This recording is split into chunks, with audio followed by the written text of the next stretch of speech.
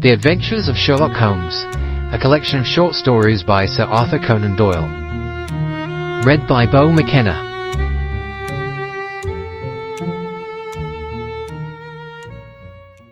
A Scandal in Bohemia.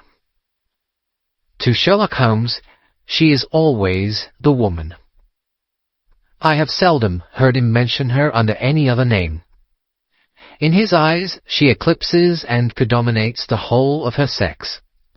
It was not that he felt any emotion akin to love for Irene Adler. All emotions, and that one particularly, were abhorrent to his cold, precise, but admirably balanced mind. He was, I take it, the most perfect reasoning and observing machine that the world has seen. But as a lover, he would have placed himself in a false position. He never spoke of the softer passions, save with a jibe and a sneer. They were admirable things for the observer, excellent for drawing the veil from men's motives and actions, but for the trained reasoner to admit such intrusions into his own delicate and finely adjusted temperament was to introduce a distracting factor which might throw a doubt upon all his mental results. Grit in a sensitive instrument, or a crack in one of his own high-power lenses, would not be more disturbing than a strong emotion in a nature such as his. And yet there was but one woman to him, and that woman was the late Irene Adler, of dubious and questionable memory. I had seen little of Holmes lately. My marriage had drifted us away from each other. My own complete happiness, and the home-centred interests which rise up around the man who first finds himself master of his own establishment, were sufficient to absorb all my attention, while Holmes, who loathed every form of society with his whole Bohemian soul, remained in our lodgings in Baker Street, buried among his old books, and alternating from week to week between cocaine and ambition, the drowsiness of the drug, and the fierce energy of his own keen nature. He was still as ever deeply attracted by the study of crime, and occupied his immense faculties and extraordinary powers of observation in following out those clues and clearing up those mysteries which have been abandoned as hopeless by the official police. From time to time I heard some vague account of his doings, of his summons to Odessa in the case of the Trepoff murder, of his clearing up of the singular tragedy of the Atkinson brothers at Trincomalee, and finally of the mission which he had accomplished so delicately and successfully for the reigning family of Holland. Beyond these signs of his activity, however, which I merely shared with all the readers of the daily press, I knew little of my former friend and companion. One night, it was on the 20th of March, 1888, I was returning from a journey to a patient, for I had now returned to civil practice, when my way led me through Baker Street. As I passed the well-remembered door, which must always be associated in my mind with my wooing and with the dark incidents of the Study in Scarlet, I was seized with a keen desire to see Holmes again, and to know how he was employing his extraordinary powers. His rooms were brilliantly lit, and even as I looked up I saw his tall, spare figure pass twice in a dark silhouette against the blind. He was pacing the room swiftly, eagerly, with his head sunk upon his chest and his hands clasped behind him. To me, who knew his every mood and habit, his attitude and manner told their own story. He was at work again. He had risen out of his drug-created dreams and was hot upon the scent of some new problem. I rang the bell and was shown up to the chamber which had formerly been in part of my own. His manner was not effusive. It seldom was. But he was glad, I think, to see me. With hardly a word spoken, but with a kindly eye, he waved me to an armchair, threw across his case of cigars, and indicated a spirit case and a gasogen in the corner. When he stood before the fire and looked me over in his singular introspective fashion. "Wedlock suits you," he remarked. "I think, Watson, that you have put on 7.5 pounds since I saw you." "7?" I answered. "Indeed." I should have thought a little more, I fancy, Watson. And in practice again, I observe. You did not tell me that you intended to go into harness. Then how do you know? I see it. I deduce it. How do I know that you have been getting yourself very wet lately, and that you have a most clumsy and careless servant girl? My dear Holmes, said I, this is too much. You would certainly have been burned had you lived a few centuries ago. It is true that I had a country walk on Thursday and came home in a dreadful mess. But as I have changed my clothes, I can't imagine how you deduce it. As to Mary Jane, she is incorrigible, and my wife has given her notice. But there again I fail to see how you work it out. He chuckled to himself and rubbed his long, nervous hands together. It is simplicity itself, said he. My eyes tell me that on the inside of your left shoe, just where the firelight strikes it, a leather is scored by 6 almost parallel cuts.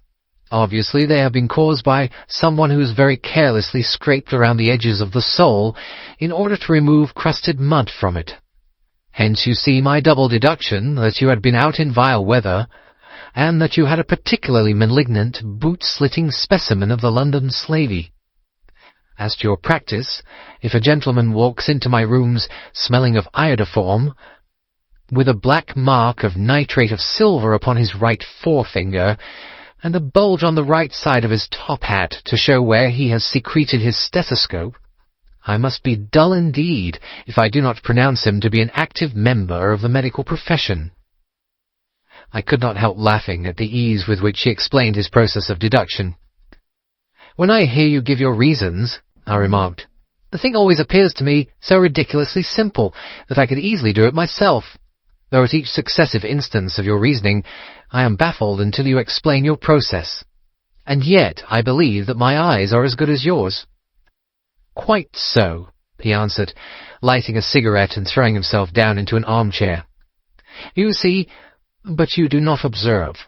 The distinction is clear. For example, you have frequently seen the steps which lead up from the hall to this room. Frequently. How often? Well, some hundreds of times.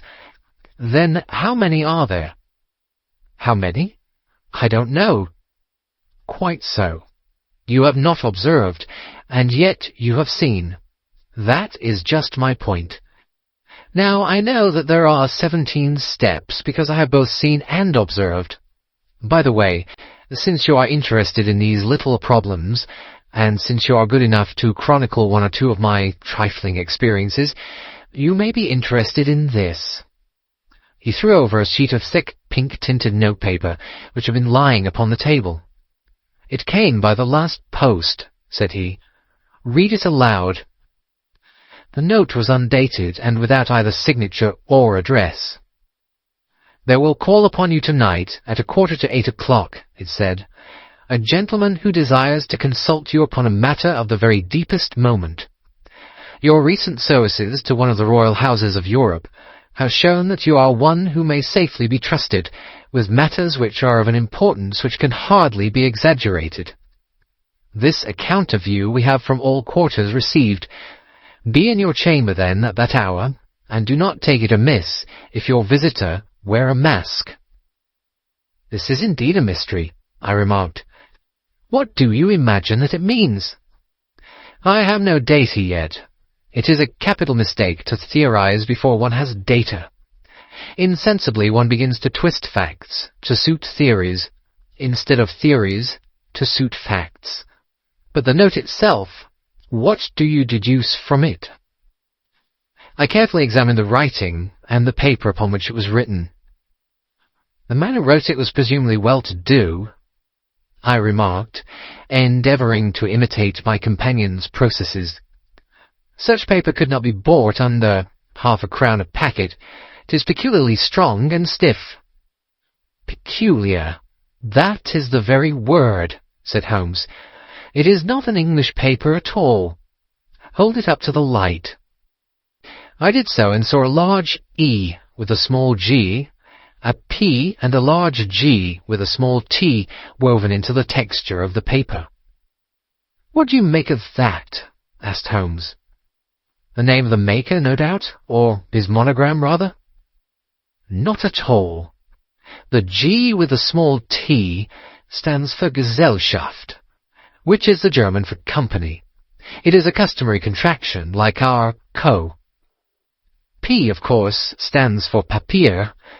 Now for the E.G. Let us glance at our Continental Gazetteer. He took down a heavy brown volume from his shelves. Eglo, Eglonitz. Here we are. Egria. It is in a German-speaking country in Bohemia, not far from Carlsbad. Remarkable as being the scene of the death of Wallenstein, and for its numerous glass factories and paper mills. Aha, my boy, what do you make of that? His eyes sparkled, and he sent up a great blue triumphant cloud from his cigarette. The paper was made in Bohemia, I said. Precisely. And the man who wrote the note is a German. Do you note the peculiar construction of the sentence? This account of you we have from all quarters received. A Frenchman or Russian could not have written that. It is the German who is so uncourteous to his verbs. It only remains, therefore, to discover what is wanted by this German who writes upon Bohemian paper and prefers wearing a mask to showing his face. And here he comes, if I am not mistaken, to resolve all our doubts. As he spoke, there was the sharp sound of horses' hooves and grating wheels against the curb, followed by a sharp pull at the bell. Holmes whistled. "A pair, by the sound," said he. "Yes," he continued, glancing out of the window. "A nice little brougham, and a pair of beauties. 150 guineas apiece. There's money in this case, Watson, if there's nothing else." "I think that I'd better go, Holmes." "Not a bit, Doctor. Stay where you are. I am lost without my Boswell, and this promises to be interesting. It will be a pity to miss it." "But your client?" "Never mind him. I may want your help, and so may he. Here he comes. Sit down in that armchair, Doctor, and give us your best attention." A slow and heavy step, which had been heard upon the stairs and in the passage, paused immediately outside the door. Then there was a loud and authoritative tap. "Come in," said Holmes. A man entered, who could hardly have been less than 6 feet 6 inches in height, with the chest and limbs of a Hercules. His dress was rich with a richness which would, in England, be looked upon as akin to bad taste. Heavy bands of astrakhan were slashed across the sleeves and fronts of his double-breasted coat, while the deep blue cloak, which was thrown over his shoulders, was lined with flame-coloured silk and secured at the neck with a brooch which consists of a single flaming beryl. Boots, which extended halfway up his calves, and which were trimmed at the tops with rich brown fur, completed the impression of barbaric opulence, which was suggested by his whole appearance. He carried a broad-brimmed hat in his hand, while he wore across the upper part of his face, extending down past the cheekbones, a black vizard mask, which he had apparently adjusted that very moment, for his hand was still raised to it as he entered. From the lower part of the face, he appeared to be a man of strong character, with a thick, hanging lip and a long, straight chin, suggestive of resolution pushed to the length of obstinacy. "You had my note?" he asked with a deep, harsh voice and a strongly marked German accent. "I told you that I would call." He looked from one to the other of us, as if uncertain which to address. "Pray take a seat," said Holmes. "This is my friend and colleague, Dr. Watson, who is occasionally good enough to help me in my cases. Whom have I the honour to address?" "You may address me as the Count von Kramm, a Bohemian nobleman." "I understand that this gentleman, your friend, is a man of honour and discretion, whom I may trust with a matter of most extreme importance. If not, I should much prefer to communicate with you alone." I rose to go, but Holmes caught me by the wrist and pushed me back into my chair. "It is both or none," said he. "You may say before this gentleman anything which you may say to me." The Count shrugged his broad shoulders. "Then I must begin," said he, "by binding you both to absolute secrecy for 2 years. At the end of that time, the matter will be of no importance. At present, it is not too much to say that it is of such weight it may have an influence upon European history." "I promise," said Holmes. "And I." "You will excuse this mask," continued our strange visitor. "The august person who employs me wishes his agent to be unknown to you, and I may confess at once that the title by which I have just called myself is not exactly my own." "I was aware of it," said Holmes dryly. "The circumstances are of great delicacy, and every precaution has to be taken to quench what might grow to be an immense scandal and seriously compromise one of the reigning families of Europe. To speak plainly, the matter implicates the great house of Ormstein, hereditary kings of Bohemia." "I was also aware of that," murmured Holmes, settling himself down in his armchair and closing his eyes. Our visitor glanced with some apparent surprise at the languid, lounging figure of the man who had been no doubt depicted to him as the most incisive reasoner and most energetic agent in Europe. Holmes slowly reopened his eyes and looked impatiently at his gigantic client. "If your Majesty would condescend to state your case," he remarked, "I should be better able to advise you." The man sprang from his chair and paced up and down the room in an uncontrollable agitation. Then, with a gesture of desperation, he tore the mask from his face and hurled it upon the ground. "You are right," he cried. "I am the king. Why should I attempt to conceal it?" "Why, indeed?" murmured Holmes. "Your Majesty had not spoken before I was aware that I was addressing Wilhelm Gottsreich Sigismund von Ormstein, Grand Duke of Cassel-Felstein and hereditary King of Bohemia." "But you can understand," said our strange visitor, sitting down once more and passing his hand over his high white forehead. "You can understand that I am not accustomed to doing such business in my own person. Yet the matter was so delicate that I could not confide it to an agent without putting myself in his power. I have come incognito from Prague for the purpose of consulting you." "Then pray consult," said Holmes, shutting his eyes once more. "The facts are briefly these. Some 5 years ago, during a lengthy visit to Warsaw, I made the acquaintance of the well-known adventuress Irene Adler. The name is no doubt familiar to you." "Kindly look her up in my index, Doctor," murmured Holmes, without opening his eyes.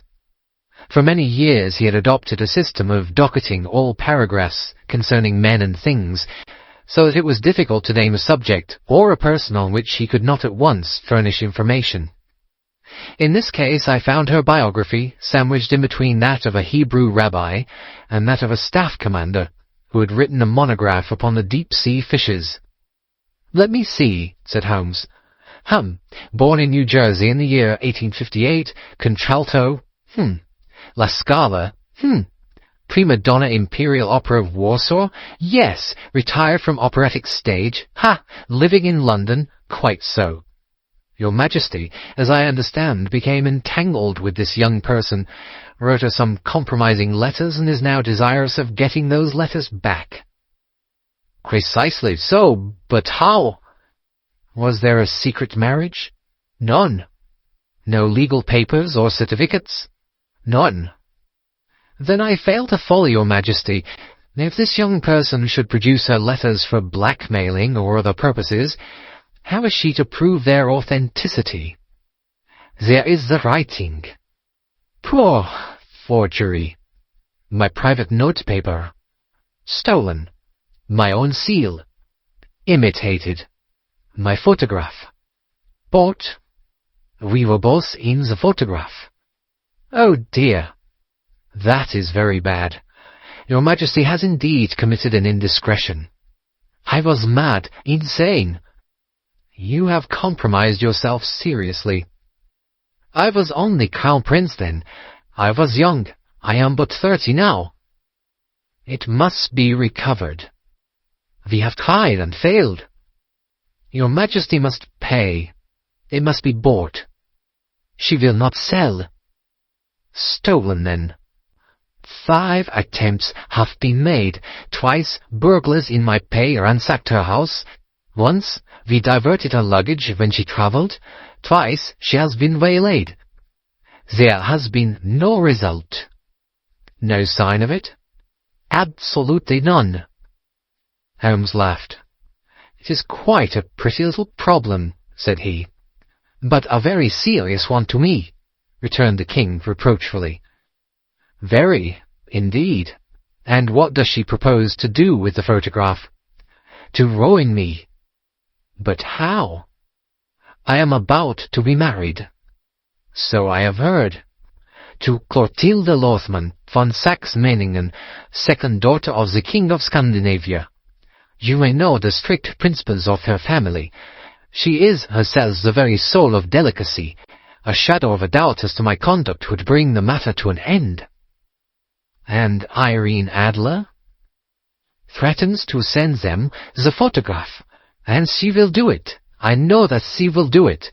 You do not know her, but she has a soul of steel. She has the face of the most beautiful of women, and the mind of the most resolute of men. Rather than I should marry another woman, there are no lengths to which she would not go. None. You are sure that she has not sent it yet? I am sure. And why? Because she has said that she would send it on the day when the betrothal was publicly proclaimed. That will be next Monday. Oh, then we have 3 days yet, said Holmes with a yawn. That's very fortunate, as I have 1 or 2 matters of importance to look into just at present. Your Majesty will, of course, stay in London for the present? Certainly. You will find me at the Langham, under the name of the Count von Kram. Then I shall drop you a line to let you know how we progress. Pray do so. I shall be all anxiety. Then, as to money, you have carte blanche. Absolutely? I tell you that I would give one of the provinces of my kingdom to have that photograph. And for present expenses? The king took a heavy chamois leather bag from under his cloak and laid it on the table. There are £300 in the gold and 700 in notes, he said. Holmes scribbled a receipt upon a sheet of his notebook and handed it to him. And Mademoiselle's address? He asked. Is Briony Lodge, Serpentine Avenue, St. John's Wood. Holmes took a note of it. One other question, said he. Was the photograph a cabinet? It was. Then good night, Your Majesty, and I trust that we shall soon have some good news for you. And good night, Watson, he added, as the wheels of the Royal Brougham rolled down the street.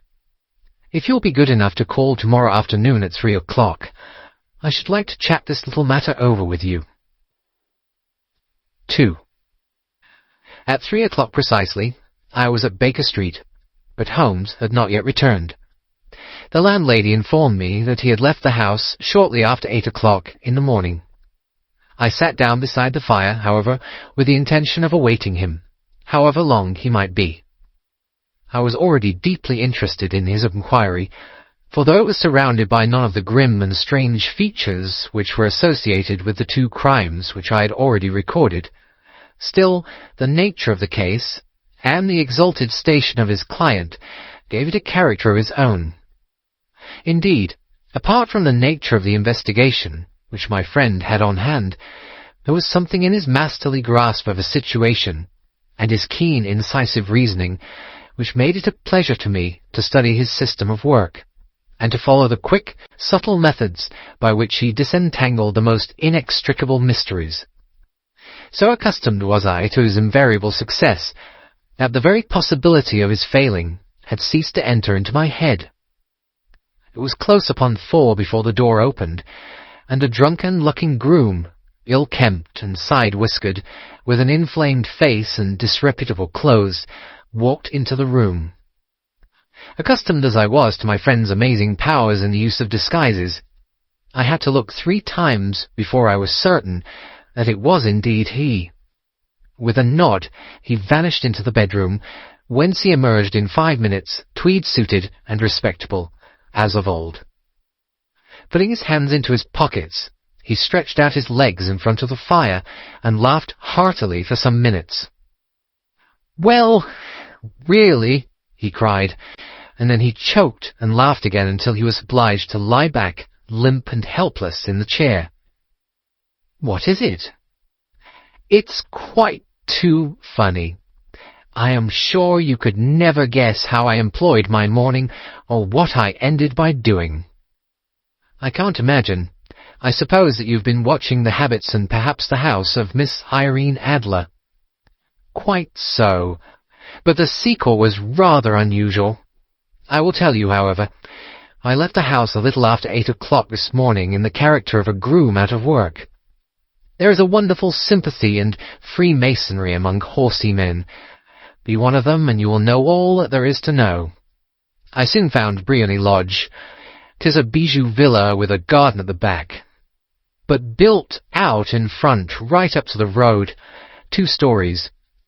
Chublock to the door, large sitting-room on the right side, well furnished, with long windows almost to the floor, and those preposterous English window fasteners which a child could open. Behind there was nothing remarkable, save that the passage window could be reached from the top of the coach-house. I walked round it and examined it closely from every point of view, but without noting anything else of interest. I then lounged down the street and found, as I expected, that there was a mews in a lane which runs down by one wall of the garden. I lent the ostlers a hand in rubbing down their horses, and received in exchange 2pence, a glass of half and half, 2 fills of shag tobacco, and as much information as I could desire about Miss Adler, to say nothing of 6 other people in the neighbourhood in whom I was not the least interested, but whose biographies I was compelled to listen to. "And what of Irene Adler?" I asked. "Oh, she has turned all the men's heads down in that part. She is the daintiest thing under a bonnet on this planet. So say the Serpentine Mews to a man. She lives quietly, sings at concerts, drives out at 5 every day, and returns at 7 sharp for dinner. Seldom goes out at other times, except when she sings. Has only 1 male visitor, but a good deal of him. He is dark, handsome, and dashing, never calls less than once a day, and often twice. He is a Mr. Godfrey Norton of the Inner Temple. See the advantages of a cabman as a confidant.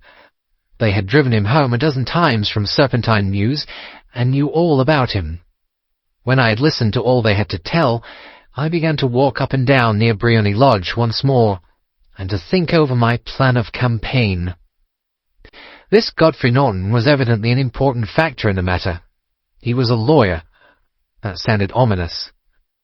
What was the relation between them, and what the object of his repeated visits? Was she his client, his friend, or his mistress? If the former, she had probably transferred the photograph to his keeping. If the latter, it was less likely. On the issue of this question depended whether I should continue my work at Briony Lodge, or turn my attention to the gentlemen's chambers in the Temple. It was a delicate point, and it widened the field of my inquiry. I fear that I bore you with these details, but I have to let you see my little difficulties, if you are to understand the situation. "I'm following you closely," I answered. I was still balancing the matter in my mind when a hansom cab drove up to Briony Lodge, and a gentleman sprang out. He was a remarkably handsome man, dark, aquiline, and moustached, evidently the man of whom I had heard. He appeared to be in a great hurry, shouted to the cabman to wait, and brushed past the maid, who opened the door with the air of a man who was thoroughly at home. He was in the house about half an hour, and I could catch glimpses of him in the windows of the sitting-room, pacing up and down, talking excitedly, and waving his arms. Of her I could see nothing. Presently he emerged, looking even more flurried than before. As he stepped up to the cab, he pulled a gold watch from his pocket and looked at it earnestly. "Drive like the devil," he shouted. "First across St. Hankey's in Regent Street, and then to the Church of St. Monica in Edgware Road. Half a guinea if you do it in 20 minutes. Away they went, and I was just wondering whether I should not do well to follow them when up the lane came a neat little landau. The coachman, with his coat only half buttoned, and his tie under his ear, while all the tags of his harness were sticking out of the buckles. It hadn't pulled up before she shot out of the hall door and into it. I only caught a glimpse of her at the moment, but she was a lovely woman, with a face that a man might die for. "The Church of St. Monica, John," she cried, "and half a sovereign if you reach it in 20 minutes. This was quite too good to lose, Watson. I was just balancing whether I should run for it or whether I should perch behind her landau when a cab came through the street. The driver looked twice at such a shabby fare, but I jumped in before he could object. "The Church of St. Monica," said I, "and half a sovereign if you'd reach it in 20 minutes. It was 25 minutes to 12, and of course it was clear enough what was in the wind. My cabby drove fast. I don't think I ever drove faster, but the others were there before us. The cab and the landau with their steaming horses were in front of the door when I arrived. I paid the man and hurried into the church. There was not a soul there, save the two whom I had followed, and a surpliced clergyman, who seemed to be expostulating with them. They were all three standing in a knot in front of the altar. I lounged up the side aisle like any other idler who has dropped into a church. Suddenly, to my surprise, the three at the altar faced round to me, and Godfrey Norton came running as hard as he could towards me. "Thank God!" he cried. "You'll do. Come, come." "What then?" I asked. "Come, man, come, only 3 minutes, or it won't be legal." I was half dragged up to the altar, and before I knew where I was, I found myself mumbling responses which were whispered in my ear, and vouching for things of which I knew nothing, and generally assisting in the secure tying up of Irene Adler, spinster, to Godfrey Norton, bachelor. It was all done in an instant, and there was the gentleman thanking me on the one side, and the lady on the other, while the clergyman beamed on me in front. It was the most preposterous position in which I have ever found myself in my life, and it was the thought of it that started me laughing just now. It seems that there had been some informality about their license, that the clergyman absolutely refused to marry them without a witness of some sort, and that my lucky appearance saved the bridegroom from having to sally out into the streets in search of a best man. The bride gave me a sovereign, and I mean to wear it on my watch chain in memory of the occasion. "This is a very unexpected turn of affairs," said I. "And what then?" "Well, I found my plans were seriously menaced. It looked as if the pair might take an immediate departure, and so necessitate very prompt and energetic measures on my part. At the church door, however, they separated, he driving back to the temple, and she to her own house. "I shall drive out in the park at 5 as usual," she said as she left him. I heard no more. They drove away in different directions, and I went off to make my own arrangements. "Which are?" "Some cold beef and a glass of beer," he answered, ringing the bell. "I have been too busy to think of food, and I am likely to be busier still this evening. By the way, Doctor, I shall want your cooperation." "I shall be delighted." "You don't mind breaking the law?" "Not in the least." "Nor running a chance of arrest?" "Not in a good cause." "Oh, the cause is excellent." "Then I am your man." "I was sure that I might rely on you." "But what is it you wish?" "When Mrs. Turner has brought in the tray, I'll make it clear to you. Now," he said, as he turned hungrily on the simple fare that our landlady had provided, "I must discuss it while I eat, for I have not much time. It is nearly 5 now. In 2 hours we must be on the scene of action. Miss Irene, or Madam, rather, returns from her drive at 7. We must be at Briony Lodge to meet her." "And what then?" You must leave that to me. I have already arranged what is to occur. There is only one point on which I must insist. You must not interfere. Come what may, you understand? I am to be neutral? To do nothing whatever. There will probably be some small unpleasantness. Do not join in it. It will end in my being conveyed into the house. 4 or 5 minutes afterwards, the sitting-room window will open. You are to station yourself close to that open window. Yes. You are to watch me, for I will be visible to you. Yes. And when I raise my hand, so, you will throw into the room what I give you to throw, and will, at the same time, raise the cry of fire. You quite follow me? Entirely. It is nothing very formidable, he said, taking a long cigar-shaped roll from his pocket. It is an ordinary plumber's smoke rocket, fitted with a cap at either end to make it self-lighting. Your task is confined to that. When you raise your cry of fire, it will be taken up by quite a number of people. You may then walk to the end of the street, and I will rejoin you in 10 minutes. I hope that I have made myself clear. I am to remain neutral, to get near the window to watch you, and at the signal to throw in this object, then to raise the cry of fire, and to wait you at the corner of the street.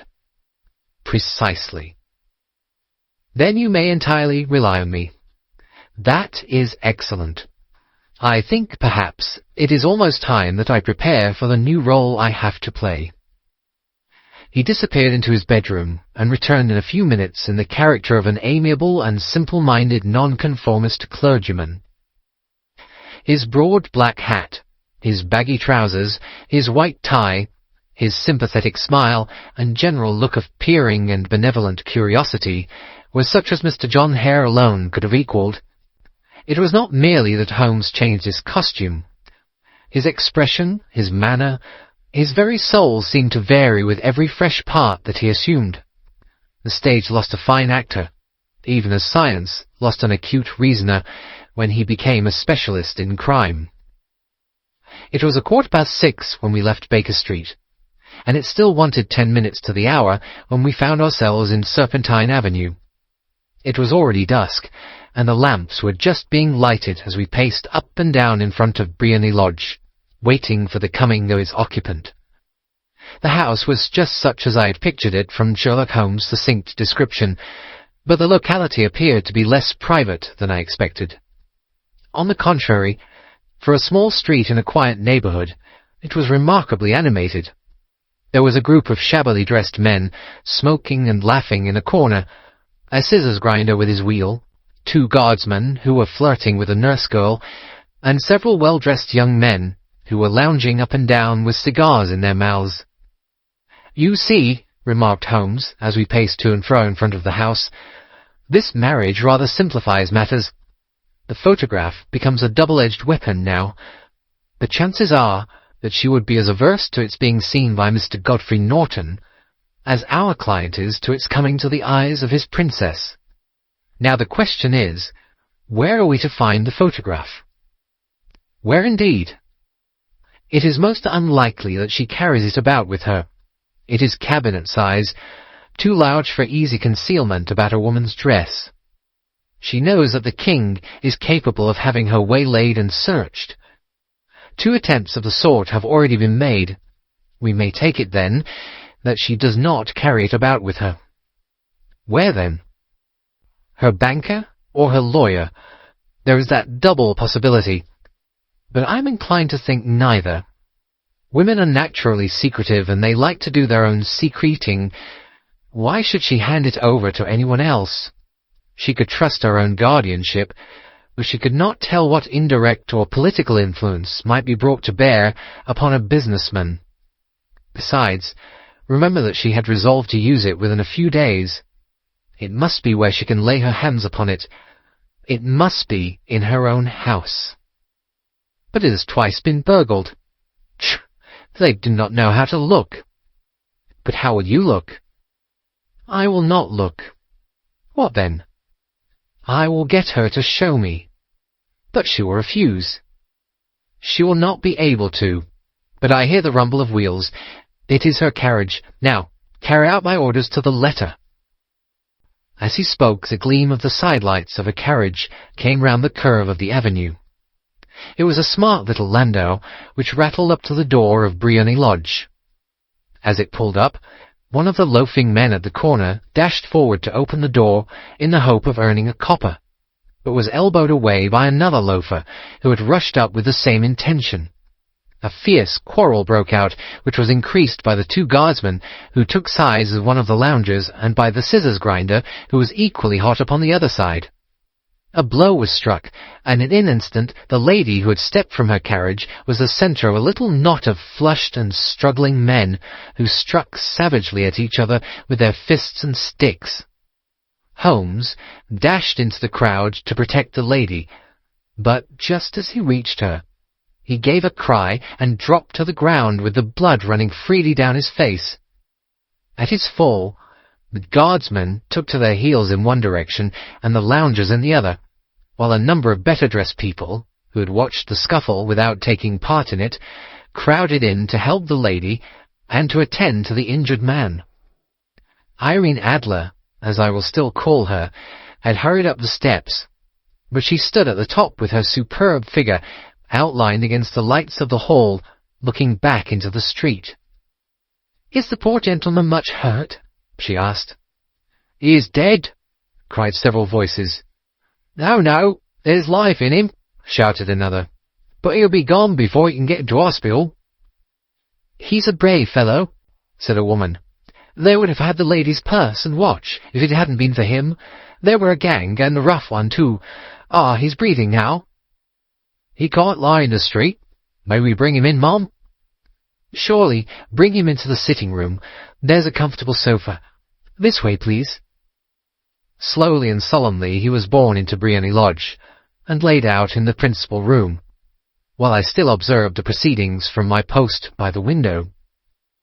The lamps had been lit, but the blinds had not been drawn, so that I could see Holmes as he lay upon the couch. I do not know whether he was seized with compunction at that point for the part he was playing, but I know that I never felt more heartily ashamed of myself in my life than when I saw the beautiful creature against whom I was conspiring, or the grace and kindliness with which she waited upon the injured man. And yet it would be the blackest treachery to Holmes to draw back now from the part which he had entrusted to me. I hardened my heart, and took the smoke rocket from under my ulster. After all, I thought, we're not injuring her. We are but preventing her from injuring another. Holmes had sat up on the coach, and I saw him motion like a man who is in need of air. A maid rushed across and threw open the window. At the same instant, I saw him raise his hand, and at the signal I tossed my rocket into the room with a cry of "Fire!" The word was no sooner out of my mouth than the whole crowd of spectators, well-dressed and ill, gentlemen, ostlers, and servant-maids, joined in a general shriek of "Fire!" Thick clouds of smoke curled through the room and out at the open window. I caught a glimpse of rushing figures, and a moment later the voice of Holmes from within, assuring them that it was a false alarm. Slipping through the shouting crowd, I made my way to the corner of the street, and in 10 minutes was rejoiced to find my friend's arm in mine, and to get away from the scene of uproar. He walked swiftly and in silence for some few minutes, until we had turned down one of the quiet streets which led towards the Edgware Road. "You did it very nicely, Doctor," he remarked. "Nothing could have been better. It is all right." "You have the photograph?" "I know where it is." "And how did you find out?" "She showed me, as I told you she would." "I'm still in the dark." "I do not wish to make a mystery," said he, laughing. "The matter was perfectly simple. You, of course, saw that everyone in the street was an accomplice. They were all engaged for the evening." "I guessed as much." "Then, when the row broke out, I had a little moist red paint in the palm of my hand. I rushed forward, fell down, clapped my hand to my face, and became a piteous spectacle. It is an old trick." "That also I could fathom." "Then they carried me in. She was bound to have me in. What else could she do? And into her sitting-room, which was the very room which I suspected. It lay between that and her bedroom, and I was determined to see which.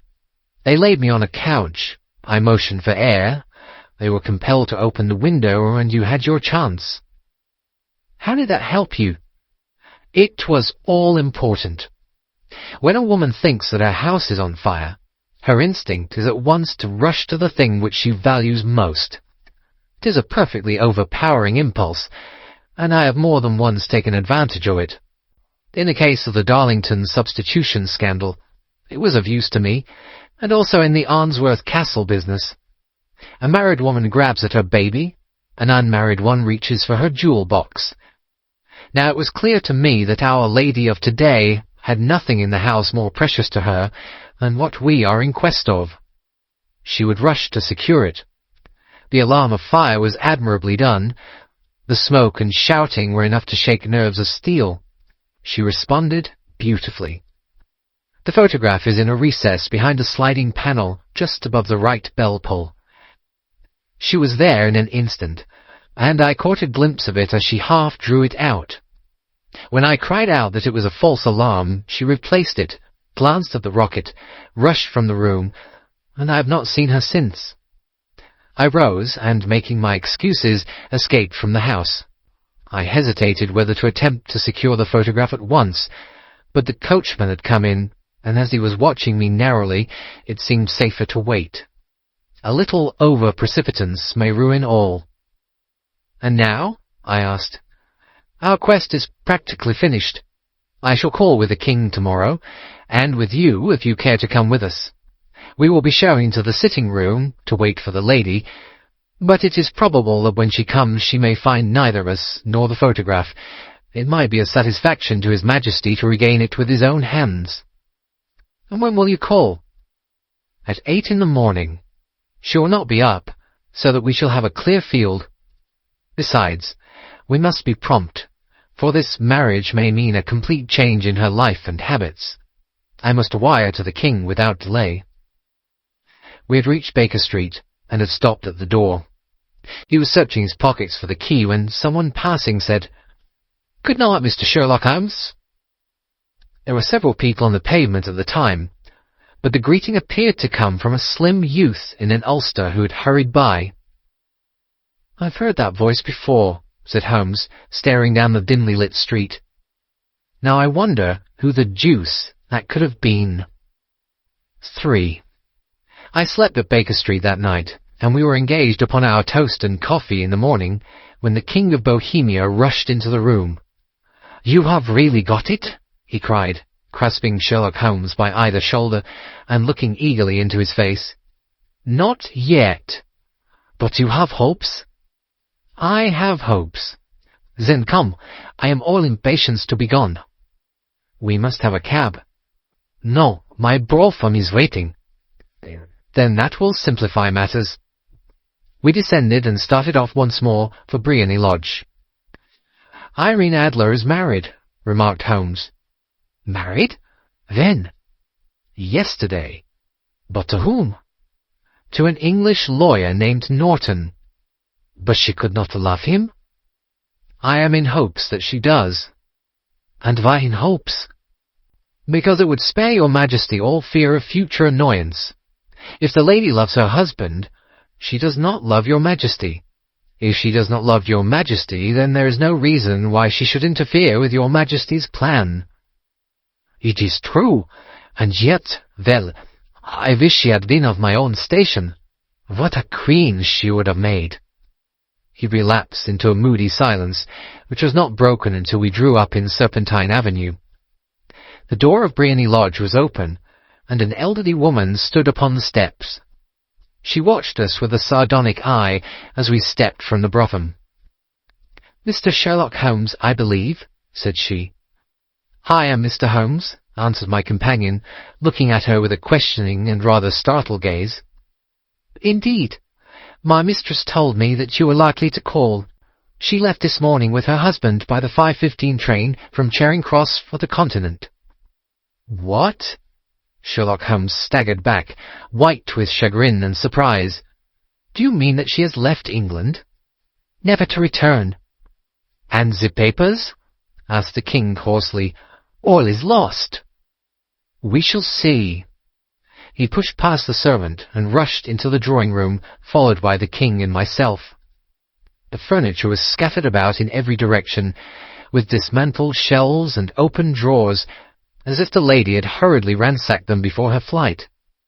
Holmes rushed at the bell-pull, tore back a small sliding shutter, and, plunging in his hand, pulled out a photograph and a letter.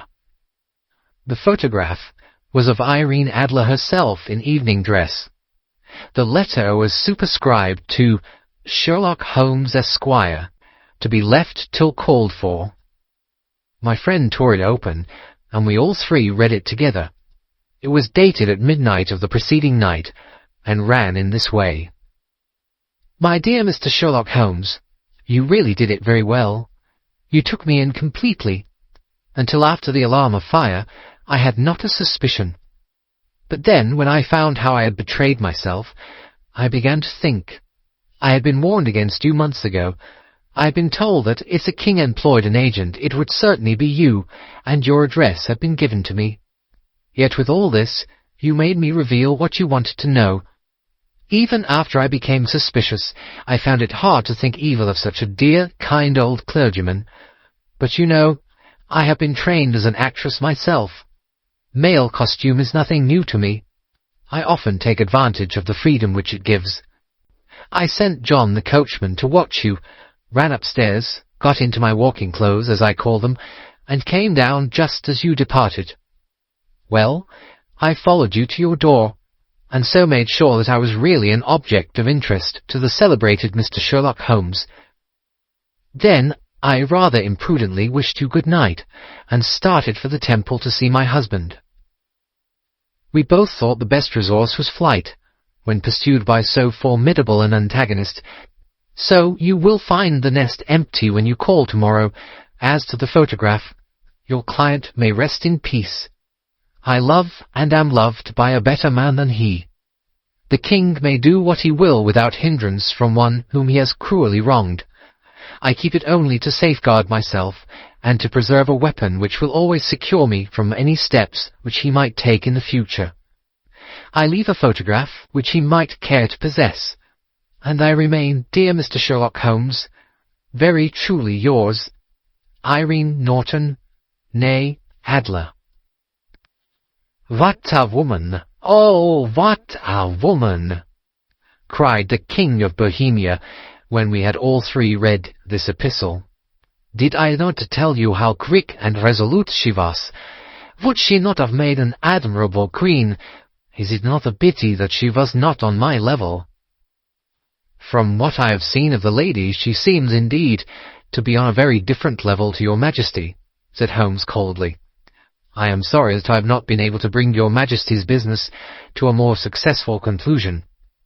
"On the contrary, my dear sir," cried the king, "nothing could be more successful. I know that her word is inviolate. The photograph is now as safe as if it were in the fire."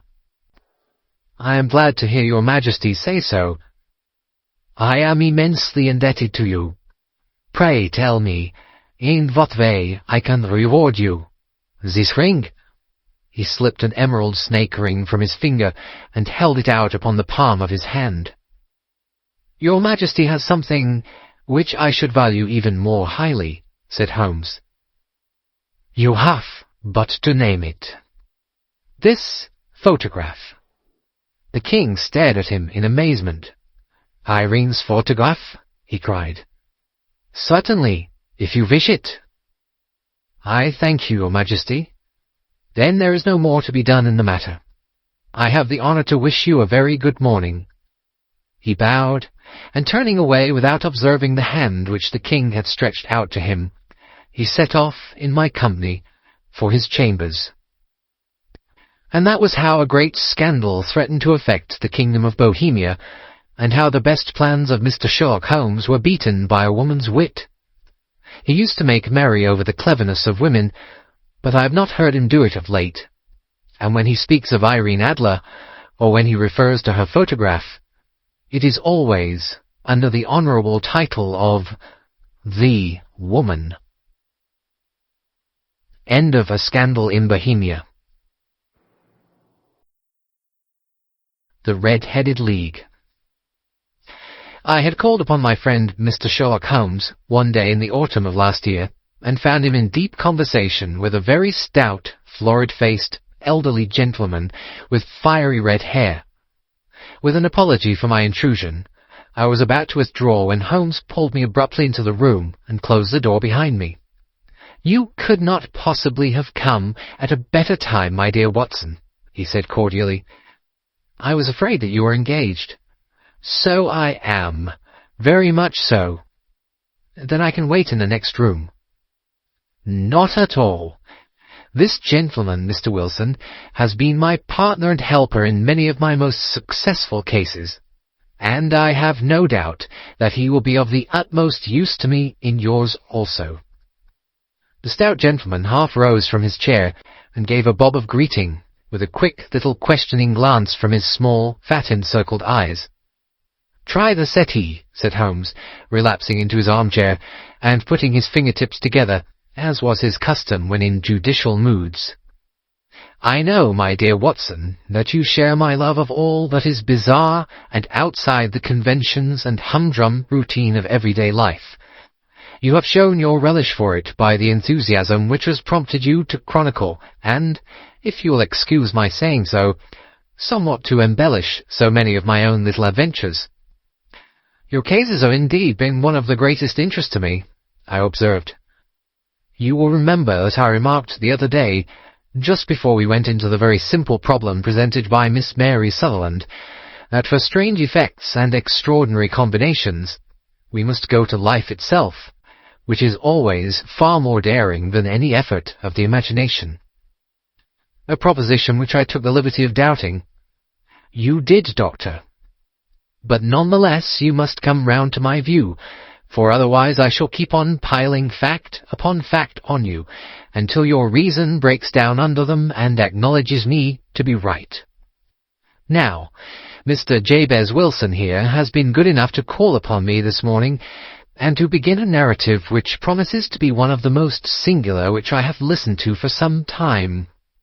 You have heard me remark that the strangest and most unique things are very often connected, not with the larger, but with the smaller crimes, and occasionally, indeed, where there is room for doubt whether any positive crime has been committed.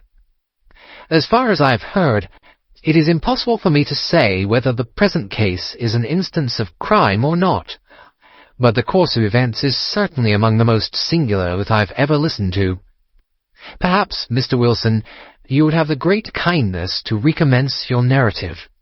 I ask you not merely because my friend Dr. Watson has not heard the opening part, but also because the peculiar nature of the story makes me anxious to have every possible detail from your lips.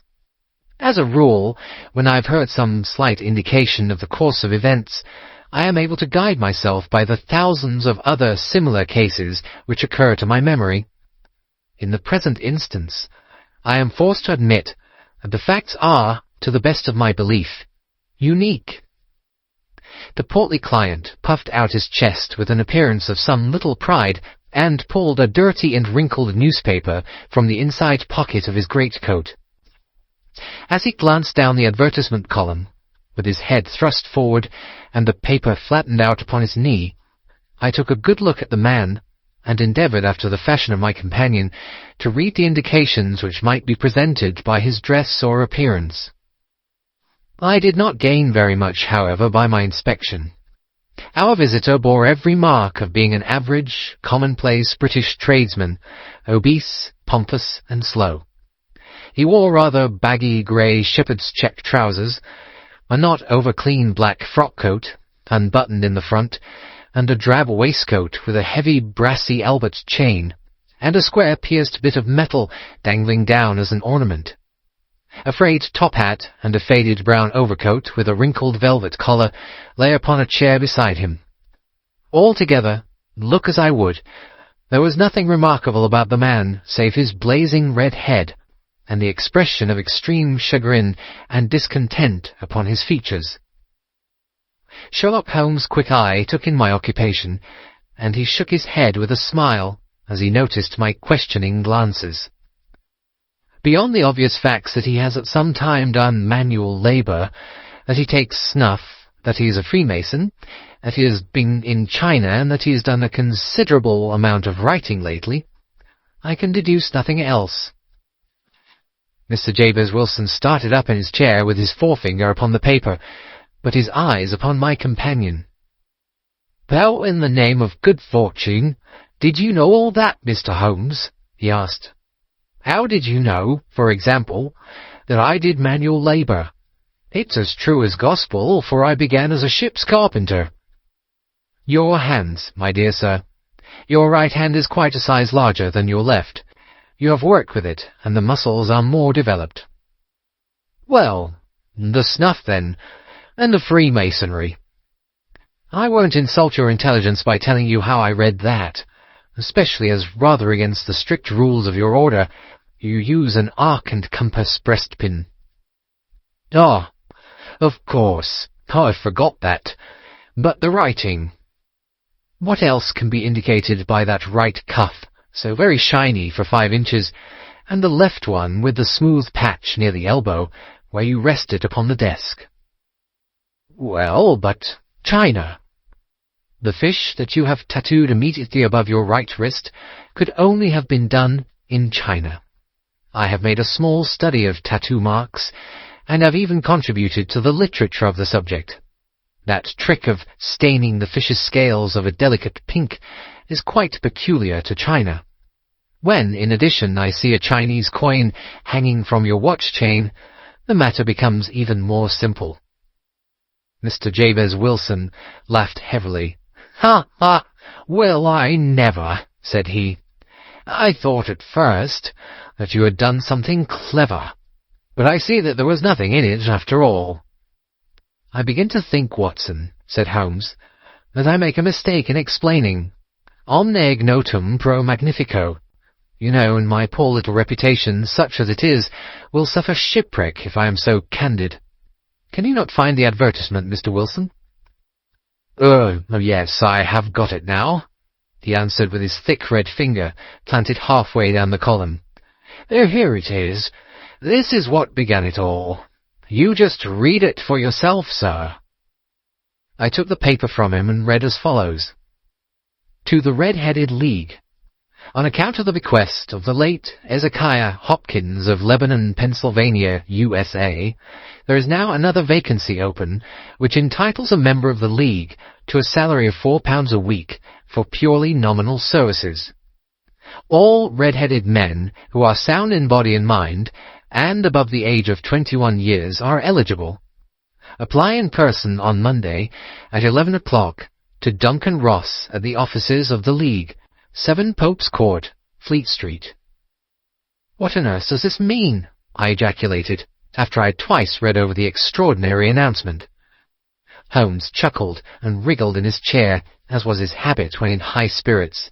"It is a little off the beaten track, isn't it?" said he.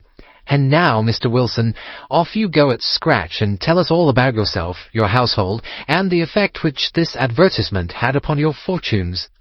You will first make a note, Doctor, of the paper and the date." "It is the Morning Chronicle of April 27th, 1890. Just 2 months ago." "Very good. Now, Mr. Wilson?" "Well, it is just as I've been telling you, Mr. Sherlock Holmes," said Jabez Wilson, mopping his forehead. "I have a small pawnbroker's business at Coburg Square, near the city. It's not a very large affair, and of late years it has not done more than just give me a living. I used to be able to keep 2 assistants, but now I only keep 1, and I would have a job to pay him, but that he is willing to come for half wages, so as to learn the business." "What is the name of this obliging youth?" asked Sherlock Holmes. "His name is Vincent Spaulding, and he's not such a youth either. It's hard to say his age. I should not wish a smarter assistant, Mr. Holmes, and I know very well that he could better himself and earn twice what I'm able to give him. But after all, if he is satisfied, why should I put ideas in his head?"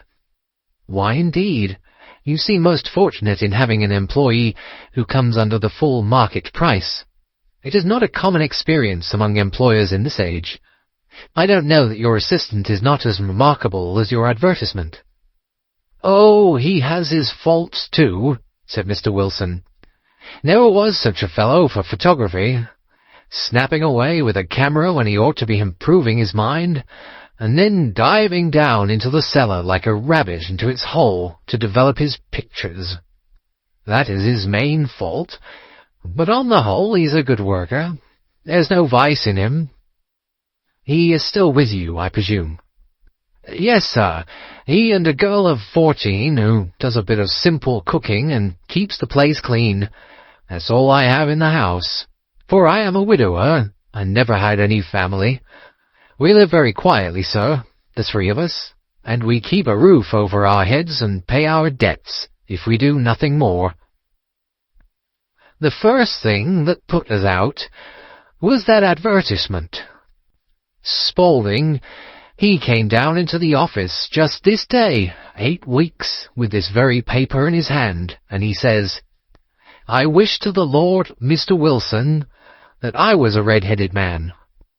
"Why that?" I asks. "Why," says he, "here's another vacancy on the League of the Red-Headed Men. It's worth quite a little fortune to any man who gets it, and I understand that there are more vacancies than there are men, so that the trustees are at their wits' end what to do with the money.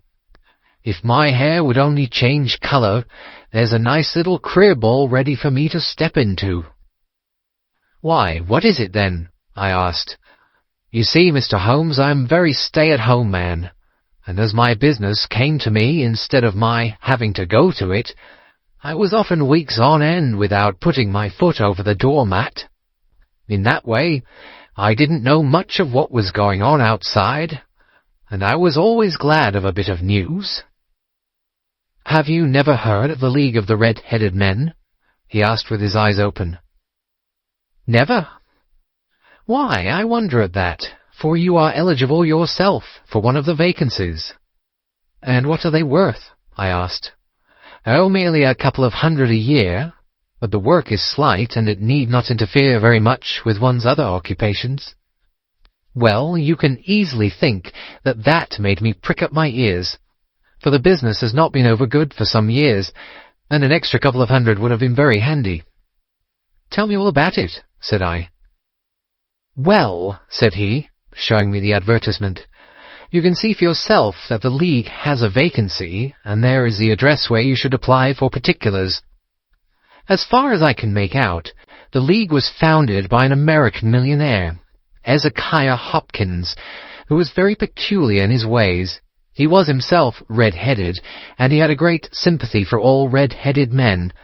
So, when he died, it was found that he had left his enormous fortune in the hands of trustees, with instructions to apply the interest to the providing of easy berths to men whose hair is of that colour.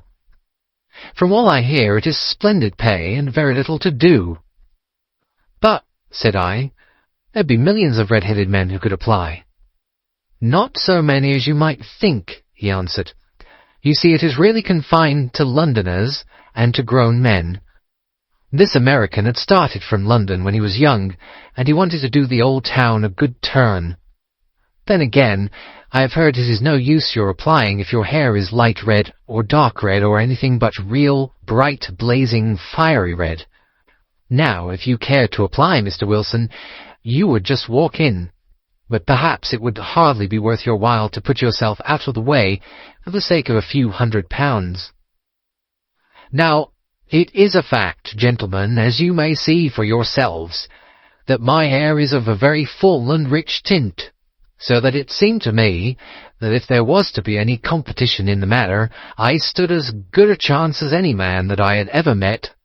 Vincent Spaulding seemed to know so much about it that I thought he might prove useful. So I just ordered him to put up the shutters for the day, and to come right away with me. He was very willing to have a holiday, so we shut the business up and started off for the address that was given us in the advertisement. I never hope to see such a sight as that again, Mr. Holmes.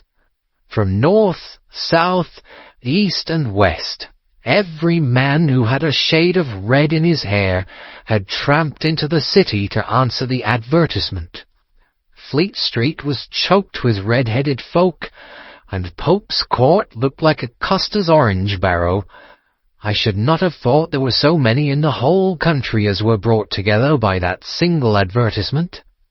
Every shade of colour they were: straw, lemon, orange, brick, Irish setter, liver, clay. But, as Spaulding said, there were not many who had the real vivid flame-coloured tint. When I saw how many were waiting, I would have given it up in despair, but Spaulding would not hear of it. How he did it I could not imagine, but he pushed and pulled and butted until he got me through the crowd and right up to the steps which led to the office. There was a double stream upon the stair, some going up in hope, and some coming back dejected. But we wedged in as well as we could, and soon found ourselves in the office. "Your experience has been a most entertaining one," remarked Holmes as his client paused and refreshed his memory with a huge pinch of snuff. "Pray, continue your very interesting statement." "There was nothing in the office but a couple of wooden chairs and a deal table, behind which sat a small man with a head that was even redder than mine. He said a few words to each candidate as he came up, and then he always managed to find some fault in them which would disqualify them. Getting a vacancy did not seem to be such a very easy matter after all. However, when our turn came, the little man was much more favourable to me than to any of the others, and he closed the door as we entered, so that he might have a private word with us. "This is Mr. Jabez Wilson," said my assistant, "and he is willing to fill in a vacancy in the League." "And he is admirably suited for it," the other answered. "He has every requirement. I cannot recall when I have seen anything so fine." He took a step backward, cocked his head on one side, and gazed at my hair until I felt quite bashful. Then suddenly he plunged forward, wrung my hand, and congratulated me warmly on my success. "It would be injustice to hesitate," said he. "You will, however, I am sure, excuse me for taking an obvious precaution." With that he seized my hair in both his hands and tugged until I yelled with the pain. "There is water in your eyes," said he as he released me. "I perceive that all is as it should be, but we have to be careful, for we have twice been deceived by wigs and once by paint. I could tell you tales of cobbler's wax which would disgust you with human nature." He stepped over to the window and shouted through it at the top of his voice that the vacancy was filled. A groan of disappointment came up from below, and the folk all trooped away in different directions, until there was not a red head to be seen, except my own and that of the manager. "My name," said he, "is Mr. Duncan Ross, and I am myself one of the pensioners upon the fund left by our noble benefactor. Are you a married man, Mr. Wilson? Have you a family?" I answered that I had not. His face fell immediately. "Dear me," he said gravely, "that is very serious indeed. I am sorry to hear you say that. The fund was, of course, for the propagation and spread of the redheads, as well as for their maintenance. It is exceedingly unfortunate that you should be a bachelor." My face lengthened at this, Mr. Holmes, for I thought that I was not to have the vacancy after all. But after thinking it over for a few minutes, he said that it would be all right. "In the case of another," said he, "the objection might be fatal, but we must stretch a point in favour of a man with such a head of hair as yours. When shall you be able to enter upon your new duties?" "Well, it is a little awkward, for I have a business already," said I. "Oh, never mind about that, Mr. Wilson," said Vincent Spaulding. "I shall be able to look after that for you." "What would be the hours?" I asked. 10 to 2. "Now, a pawnbroker's business is mostly done of an evening, Mr. Holmes, especially Thursday and Friday evening, which is just before payday, so it would suit me very well to earn a little in the mornings. Besides, I knew that my assistant was a good man, and that he would see to anything that turned up." "That would suit me very well," said I. "And the pay?" "Is £4 a week." "And the work?" "Is purely nominal." "What do you call purely nominal?" "Well, you have to be in the office, or at least in the building, the whole time. If you leave, you forfeit your whole position forever. The will is very clear upon that point. You don't comply with the conditions if you budge from the office during that time." "It's only 4 hours a day, and I should not think of leaving," said I. "No excuse will avail," said Mr. Duncan Ross. "Neither sickness nor business nor anything else. There you must stay, or you lose your billet." "And the work?" "Is to copy out the Encyclopaedia Britannica. There is the first volume of it in that press. You must find your own ink, pens, and blotting paper, but we provide this table and chair. Will you be ready tomorrow?" "Certainly," I answered. "Then goodbye, Mr. Jabez Wilson, and let me congratulate you once more on the important position which you have been fortunate enough to gain." He bowed me out of the room, and I went home with my assistant, hardly knowing what to say or do. I was so pleased at my own good fortune. Well, I thought over the matter all day, and by evening I was in low spirits again, for I had quite persuaded myself that the whole affair must be some great hoax or fraud, though what its object might be I could not imagine. It seemed altogether past belief that anyone could make such a will, or that they should pay such a sum for doing anything so simple as copying out the Encyclopaedia Britannica. Vincent Spaulding did what he could do to cheer me up, but by bedtime I had reasoned myself out of the whole thing. However, in the morning I determined to have a look at it anyhow, so I bought a penny bottle of ink, and with a quill pen and 7 sheets of foolscap paper, I started off for Pope's Court.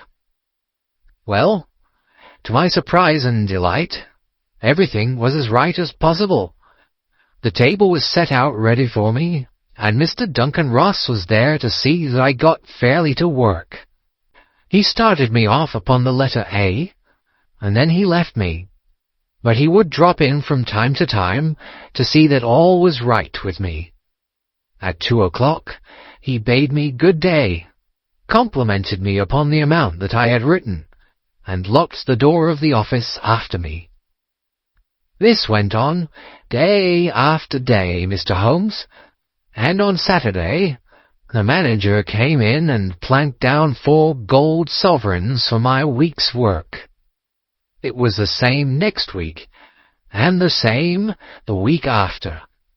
Every morning I was there at 10, and every afternoon I left at 2. By degrees, Mr. Duncan Ross took to coming in only once of a morning, and then, after a time, he did not come in at all. Still, of course, I never dared to leave the room for an instant, for I was not sure when he might come, and the billet was such a good one and suited me so well that I would not risk the loss of it. 8 weeks passed away like this, and I had written about abbots and archery and armour and architecture and Attica, and hoped with diligence that I might get on to the B's before very long. It cost me something in foolscap, and I had pretty nearly filled a shelf with my writings, and then suddenly the whole business came to an end." "To an end?" "Yes, sir, and no later than this morning.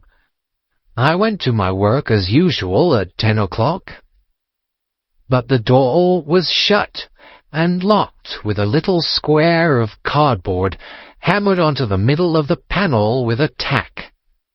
Here it is, and you can read for yourself." He held up a piece of white cardboard about the size of a sheet of notepaper. It read in this fashion: "The Red-Headed League is dissolved. October 9th, 1890. Sherlock Holmes and I surveyed this curt announcement and the rueful face behind it until the comical side of the affair so completely overtopped every other consideration that we both burst out into a roar of laughter. "I cannot see that there is anything very funny," cried our client, flushing up to the roots of his flaming head. "If you can do nothing better than laugh at me, I can go elsewhere." "No, no," cried Holmes, shoving him back into the chair from which he had half risen. "I really wouldn't miss your case for the world. It is most refreshingly unusual, but there is, if you will excuse me saying so, something just a little funny about it. Pray, what steps did you take when you found the card upon the door?" "I was staggered, sir. I did not know what to do, and I called at the offices round, but none of them seemed to know anything about it. Finally, I went to the landlord, who is an accountant living on the ground floor, and I asked him if he could tell me what had become of the Red-Headed League. He said that he had never heard of any such body. Then I asked him who Mr. Duncan Ross was. He answered that the name was new to him. 'Well,' said I, 'the gentleman at number 4. "'What, the red-headed man?' "'Yes.' "'Oh,' said he, 'his name was William Morris. He was a solicitor and was using my room as a temporary convenience until his new premises were ready. He moved out yesterday.' "'Where could I find him?' "'Oh, at his new offices. He did tell me the address. Yes, 17 King Edward Street, near St. Paul's.' I started off, Mr. Holmes, but when I got to that address, it was a manufactory of artificial kneecaps, and no one in it had ever heard of either Mr. William Morris or Mr. Duncan Ross." "And what did you do then?" asked Holmes. "I went home to Saxe Coburg Square, and I took the advice of my assistant, but he could not help me in any way. He could only say that if I waited, I should hear by post. But that was not quite good enough, Mr. Holmes. I did not wish to lose such a place without a struggle. So, as I had heard that you were good enough to give advice to poor folk who were in need of it, I came right away to you." "And you did very wisely," said Holmes. "Your case is an exceedingly remarkable one, and I shall be happy to look into it. From what you have told me, I think that it is possible that graver issues hang from it than might at first sight appear." "Grave enough," said Mr. Jabez Wilson. "Why, I have lost £4 a week." "As far as you are personally concerned," remarked Holmes, "I do not see that you have any grievance against this extraordinary league. On the contrary, you are, as I understand, richer by some £30, to say nothing of the minute knowledge which you have gained on every subject which comes under the letter A. You have lost nothing by them." "No, sir, but I want to find out about them, and who they are, and what their object was in playing this prank, if it was a prank, upon me. It was a pretty expensive joke for them, for it cost them £32. We shall endeavour to clear up these points for you. And first, 1 or 2 questions, Mr. Wilson. This assistant of yours who first called your attention to the advertisement, How long had he been with you? Oh, about a month then. How did he come? In answer to an advertisement. Was he the only applicant? No, I had a dozen. Why did you pick him? Because he was handy and would come cheap. At half wages, in fact. Yes. What is he like, this Vincent Spaulding? Small, stout-built, very quick in his ways, no hair on his face, though he's not short of 30, has a white splash of acid upon his forehead. Holmes sat up in his chair in considerable excitement. I thought as much, said he. Have you ever observed that his ears are pierced for earrings? Yes, sir. He told me that a gypsy had done it for him when he was a lad. Said Holmes, sinking back in deep thought. He is still with you? Oh, yes, sir. I have only just left him. And has your business been attended to in your absence? Nothing to complain of, sir. There's never very much to do of a morning. That will do, Mr. Wilson. I shall be happy to give you an opinion upon the subject in the course of a day or two. Today is Saturday, and I hope that by Monday we may come to a conclusion. Well, Watson, said Holmes when our visitor had left us, what do you make of it all?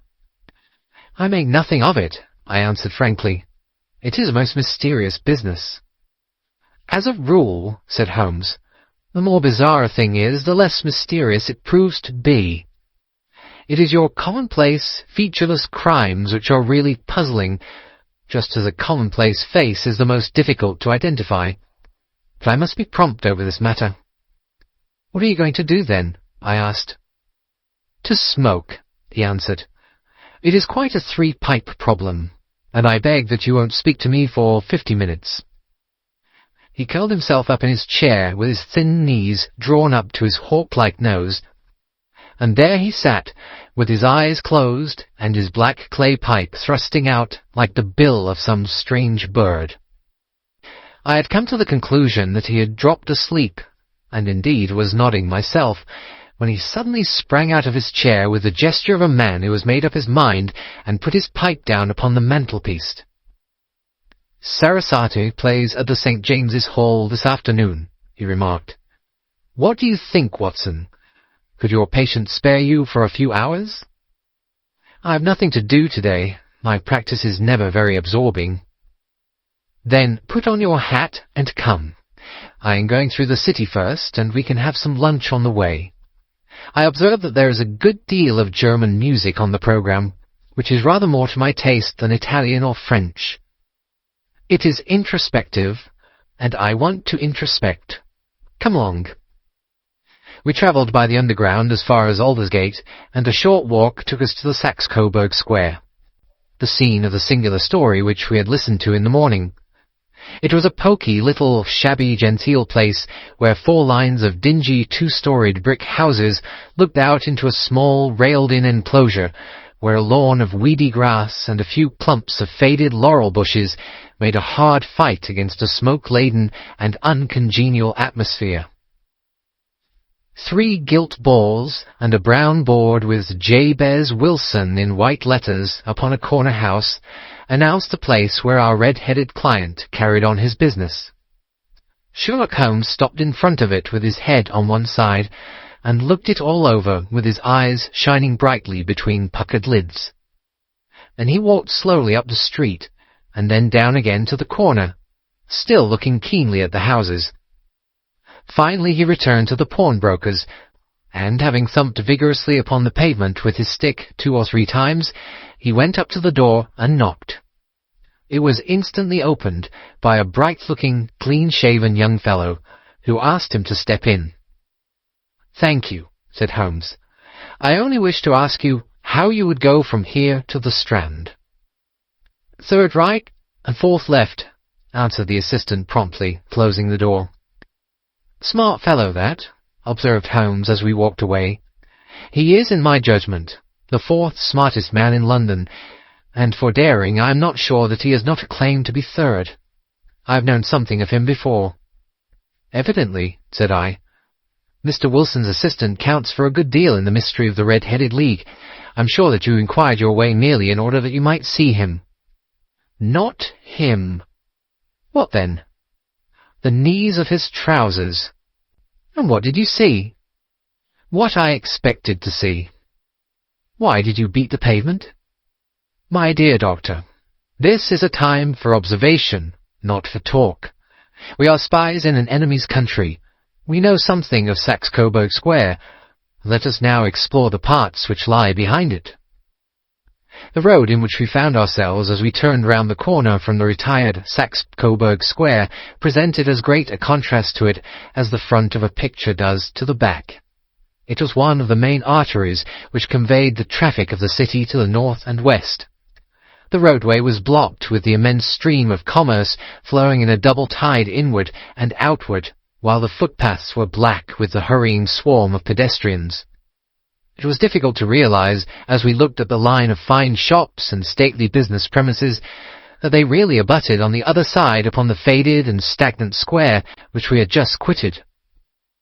"Let me see," said Holmes, standing at the corner and glancing along the line. "I should like just to remember the order of the houses here. It is a hobby of mine to have an exact knowledge of London.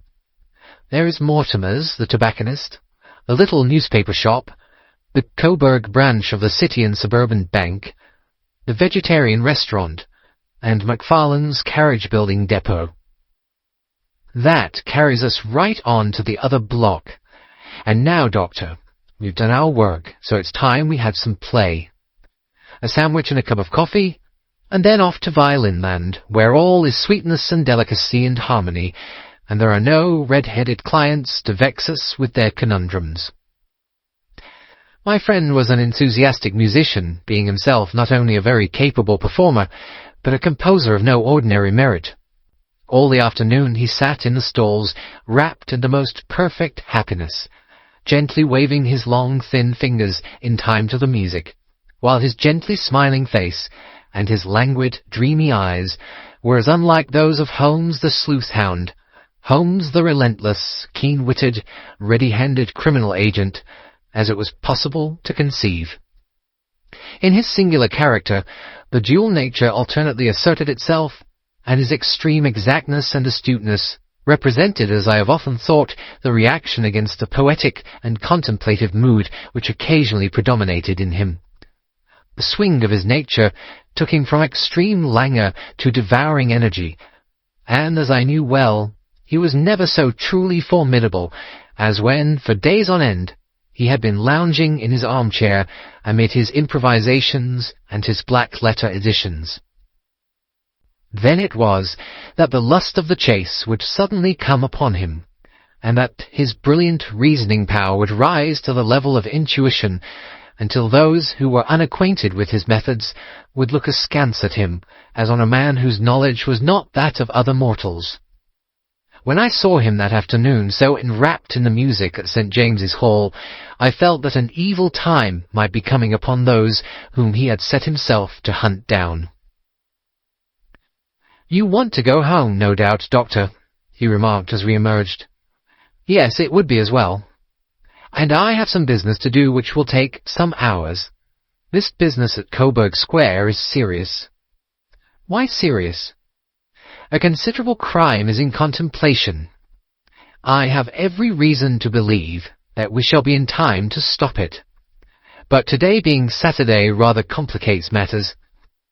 I shall want your help tonight." "At what time?" 10 will be early enough. I shall be at Baker Street at 10. "Very well. And I say, Doctor, there may be some little danger, so kindly put your army revolver in your pocket." He waved his hand, turned on his heel, and disappeared in an instant among the crowd. I trust that I am not more dense than my neighbours, but I was always oppressed with a sense of my own stupidity in my dealings with Sherlock Holmes. Here I had heard what he had heard. I had seen what he had seen. And yet from his words it was evident that he saw clearly not only what had happened, but what was about to happen, while to me the whole business was still confused and grotesque. As I drove home to my house in Kensington, I thought over it all, from the extraordinary story of the red-headed copier of the encyclopedia down to the visit to Saxe-Coburg Square, and the ominous words with which he had parted from me. What was this nocturnal expedition, and why should I go armed? Where were we going, and what were we to do? I had the hint from Holmes that this smooth-faced pawnbroker's assistant was a formidable man, a man who might play a deep game. I tried to puzzle it out, but gave it up in despair, and set the matter aside until night should bring an explanation. It was 9:15 when I started from home, and made my way across the park, and so through Oxford Street to Baker Street. 2 hansoms were standing at the door, and as I entered the passage, I heard the sound of voices from above. On entering his room, I found Holmes in animated conversation with 2 men, one of whom I recognized as Peter Jones, the official police agent, while the other was a long, thin, sad-faced man with a very shiny hat and oppressively respectable frock-coat. "Ha! Our party is complete," said Holmes, buttoning up his pea-jacket and taking his heavy hunting crop from the rack. "Watson, I think you know Mr. Jones of Scotland Yard. Let me introduce you to Mr. Merryweather, who is to be our companion in tonight's adventure." "We are hunting in couples again, Doctor, you see," said Jones in his consequential way. "Our friend here is a wonderful man for starting a chase. All he wants is an old dog to help him to do the running down." "I hope a wild goose may not prove to be the end of our chase," observed Mr. Merryweather gloomily. "You may place considerable confidence in Mr. Holmes, sir," said the police agent loftily. "He has his own little methods, which are, if you won't mind my saying so, just a little too theoretical and fantastic, but he has the makings of a detective in him.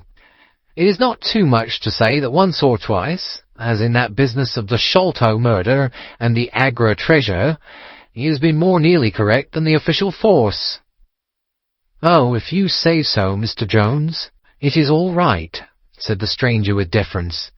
"Still, I confess that I miss my rubber. It is the first Saturday night for 27 years that I have not had my rubber." "I think you will find," said Sherlock Holmes, "that you will play for a higher stake tonight than you have ever done yet, and that the play will be more exciting. For you, Mr. Merryweather, the stake will be some £30,000, and for you, Jones, it will be the man upon whom you wish to lay your hands. John Clay, the murderer, thief, smasher, and forger. He's a young man, Mr. Merryweather, but he's at the head of his profession, and I would rather have my bracelets on him than any criminal in London. He's a remarkable man, is young John Clay. His grandfather was a royal duke, and he himself has been to Eton and Oxford. His brain is as cunning as his fingers, and though we might meet signs of him at every turn, we never know where to find the man himself. He'll crack a crib in Scotland one week, and be raising money to build an orphanage in Cornwall the next. I've been on his track for years, and have never set eyes on him yet. I hope that I might have the pleasure of introducing you tonight. I've had 1 or 2 little turns also with Mr. John Clay, and I agree with you that he is at the head of his profession. It is past 10, however, and quite time that we started. If you 2 will take the first hansom, Watson and I will follow in the second."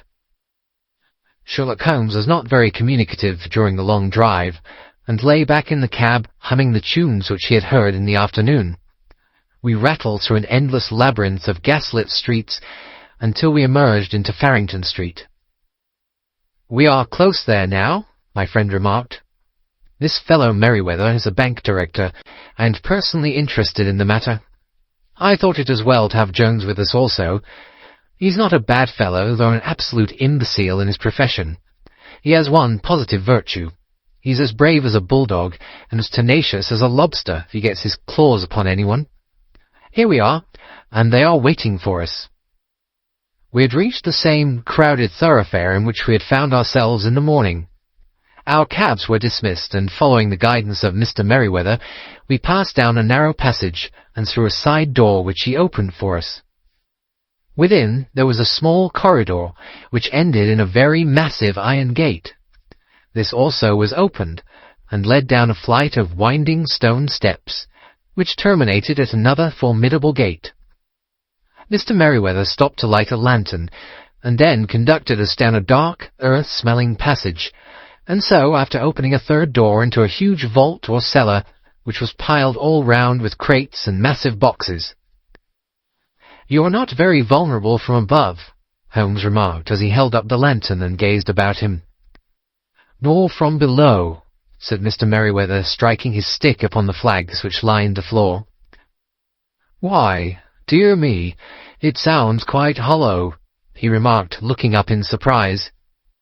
"I must really ask you to be a little more quiet," said Holmes severely. "You have already imperilled the whole success of our expedition. Might I beg that you would have the goodness to sit down upon one of these boxes, and not to interfere?" The solemn Mr. Merryweather perched himself upon a crate, with a very injured expression upon his face, while Holmes fell upon his knees upon the floor, and with a lantern and a magnifying lens began to examine minutely the cracks between the stones. A few seconds sufficed to satisfy him, for he sprang to his feet again and put his glass in his pocket.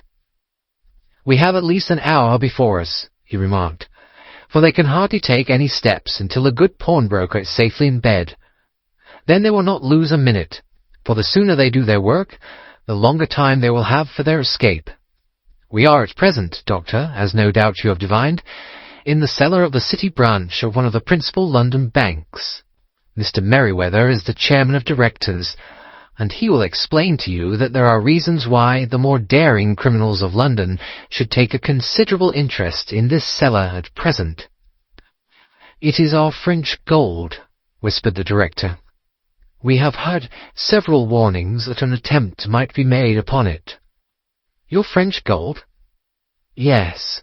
We had occasion some months ago to strengthen our resources, and borrowed for that purpose 30,000 Napoleons from the Bank of France. It has become known that we have never had occasion to unpack the money, and that it is still lying in our cellar. The crate upon which I sit contains 2,000 Napoleons packed between layers of lead foil. Our reserve of bullion is much larger at present, and is usually kept in a single branch office, and the directors have had misgivings upon the subject." "Which were very well justified," observed Holmes. "And now it is time that we arranged our little plans. I expect that within an hour matters will come to a head. In the meantime, Mr. Merryweather, we must put that screen over that dark lantern." "And sit in the dark?" "I am afraid so. I had brought a pack of cards in my pocket, and I thought that as we were a partie carrée, you might have your rubber after all. But I see that the enemy's preparations have gone so far that we cannot risk the presence of a light. And first of all, we must choose our positions. These are daring men, and though we shall take them at a disadvantage, they may do us some harm unless we are careful. I shall stand behind this crate, and do you conceal yourselves behind those. Then, when I flash a light upon them, close in swiftly. If they fire, Watson, have no compunction about shooting them down." I placed my revolver, cocked, upon the top of the wooden case behind which I crouched. Holmes shot the slide across the front of his lantern, and left us in pitch darkness. Such an absolute darkness as I had never before experienced. The smell of hot metal remained to assure us that the light was still there, ready to flash out at a moment's notice. To me, with my nerves worked up to a pitch of expectancy, there was something depressing and subduing in the sudden gloom, and in the cold, dank air of the vault. "They have but one retreat," whispered Holmes, "at his back through the house into Saxe-Coburg Square. I hope that you have done what I asked you, Jones. I have an inspector and 2 officers waiting at the front door. Then we have stopped all the holes, and now we must be silent and wait." What a time it seemed! From comparing notes afterwards, it was but an hour and a quarter. Yet it appeared to me that the night must have almost gone, and the dawn be breaking above us. My limbs were weary and stiff, for I feared to change my position. Yet my nerves were worked up to the highest pitch of tension, and my hearing was so acute that I could hear the gentle breathing of my companions, but I could distinguish the deeper, heavier in-breath of the bulky Jones from the thin, sighing note of the bank director. From my position, I could look over the case in the direction of the floor. Suddenly, my eyes caught the glint of a light. At first it was but a lurid spark upon the stone pavement. Then it lengthened out until it became a yellow line, and then, without any warning or sound, a gash seemed to open, and a hand appeared, a white, almost womanly hand, which felt about in the centre of the little area of the light.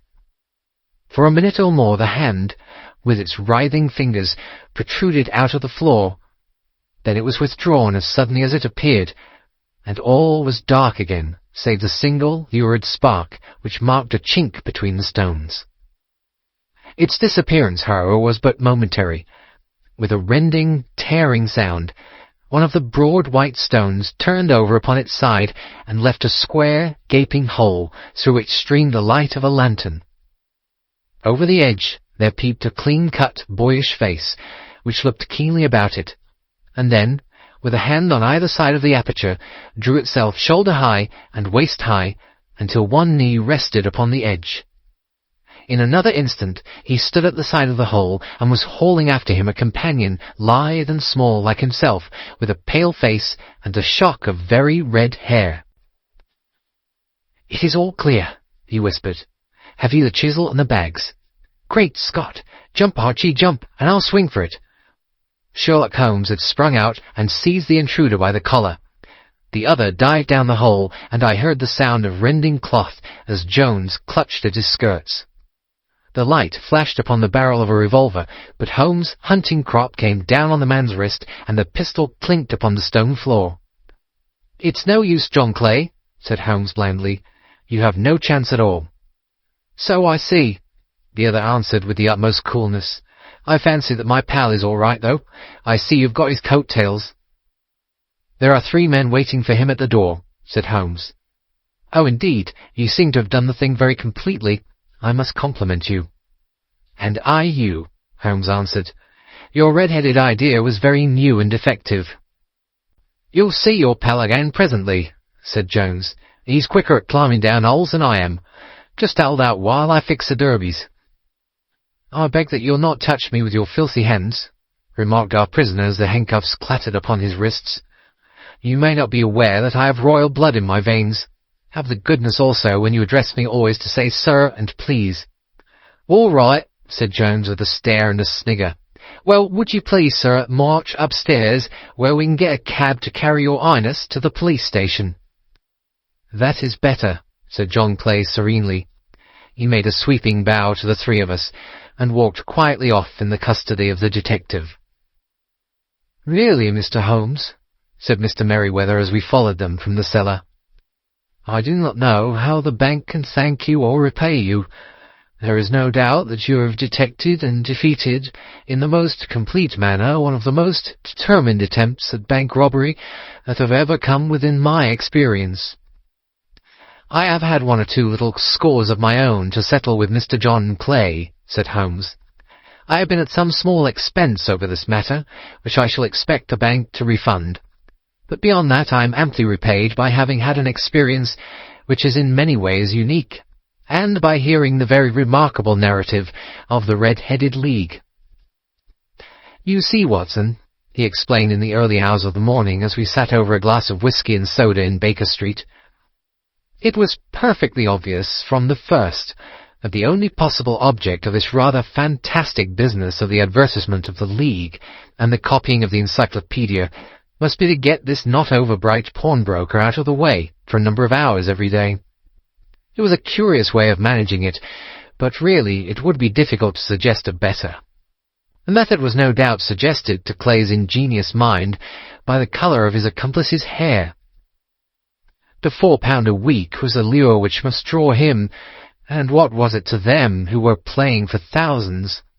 They put in the advertisement, One rogue has the temporary office, the other rogue incites the man to apply for it, and together they manage to secure his absence every morning in the week. From the time that I heard of the assistant having come for half wages, it was obvious to me that he had some strong motive for securing the situation. But how could you guess what the motive was? Had there been women in the house, I should have suspected a mere vulgar intrigue. That, however, was out of the question. The man's business was a small one, and there was nothing in his house which could account for such elaborate preparations and such an expenditure as they were at. It must then be something out of the house. What could it be? I thought of the assistant's fondness for photography and his trick of vanishing into the cellar. The cellar. There was the end of this tangled clue. Then I made inquiries as to this mysterious assistant, and found that I had to deal with one of the coolest and most daring criminals in London. He was doing something in the cellar, something which took many hours a day for months on end. What could it be once more? I could think of nothing save that he was running a tunnel to some other building. So far I had got when we went to visit the scene of action. I surprised you by beating upon the pavement with my stick. I was ascertaining whether the cellar stretched out in front or behind. It was not in front. Then I rang the bell, and, as I hoped, the assistant answered it. We have had some skirmishes, but we had never set eyes upon each other before. I hardly looked at his face.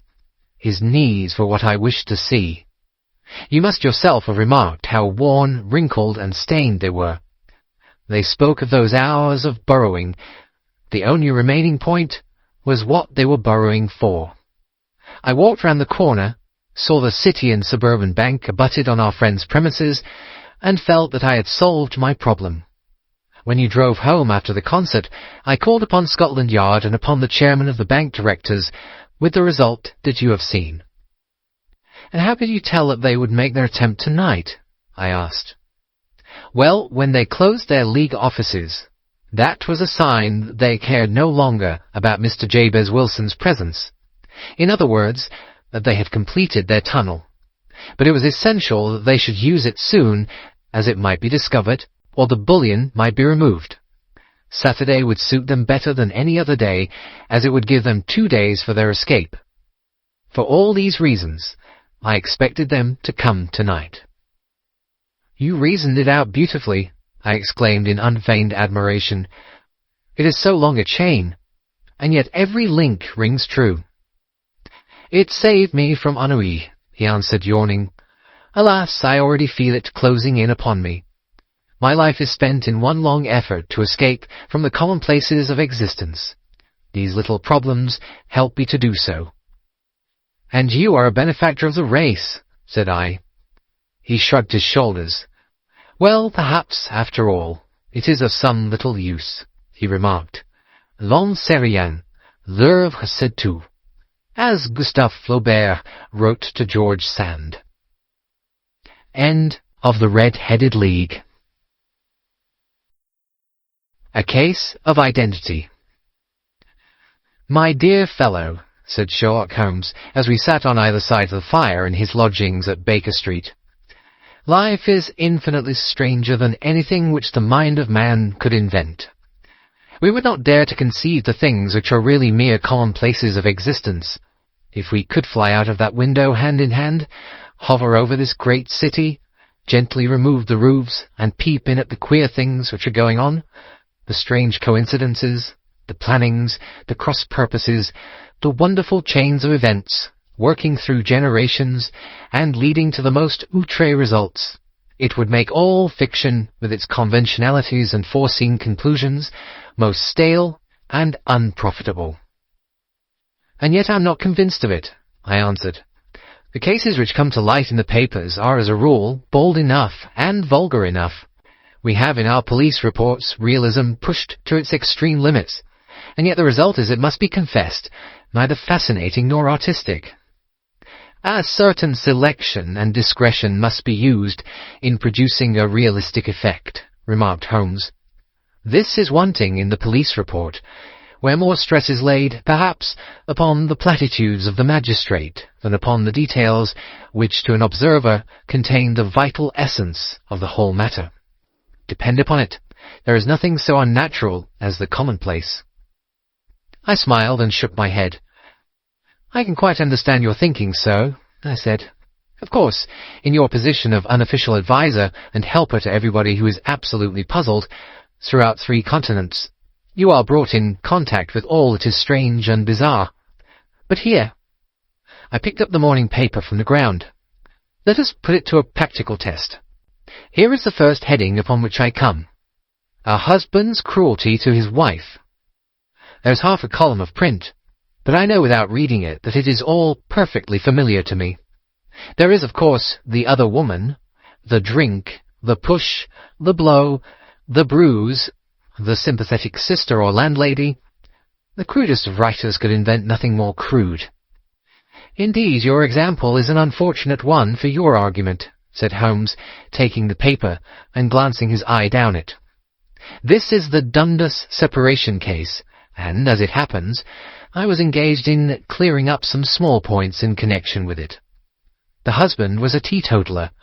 There was no other woman, and the conduct complained of was that he had drifted into the habit of winding up every meal by taking out his false teeth and hurling them at his wife, which, you will allow, is not an action likely to occur to the imagination of the average storyteller. Take a pinch of snuff, Doctor, and acknowledge that I have scored over you in your example." He held out his snuff-box of old gold with a great amethyst in the centre of the lid. Its splendour was in such contrast to his homely ways and simple life that I could not help commenting upon it. "Ah," said he, "I forgot that I had not seen you for some weeks. It is a little souvenir from the King of Bohemia in return for my assistance in the case of the Irene Adler papers." "And the ring?" I asked, glancing at a remarkable brilliant which sparkled upon his finger.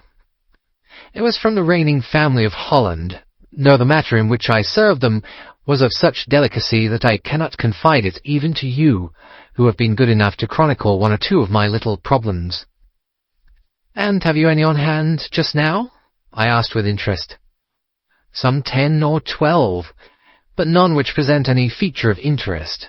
They are important, you understand, without being interesting. Indeed, I have found that it is usually in unimportant matters that there is a field for the observation and for the quick analysis of cause and effect which gives the charm to an investigation. The larger crimes are apt to be the simpler, for the bigger the crime, the more obvious, as a rule, is the motive. In these cases, save for one rather intricate matter which has been referred to me from Marseille, there is nothing which presents any features of interest. It is possible, however, that I may have something better before very many minutes are over. For this is one of my clients, or I am much mistaken." He had risen from his chair and was standing between the parted blinds, gazing down into the dull, neutral-tinted London street. Looking over his shoulder, I saw that on the pavement opposite there stood a large woman with a heavy fur boa round her neck, and a large curling red feather in a broad-brimmed hat, which was tilted in a coquettish Duchess of Devonshire fashion over her ear. From under this great panoply she peeped up in a nervous, hesitating fashion at our windows, while her body oscillated backward and forward, and her fingers fidgeted with her glove-buttons. Suddenly, with a plunge, as of the swimmer who leaves the bank, she hurried across the road, and we heard the sharp clang of the bell. "I have seen those symptoms before," said Holmes, throwing his cigarette into the fire. "Oscillation upon the pavement always means an affaire de cœur. She would like advice, but is not sure that the matter is not too delicate for communication. And yet even here we may discriminate. When a woman has been seriously wronged by a man, she no longer oscillates, and the usual symptom is a broken bell wire. Here we may take it that there is a love matter, but that the maiden is not so much angry as perplexed or grieved. But here she comes in person to resolve our doubts." As he spoke, there was a tap at the door, and the boy in buttons entered to announce Miss Mary Sutherland, while the lady herself loomed behind his small black figure like a full-sailed merchantman behind a tiny pilot-boat. Sherlock Holmes welcomed her with the easy courtesy for which he was remarkable, and having closed the door and bowed her into an armchair, he looked her over in the minute and yet abstracted fashion which was peculiar to him. "Do you not find," he said, "that with your short sight it is a little trying to do so much typewriting?" "I did at first," she answered, "but now I know where the letters are without looking." Then, suddenly, realizing the full purport of his words, she gave a violent start, and looked up with fear and astonishment upon her broad, good-humoured face. "You've heard about me, Mr. Holmes," she cried. "Else how could you know all that?" "Never mind," said Holmes, laughing. "It is my business to know things. Perhaps I have trained myself to see what others overlook. If not, why should you come to consult me?" "I came to you, sir, because I heard of you from Mrs. Etheridge, whose husband you found so easy, when the police and everyone had given him up for dead. Oh, Mr. Holmes, I wish you would do as much for me. I'm not rich, but still I have 100 a year in my own right, besides the little that I make by the machine, and I would give it all to know what has become of Mr. Hosmer Angel." "Why did you come away to consult me in such a hurry?" asked Sherlock Holmes, with his fingertips together and his eyes to the ceiling. Again a startled look came over the somewhat vacuous face of Miss Mary Sutherland. "Yes, I did bang out of the house," she said, "for it made me angry to see the easy way in which Mr. Windibank, that is, my father, took it all. He would not go to the police, and he would not go to you, and so at last, as he would do nothing and kept on saying that there was no harm done, it made me mad, and I just on with my things and came right away to you." "Your father?" said Holmes. "Your stepfather, surely, since the name is different." "Yes, my stepfather.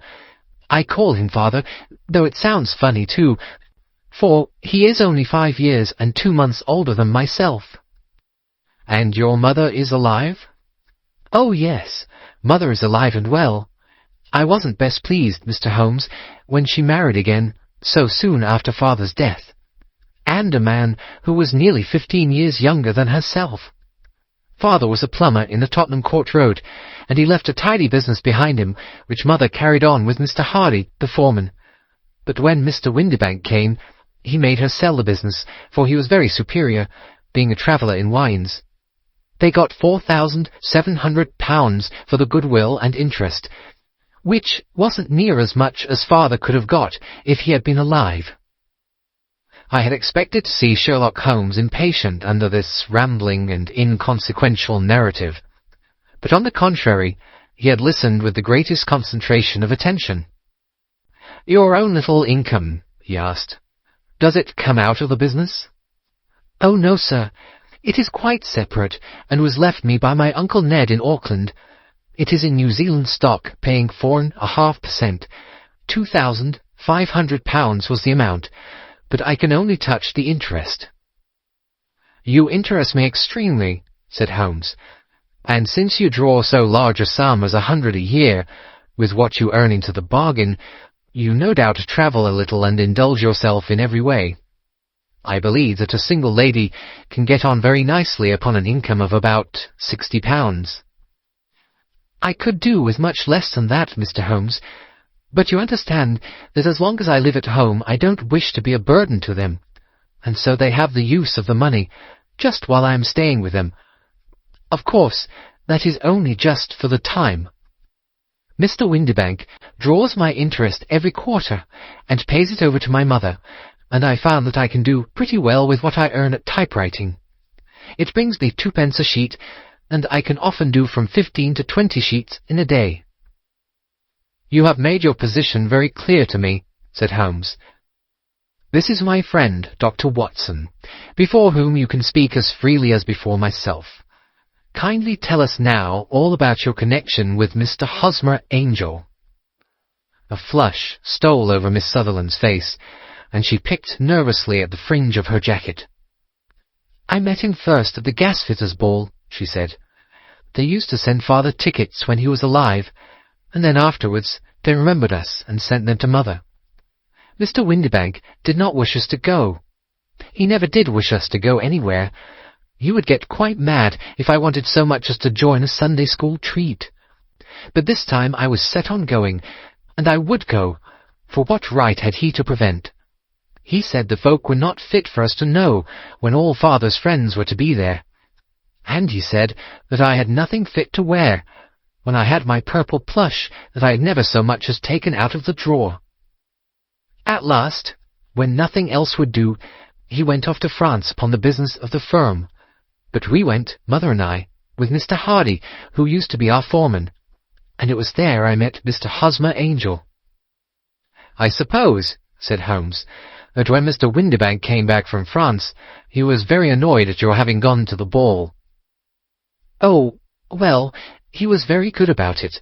He laughed, I remember, and shrugged his shoulders, and said there was no use denying anything to a woman, for she would have her way."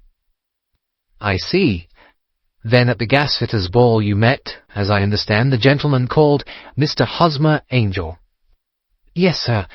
I met him that night, and he called next day to ask if we had got home all safe, and after that we met him. That is to say, Mr. Holmes, I met him twice for walks.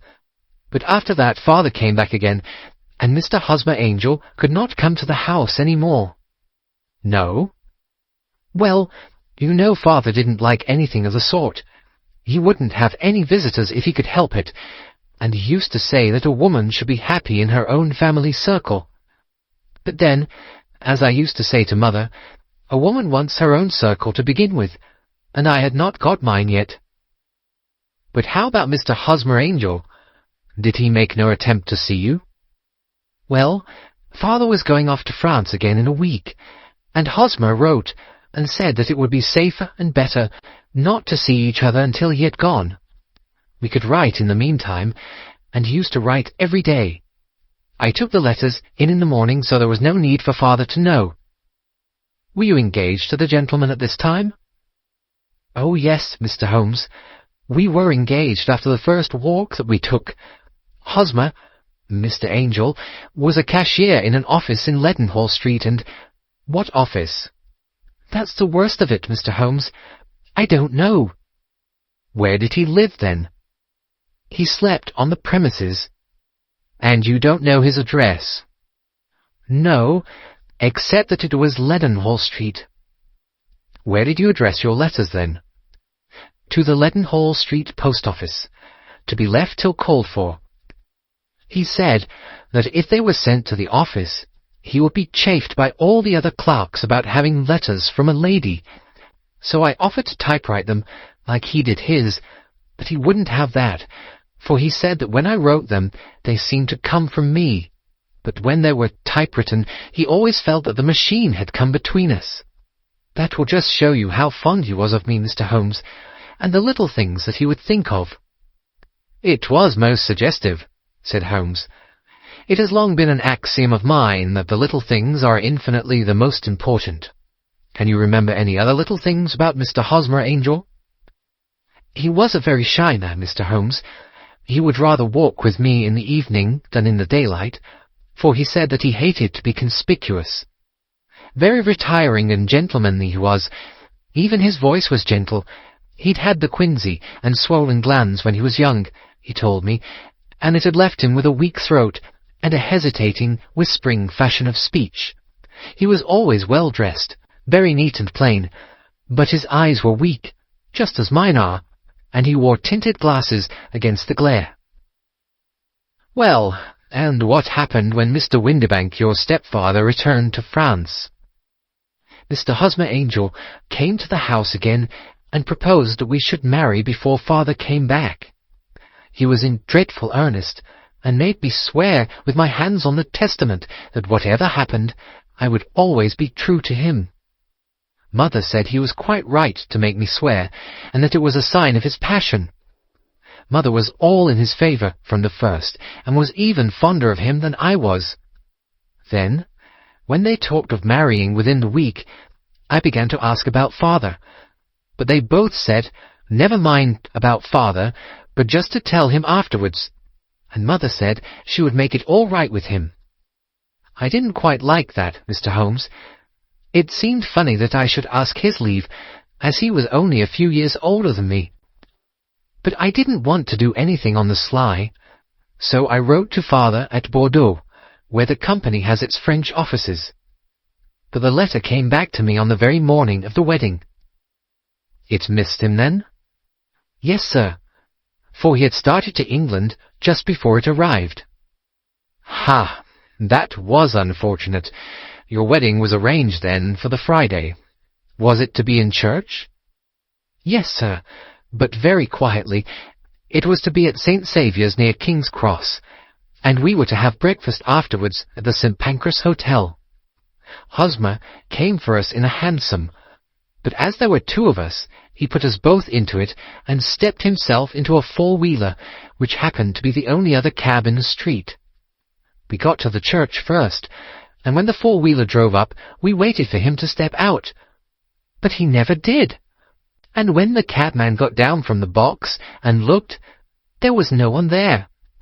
The cabman said he could not imagine what had become of him, for he had seen him get in with his own eyes. That was last Friday, Mr. Holmes, and I have never seen or heard anything since to throw any light upon what became of him. It seems to me that you have been very shamefully treated, said Holmes. Oh, no, sir. He was too good and kind to leave me so. Why, all the morning he was saying to me that whatever happened, it was to be true, and that even if something quite unforeseen occurred to separate us, I was always to remember that I was pledged to him and that he would claim his pledge sooner or later. It seems strange talk for a wedding morning, but what has happened since gives a meaning to it. Most certainly it does. Your own opinion is, then, that some unforeseen catastrophe has occurred to him. Yes, sir. I believe that he foresaw some danger, or else he would not have talked so, and then I think that what he foresaw happened. But you have no notion as to what it could have been. None. One more question. How did your mother take the matter? She was angry and said that I was never to speak of the matter again. And your father? Did you tell him? Yes, and he seemed to think with me that something had happened, and that I should hear of Hosmer again. As he said, what interest could anyone have in bringing me to the doors of the church and then leaving me? Now, if he had borrowed my money, or if he had married me and got my money settled on him, there might be some reason. But Hosmer was very independent about money, and never would look at a shilling of mine. And yet, what could have happened? And why could he not write? Oh, it drives me half mad to think of it, and I can't sleep a wink at night. She pulled a little handkerchief out of her muff, and began to sob heavily into it. I shall glance into the case for you, said Holmes, rising, and I have no doubt that we shall reach some definite result. Let the weight of the matter rest upon me now, and do not let your mind dwell upon it further. Above all, try to let Mr. Hosmer Angel vanish from your memory, as he has done from your life. Then you don't think I'll see him again? I fear not. Then what has happened to him? You will leave that question in my hands. I should like an accurate description of him, and any letters of his which you can spare.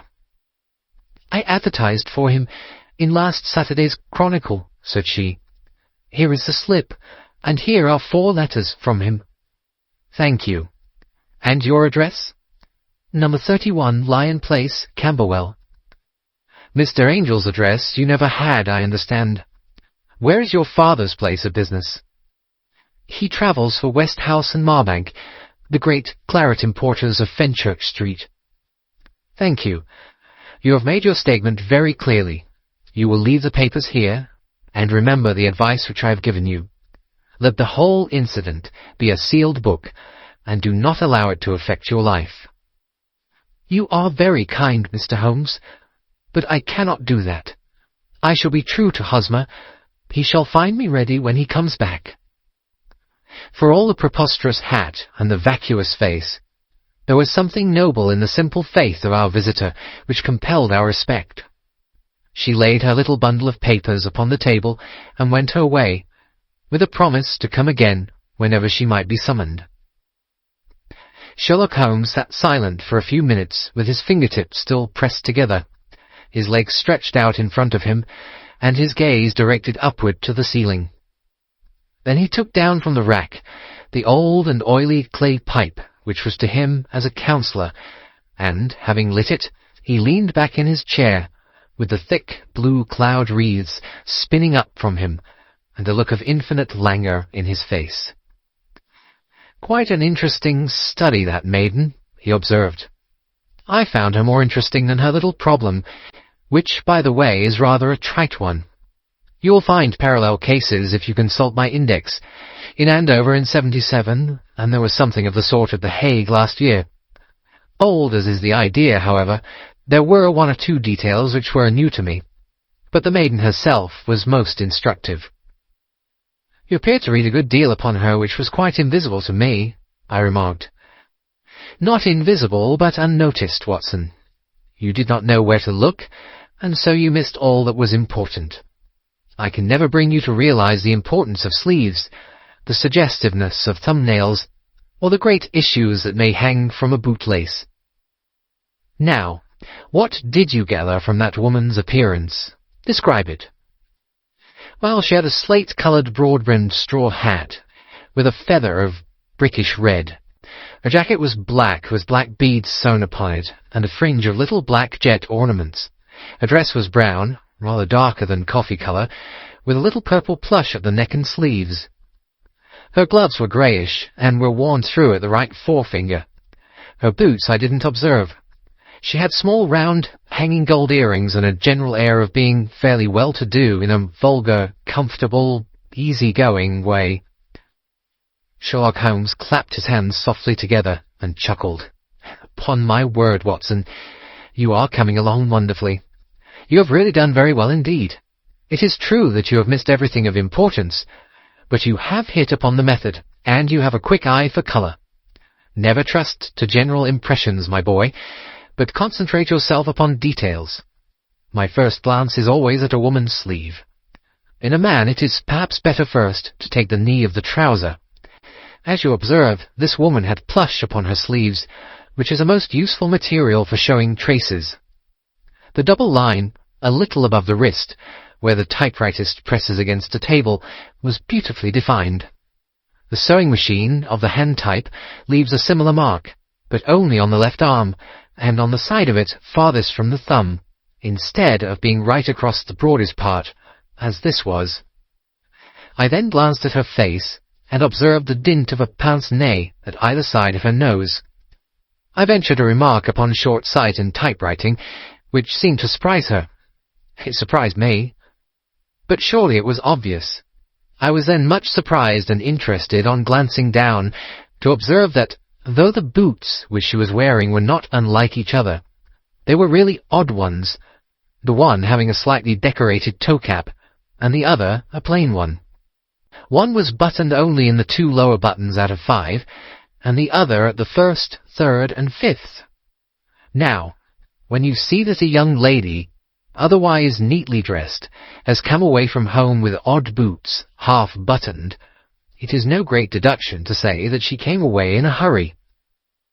"And what else?" I asked, keenly interested, as I always was, by my friend's incisive reasoning. "I noted in passing that she had written a note before leaving home, but after being fully dressed. You observed that her right glove was torn at the forefinger, but you did not apparently see that both glove and finger were stained with violet ink. She had written in a hurry, and dipped her pen too deep. It must have been this morning, or the mark would not remain clear upon the finger. All this is amusing, though rather elementary, but I must go back to business, Watson. Would you mind reading me the advertised description of Mr. Hosmer Angel?" I held a little printed slip to the light. "Missing," it said.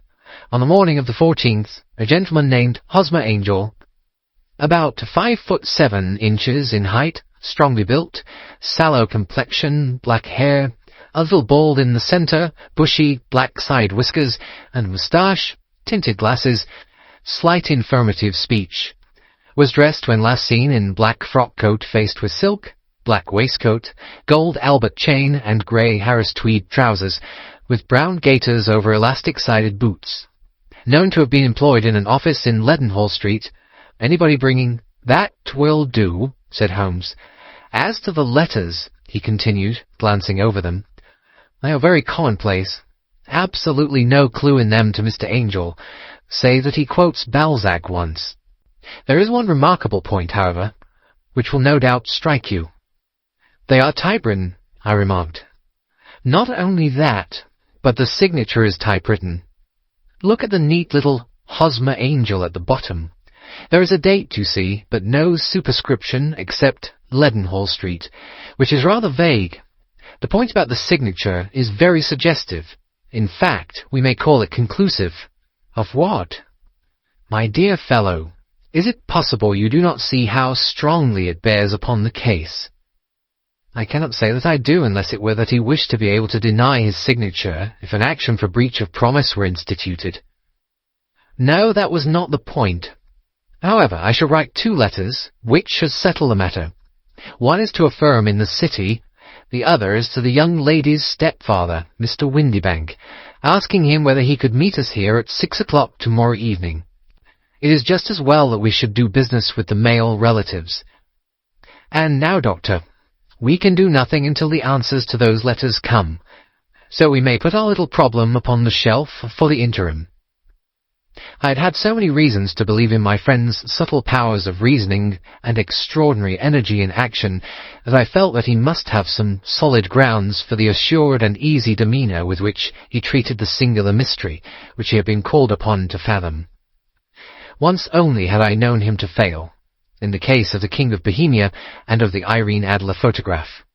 But when I looked back to the weird business of the Sign of the Four, and the extraordinary circumstances connected with the study in scarlet, I felt that it would be a strange tangle indeed which he could not unravel. I left him then, still puffing at his black clay pipe, with the conviction that when I came again on the next evening, I would find that he held in his hands all the clues which would lead up to the identity of the disappearing bridegroom of Miss Mary Sutherland. A professional case of great gravity was engaging my own attention at the time, and the whole of the next day I was busy at the bedside of the sufferer. It was not until close upon 6 o'clock that I found myself free, and was able to spring into a hansom and drive to Baker Street, half afraid that I might be too late to assist at the denouement of the little mystery. I found Sherlock Holmes alone, however, half asleep, with his long, thin form curled up in the recesses of his armchair. A formidable array of bottles and test-tubes, with the pungent, cleanly smell of hydrochloric acid, told me that he had spent his day in the chemical work which was so dear to him. "Well, have you solved it?" I asked as I entered. "Yes, it was the bisulfate of baryta." No, the mystery," I cried. "Oh, that! I thought of the salt that I had been working upon. There was never any mystery in the matter, though, as I said yesterday, some of the details are of interest. The only drawback is that there is no law, I fear, that can touch the scoundrel." "Who was he, then? And what was his object in deserting Miss Sutherland?" The question was hardly out of my mouth, and Holmes had not yet opened his lips to reply, when we heard a heavy footfall in the passage, and a tap at the door. "This is the girl's stepfather, Mr. James Windybank," said Holmes. "He has written to me to say that he would be here at 6. Come in." The man who entered was a sturdy, middle-sized fellow, some 30 years of age, clean-shaven and sallow-skinned, with a bland, insinuating manner, and a pair of wonderfully sharp and penetrating grey eyes.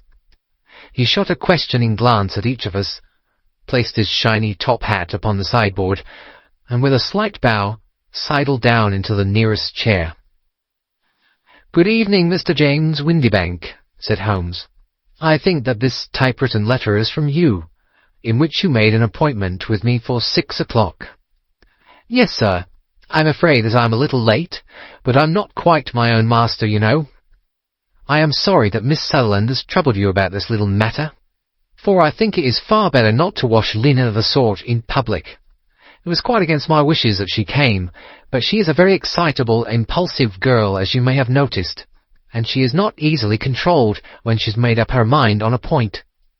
Of course, I did not mind you so much, as you are not connected with the official police, but it is not pleasant to have a family misfortune like this noised abroad. Besides, it is a useless expense, for how could you possibly find this Hosmer Angel? On the contrary, said Holmes quietly, I have every reason to believe that I will succeed in discovering Mr. Hosmer Angel.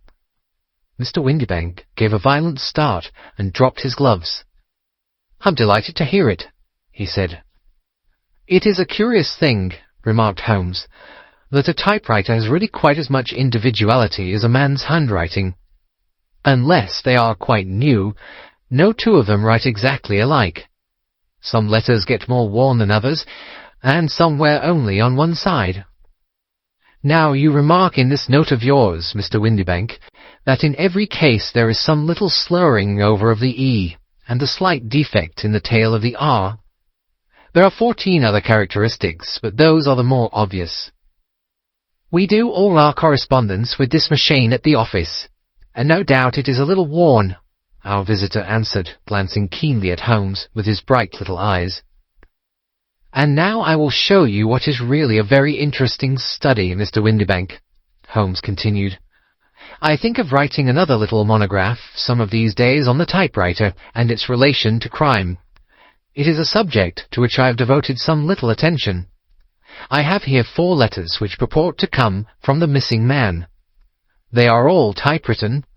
In each case, not only are the E's slurred and the R's tailless, but you will observe, if you care to use my magnifying lens, that the 14 other characteristics to which I have alluded are there as well. Mr. Windibank sprang out of his chair and picked up his hat. I cannot waste time over this sort of fantastic talk, Mr. Holmes, he said. If you can catch the man, catch him, and let me know when you've done it. Certainly, said Holmes, stepping over and turning the key in the door. I let you know, then, that I have caught him. What? Where? Shouted Mr. Windibank, turning white to his lips and glancing about him like a rat in a trap. Oh, it won't do, really it won't, said Holmes suavely. There is no possible getting out of it, Mr. Windibank. It is quite too transparent, and it was a very bad compliment when you said that it was impossible for me to solve so simple a question. That's right, sit down and let us talk it over. Our visitor collapsed into a chair, with a ghastly face and a glitter of moisture on his brow. It's not actionable, he stammered. I am very much afraid that it is not. But between ourselves, Windibank, it was as cruel and selfish and heartless a trick in a petty way as ever came before me. Now let me just run over the course of events, and you will contradict me if I go wrong. The man sat huddled up in his chair with his head sunk upon his breast, like one who is utterly crushed. Holmes stuck his feet up on the corner of the mantelpiece, and, leaning back with his hands in his pockets, began talking, rather to himself as it seemed, than to us. The man married a woman very much older than himself for her money, said he, and he enjoyed the use of the money of the daughter as long as she lived with them. It was a considerable sum for people in their position, and the loss of it would have made a serious difference. It was worth an effort to preserve it. The daughter was of a good, amiable disposition, but affectionate and warm-hearted in her ways, so that it was evident that with her fair personal advantages and her little income, she would not be allowed to remain single long. Now her marriage would mean, of course, the loss of 100 a year. So what does her stepfather do to prevent it? He takes the obvious course of keeping her at home and forbidding her to seek the company of people of her own age. But soon he found that they would not answer forever. She became restive, insisted upon her rights, and finally announced her positive intention of going to a certain ball. What does her clever stepfather do then? He conceives an idea more creditable to his head than to his heart. With the connivance and assistance of his wife, he disguised himself, covered those keen eyes with tinted glasses, masked the face with a moustache and a pair of bushy whiskers, sunk that clear voice into an insinuating whisper, and doubly secure on account of the girl's short sight, he appears as Mr. Hosmer Angel, and keeps off other lovers by making love himself. "It was only a joke at first," groaned our visitor. "We never thought that she would have been so carried away." "Very likely not. However that may be, the young lady was very decidedly carried away, and having quite made up her mind that her stepfather was in France, the suspicion of treachery never for an instant entered her mind. She was flattered by the gentleman's attentions, and the effect was increased by the loudly expressed admiration of her mother. Then Mr. Angel began to call, for it was obvious that the matter should be pushed as far as it would go if a real effect were to be produced. There were meetings, and an engagement which would finally secure the girl's affections from turning towards anyone else. But the deception could not be kept up forever. These pretended journeys to France were rather cumbrous. The thing to do was clearly to bring the business to an end in such a dramatic manner that it would leave a permanent impression upon the young lady's mind, and prevent her from looking upon any other suitor for some time to come.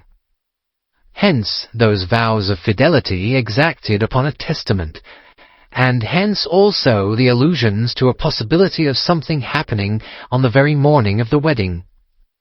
James Windibank wished Miss Sutherland to be so bound to Hosmer Angel, and so uncertain as to his fate, that for 10 years to come, at any rate, she would not listen to another man. As far as the church door he brought her, and then, as he could go no farther, he conveniently vanished away by the old trick of stepping in at one door of a four-wheeler and out at the other. I think that was the chain of events, Mr. Windibank."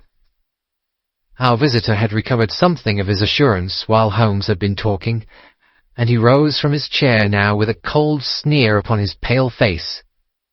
"It may be so, or it may not, Mr. Holmes," said he, "but if you are so very sharp, you ought to be sharp enough to know that it is you who are breaking the law now, and not me.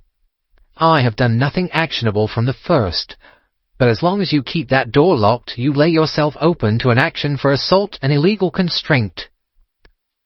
"The law cannot, as you say, touch you," said Holmes, unlocking and throwing open the door.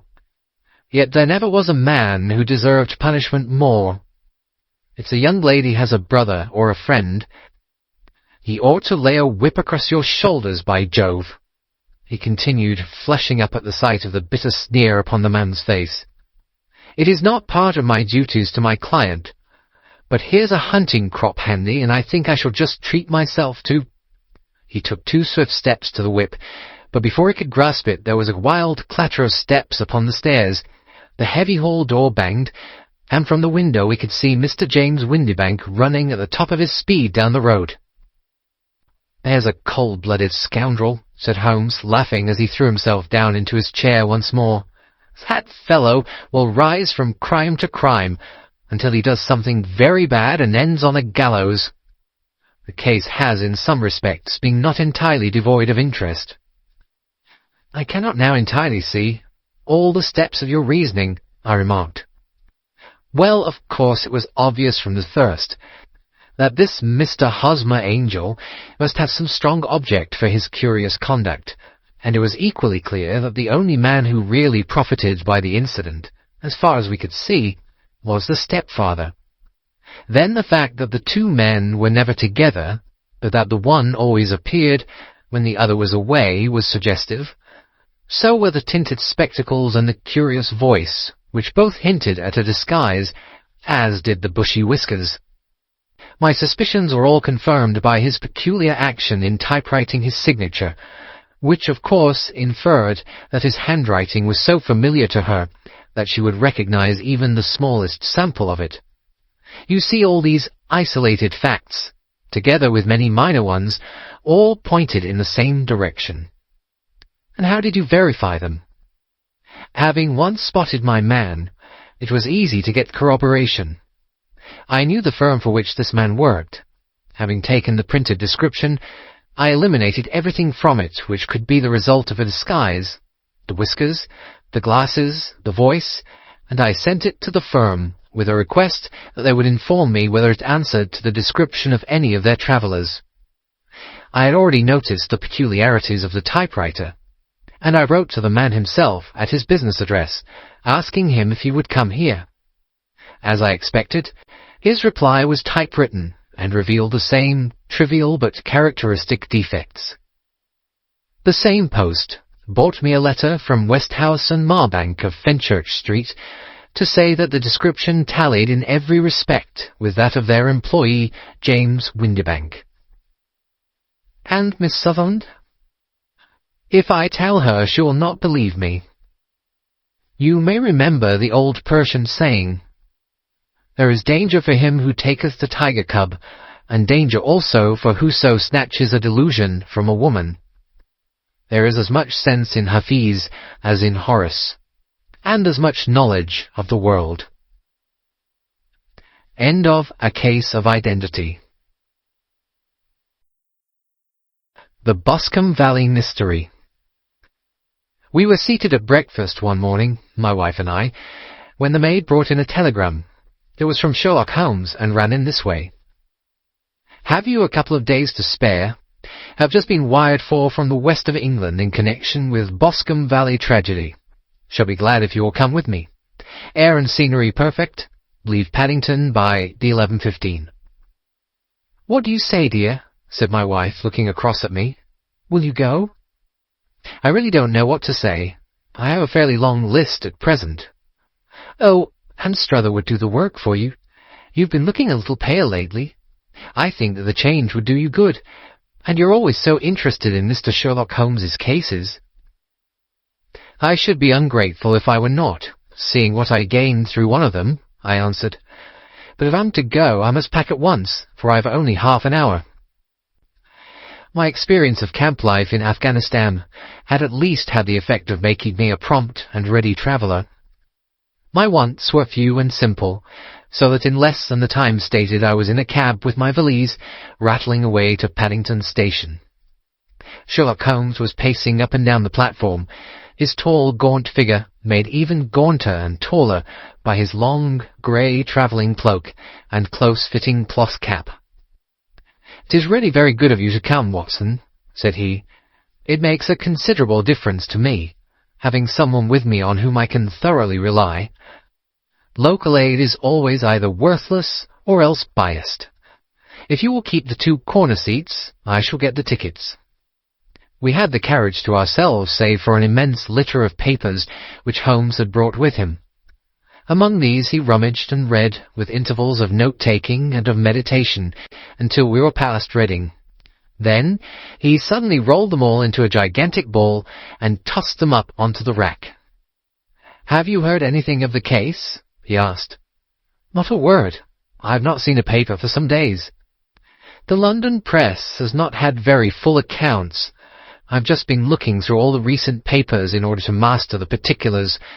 It seems, from what I gather, to be one of those simple cases which are so extremely difficult." That sounds a little paradoxical, but it is profoundly true. Singularity is almost invariably a clue. The more featureless and commonplace a crime is, the more difficult it is to bring it home. In this case, however, they have established a very serious case against the son of the murdered man. "It is a murder, then?" "Well, it is conjectured to be so. I shall take nothing for granted until I have the opportunity of looking personally into it.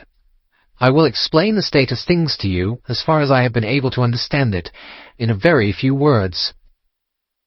Boscombe Valley is a country district not very far from Ross, in Herefordshire. The largest landed proprietor in that part is a Mr. John Turner, who made his money in Australia and returned some years ago to the old country. One of the farms which he held, that of Hatherley, was let to Mr. Charles McCarthy, who was also an ex-Australian. The men had known each other in the colonies, so that it was not unnatural that when they came to settle down, they should do so as near each other as possible. Turner was apparently the richer man, so McCarthy became his tenant, but still remained, it seems, upon terms of perfect equality, as they were frequently together. McCarthy had one son, a lad of 18, and Turner had an only daughter of the same age, but neither of them had wives living. They appear to have avoided the society of the neighbouring English families, and to have led retired lives, though both the McCarthys were fond of sport, and were frequently seen at the race meetings of the neighbourhood.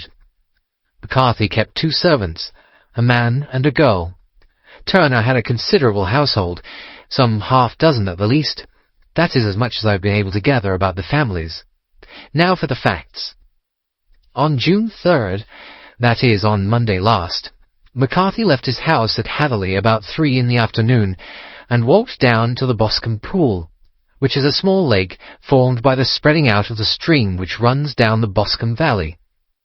He had been out with his serving man in the morning at Ross, and he had told the man that he must hurry, as he had an appointment of importance to keep at 3. From that appointment, he never came back alive. From Hatherley farmhouse to the Boscombe pool is 1/4 mile, and 2 people saw him as he passed over this ground. One was an old woman whose name is not mentioned, and the other was William Crowder, a gamekeeper in the employ of Mr. Turner. Both these witnesses deposed that Mr. McCarthy was walking alone. The gamekeeper adds that within a few minutes of his seeing Mr. McCarthy pass, he had seen his son Mr. James McCarthy going the same way, with a gun under his arm. To the best of his belief, the father was actually in sight at the time, and the son was following him. He thought no more of the matter until he heard in the evening of the tragedy that had occurred. The 2 McCarthys were seen after the time when Michael Crowder, the gamekeeper, lost sight of them. The Boscombe pool is thickly wooded round with just a fringe of grass and of reeds round the edge. A girl of 14, Patience Moran, who is the daughter of the lodge-keeper of the Boscombe Valley estate, was in one of the woods picking flowers. She states that while she was there she saw, at the border of the wood and close by the lake, Mr. McCarthy and his son, and that they appeared to be having a violent quarrel. She heard Mr. McCarthy the elder using very strong language to his son, and she saw the latter raise up his hand as if to strike his father. She was so frightened by their violence that she ran away and told her mother when she reached home that she had left the 2 McCarthys quarrelling near Boscombe pool, and that she was afraid that they were going to fight. She had hardly said the words when young Mr. McCarthy came running up to the lodge to say that he had found his father dead in the wood, and to ask for the help of the lodge-keeper. He was much excited, without either his gun or his hat, and his right hand and sleeve were observed to be stained with fresh blood. On following him they found the dead body stretched out upon the grass beside the pool. The head had been beaten in by repeated blows of some heavy and blunt weapon. The injuries were such as might very well have been inflicted by the butt end of his son's gun, which was found lying on the grass within a few paces of the body. Under these circumstances the young man was instantly arrested, and a verdict of wilful murder having been returned at the inquest on Tuesday, he was on Wednesday brought before the magistrates at Ross, who have referred the case to the next assizes. Those are the main facts of the case as they came out before the coroner and the police court. "I could hardly imagine a more damning case," I remarked. "If ever circumstantial evidence pointed to a criminal, it does so here." "Circumstantial evidence is a very tricky thing," answered Holmes thoughtfully. "It may seem to point very straight to one thing, but if you shift your own point of view a little, you may find it pointing in an equally uncompromising manner to something entirely different. It must be confessed, however, that the case looks exceedingly grave against the young man, and it is very possible that he is indeed the culprit, There are several people in the neighbourhood, however, and among them Miss Turner, the daughter of the neighbouring landowner, who believe in his innocence, and who have retained Lestrade, whom you may recollect in connection with the study in scarlet, to work out the case in his interest. Lestrade, being rather puzzled, has referred the case to me, and hence it is that two middle-aged gentlemen are flying westward at 50 miles an hour, instead of quietly digesting their breakfasts at home.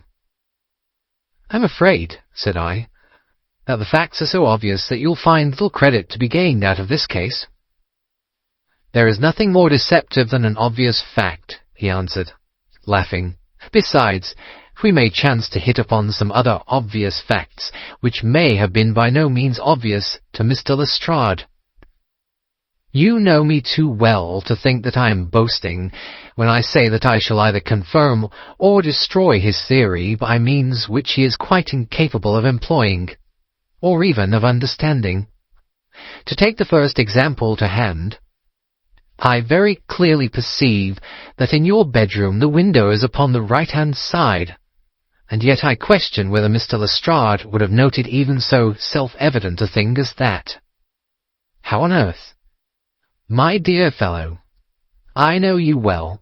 I know the military neatness which characterizes you. You shave every morning, and in this season you shave by the sunlight. But since your shaving is less and less complete as we go farther back on the left side, until it becomes positively slovenly as we get round the angle of the jaw, it is surely very clear that that side is less illuminated than the other. I could not imagine a man of your habits looking at himself in an equal light and being satisfied with such a result. I only quote this as a trivial example of observation and inference. Therein lies my métier, and it is just possible that it may be of some service in the investigation which lies before us. There are one or two minor points which were brought out in the inquest, and which are worth considering. What are they? It appears that his arrest did not take place at once, but after the return to Hatherley Farm. On the Inspector of Constabulary informing him that he was a prisoner, he remarked that he was not surprised to hear it, and that it was no more than his deserts.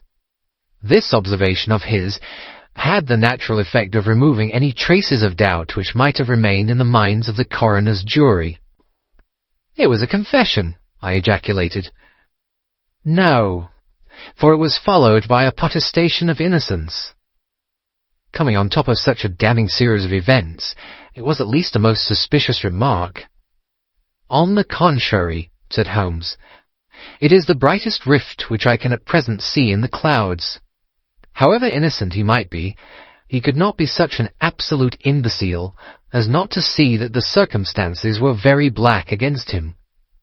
Had he appeared surprised at his own arrest, or feigned indignation at it, I should have looked upon it as highly suspicious, because such surprise or anger would not be natural under the circumstances, and yet might appear to be the best policy to a scheming man.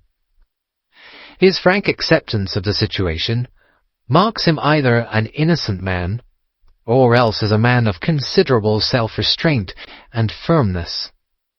As to his remark about his deserts, it was also not unnatural if you consider that he stood beside the dead body of his father, and that there is no doubt that he had that very day so far forgotten his filial duty as to bandy words with him, and even, according to the little girl whose evidence is so important, to raise his hand as if to strike him. The self-reproach and contrition which are displayed in his remark appear to me to be the signs of a healthy mind rather than of a guilty one. I shook my head. "Many men have been hanged on far slighter evidence," I remarked.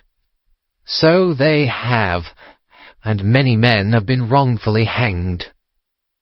"What is the young man's own account of the matter?" "It is, I am afraid, not very encouraging to his supporters, though there are one or two points in it which are suggestive. You will find it here, and may read it for yourself."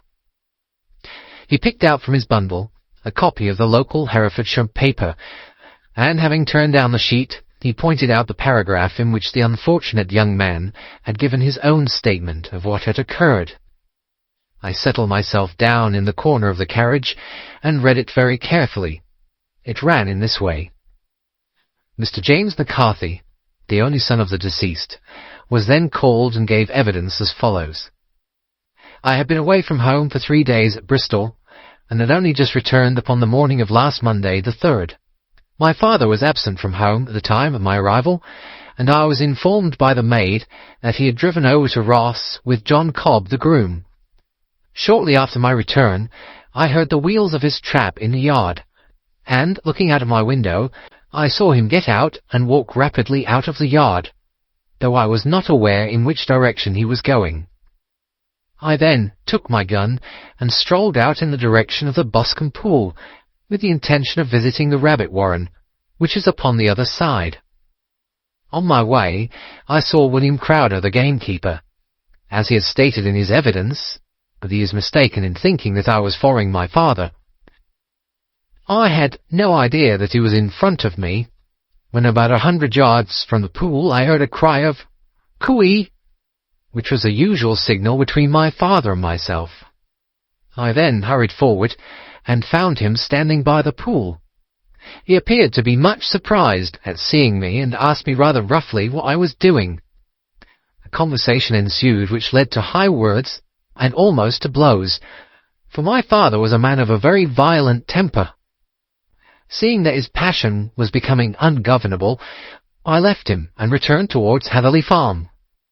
I had not gone more than 150 yards, however, when I heard a hideous outcry behind me, which caused me to run back again. I found my father expiring upon the ground with his head terribly injured. I dropped my gun and held him in my arms, but he almost instantly expired. I knelt beside him for some minutes, and then made my way to Mr. Turner's lodge-keeper, his house being the nearest, to ask for assistance. I saw no one near my father when I returned, and I have no idea how he came by his injuries. He was not a popular man, being somewhat cold and forbidding in his manners, but he had, as far as I know, no active enemies. I know nothing further of the matter. The Coroner. Did your father make any statement to you before he died? Witness. He mumbled a few words, but I could only catch some allusion to a rat. The Coroner. What did you understand by that? Witness. It conveyed no meaning to me. I thought that he was delirious. The Coroner. What was the point upon which you and your father had this final quarrel? Witness. I should prefer not to answer. The Coroner. I am afraid that I must press it. Witness. It is really impossible for me to tell you. I can assure you that it has nothing to do with the sad tragedy which followed. The Coroner. That is for the court to decide. I need not point out to you that your refusal to answer will prejudice your case considerably in any future proceedings which may arise. Witness. I must still refuse. The Coroner. I understand that the cry of "Cooey" was a common signal between you and your father. Witness. It was. The Coroner. How was it, then, that he uttered it before he saw you, and before he even knew that you had returned from Bristol? Witness, with considerable confusion. I don't know. A juryman. Did you see nothing which aroused your suspicions when you returned on hearing the cry and found your father fatally injured? Witness. Nothing definite. The Coroner. What do you mean? Witness. I was so disturbed and excited as I rushed out into the open that I could think of nothing except of my father. Yet I have a vague impression that as I ran forward something lay upon the ground to the left of me. It seemed to me to be something grey in colour, a coat of some sort, or plaid perhaps. When I rose from my father, I looked round for it, but it was gone. Do you mean that it disappeared before you went for help? Yes, it was gone. You cannot say what it was? No, I had a feeling something was there. How far from the body? 12 yards or so. And how far from the edge of the wood? About the same. Then if it was removed, it was while you were within a dozen yards of it. Yes, but with my back towards it. This concluded the examination of the witness. I see, said I as I glanced down the column. The coroner in his concluding remarks was rather severe upon young McCarthy. He calls attention, and with reason, to the discrepancy about his father having signalled to him before seeing him, also to his refusal to give details of his conversation with his father, and his singular account of his father's dying words. They are all, as he remarks, very much against the son. Holmes laughed softly to himself, and stretched himself out upon the cushioned seat. Both you and the coroner have been at some pains, said he, to single out the very strongest points in the young man's favour. Don't you see that you alternately give him credit for having too much imagination and too little? Too little if he could not invent a cause of quarrel which would give him the sympathy of the jury. Too much if he evolved from his own inner consciousness anything so outre as a dying reference to a rat, and the incident of the vanishing cloth. No, sir, I shall approach this case from the point of view that what this young man says is true, and we shall see whither that hypothesis will lead us. And now, here is my pocket Petrarch, and not another word shall I say of this case until we are on the scene of action. We lunch at Swindon, and I see that we shall be there in 20 minutes. It was nearly 4 o'clock when we at last, having passed through the beautiful Stroud Valley and over the broad gleaming Severn, found ourselves at the pretty little country town of Ross. A lean, ferret-like man, furtive and sly-looking, was waiting for us upon the platform. In spite of the light brown dust-coat and leather leggings which he wore in deference to his rustic surroundings, I had no difficulty in recognizing Lestrade of Scotland Yard. With him we drove to the Hereford Arms, where a room had already been engaged for us. "I have ordered a carriage," said Lestrade as we sat over a cup of tea. "I knew your energetic nature, and that you would not be happy until you had been on the scene of the crime." "It was very nice and complimentary of you," Holmes answered. "It is entirely a question of barometric pressure." Lestrade looked startled. "I do not quite follow," he said. "How is the glass?" 29, I see. No wind, and not a cloud in the sky. I have a caseful of cigarettes here which need smoking, and the sofa is very much superior to the usual country hotel abomination.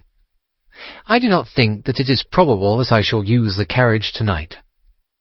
Lestrade laughed indulgently. "Ha! You have no doubt already formed your conclusions from the newspapers," he said. "The case is as plain as a pikestaff, and the more one goes into it, the plainer it becomes. Still, of course, one can't refuse a lady, and such a very positive one. She has heard of you, and what of your opinion? Though I repeatedly told her that there was nothing which you could do which I had not already done. Why, bless my soul, here is a carriage at the door." He had hardly spoken before there rushed into the room one of the most lovely young women that I have ever seen in my life. Her violet eyes shining, her lips parted, a pink flush upon her cheeks. All thought of her natural reserve lost in her overpowering excitement and concern. "Oh, Mr. Sherlock Holmes," she cried, glancing from one to the other of us, and finally, with a woman's quick intuition, fastening upon my companion. "I am so glad that you have come. I have driven down to tell you so. I know that James didn't do it. I know it. And I want you to start upon your work knowing it too. Never let yourself doubt upon that point. We have known each other since we were little children, and I know his faults as no one else does, but he is too tender-hearted to hurt a fly. Such a charge is absurd to anyone who really knows him." "I hope we may clear him, Miss Turner," said Sherlock Holmes. "You may rely upon my doing all that I can." "But you have read the evidence. You have formed some conclusions. And do you not see some loophole, some flaw?" Do you not yourself think that he is innocent?" "I think that is very probable." "There now!" she cried, throwing back her head and looking defiantly at Lestrade. "You hear? He gives me hopes." Lestrade shrugged his shoulders. "I'm afraid that my colleague has been a little quick in forming his conclusions," he said. "But he is right. Oh, I know that he is right. James never did it.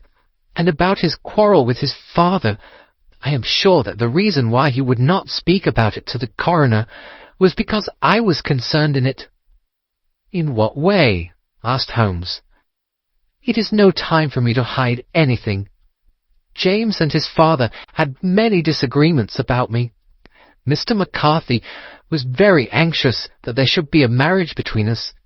James and I have always loved each other as brother and sister, but of course he is young and has seen very little of life yet, and, well, he naturally did not wish to do anything like that yet.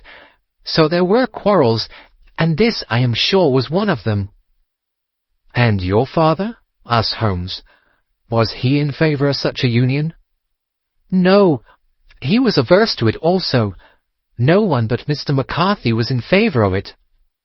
A quick blush passed over her fresh young face as Holmes shot one of his keen, questioning glances at her. "Thank you for this information," said he. "May I see your father if I call tomorrow?" "I'm afraid the doctor won't allow it." "The doctor?" "Yes. Have you not heard? Poor father has never been strong for years back, but this has broken him down completely. He has taken to his bed, and Dr. Willows says that he is a wreck and that his nervous system is shattered. Mr. McCarthy was the only man alive who had known Dad in the old days in Victoria." "Ha! In Victoria, that is important." "Yes, at the mines." "Quite so. At the gold mines, where, as I understand, Mr. Turner made his money." "Yes, certainly." "Thank you, Miss Turner. You have been a material assistance to me." "You will tell me if you have any news tomorrow. No doubt you will go to the prison to see James. Oh, if you do, Mr. Holmes, do tell him that I know him to be innocent." "I will, Miss Turner." "I must go home now, for Dad is very ill, and he misses me so if I leave him. Goodbye, and God help you in your undertaking." She hurried from the room as impulsively as she had entered, and we heard the wheels of her carriage rattle off down the street. "I'm ashamed of you, Holmes," said Lestrade with dignity after a few minutes' silence. "Why should you raise up hopes which you are bound to disappoint? I am not over tender of heart. I call it cruel." "I think that I see my way to clearing James McCarthy," said Holmes. "Have you an order to see him in prison?" "Yes, but only for you and me." "Then I shall reconsider my resolution about going out. We have still time to take a train to Hereford and see him tonight?" "Ample." "Then let us do so. Watson, I fear that you will find it very slow, but I shall only be away a couple of hours." I walked down to the station with them, and then wandered through the streets of the little town, finally returning to the hotel, where I lay upon the sofa and tried to interest myself in a yellow-backed novel. The puny plot of the story was so thin, however, when compared to the deep mystery through which we were groping, and I found my attention wander so continually from the action to the fact that I at last flung it across the room and gave myself entirely to a consideration of the events of the day. Supposing that this unhappy young man's story were absolutely true, then what hellish thing, what absolutely unforeseen and extraordinary calamity could have occurred between the time when he parted from his father and the moment when, drawn back by his screams, he rushed into the glade? It was something terrible and deadly. What could it be? Might not the nature of the injuries reveal something to my medical instincts? I rang the bell and called for the weekly county paper, which contained a verbatim account of the inquest. In the surgeon's deposition, It was stated that the posterior third of the left parietal bone and the left half of the occipital bone had been shattered by a heavy blow from a blunt weapon. I marked the spot upon my own head. Clearly such a blow must have been struck from behind. That was to some extent in favour of the accused, as when seen quarrelling he was face to face with his father. Still, it did not go for very much, for the older man might have turned his back before the blow fell. Still, it might be worthwhile to call Holmes' attention to it. Then there was the peculiar dying reference to a rat. What could that mean? It could not be delirium. A man dying from a sudden blow does not commonly become delirious. No, it was more likely to be an attempt to explain how he met his fate. But what could it indicate? I cudgelled my brains to find some possible explanation, and then the incident of the grey cloth seen by young McCarthy. If that were true, the murderer must have dropped some part of his dress, presumably his overcoat, in his flight, and must have had the hardihood to return and to carry it away at the instant when the son was kneeling with his back turned, not a dozen paces off. What a tissue of mysteries and improbabilities the whole thing was! I did not wonder at Lestrade's opinion, and yet I had so much faith in Sherlock Holmes' insight that I could not lose hope, as long as every fresh fact seemed to strengthen his conviction of young McCarthy's innocence. It was late before Sherlock Holmes returned. He came back alone, for Lestrade was staying in lodgings in the town. "The glass still keeps very high," he remarked as he sat down. "It is of importance that it should not rain before we are able to go over the ground. On the other hand, a man should be at his very best and keenest for such nice work as that, and I did not wish to do it when fagged by a long journey. I have seen young McCarthy." "And what did you learn from him?" "Nothing." "Could he throw no light?" "None at all. I was inclined to think at one time that he knew who had done it, and was screening him or her, but I am convinced now that he is as puzzled as everyone else. He is not a very quick-witted youth, though comely to look at, and I should think sound at heart." "I cannot admire his taste," I remarked, "if it is indeed a fact that he was averse to a marriage with so charming a young lady as this Miss Turner." "Ah, thereby hangs a rather painful tale. This fellow is madly, insanely in love with her, but some 2 years ago, when he was only a lad and before he really knew her, for she had been away 5 years at a boarding school, what does the idiot do but get into the clutches of a barmaid in Bristol, and marry her at a registry office? No one knows a word of the matter, but you can imagine how maddening it must be to him to be upbraided for not doing what he would give his very eyes to do, but what he knows to be absolutely impossible. It was sheer frenzy of this sort which made him throw his hands up into the air when his father, at their last interview, was goading him on to propose to Miss Turner. On the other hand, he had no means of supporting himself, and his father, who was by all accounts a very hard man, would have thrown him over utterly had he known the truth. It was with his barmaid wife that he had spent the last 3 days in Bristol, and his father did not know where he was. Mark that point. It is of importance. Good has come out of evil, however, for the barmaid, finding from the papers that he is in serious trouble, and likely to be hanged, has thrown him over utterly, and has written to him to say that she has a husband already in the Bermuda dockyard, so that there is really no tie between them. I think that that bit of news has consoled young McCarthy for all that he has suffered. But if he's innocent, who has done it? Ah, who? I would call your attention very particularly to 2 points. One is that the murdered man had an appointment with someone at the pool, and that the someone could not have been his son, for his son was away, and he did not know when he would return.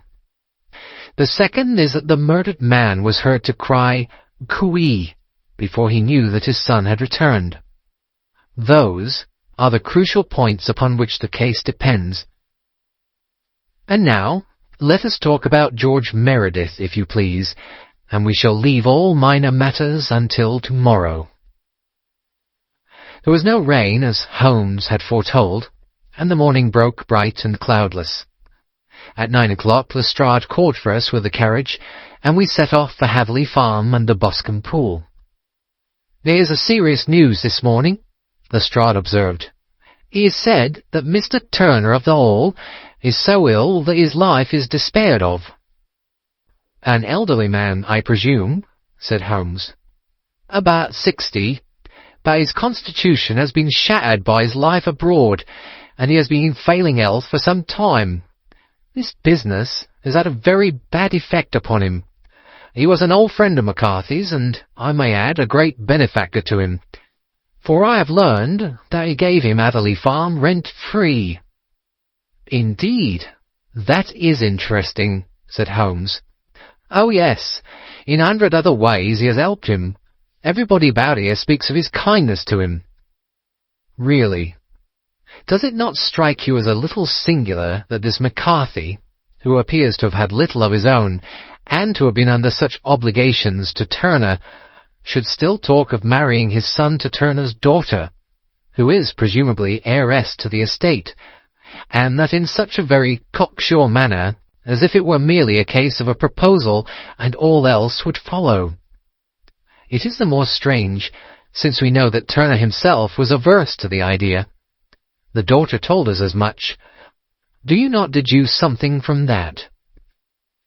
"We have got to the deductions and the inferences," said Lestrade, winking at me. "I find it hard enough to tackle facts, Holmes, without flying away after theories and fancies."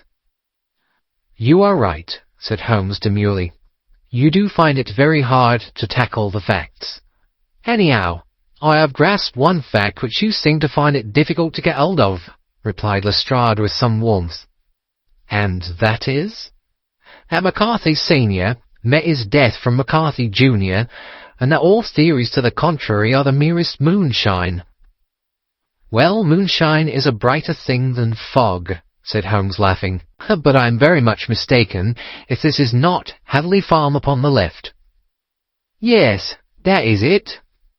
It was a widespread, comfortable-looking building, two-storied, slate-roofed, with great yellow blotches of lichen upon the grey walls.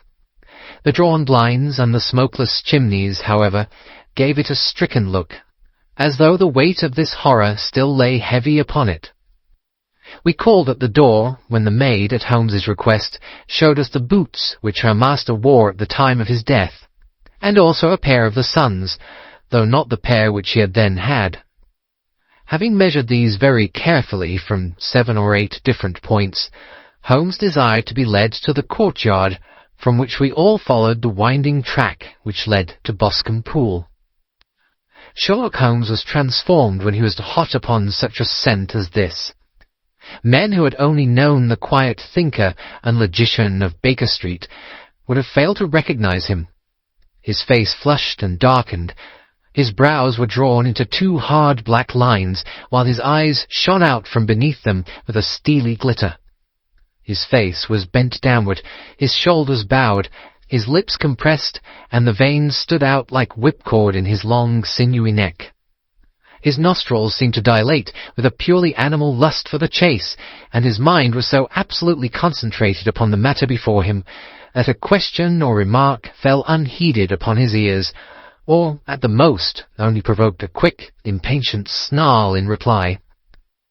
Swiftly and silently he made his way along the track which ran through the meadows, and so by way of the woods to the Boscombe Pool.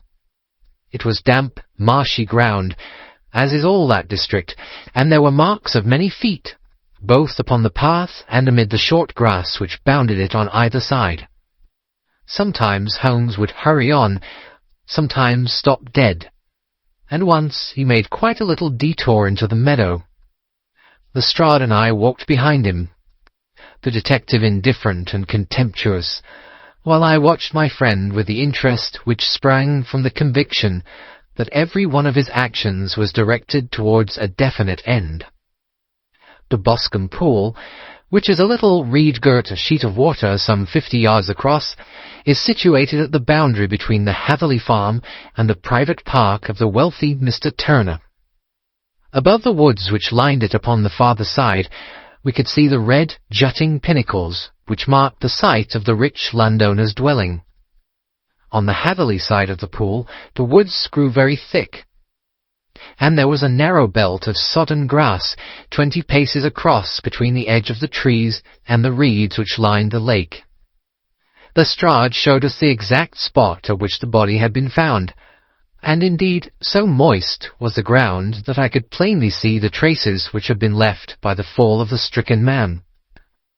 To Holmes, as I could see by his eager face and peering eyes, very many other things were to be read upon the trampled grass. He ran round like a dog who is picking up a scent, and then turned upon my companion. "What did you go into the pool for?" he asked. "I fished about with a rake. I thought there might be some weapon or other trace. But how on earth—" "Oh, tut, tut, I have no time. That left foot of yours with its inward twist is all over the place. A mole could trace it, and there it vanishes among the reeds. Oh, how simple it would all have been had I been here before they came like a herd of buffalo and wallowed all over it. Here is where the party with the lodge-keeper came, and they have covered all tracks for 6 or 8 feet round the body. But here are 3 separate tracks of the same feet." He drew out a lens and lay down upon his waterproof to have a better view, talking all the time, rather to himself than to us. "These are young McCarthy's feet. Twice he was walking, and once he ran swiftly, so that the soles are deeply marked and the heels hardly visible. That bears out his story. He ran when he saw his father on the ground. Then here are the father's feet as he paced up and down. What is this, then? It is the butt end of the gun as the son stood listening. And this? Ha! Ha! What have we here? Tiptoes? Tiptoes? Square, too, quite unusual boots. They come, they go, they come again. Of course, that was for the cloak. Now where did they come from?" He ran up and down, sometimes losing, sometimes finding the track, until we were well within the edge of the wood and under the shadow of a great beech, the largest tree in the neighbourhood. Holmes traced his way to the farthest side of this and lay down once more upon his face with a little cry of satisfaction. For a long time he remained there, turning over the leaves and dried sticks, gathering up what seemed to me to be dust into an envelope, and examining with his lens not only the ground, but even the bark of the tree as far as he could reach. A jagged stone was lying among the moss, and this also he carefully examined and retained. Then he followed a pathway through the wood until he came to the high road where all traces were lost. "It has been a case of considerable interest," he remarked, returning to his natural manner. "I fancy that this grey house on the right must be the lodge. I think that I will go in and have a word with Moran, and perhaps write a little note. Having done that, we may drive back to our luncheon. You may walk to the cab, and I shall be with you presently." It was about 10 minutes before we regained our cab and drove back into Ross, Holmes still carrying with him the stone which he had picked up in the wood. "This may interest you, Lestrade," he remarked, holding it out. "The murder was done with it." "I see no marks." "There are none." "How do you know, then?" "The grass was growing under it. It had only lain there a few days. There was no sign of a place whence it had been taken. It corresponds with the injuries. There is no sign of any other weapon." "And the murderer?" "Is a tall man, left-handed, limps with the right leg, wears thick-soled shooting boots and a grey cloak, smokes Indian cigars, uses a cigar-holder, and carries a blunt penknife in his pocket. There are several other indications, but these may be enough to aid us in our search." Lestrade laughed. "I'm afraid that I am still a sceptic," he said. "Theories are all very well, but we have to deal with a hard-headed British jury." "Nous verrons," answered Holmes calmly. "You work your own method, And I shall work mine. I shall be busy this afternoon, and shall probably return to London by the evening train. And leave your case unfinished? No, finished. But the mystery? It is solved.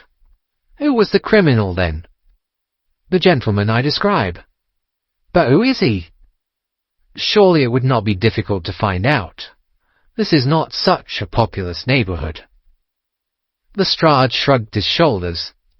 I am a practical man, he said, and I really cannot undertake to go about the country looking for a left-handed gentleman with a gammy leg.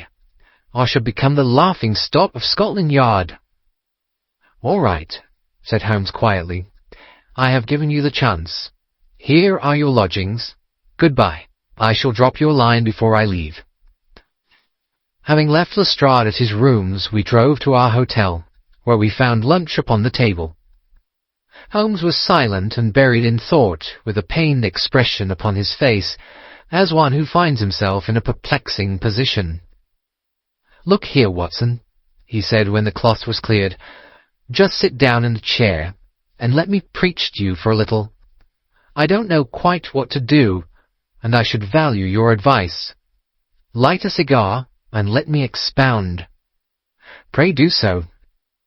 Well, now, in considering this case, there are 2 points about young McCarthy's narrative which struck us both instantly, although they impressed me in his favour and you against him. One was the fact that his father should, according to his account, cry "cooee" before seeing him. The other was his singular dying reference to a rat. He mumbled several words, you understand, but that was all that caught the son's ear. Now from this double point our research must commence, and we will begin it by presuming that what the lad says is absolutely true. What of this cooee, then? Well, obviously it could not have been meant for the son. The son, as far as he knew, was in Bristol. It was mere chance that he was within earshot. The cooee was meant to attract the attention of whoever it was that he had the appointment with. But cooee is a distinctly Australian cry, and one which is used between Australians. There is a strong presumption that the person whom McCarthy expected to meet him at Boscombe Pool was someone who had been in Australia. What of the rat, then? Sherlock Holmes took a folded paper from his pocket and flattened it out on the table. This is a map of the colony of Victoria, he said. I wired to Bristol for it last night. He put his hand over part of the map. What do you read? A-R-A-T, I read. And now? He raised his hand. Ballarat. Quite so. That was the word the man uttered, and of which his son only caught the last 2 syllables. He was trying to utter the name of his murderer, so-and-so of Ballarat. It is wonderful, I exclaimed. It is obvious. And now, you see, I had narrowed the field down considerably. The possession of a grey garment was a third point which, granting the son's statement to be correct, was a certainty. We have come now out of mere vagueness to the definite conception of an Australian from Ballarat with a grey cloak. Certainly. And one who was at home in the district, for the pool can only be approached by the farm or by the estate, where strangers could hardly wander. Quite so. Then comes our expedition of today. By an examination of the ground I gained the trifling details which I gave to that imbecile Lestrade as to the personality of the criminal. But how did you gain them? You know my method. It is founded upon the observation of trifles. His height I know that you might roughly judge from the length of his stride. His boots, too, might be told from their traces. Yes, they were peculiar boots. But his lameness. The impression of his right foot was always less distinct than his left. He put less weight upon it. Why? Because he limped. He was lame. But his left-handedness. You were yourself struck by the nature of the injury as recorded by the surgeon at the inquest. The blow was struck from immediately behind, and yet was upon the left side. Now, how can that be unless it were by a left-handed man? He had stood behind that tree during the interview between the father and son. He had even smoked there. I found the ash of a cigar, which my special knowledge of tobacco ashes enables me to pronounce as an Indian cigar. I have, as you know, devoted some attention to this, and written a little monograph on the ashes of 140 different varieties of pipe, cigar, and cigarette tobacco. Having found the ash, I then looked round and discovered the stump among the moss, where he had tossed it. It was an Indian cigar of the variety which are rolled in Rotterdam. And the cigar-holder? I could see that the end had not been in his mouth, therefore he used a holder. The tip had been cut off, not bitten off, but the cut was not a clean one, so I deduced a blunt penknife. "Holmes," I said, "you have drawn a net round this man, from which he cannot escape, and you have saved an innocent human life as truly as if you had cut the cord which was hanging him. I see the direction in which all this points. The culprit is Mr. John Turner," cried the hotel waiter, opening the door of our sitting-room and ushering in a visitor. The man who entered was a strange and impressive figure. His slow, limping step and bowed shoulders gave the appearance of decrepitude, and yet his hard, deep-lined, craggy features and his enormous limbs showed that he was possessed of unusual strength of body and of character. His tangled beard, grizzled hair, and outstanding drooping eyebrows combined to give an air of dignity and power to his appearance, but his face was of an ashen white, while his lips and the corners of his nostrils were tinged with a shade of blue. It was clear to me at a glance that he was in the grip of some deadly and chronic disease. "Pray, sit down on the sofa," said Holmes gently. "You had my note?" "Yes. The lodge-keeper brought it up. You said that you wished to see me here to avoid scandal." "I thought people would talk if I went to the hall." "And why did you wish to see me?" He looked across at my companion with despair in his weary eyes, as though his question was already answered. "Yes," said Holmes, answering the look rather than the words. "It is so. I know all about McCarthy." The old man sank his face in his hands. "God help me," he cried, "but I would not have let the young man come to harm. I give you my word that I would have spoken out if it went against him at the assizes." "I am glad to hear you say so," said Holmes gravely. "I would have spoken now had it not been for my dear girl. It would break her heart. It will break her heart when she hears that I am arrested." "It may not come to that," said Holmes. "What?" "I am no official agent. I understand that it was your daughter who required my presence here, and I am acting in her interests. Young McCarthy must be got off, however." "I am a dying man," said old Turner. "I have had diabetes for years. My doctor says it is a question whether I shall live a month. Yet I would rather die under my own roof than in a jail." Holmes rose and sat down at the table with his pen in his hand and a bundle of paper before him. "Just tell us the truth," he said. "I shall jot down the facts. You will sign it, and Watson here can witness it. Then I can produce your confession at the last extremity to save young McCarthy. I promise you that I shall not use it unless it is absolutely needed." "It is as well," said the old man. "It's a question whether I shall live to the assizes, so it matters little to me. But I should wish to spare Alice the shock, and now I will make the thing clear to you. It has been a long time in the acting, but will not take me long to tell. You didn't know this dead man, McCarthy. He was the devil incarnate. I tell you that. God keep you out of the clutches of such a man as he. His grip has been upon me these 20 years, and he has blasted my life. I'll tell you first how I came to be in his power. It was in the early 60s at the diggings. I was a young chap then, hot-blooded and reckless, ready to turn my hand at anything. I got among bad companions, took to drink, had no luck with my claim, took to the bush, and, in a word, became what you call over here a highway robber.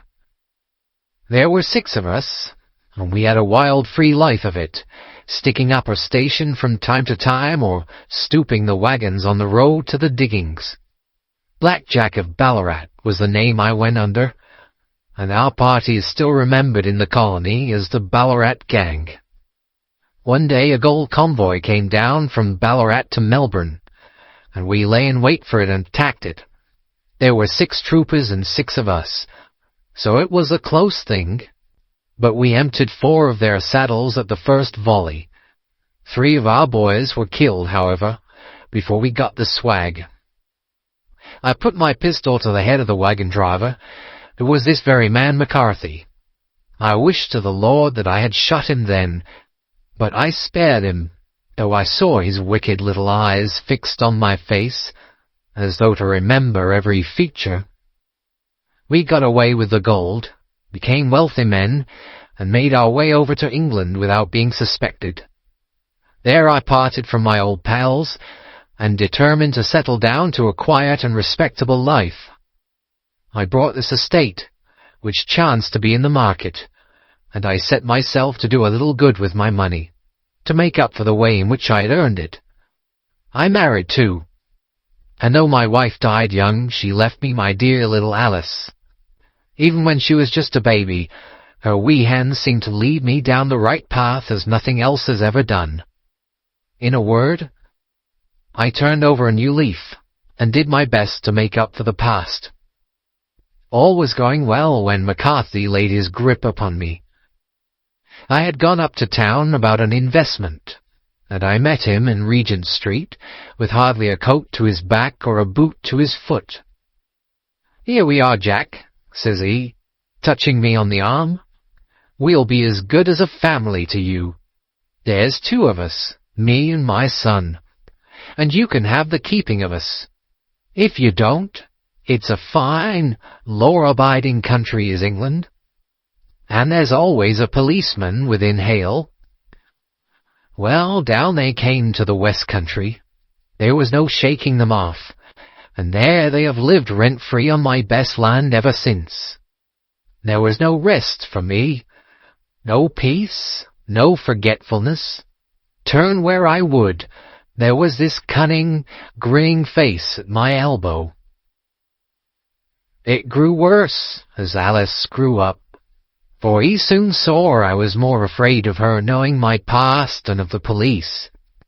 Whatever he wanted he must have, and whatever it was, I gave him without question. Land, money, houses, until at last he asked a thing which I could not give. He asked for Alice. His son, you see, had grown up, and so had my girl, and as I was known to be in weak health, it seemed a fine stroke to him that his lad should step into the whole property. But there I was firm. I would not have his cursed stock mixed with mine. Not that I had any dislike to the lad, but his blood was in him, and that was enough. I stood firm. McCarthy threatened. I braved him to do his worst. We were to meet at the pool midway between our houses, to talk it over. When I went down there I found him talking with his son, so I smoked a cigar and waited behind a tree until he should be alone. But as I listened to his talk, all that was black and bitter in me seemed to come uppermost. He was urging his son to marry my daughter, with as little regard for what she might think as if she were a slut from off the streets. It drove me mad to think that I, and all that I held most dear, should be in the power of such a man as this. Could I not snap the bond? I was already a dying and a desperate man, though clear of mind and fairly strong of limb. I knew that my own fate was sealed, but my memory and my girl. both could be saved, if I could but silence that foul tongue. I did it, Mr. Holmes. I would do it again. Deeply as I have sinned, I have led a life of martyrdom to atone for it. But that my girl should be entangled in the same meshes which held me was more than I could suffer. I struck him down with no more compunction than if he had been some foul and venomous beast. His cry brought back his son, but I had gained the cover of the wood, though I was forced to go back to fetch the cloak which I had dropped in my flight. That is the true story, gentlemen, of all that occurred. Well, it is not for me to judge you, said Holmes, as the old man signed the statement which had been drawn out. I pray that we may never be exposed to such temptation. I pray not, sir. And what do you intend to do? In view of your health, nothing. You are yourself aware that you will soon have to answer for your deed at a higher court than the assizes. I will keep your confession, and if McCarthy is condemned, I shall be forced to use it. If not, it shall never be seen by mortal eye, and your secret, whether you be alive or dead, shall be safe with us. Farewell, then, said the old man solemnly. Your own deathbeds, when they come, will be the easier for the thought of the peace which you have given to mine. Tottering and shaking in all his giant frame, he stumbled slowly from the room. God help us, said Holmes after a long silence. Why does fate play such tricks with poor helpless worms? I never hear of such a case as this that I do not think of Baxter's words and say, There but for the grace of God goes Sherlock Holmes. James McCarthy was acquitted at the assizes on the strength of a number of objections which had been drawn out by Holmes and submitted to the defending counsel. Old Turner lived for 7 months after our interview, but he is now dead, and there is every prospect that the son and daughter may come to live happily together in ignorance of the black cloud which rests upon their past. End of the Boscombe Valley Mystery. The 5 Orange Pips. When I glance over my notes and records of the Sherlock Holmes cases between the years 82 and 90, I am faced by so many which present strange and interesting features that it is no easy matter to know which to choose and which to leave. Some, however, have already gained publicity through the papers, and others have not offered a field for those peculiar qualities which my friend possessed in so high a degree, and which it is the object of these papers to illustrate. Some, too, have baffled his analytical skill, and would be as narratives, beginnings without an ending, while others have been but partially cleared up, and have their explanations founded rather upon conjecture and surmise than on that absolute logical proof which was so dear to him.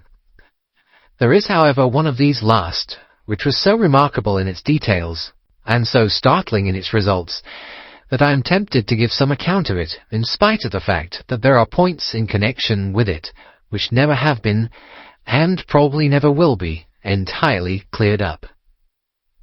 The year 87 furnished us with a long series of cases of greater or lesser interest, of which I retain the records. Among my headings under this 12 months, I find an account of the adventure of the Paradol Chamber, of the Amateur Mendicant Society who held a luxurious club in the lower vault of a furniture warehouse, of the facts connected with the loss of the British bark Sophie Anderson, of the singular adventures of the Grice Pattersons in the islands of Uffa, and finally of the Camberwell poisoning case. In the latter, as may be remembered, Sherlock Holmes was able, by winding up the dead man's watch, to prove that it had been wound up 2 hours before, and that therefore the deceased had gone to bed within that time, a deduction which was of the greatest importance in clearing up the case. All these I may sketch out at some future date, but none of them present such singular features as the strange train of circumstances which I have now taken up my pen to describe. It was in the latter days of September, and the equinoctial gales had set in with exceptional violence. All day the wind had screamed and the rain had beaten against the windows, so that even here in the heart of great, handmade London, we were forced to raise our minds for the instant from the routine of life, and to recognize the presence of those great elemental forces which shriek at mankind through the bars of his civilization, like untamed beasts in a cage. As evening drew in, the storm grew higher and louder, and the wind cried and sobbed like a child in a chimney. Sherlock Holmes sat moodily at one side of the fireplace, cross-indexing his records of crime, while I at the other was deep in one of Clark Russell's fine sea stories, until the howl of the gale from without seemed to blend with the text, and the splash of the rain to lengthen out into the long swash of the sea waves. My wife was on a visit to her mother's, and for a few days I was a dweller once more in my old quarters at Baker Street. "Why?" said I, glancing up at my companion. "That was surely the bell. Who could come tonight? Some friend of yours, perhaps?" "Except yourself, I have none," he answered. "I do not encourage visitors." "A client, then?" "If so, it is a serious case. Nothing less would bring a man out on such a day and at such an hour, but I take it that it is more likely to be some crony of the landlady's." Sherlock Holmes was wrong in his conjecture, however, for there came a step in the passage and a tapping at the door. He stretched out his long arm to turn the lamp away from himself and towards the vacant chair upon which a newcomer must sit. "Come in," said he. The man who entered was young, some 22 at the outside, well-groomed and trimly clad, with something of refinement and delicacy in his bearing. The streaming umbrella which he held in his hand, and his long, shining waterproof, told of the fierce weather through which he had come. He looked about him anxiously in the glare of the lamp, and I could see that his face was pale and his eyes heavy, like those of a man who is weighed down with some great anxiety. "I owe you an apology," he said, raising his gold pince-nez to his eyes. "I trust that I'm not intruding. I fear that I have brought some traces of the storm and rain into your snug chamber." "Give me your coat and umbrella," said Holmes. "They may rest here on the hook, and will be dry presently. You have come up from the south-west, I see." "Yes, from Horsham." "That clay and chalk mixture which I see upon your toe-caps is quite distinctive." "I have come for your advice." "That is easily got." "And help." "That is not always so easy." "I have heard of you, Mr. Holmes. I heard from Major Prendergast how you saved him in the Tankerville Club scandal." "Ah, of course. He was wrongfully accused of cheating at cards." "He said that you could solve anything." "He said too much." "That you are never beaten." "I have been beaten 4 times, 3 times by men, and once by a woman." "But what is that compared with the number of your successes?"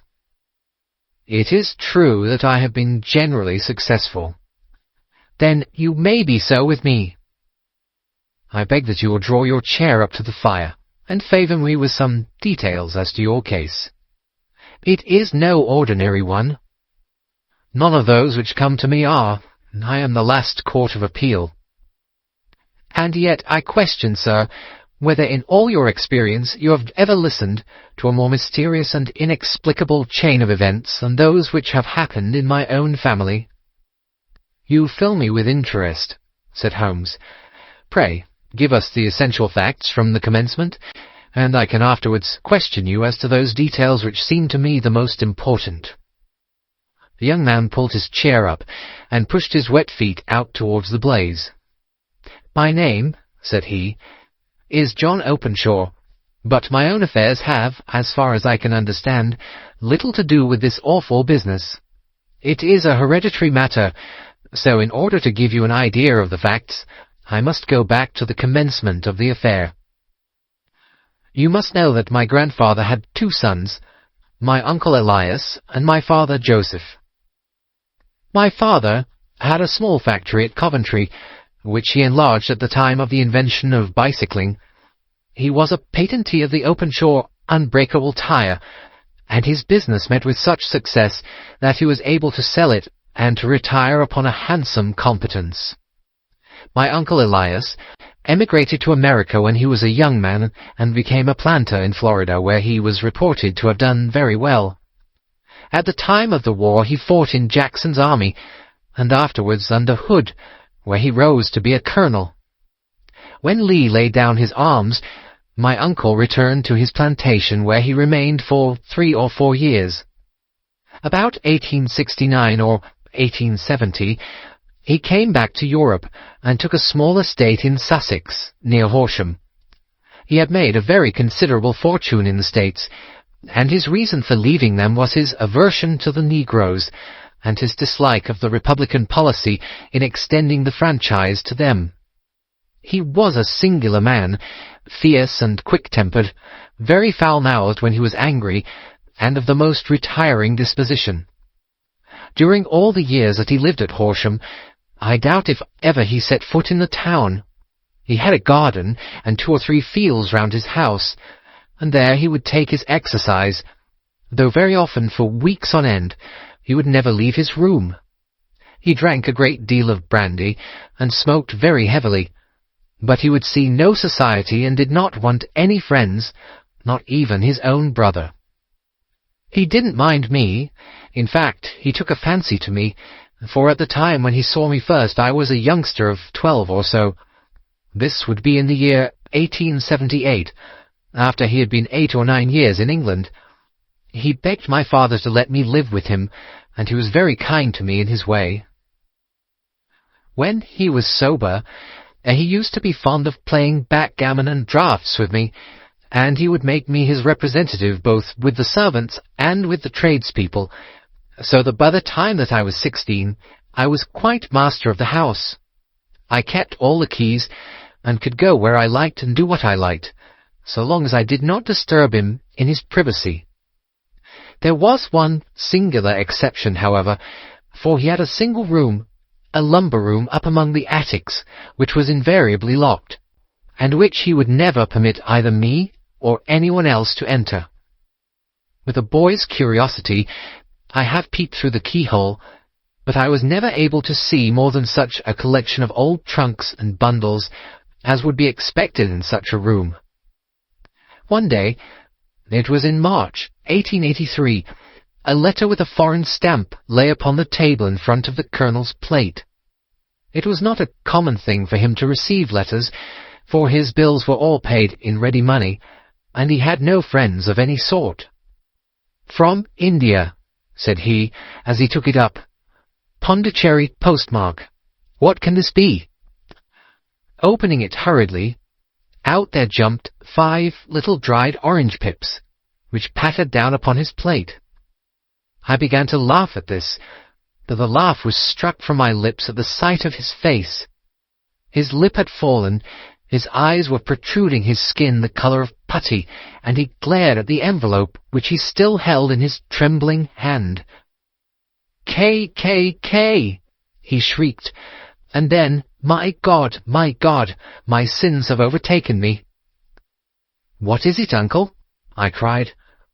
"Death," said he, and rising from the table, he retired to his room, leaving me palpitating with horror. I took up the envelope, and saw scrawled in red ink upon the inner flap, just above the gum, the letter K 3 times repeated. There was nothing else save the 5 dried pips. What could be the reason of his overpowering terror? I left the breakfast table, and as I ascended the stair, I met him coming down with an old rusty key which must have belonged to the attic in one hand, and a small brass box, like a cash-box, in the other. "They may do what they like, but I'll checkmate them still," said he with an oath. "Tell Mary that I shall want a fire in my room today, and send down to Fordham the Horsham lawyer." I did as he ordered, and when the lawyer arrived I was asked to step up to the room. The fire was burning brightly, and in the grate there was a mass of black, fluffy ashes as of burned paper, while the brass box stood open and empty beside it. As I glanced at the box, I noticed with a start that upon the lid was printed the treble K which I had read in the morning upon the envelope. "I wish you, John," said my uncle, "to witness my will. I leave my estate, with all its advantages and all its disadvantages, to my brother, your father, whence it will no doubt descend to you. If you can enjoy it in peace, well and good. If you find you cannot, take my advice, my boy, and leave it to your deadliest enemy. I am sorry to give you such a two-edged thing, but I can't say what turn things are going to take. Kindly sign the paper where Mr. Fordham shows you." I signed the paper as directed, and the lawyer took it away with him. The singular incident made, as you may think, the deepest impression upon me, and I pondered over it, and turned it every way in my mind without being able to make anything of it. Yet I could not shake off the vague feeling of dread which it left behind, though the sensation grew less keen as the weeks passed, and nothing happened to disturb the usual routine of our lives. I could see a change in my uncle, however. He drank more than ever, and he was less inclined for any sort of society. Most of his time he would spend in his room, with the door locked upon the inside, but sometimes he would emerge in a sort of drunken frenzy, and would burst out of the house and tear about the garden with a revolver in his hand, screaming out that he was afraid of no man, and that he was not to be cooped up like a sheep in a pen by man or devil. When these hot fits were over, however, he would rush tumultuously in at the door and lock and bar it behind him, like a man who can brazen it out no longer against the terror which lies at the roots of his soul. At such times I have seen his face, even on a cold day, glisten with moisture, as though it were new raised from a basin. Well, to come to an end of the matter, Mr. Holmes, and not to abuse your patience, there came a night when he made one of those drunken sallies from which he never came back. We found him, when we went to search for him, face downward in a little green-scummed pool which lay at the foot of the garden. There was no sign of any violence, and the water was but 2 feet deep, so that the jury, having regard to his known eccentricity, brought in a verdict of suicide. But I, who knew how he winced from the very thought of death, had much ado to persuade myself that he had gone out of his way to meet it. The matter passed, however, and my father entered into possession of the estate, and of some £14,000, which lay to his credit at the bank. "One moment," Holmes interposed. "Your statement is, I foresee, one of the most remarkable to which I have ever listened. Let me have the date of the reception by your uncle of the letter, and the date of his supposed suicide." "The letter arrived on March 10th, 1883.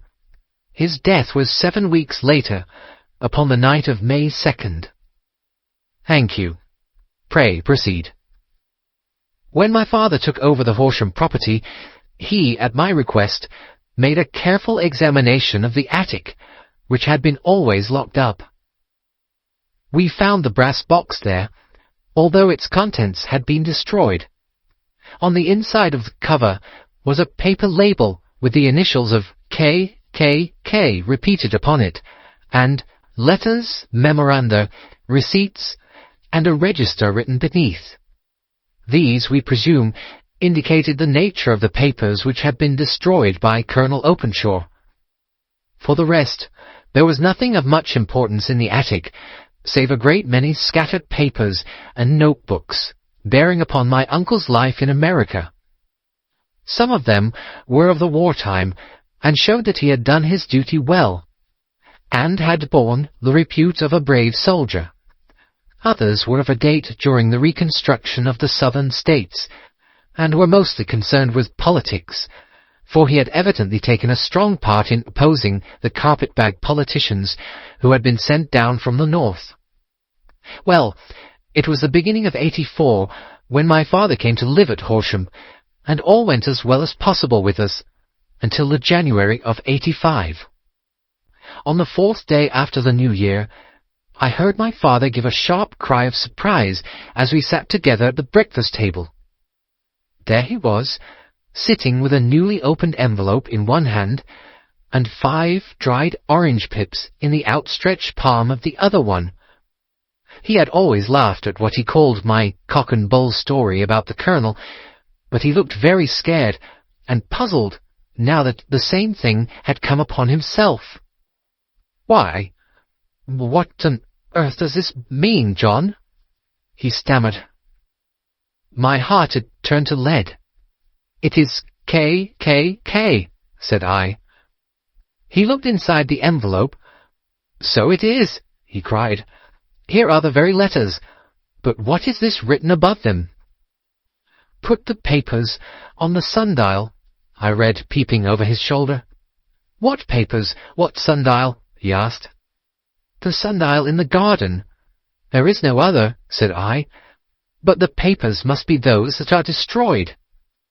"Pooh," said he, gripping hard at his courage. "We are in a civilized land here, and we can't have tomfoolery of this kind. Where does the thing come from?" "From Dundee," I answered, glancing at the postmark. "Some preposterous practical joke," said he. "What have I to do with sundials and papers? I shall take no notice of such nonsense." "I should certainly speak to the police," I said. "And be laughed at for my pains? Nothing of the sort." "Then let me do so." "No, I forbid you. I won't have a fuss made about such nonsense." It was in vain to argue with him, for he was a very obstinate man. I went about, however, with a heart which was full of forebodings. On the 3rd day after the coming of the letter, my father went from home to visit an old friend of his, Major Freebody, who is in command of one of the forts upon Portsdown Hill. I was glad that he should go, for it seemed to me that he was farther from danger when he was away from home. In that, however, I was in error. Upon the 2nd day of his absence, I received a telegram from the Major, imploring me to come at once. My father had fallen over one of the deep chalk pits which abound in the neighbourhood, and was lying senseless, with a shattered skull. I hurried to him, but he passed away without having ever recovered his consciousness. He had, as it appears, been returning from Fareham in the twilight, and as the country was unknown to him, and the chalk pit unfenced, the jury had no hesitation in bringing in a verdict of death from accidental causes.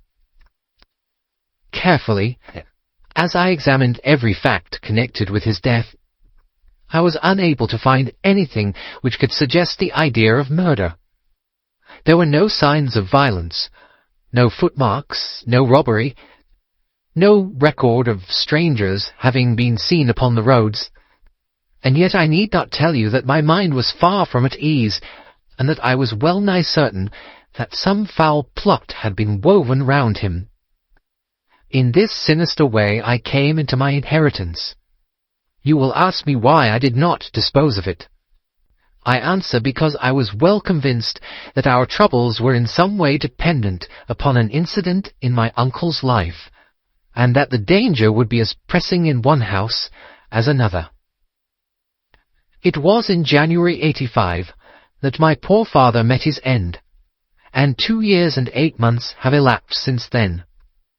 During that time I have lived happily at Horsham, and I had begun to hope that this curse had passed away from the family, and that it had ended with the last generation. I had begun to take comfort too soon, however. Yesterday morning the blow fell in the very shape in which it had come upon my father. The young man took from his waistcoat a crumpled envelope, and turning to the table he shook out upon it 5 little dried orange pips. "This is the envelope," he continued. "The postmark is London, Eastern Division. Within are the very words which were upon my father's last message, K. And then, put the papers on the sundial." "What have you done?" asked Holmes. "Nothing." "Nothing?"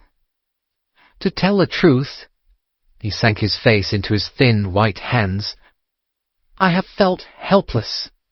I have felt like one of those poor rabbits when the snake is writhing towards it. I seem to be in the grasp of some resistless, inexorable evil which no foresight and no precautions can guard against." "Tut, tut," cried Sherlock Holmes. "You must act, man, or you are lost. Nothing but energy can save you. This is no time for despair." "I have seen the police." "Ah! But they listened to my story with a smile. I am convinced that the inspector has formed the opinion that the letters are all practical jokes, and that the deaths of my relations were really accidents, as the jury stated, and were not to be connected with the warnings." Holmes shook his clenched hands in the air. "Incredible imbecility!" he cried. "They have, however, allowed me a policeman, who may remain in the house with me." "Has he come with you tonight?" "No, his orders were to stay in the house." Again Holmes raved in the air. "Why did you come to me?" he cried. "And above all, why did you not come at once?" "I did not know. It was only today that I spoke to Major Prendergast about my troubles, and was advised by him to come to you." "It is really 2 days since you had the letter. We should have acted before this. You have no further evidence, I suppose, than that which you have placed before us? No suggestive detail which might help us?" "There is one thing," said John Openshaw. He rummaged in his coat pocket, and drawing out a piece of discoloured blue-tinted paper, he laid it out upon the table. "I have some remembrance," said he, "that on the day when my uncle burned the papers, I observed that the small, unburned margins which lay amid the ashes were of this particular colour. I found this single sheet upon the floor of his room, and I am inclined to think that it may be one of the papers which has, perhaps, fluttered out from among the others, and in that way has escaped destruction. Beyond the mention of pips, I do not see that it helps us much. I think myself that it is a page from some private diary. The writing is undoubtedly my uncle's." Holmes moved the lamp, and we both bent over the sheet of paper, which showed by its ragged edge that it had indeed been torn from a book. It was headed March 1869, and beneath were the following enigmatical notices: 4th, Hudson Kane, same old platform. 7th, set the pips on Macaulay, Paramore, and John Swain of St. Augustine. 9th, Macaulay cleared. 10th, John Swain cleared. 12th, visited Paramore, all well. "Thank you," said Holmes, folding up the paper and returning it to our visitor. "And now you must on no account lose another instant. We cannot spare time even to discuss what you have told me. You must get home instantly and act." "What shall I do?" "There is but one thing to do. It must be done at once. You must put this piece of paper which you have shown us into the brass box which you have described. You must also put in a note to say that all the other papers were burned by your uncle, and that this is the only one which remains. You must assert that in such words as will carry conviction with them. Having done this, you must at once put the box out upon the sundial as directed. Do you understand?" "Entirely." "Do not think of revenge, or anything of the sort at present. I think that we may gain that by means of the law, but we have our web to weave, while theirs is already woven. The first consideration is to remove the pressing danger which threatens you. The second is to clear up the mystery and to punish the guilty parties." "I thank you," said the young man, rising and pulling on his overcoat. "You have given me fresh life and hope. I shall certainly do as you advise." "Do not lose an instant. And above all, take care of yourself in the meanwhile, for I do not think that there can be a doubt that you are threatened by a very real and imminent danger. How do you go back?" "By train from Waterloo." "It is not yet 9. The streets will be crowded, so I trust that you may be in safety. And yet you cannot guard yourself too closely." "I am armed." "That is well. Tomorrow I shall set to work upon your case." "I shall see you at Horsham, then." "No. Your secret lies in London. It is there that I shall seek it."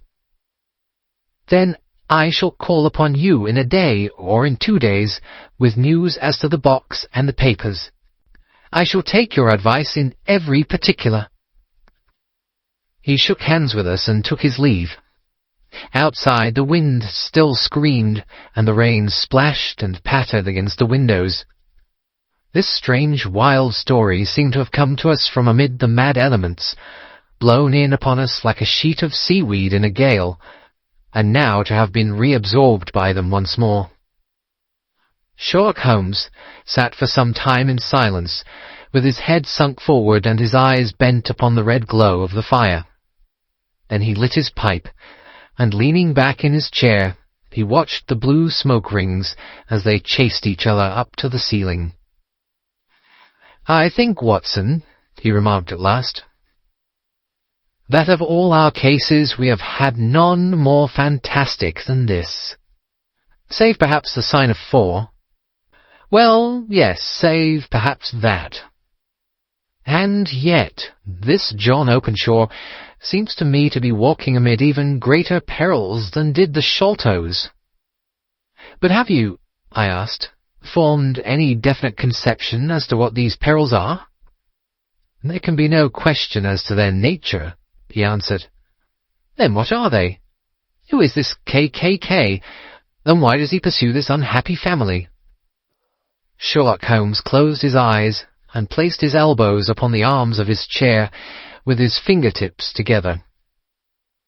"The ideal reasoner," he remarked, "would, when he had once been shown a single fact in all its bearings, deduce from it not only the chain of events which led up to it, but also all the results which would follow from it. As Cuvier could correctly describe a whole animal by the contemplation of a single bone, so the observer, who has thoroughly understood one link in a series of incidents, should be able to accurately state all the other ones, both before and after. We have not yet grasped the results which the reason alone can attain to. Problems may be solved in the study which have baffled all those who have sought a solution by the aid of their senses. To carry the art, however, to its highest pitch, it is necessary that the reasoner should be able to utilize all the facts which have come to his knowledge, and this in itself implies, as you will readily see, a possession of all knowledge, which, even in these days of free education and encyclopedias, is a somewhat rare accomplishment. It is not so impossible, however, that a man should possess all knowledge which is likely to be useful to him in his work, and this I have endeavoured in my case to do. If I remember rightly, you, on one occasion, in the early days of our friendship, defined my limits in a very precise fashion." "Yes," I answered, laughing. "It was a singular document. Philosophy, astronomy, and politics were marked at 0, I remember. Botany variable, geology profound as regards the mud-stains from any region within 50 miles of town, chemistry eccentric, anatomy unsystematic, sensational literature and crime records unique, violin player, boxer, swordsman, lawyer, and self-poisoner by cocaine and tobacco. Those, I think, were the main points of my analysis." Holmes grinned at the last item. "Well," he said, "I say now, as I said then, that a man should keep his little brain attic stocked with all the furniture that he is likely to use, and the rest he can put away in the lumber room of his library, where he can get at it if he wants it. Now, for such a case as the one which has been submitted to us tonight, we need certainly to muster all our resources. kindly hand me down the letter K of the American Encyclopedia, which stands upon the shelf beside you. Thank you. Now, let us consider the situation and see what may be deduced from it. In the first place, we may start with a strong presumption that Colonel Openshaw had some very strong reason for leaving America. Men at his time of life do not change all their habits and exchange willingly the charming climate of Florida for the lonely life of an English provincial town. His extreme love of solitude in England suggests the idea that he was in fear of someone or something, so we may assume as a working hypothesis that it was fear of someone or something which drove him from America. As to what it was he feared, we can only deduce that by considering the formidable letters which were received by himself and his successors. Did you remark the postmarks of those letters? The first was from Pondicherry, the second from Dundee, and the third from London. From East London. What do you deduce from that? They're all seaports. That the writer was on board of a ship. Excellent. We have already a clue. There can be no doubt that the strong probability, is that the writer was on board of a ship. And now, let us consider another point. In the case of Pondicherry, 7 weeks elapsed between the threat and its fulfillment. In Dundee, it was only some 3 or 4 days. Does that suggest anything? A greater distance to travel? But the letter had also a greater distance to come. Then I do not see the point. There is at least a presumption that the vessel in which the man or men are is a sailing ship. It looks as they always send their singular warning or token before them when starting upon their mission. You see how quickly the deed followed the sign when it came from Dundee. If they had come from Pondicherry in a steamer, they would have arrived almost as soon as their letter. But as a matter of fact, 7 weeks elapsed. I think that those 7 weeks represented the difference between the mail boat which brought the letter and the sailing vessel which brought the writer. It is possible. More than that, it is probable. And now you see the deadly urgency of this new case, and why I urged young Openshaw to caution. The blow has always fallen at the end of the time which it would take the senders to travel the distance. But this one comes from London, and therefore we cannot count upon delay. Good God! I cried. What can it mean, this relentless persecution?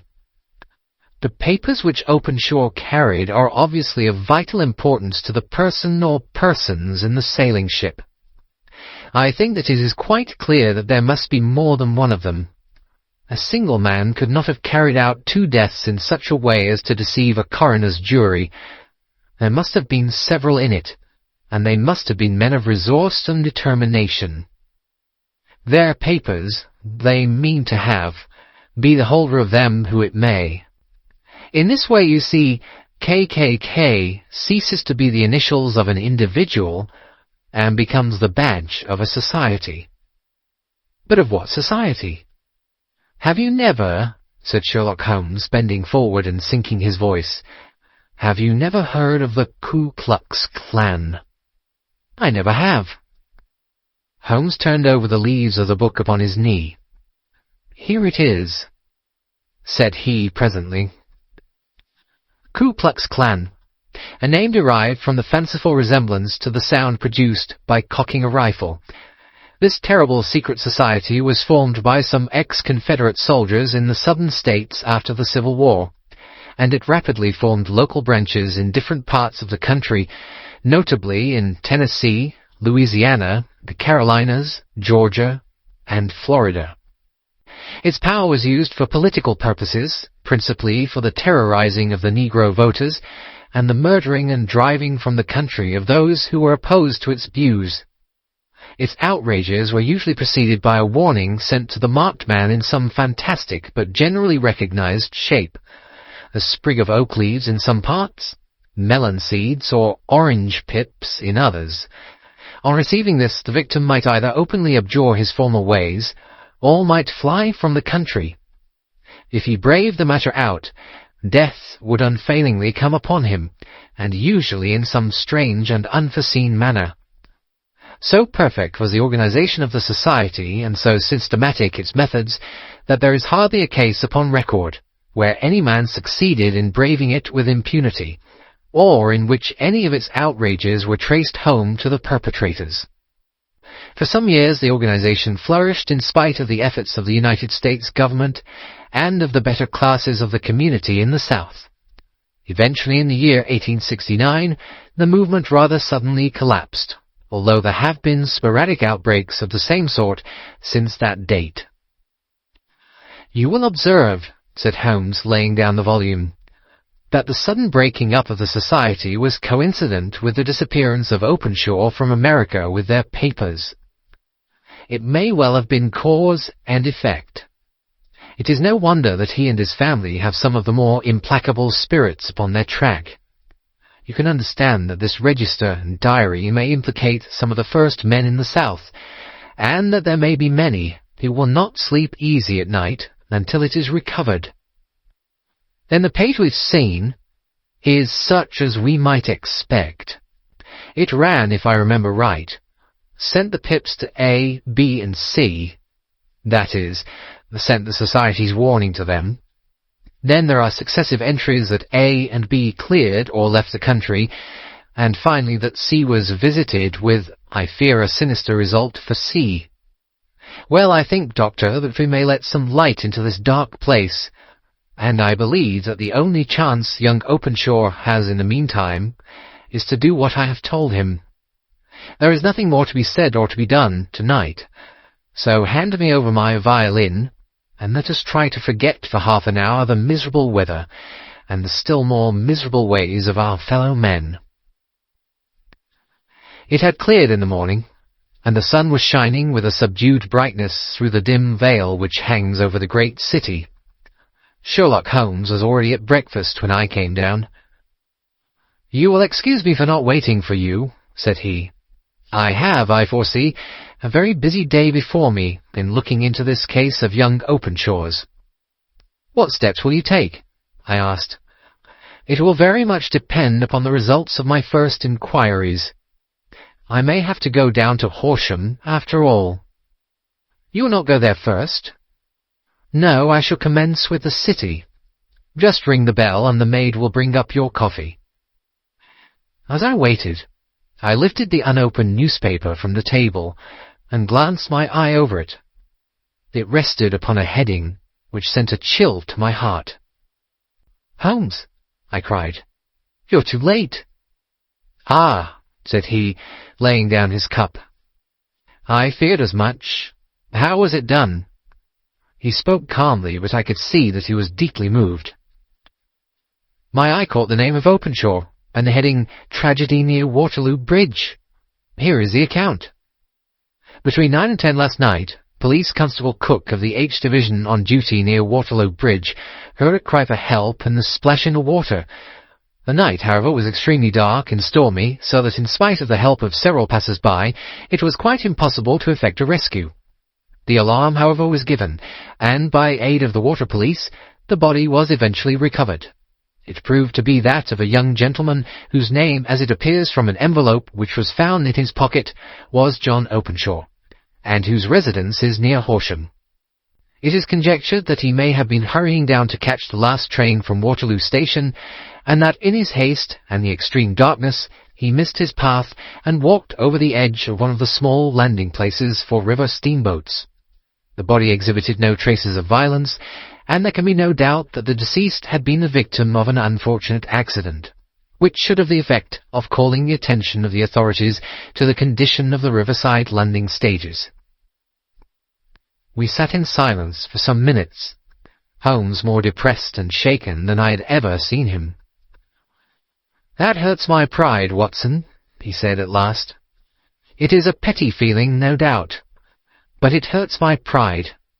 It becomes a personal matter with me now, and if God sends me health, I shall set my hand upon this gang, that he should come to me for help, and that I should send him away to his death." He sprang from his chair and paced about the room in uncontrollable agitation, with a flush upon his sallow cheeks and a nervous clasping and unclasping of his long, thin hands. "They must be cunning devils," he exclaimed at last. "How could they have decoyed him down there? The embankment is not on the district line to the station. The bridge, no doubt, was too crowded, even on such a night, for their purpose. Well, Watson, we shall see who will win in the long run. I am going out now." "To the police?" "No. I shall be my own police.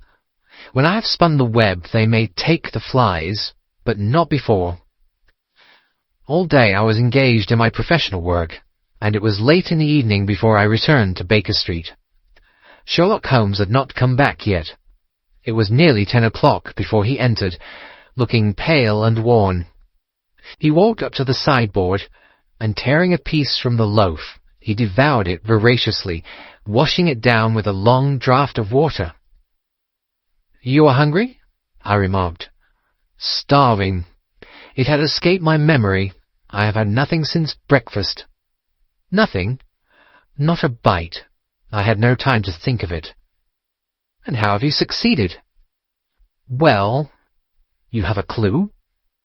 "I have them in the hollow of my hand. Young Openshaw shall not long remain unavenged. Why, Watson, let us put their own devilish trademark upon them. It is well thought of." "What do you mean?" He took an orange from the cupboard, and tearing it to pieces, he squeezed out the pips upon the table. Of these he took 5, and thrust them into an envelope. On the inside of the flap he wrote S.H. for J.O. Then he sealed it, and addressed it to Captain James Calhoun, Bark Lone Star, Savannah, Georgia. "That will await him when he enters port," said he, chuckling. "It may give him a sleepless night. He'll find it as sure a precursor of his fate as Openshaw did before him." "And who is this Captain Calhoun?" "The leader of the gang. I shall have the others, but he first." "How did you trace it, then?" He took a large sheet of paper from his pocket, all covered with dates and names.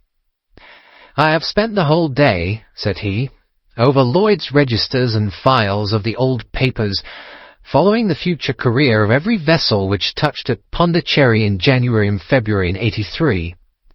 There were 36 ships of fair tonnage which were reported there during those months. Of these, one, the Lone Star, instantly attracted my attention, since although it was reported as having cleared from London, the name is that which is given to one of the states of the Union. Texas, I think. I was not, and am not sure which, but I knew that the ship must have an American origin." "What then?" "I searched the Dundee records, and when I found that the bark Lone Star was there in January '85, my suspicion became a certainty. I then inquired as to the vessels which lay at present in the port of London." "Yes?" "The Lone Star had arrived here last week. I went down to the Albert dock and found that she had been taken down the river by the early tide this morning, homeward bound to Savannah. I wired to Gravesend and learned that she had passed some time ago, and as the wind is easterly, I have no doubt that she is now past the Goodwins, and not very far from the Isle of Wight." "What will he do, then?" "Oh, I have my hand upon him. He and the 2 mates are, as I learn, the only native-born Americans in the ship. The others are Finns and Germans. I know also that they were all 3 away from the ship last night. I had it from the stevedore, who's been loading their cargo. By the time that their sailing ship reaches Savannah, the mail-boat will have carried this letter, and the cable will have informed the police of Savannah that these 3 gentlemen are badly wanted here upon a charge of murder. There is ever a flaw, however, in the best laid of human plans, and the murderers of John Openshaw were never to receive the orange pips which would show them that another, as cunning and as resolute as themselves, was upon their track. Very long and very severe were the equinoctial gales that year. We waited long for news of the Lone Star of Savannah, but none ever reached us. We did at last hear that somewhere, far out in the Atlantic, a shattered stern post of a boat was seen swinging in the trough of a wave, with the letters L.S. carved upon it. And that is all which we shall ever know of the fate of the Lone Star. End of the 5 Orange Pips. The Man with the Twisted Lip. Asa Whitney, brother of the late Elias Whitney, D.D., principal of the Theological College of St. George's, was much addicted to opium. The habit grew upon him, as I understand, from some foolish freak when he was at college. For having read De Quincey's description of his dreams and sensations, he had drenched his tobacco with laudanum in an attempt to produce the same effects. He found, as so many more have done, that the practice is easier to attain than to get rid of, and for many years he continued to be a slave to the drug, an object of mingled horror and pity to his friends and relatives. I can see him now, with yellow, pasty face, drooping lips, and pinpoint pupils, all huddled in a chair, the wreck and ruin of a noble man. One night, it was in June, 89, there came a ring to my bell, about the hour when a man gives his first yawn and glances at the clock. I sat up in my chair, and my wife laid her needlework down in her lap and made a little face of disappointment. "A patient," said she. "You'll have to go out." I groaned, for I was newly come back from a weary day. We heard the door open, a few hurried words, and then quick steps upon the linoleum. Our own door flew open, and a lady, clad in some dark-coloured stuff with a black veil, entered the room. "You will excuse my calling so late," she began, and then suddenly losing her self-control, she ran forward, threw her arms about my wife's neck, and sobbed upon her shoulder. "Oh, I'm in such trouble," she cried. "I do so want a little help." "Why?" said my wife, pulling up her veil. "It is Kate Whitney." "How you startled me, Kate. I had not an idea who you were when you came in." "I didn't know what to do, so I came straight to you." That was always the way. Folk who were in grief came to my wife like birds to a lighthouse. "It was very sweet of you to come. Now you must have some wine and water, and sit here comfortably and tell us all about it. Or should you rather that I sent James off to bed?" "Oh, no, no. I want the doctor's advice and help, too. It's about Asa. He has not been home for 2 days. I am so frightened about him." It was not the first time that she had spoken to us of her husband's trouble, to me as a doctor, to my wife as an old friend and school companion. We soothed and comforted her by such words as we could find. Did she know where her husband was? Was it possible that we could bring him back to her? It seems that it was. She had the surest information that of late he had, when the fit was on him, made use of an opium den in the farthest east of the city. Hitherto his orgies had always been confined to one day, and he had come back, twitching and shattered, in the evening. But now the spell had been upon him 48 hours, and he lay there, doubtless among the dregs of the docks, breathing in the poison or sleeping off the effects. There he was to be found, she was sure of it, at the Bar of Gold, in Upper Swandam Lane. But what was she to do? How could she, a young and timid woman, make her way into such a place and pluck her husband out from among the ruffians who surrounded him? There was the case, and of course there was but one way out of it. Might I not escort her to this place? And then, as a second thought, why should she come at all? I was Asa Whitney's medical adviser, and as such I had influence over him. I could manage it better if I were alone. I promised her on my word that I would send him home in a cab within 2 hours, if he were indeed at the address which she had given me. And so in 10 minutes I had left my armchair and cheery sitting-room behind me, and was speeding eastward in a hansom on a strange errand, as it seemed to me at the time, though the future only could show how strange it was to be.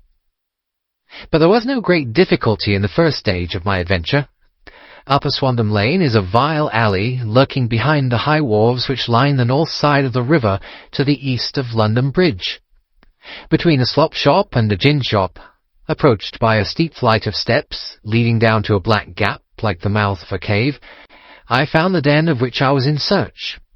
Ordering my cab to wait, I passed down the steps, worn hollow in the centre by the ceaseless tread of drunken feet, and by the light of a flickering oil lamp above the door, I found the latch, and made my way into a long, low room, thick and heavy with the brown opium smoke, and terraced with wooden berths like the forecastle of an emigrant ship. Through the gloom one could dimly catch a glimpse of bodies lying in strange, fantastic poses, bowed shoulders, bent knees, heads thrown back, and chins pointing upward, with here and there a dark, lacklustre eye turned upon the newcomer.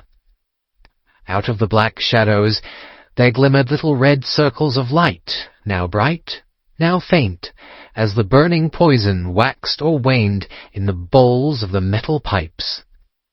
The most lay silent, but some muttered to themselves, and others talked together in a strange, low, monotonous voice, their conversation coming in gushes, and then suddenly tailing off into silence, each mumbling out his own thoughts, and paying little heed to the words of his neighbour. At the farther end was a small brazier of burning charcoal, beside which, on a three-legged wooden stool, there sat a tall, thin old man, with his jaw resting upon his two fists, and his elbows upon his knees, staring into the fire. As I entered, a sallow Malay attendant had hurried up with a pipe for me and a supply of the drug, beckoning me to an empty berth. "Thank you, I have not come to stay," said I. "There is a friend of mine here, Mr. Isa Whitney, and I wish to speak with him." There was a movement and an exclamation from my right, and peering through the gloom, I saw Whitney, pale, haggard and unkempt, staring out at me. "My God, it's Watson," said he. He was in a pitiable state of reaction, with every nerve in a twitter. "I say, Watson, what o'clock is it?" "Nearly 11. "What day?" "Friday, June 19th. "Good heavens! I thought it was Wednesday." "It is Wednesday. What do you want to frighten a chap for?" He sank his face onto his arms and began to sob in a high treble key. "I tell you that it is Friday, man. Your wife has been waiting this 2 days for you. You should be ashamed of yourself." "So I am. But you've got mixed, Watson, for I've only been here a few hours. 3 pipes, 4 pipes, I forgot how many. But I'll go home with you. I wouldn't frighten Kate, poor little Kate. Give me your hand. Have you a cab?" "Yes, I have one waiting." "Then I shall go in it. But I must owe something. Find what I owe, Watson. I'm all off colour. I can do nothing for myself." I walked down the narrow passage between the double row of sleepers, holding my breath to keep out the vile, stupefying fumes of the drug, and looking about for the manager. As I passed the tall man who sat by the brazier, I felt a sudden pluck at my skirt, and a low voice whispered, "Walk past me, and then look back at me." The words fell quite distinctly upon my ear. I glanced down. They could only have come from the old man at my side. And yet he sat now as absorbed as ever, very thin, very wrinkled, bent with age, an opium pipe dangling down from beneath his knees, as though it had dropped in sheer lassitude from his fingers. I took 2 steps forward and looked back. It took all my self-control to prevent me from breaking out into a cry of astonishment. He had turned his back so that none could see him, but I. His form had filled out, his wrinkles were gone. The dull eyes had regained their fire, and there, sitting by the fire and grinning at my surprise, was none other than Sherlock Holmes.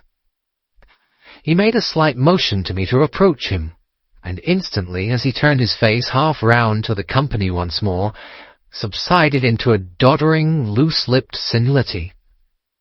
"Holmes," I whispered, "what on earth are you doing in this den?" "As low as you can," he answered. "I have excellent ears. If you would have the great kindness to get rid of that sottish friend of yours, I should be exceedingly glad to have a little talk with you." "I have a cab outside." "Then pray send him home in it. You may safely trust him, for he appears to be too limp to get into any mischief. I should recommend you also to send a note by the cabman to your wife to say that you have thrown in your lot with me. If you will wait outside, I shall be with you in 5 minutes." It was difficult to refuse any of Sherlock Holmes's requests, for they are always so exceedingly definite, and put forward with such a quiet air of mastery. I felt, however, that when Whitney was once confined in the cab, my mission was practically accomplished. And for the rest, I could not wish anything better than to be associated with my friend in one of those singular adventures which were the normal condition of his existence. In a few minutes I had written my note, paid Whitney's bill, led him out to the cab, and seen him driven through the darkness. In a very short time a decrepit figure had emerged from the opium den, and I was walking down the street with Sherlock Holmes. For 2 streets he shuffled along with a bent back and an uncertain foot. Then, glancing quickly round, he straightened himself out and burst into a hearty fit of laughter. "I suppose, Watson," said he, "that you imagine that I have added opium smoking to cocaine injections, and all the other little weaknesses on which you have favoured me with your medical views. I was certainly surprised to find you there, but not more so than I to find you. I came to find a friend, and I to find an enemy." "An enemy?" "Yes, one of my natural enemies, or shall I say, my natural prey.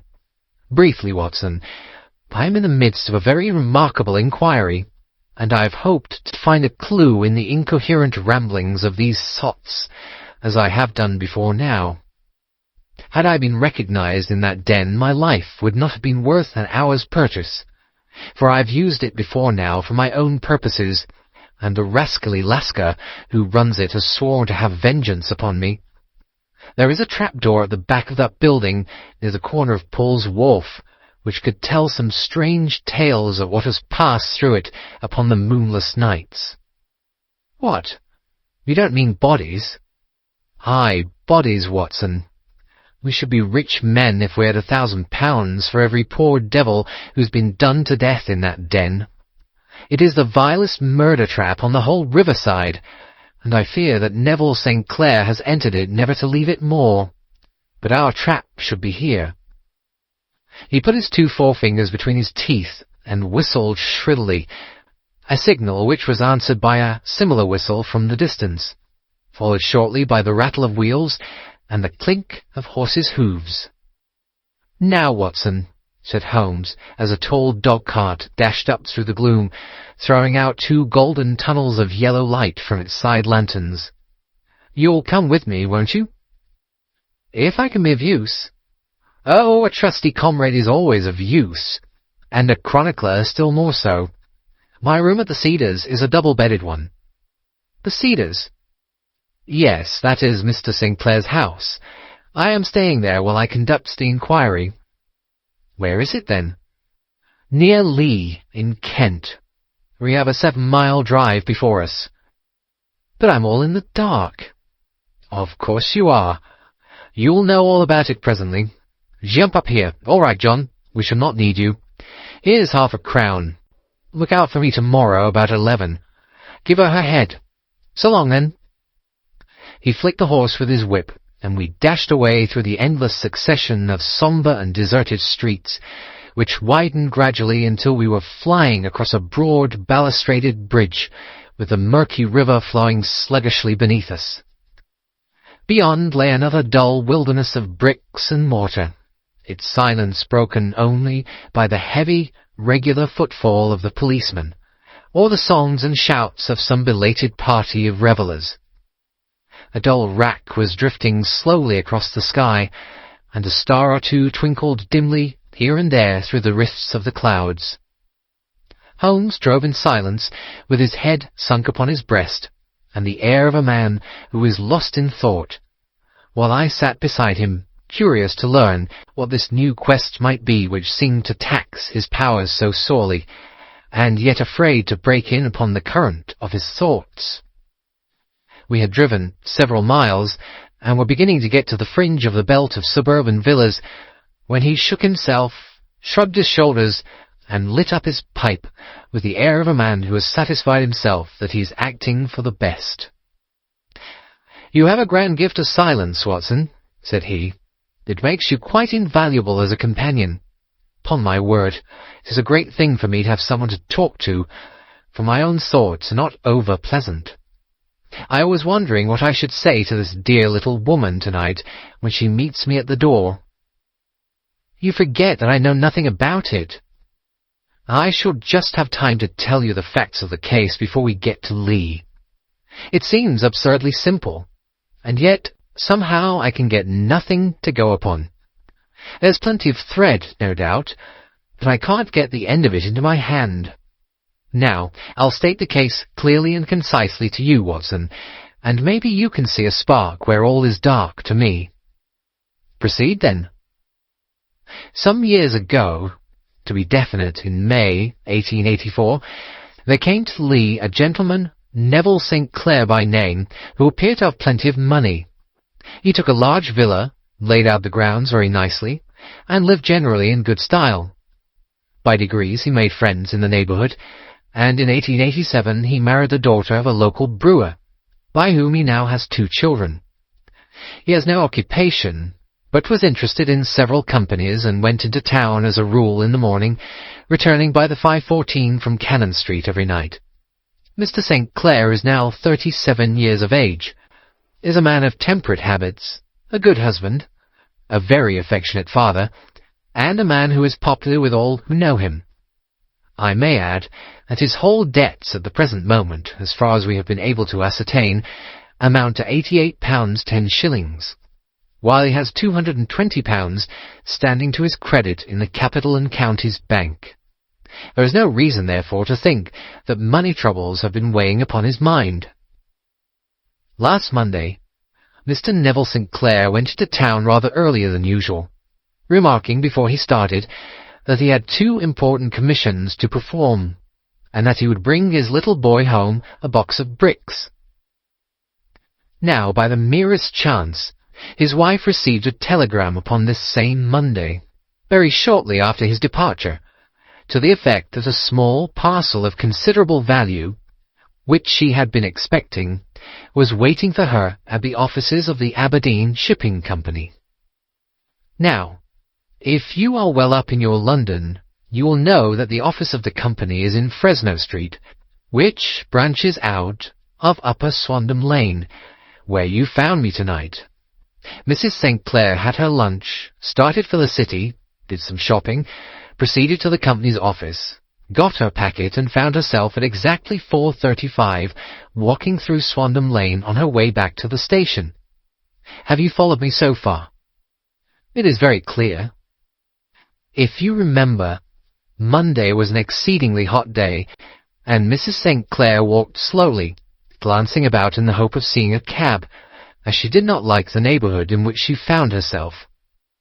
While she was walking in this way down Swandam Lane, she suddenly heard an ejaculation or cry, and was struck cold to see her husband looking down at her and, as it seemed to her, beckoning to her from a second-floor window.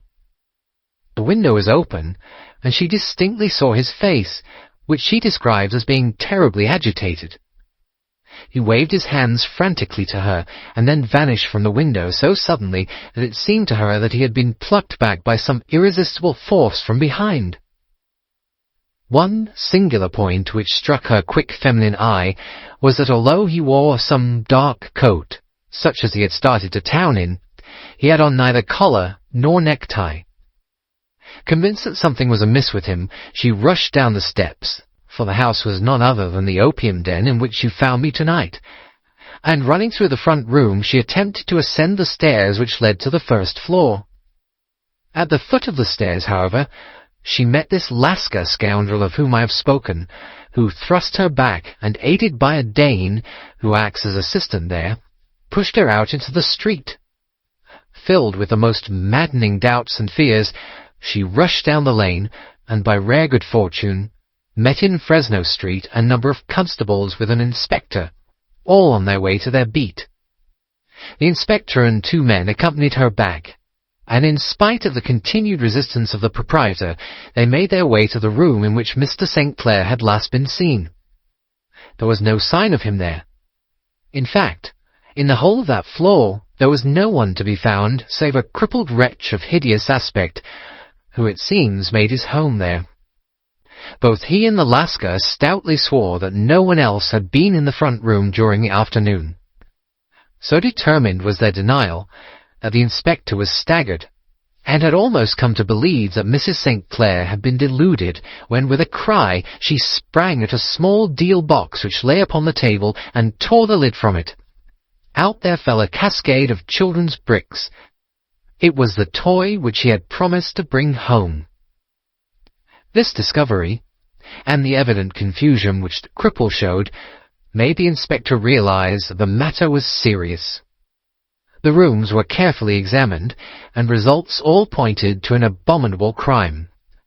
The front room was plainly furnished as a sitting room, and led into a small bedroom, which looked out upon the back of one of the wharves. Between the wharf and the bedroom window is a narrow strip which is dry at low tide, but is covered at high tide with at least 4½ feet of water. The bedroom window was a broad one, and opened from below. On examination, traces of blood were to be seen upon the window-sill, and several scattered drops were visible upon the wooden floor of the bedroom. Thrust away behind a curtain in the front room were all the clothes of Mr. Neville St. Clair, with the exception of his coat. His boots, his socks, his hat, and his watch, all were there. There were no signs of violence upon any of these garments, and there were no other traces of Mr. Neville St. Clair. Out of the window he must apparently have gone, for no other exit could be discovered, and the ominous bloodstains upon the sill gave little promise that he could save himself by swimming, for the tide was at its very highest at the moment of the tragedy. And now, as to the villains who seemed to be immediately implicated in the matter. The Lascar was known to be a man of the vilest antecedents, but as, by Mrs. St. Clair's story, he was known to have been at the foot of the stair within a very few seconds of her husband's appearance at the window, he could hardly have been more than an accessory to the crime. His defence was one of absolute ignorance, and he protested that he had no knowledge as to the doings of Hugh Boone, his lodger, and that he could not account in any way for the presence of the missing gentleman's clothes. So much for the Lascar manager. Now for the sinister cripple who lives upon the second floor of the opium den, and who was certainly the last human being whose eyes rested upon Neville St. Clair. His name is Hugh Boone, and his hideous face is one which is familiar to every man who goes much to the city. He is a professional beggar, though in order to avoid the police regulations he pretends to a small trade in wax vestas. Some little distance down Threadneedle Street, upon the left-hand side, there is, as you may have remarked, a small angle in the wall. Here it is that this creature takes his daily seat, cross-legged, with his tiny stock of matches on his lap, and as he is a piteous spectacle, a small rain of charity descends into the greasy leather cap which lies upon the pavement beside him. I have watched the fellow more than once before ever I thought of making his professional acquaintance, and I have been surprised at the harvest which he has reaped in a short time. His appearance, you see, is so remarkable that no one can pass him without observing him. A shock of orange hair, a pale face disfigured by a horrible scar, which, by its contraction, has turned up the outer edge of his upper lip, a bulldog chin, and a pair of very penetrating dark eyes, which present a singular contrast to the colour of his hair. All mark him out from amid the common crowd of mendicants, and so, too, does his wit, for he is ever ready with a reply to any piece of chaff which may be thrown at him by the passers-by. This is the man whom we now learn to have been the lodger at the opium den, and to have been the last man to see the gentleman of whom we are in quest. But a cripple, said I. What could he have done single-handed against a man in the prime of life? He is a cripple in the sense that he walks with a limp, but in other respects he appears to be a powerful and well-nurtured man. Surely your medical experience would tell you, Watson, that weakness in one limb is often compensated for by exceptional strength in the others. Pray continue your narrative. Mrs. St. Clair had fainted at the sight of the blood upon the window, and she was escorted home in a cab by the police, as her presence could be of no help to them in their investigations. Inspector Barton, who had charge of the case, made a very careful examination of the premises, but without finding anything which threw any light upon the matter. One mistake had been made in not arresting Boone instantly, as he was allowed some few minutes during which he might have communicated with his friend Alaska, but this fault was soon remedied, and he was seized and searched without anything being found which could incriminate him. There were, it is true, some blood-stains upon his right shirt-sleeve, but he pointed to his ring finger, which had been cut near the nail, and explained that the bleeding came from there, adding that he had been to the window not long before, and that the stains which had been observed there came doubtless from the same source. He denied strenuously having ever seen Mr. Neville St. Clair, and swore that the presence of the clothes in his room was as much a mystery to him as to the police. As to Mrs. St. Clair's assertion that she had actually seen her husband at the window, he declared that she must have been either mad or dreaming. He was removed, loudly protesting, to the police station, while the inspector remained upon the premises in the hope that the ebbing tide might afford some fresh clue. And it did, though they hardly found upon the mud-bank what they had feared to find.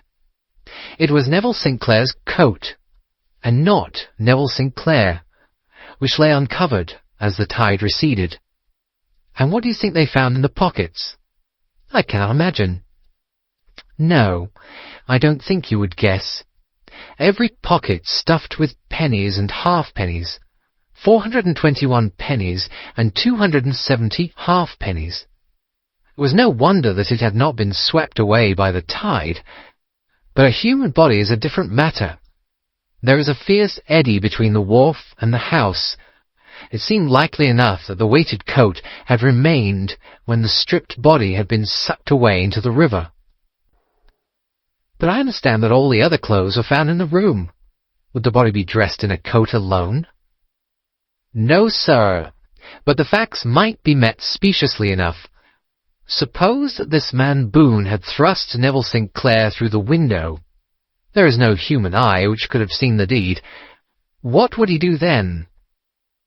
It would, of course, instantly strike him that he must get rid of the telltale garments. He would seize the coat then, and be in the act of throwing it out, when it would occur to him that it would swim and not sink. He has little time, for he has heard the scuffle downstairs when the wife tried to force her way up, and perhaps he has already heard from his Lascar confederate that the police are hurrying up the street. There is not an instant to be lost. He rushes to some secret hoard, where he has accumulated the fruits of his beggary, and he stuffs all the coins upon which he can lay his hands into the pockets to make sure of the coat's sinking. He throws it out, and would have done the same with the other garments, had not he heard the rush of steps below, and only just had time to close the window when the police appeared. It certainly sounds feasible. Well, we will take it as a working hypothesis for want of a better. Boone, as I have told you, was arrested and taken to the station, but it could not be shown that there had ever before been anything against him. He had for years been known as a professional beggar, but his life appeared to have been a very quiet and innocent one.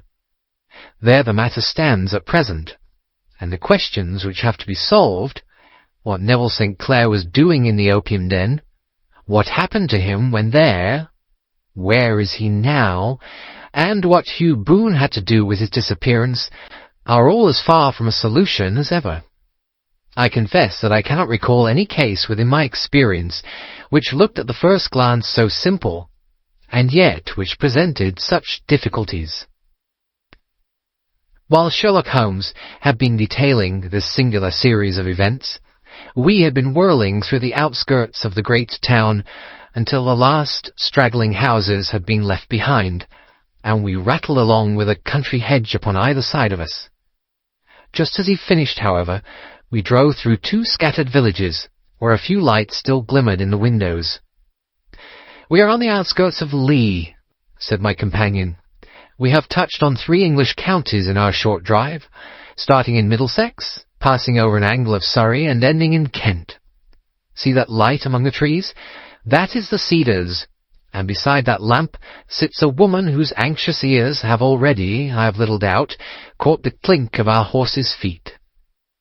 "But why are you not conducting the case from Baker Street?" I asked. "Because there are many inquiries which must be made out here. Mrs. St. Clair has most kindly put 2 rooms at my disposal, and you may rest assured that she will have nothing but a welcome from my friend and colleague. I hate to meet her, Watson, when I have no news of her husband. Here we are. Whoa there! Whoa!" We have pulled up in front of a large villa which stood within its own grounds. A stable boy had run out to the horse's head, and springing down, I followed Holmes up the small, winding gravel drive which led to the house. As we approached, the door flew open, and a little blonde woman stood in the opening, clad in some sort of light mousseline de soie, with a touch of fluffy pink chiffon at her neck and wrists.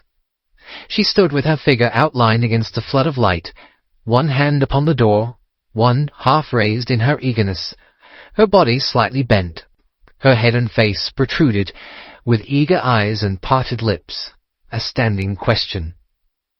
"Well," she cried, "well?" And then, seeing that there were 2 of us, she gave a cry of hope, which sank into a groan, as she saw that my companion shook his head and shrugged his shoulders. "No good news?" "None." "No bad?" "No." "Thank God for that. But come in. You must be weary, for you've had a long day." "This is my friend Dr. Watson. He has been of most vital use to me in several of my cases, and the lucky chance has made it possible for me to bring him out and associate him with this investigation." "I am delighted to see you," said she, pressing my hand warmly. "You will, I am sure, forgive anything that you may be wanting in our arrangements, when you consider the blow which has come so suddenly upon us." "My dear madam," said I, "I'm an old campaigner, and if I were not, I can very well see that no apology is needed. If I could be of any assistance, either to you or to my friend here, I shall be indeed happy." "Now, Mr. Sherlock Holmes," said the lady as we entered a well-lit dining-room, upon the table of which a cold supper had been laid out, "I should very much like to ask you 1 or 2 plain questions, to which I beg that you will give a plain answer." "Certainly, madam." "Do not trouble about my feelings.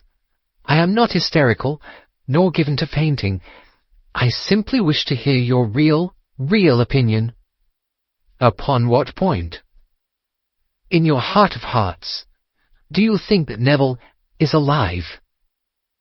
Sherlock Holmes seemed to be embarrassed by the question. "Frankly now," she repeated, standing upon the rug and looking keenly down at him as he leaned back in a basket chair. "Frankly then, madam, I do not." "You think that he is dead?" "I do." "Murdered?" "I don't say that. Perhaps." "And on what day did he meet his death?" "On Monday." "Then perhaps, Mr. Holmes, you will be good enough to explain how it is that I have received a letter from him today." Sherlock Holmes sprang out of his chair as if he had been galvanized. What? He roared. Yes, today. She stood smiling, holding up a little slip of paper in the air. May I see it? Certainly. He snatched it from her in his eagerness, and smoothing it out upon the table, he drew over the lamp and examined it intently. I had left my chair and was gazing at it over his shoulder. The envelope was a very coarse one, and was stamped with the Gravesend postmark, and with the date of that very day, or rather of the day before, for it was considerably after midnight. Coarse writing, murmured Holmes. Surely this is not your husband's writing, madam? No, but the enclosure is. I perceive also that whoever addressed the envelope had to go and inquire as to the address. How can you tell that? The name, you see, is in perfectly black ink, which has dried itself. The rest is of the greyish colour, which shows that blotting paper had been used. If it had been written straight off and then blotted, none will be of a deep black shade. This man has written the name, and there has then been a pause before he wrote the address, which can only mean that he was not familiar with it. It is, of course, a trifle, but there is nothing so important as trifles. Let us now see the letter. Ha! There has been an enclosure here. Yes, there was a ring. His signet ring. And you are sure that this is your husband's hand? One of his hands. One? His hand when he wrote hurriedly. It is very unlike his usual writing, and yet I know it well. Dearest, do not be frightened. All will come well. There is a huge error which it may take some little time to rectify. Wait in patience. Neville. Written in pencil upon the fly-leaf of a book, octavo size, no watermark. Posted today in Gravesend by a man with a dirty thumb. Ha! And the flap has been gummed, if I am not very much in error, by a person who had been chewing tobacco. And you have no doubt that it is your husband's hand, madam? None. Neville wrote those words. And they were posted today at Gravesend. Well, Mrs. St. Clair, the clouds lighten, though I should not venture to say that the danger is over. But he must be alive, Mr. Holmes. Unless this is a clever forgery to put us on the wrong scent. The ring, after all, proves nothing. It may have been taken from him. No, it is his very own writing. Very well. It may, however, have been written on Monday and only posted today. That is possible. If so, much may have happened between. Oh, you must not discourage me, Mr. Holmes. I know that all is well with him. There is so keen a sympathy between us that I should know if evil came upon him. On the very day that I saw him last, he cut himself in the bedroom, and yet I in the dining-room rushed upstairs instantly with the utmost certainty that something had happened. Do you think that I would respond to such a trifle, and yet be ignorant of his death? I have seen too much to know that the impression of a woman may be more valuable than the conclusion of an analytical reasoner. And in this letter you certainly have a very strong piece of evidence to corroborate your view. But if your husband is alive, and able to write letters, why should he remain away from you? I cannot imagine. It is unthinkable. And on Monday he made no remarks before leaving you? No. And you were surprised to see him in Swandam Lane? Very much so. Was the window open? Yes. Then he might have called to you. He might. He only, as I understand, gave an inarticulate cry. Yes. A call for help, you thought? Yes, he waved his hands. But it might have been a cry of surprise. Astonishment at the unexpected sight of you might cause him to throw up his hands. It is possible. And you thought he was pulled back. He disappeared so suddenly. He might have leapt back. You did not see anyone else in the room. No, but this horrible man confessed to having been there, and the Lascar was at the foot of the stairs. Quite so. Your husband, as far as you could see, had his ordinary clothes on. but without his collar or tie. I distinctly saw his bare throat. Had he ever spoken of Swandam Lane? Never. Had he ever showed any signs of having taken opium? Never. Thank you, Mrs. St. Clair. Those are the principal points about which I wish to be absolutely clear. We shall now have a little supper and then retire, for we may have a very busy day tomorrow. A large and comfortable double-bedded room had been placed at our disposal, and I was quickly between the sheets, for I was weary after my night of adventure. Sherlock Holmes was a man, however, who, when he had an unsolved problem upon his mind, would go for days and even a week without rest, turning it over, rearranging his facts, looking at it from every point of view until he had either fathomed it or convinced himself that his data were insufficient. It was soon evident to me that he was now preparing for an all-night sitting. He took off his coat and waistcoat, put on a large blue dressing-gown, and then wandered about the room, collecting pillows from his bed and cushions from the sofa and armchairs.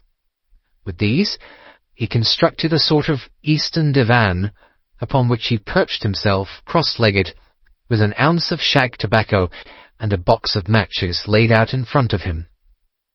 In the dim light of the lamp I saw him sitting there, an old briar pipe between his lips, his eyes fixed vacantly upon the corner of the ceiling, the blue smoke curling up from him, silent, motionless, with the light shining upon his strong-set, aquiline features. So he sat as I dropped off to sleep. And so he sat when a sudden ejaculation caused me to wake up, and I found the summer sun shining into the apartment. The pipe was still between his lips, the smoke still curled upward, and the room was full of a dense tobacco haze, but nothing remained of the heap of shag which I had seen upon the previous night. "Awake, Watson?" he asked. "Yes." "Game for a morning drive?" "Certainly." "Then dress. No one is stirring yet, but I know where the stable-boy sleeps, and we shall soon have the trap out." He chuckled to himself as he spoke, his eyes twinkled, and he seemed a different man to the sombre thinker of the previous night. As I dressed, I glanced at my watch. It was no wonder that no one was stirring. It was 25 minutes past 4.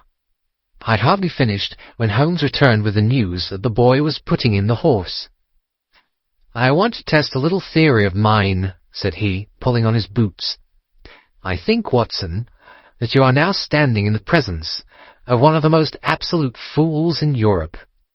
I deserve to be kicked from here to Charing Cross, but I think I have the key of the affair now." "And where is it?" I asked, smiling. "In the bathroom," he answered. "Oh, yes, I am not joking," he continued, seeing my look of incredulity. "I have just been there, and I have taken it out, and I have got it in this Gladstone bag. Come on, my boy, and we shall see whether it will not fit the lock." We made our way downstairs as quietly as possible, and out into the bright morning sunshine. In the road stood our horse and trap, with the half-clad stable-boy waiting at the head. We both sprang in, and away we dashed down the London road. A few country carts were stirring, bearing in vegetables to the metropolis, but the lines of villas on either side were as silent and lifeless as some city in a dream. "It has been in some points a singular case," said Holmes, flicking the horse on into a gallop. "I confess that I have been as blind as a mole, but it is better to learn wisdom late than never to learn it at all." In town, the earliest risers were just beginning to look sleepily from their windows as we drove through the streets of the Surrey side. Passing down the Waterloo Bridge Road, we crossed over the river, and dashing up Wellington Street, wheeled sharply to the right and found ourselves in Bow Street. Sherlock Holmes was well known to the force, and the two constables at the door saluted him. One of them held the horse's head, while the other led us in. "Who is on duty?" asked Holmes. "Inspector Bradstreet, sir." "Ah, Bradstreet. How are you?" A tall, stout official had come down the stone-flagged passage in a peaked cap and frobbed jacket. "I wish to have a quiet word with you, Bradstreet." "Certainly, Mr. Holmes. Step into my room here." It was a small office-like room with a huge ledger upon the table and a telephone projecting from the wall. The inspector sat down at his desk. "What can I do for you, Mr. Holmes?" "I called about that beggarman Boone, the one who was charged with being concerned in the disappearance of Mr. Neville St. Clair of Lee." "Yes, he was brought up and remanded for further inquiries." "So I heard. You have him here?" "In the cells." "Is he quiet?" "Oh, he gives no trouble, but he is a dirty scoundrel." "Dirty?" "Yes, it's all we can do to make him wash his hands, and his face is as black as a tinker's. Well, once his case has been settled, he'll have a regular prison bath, and I think, if you saw him, you'd agree with me that he needed it." "I should like to see him very much." "Would you? That's easily done. Come this way. You can leave your bag." "No, I think that I'll take it." "Very good. Come this way, if you please." He led us down a passage, opened a barred door, passed down a winding stair, and brought us to a whitewashed corridor with a line of doors on each side. "The third on the right is his," said the inspector. "Here it is." He quietly shot back a panel in the upper part of the door and glanced through. "He is asleep," said he. "You can see him very well." We both put our eyes to the grating. The prisoner lay with his face towards us, in a very deep sleep, breathing slowly and heavily. He was a middle-sized man, coarsely clad as becoming his calling, with a coloured shirt protruding through the rent in his tattered coat. He was, as the inspector had said, extremely dirty, but the grime which covered his face could not conceal its repulsive ugliness. A broad wheal from an old scar ran right across it from eye to chin, and by its contraction had turned up one side of the upper lip, so that 3 teeth were exposed in a perpetual snarl. A shock of very bright red hair grew low over his eyes and forehead. "He's a beauty, isn't he?" said the inspector. "He certainly needs a wash," remarked Holmes. I had an idea that he might, and I took the liberty of bringing the tools with me. He opened the Gladstone bag as he spoke, and took out, to my astonishment, a very large bath sponge. He, you are a funny one," chuckled the inspector. "Now, if you'll have the great goodness to open that door very quietly, we'll soon make him cut a much more respectable figure." "Well, I don't know why not," said the inspector. "He doesn't look a credit to the Bow Street settles, does he?" He slipped his key into the lock, and we all very quietly entered the cell. The sleeper half turned and then settled down once more into a deep slumber. Holmes stooped to the water jug, moistened his sponge, and then rubbed it twice vigorously across and down the prisoner's face. "Let me introduce you," he shouted, "to Mr. Neville St. Clair of Lee in the county of Kent." Never in my life have I seen such a sight. The man's face peeled off under the sponge like the bark from a tree. Gone was the coarse brown tint. Gone, too, was the horrid scar which had seamed it across and the twisted lip which had given the repulsive sneer to the face. A twitch brought away the tangled red hair, and there, sitting up in his bed, was a pale, sad-faced, refined-looking man, black-haired and smooth-skinned, rubbing his eyes and staring about him with sleepy bewilderment. Then, suddenly, realizing the exposure, he broke into a scream and threw himself down with his face to the pillows. "Great heavens!" cried the inspector. "It is indeed the missing man. I know him from the photograph." The prisoner turned with the reckless air of a man who abandons himself to his destiny. "Be it so," said he, "and pray, what am I charged with?" "With making away with Mr. Neville St. "Oh, come, you can't be charged with that unless they make a case of attempted suicide of it," said the inspector with a grin. Well, I've been 27 years in the force, but this really takes the cake. If I am Mr. Neville St. Clair, then it is obvious that no crime has been committed, and that therefore I am illegally detained. No crime, but a very great error has been committed, said Holmes. You would have done better to have trusted your wife. It was not the wife, it was the children, groaned the prisoner. God help me, I would not have had them ashamed of their father. My God, what an exposure! What can I do? Sherlock Holmes sat down beside him on the couch and patted him kindly on the shoulder. If you leave it to a court of law to clear the matter up, said he, of course you can hardly avoid publicity. On the other hand, if you convince the police authorities that there is no possible case against you, I do not know that there is any reason that the details should find their way into the papers. Inspector Bradstreet would, I am sure, make notes upon anything which you might tell us and submit it to the proper authorities. The case would then never go into court at all. God bless you, cried the prisoner passionately. I would have endured imprisonment, aye, even execution, rather than have left my miserable secret as a family blot to my children. You are the first who have ever heard my story. My father was a schoolmaster in Chesterfield, where I received an excellent education. I travelled in my youth, took to the stage, and finally became a reporter on an evening paper in London. One day, my editor wished to have a series of articles upon begging in the metropolis, and I volunteered to supply them. There was the point from which all my adventures started. It was only by trying begging as an amateur that I could get the facts upon which to base my articles. When an actor, I had of course learned all the secrets of making up and had been famous in the green room for my skill. I took advantage now of my attainments. I painted my face, and to make myself as pitiable as possible, I made a good scar and fixed one side of my lip in a twist by the aid of a small slip of flesh-coloured plaster. Then with a red head of hair and an appropriate dress, I took my station in the business part of the city, ostensibly as a match-seller, but really as a beggar.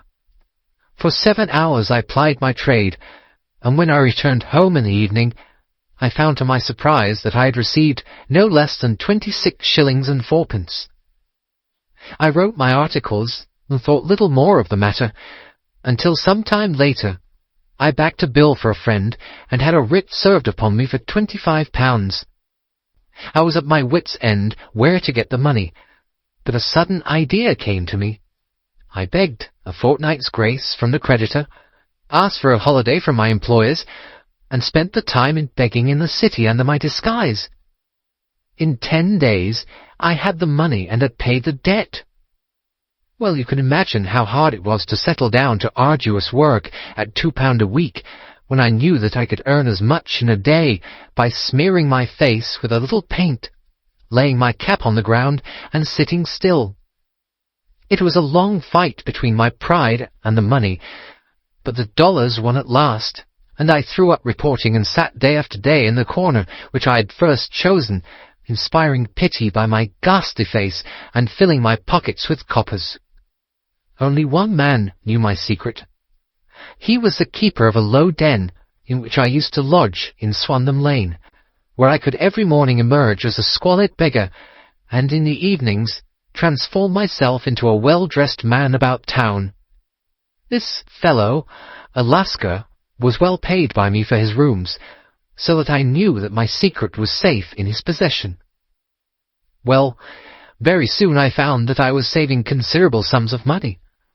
I do not mean that any beggar in the streets of London could earn £700 a year, which is less than my average takings, but I had exceptional advantages in my power of making up, and also in a facility of repartee, which improved my practice and made me quite a recognized character in the city.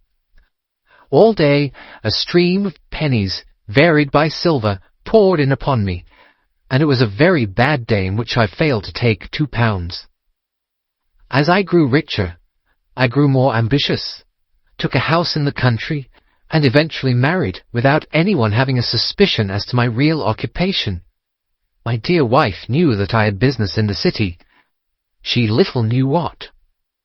Last Monday I had finished for the day and was dressing in my room above the opium den, when I looked out of my window and saw to my horror and astonishment that my wife was standing in the street with her eyes fixed full upon me. I gave a cry of surprise, threw up my arms to cover my face, and rushing to my confidant, the Lascar, entreated him to prevent anyone from coming up to me. I heard her voice downstairs, but I knew that she could not ascend. Swiftly I threw off my clothes, pulled on those of a beggar, and put on my pigments and wig. Even a wife's eyes could not pierce so complete a disguise. But then it occurred to me that there might be a search in the room, and that the clothes might betray me. I threw open the window, reopening by my violence a small cut which I had inflicted upon myself in the bedroom that morning. Then I seized my coat, which was weighted by the coppers which I had just transferred to it from the leather bag in which I carried my takings. I hurled it out of the window, and it disappeared into the Thames. The other clothes would have followed, but at that moment there was a rush of constables up the stair, and a few minutes after I confessed to my relief that instead of being identified as Mr. Neville St. Clair, I was arrested as his murderer. I do not know that there is anything else for me to explain. I was determined to preserve my disguise as long as possible, and hence my preference for a dirty face.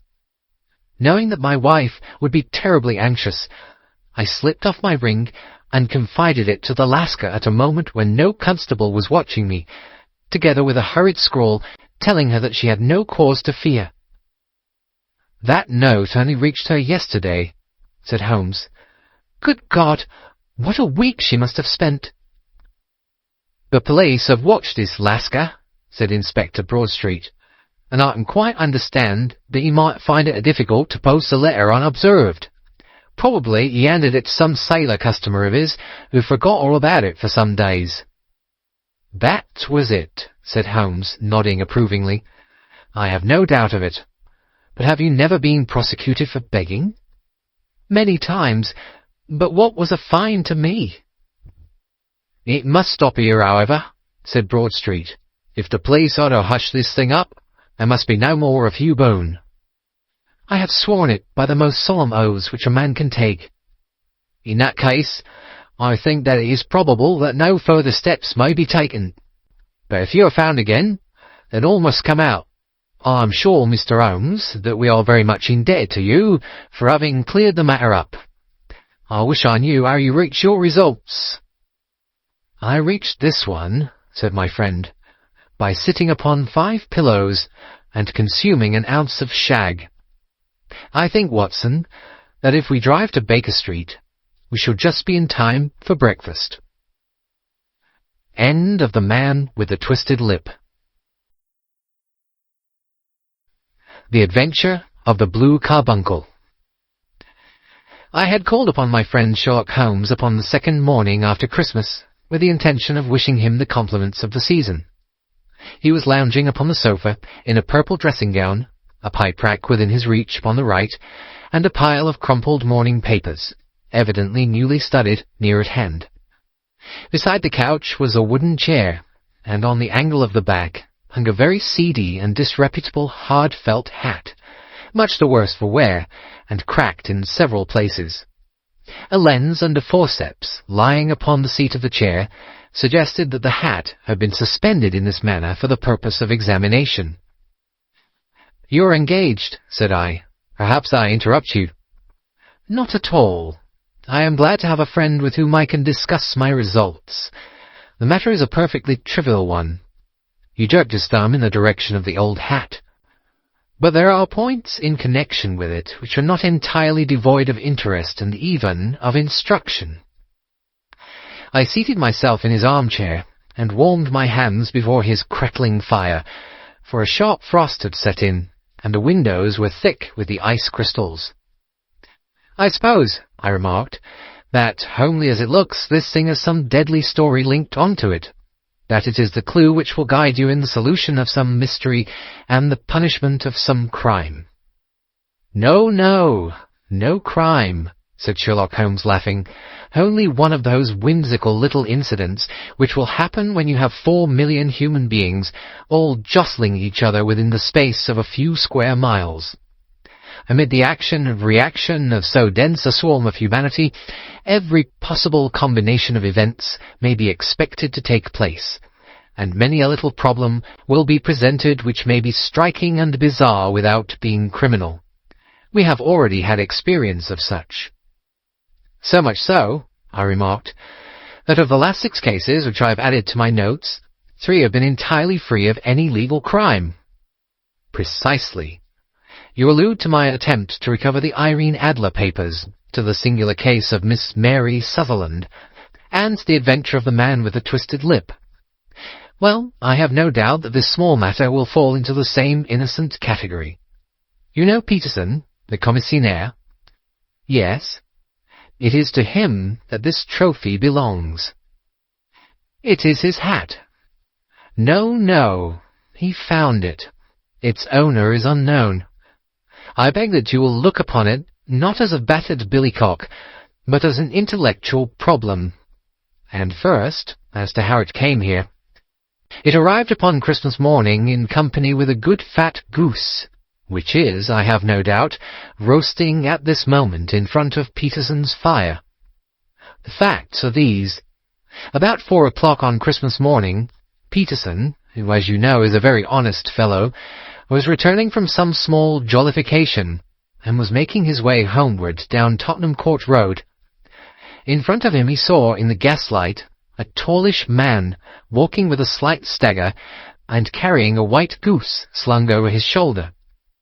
As he reached the corner of Goodge Street, a row broke out between this stranger and a little knot of roughs. One of the latter knocked off the man's hat, on which he raised his stick to defend himself, and swinging it over his head, smashed the shop window behind him. Peterson had rushed forward to protect the stranger from his assailants, but the man, shocked at having broken the window, and seeing an official-looking person in uniform rushing towards him, dropped his goose, took to his heels, and vanished amid the labyrinth of small streets which lie at the back of Tottenham Court Road. The roughs had also fled at the appearance of Peterson, so that he was left in possession of the field of battle, and also of the spoils of victory in the shape of this battered hat, and a most unimpeachable Christmas goose, which surely he restored to their owner. My dear fellow, there lies the problem. It is true that "For Mrs. Henry Baker" was printed upon a small card which was tied to the bird's left leg, and it is also true that the initials H.B. are legible upon the lining of this hat. But, as there are some thousands of Bakers, and some hundreds of Henry Bakers in this city of ours, it is not easy to restore lost property to any one of them. What then did Peterson do? He brought round both hat and goose to me on Christmas morning, knowing that even the smallest problems are of interest to me. The goose we retained until this morning, when there were signs that, in spite of the slight frost, it would be well that it should be eaten, without unnecessary delay. Its finder has carried it off, therefore, to fulfill the ultimate destiny of a goose, while I continue to retain the hat of the unknown gentleman who lost his Christmas dinner. Did he not advertise? No. Then what clue could you have as to his identity? Only as much as we can deduce. From this hat? Precisely. But you're joking. What can you gather from this old battered felt? Here is my lens. You know my methods. What can you gather yourself as to the individuality of the man who has worn this article? I took the tattered object in my hands and turned it over rather ruefully. It was a very ordinary black hat of the usual round shape, hard and much the worse for wear. The lining had been of red silk, but was a good deal discoloured. There was no maker's name, but as Holmes had remarked, the initials H.B. were scrawled upon one side. It was pierced in the brim for a hat securer, but the elastic was missing. For the rest, it was cracked, exceedingly dusty, and spotted in several places, although there seemed to have been some attempt to hide the discoloured patches by smearing them with ink. "I can see nothing," said I, handing it back to my friend. "On the contrary, Watson, you can see everything. You fail, however, to reason from what you see. You are too timid in drawing your inferences." "Then pray tell me what it is that you can infer from this hat."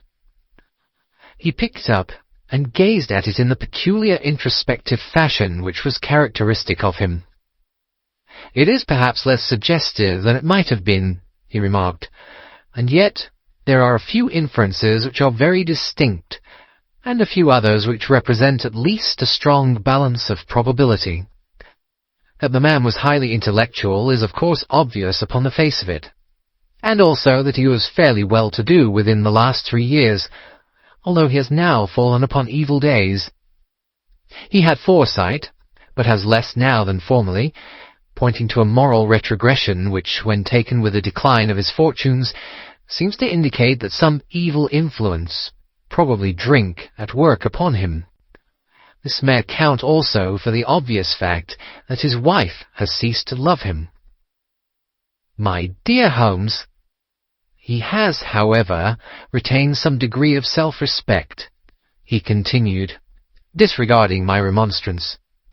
"He is a man who leads a sedentary life, goes out little, is out of training entirely, is middle-aged, has grizzled hair which he has had cut within the last few days, and which he anoints with lime cream. These are the more patent facts which are to be deduced from his hat. Also, by the way, that it is extremely improbable that he has gas laid on in his house."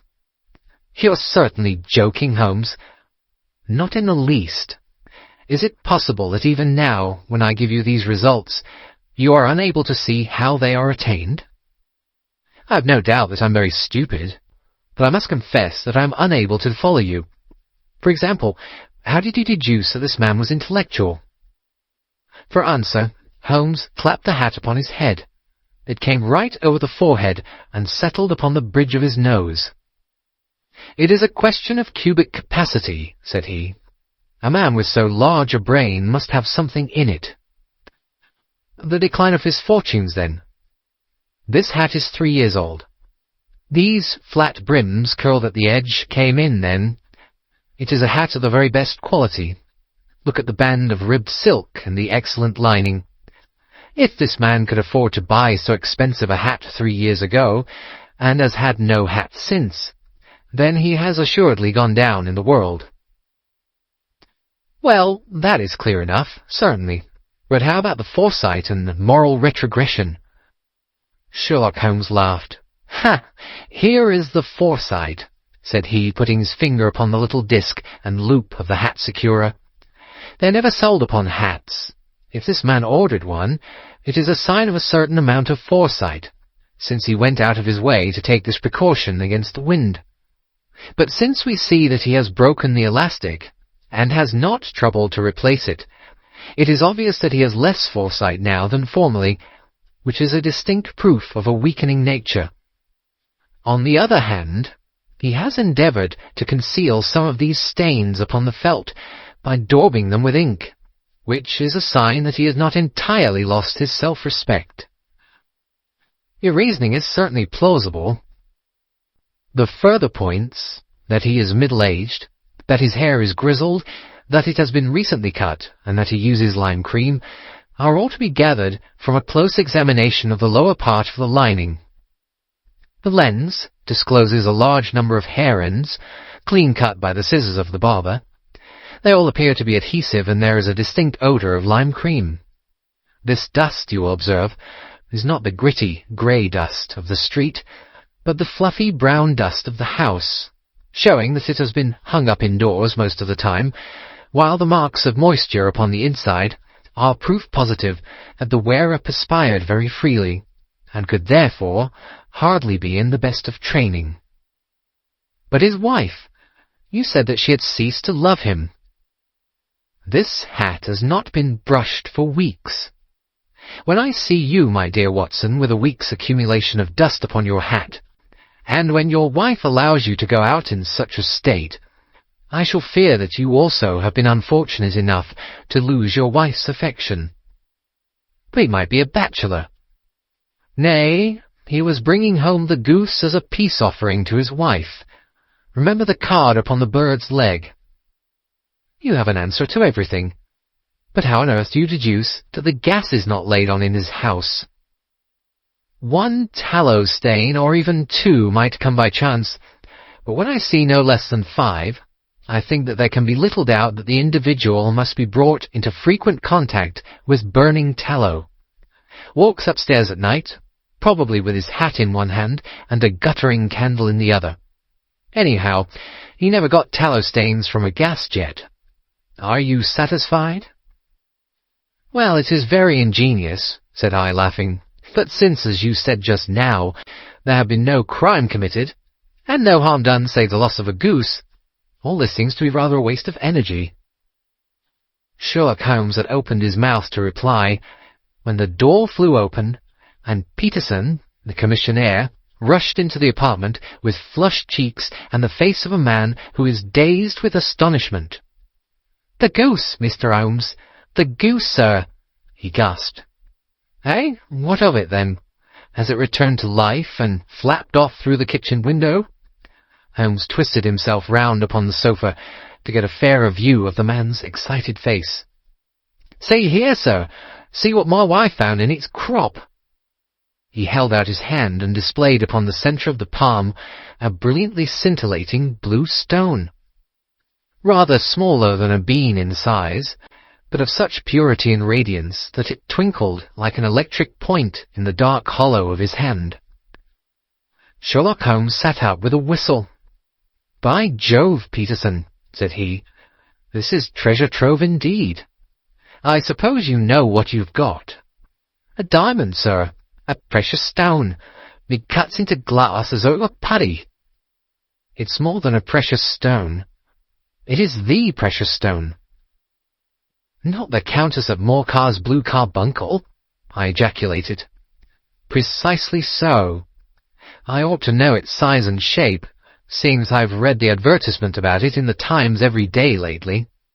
It is absolutely unique, and its value can only be conjectured, but the reward offered of £1,000 is certainly not within a 20th part of the market price."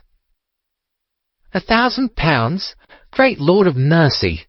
The commissionaire plumped down into a chair and stared from one to the other of us. "That is the reward, and I have reason to know that there are sentimental considerations in the background which would induce the Countess to part with half her fortune if she could but recover the gem."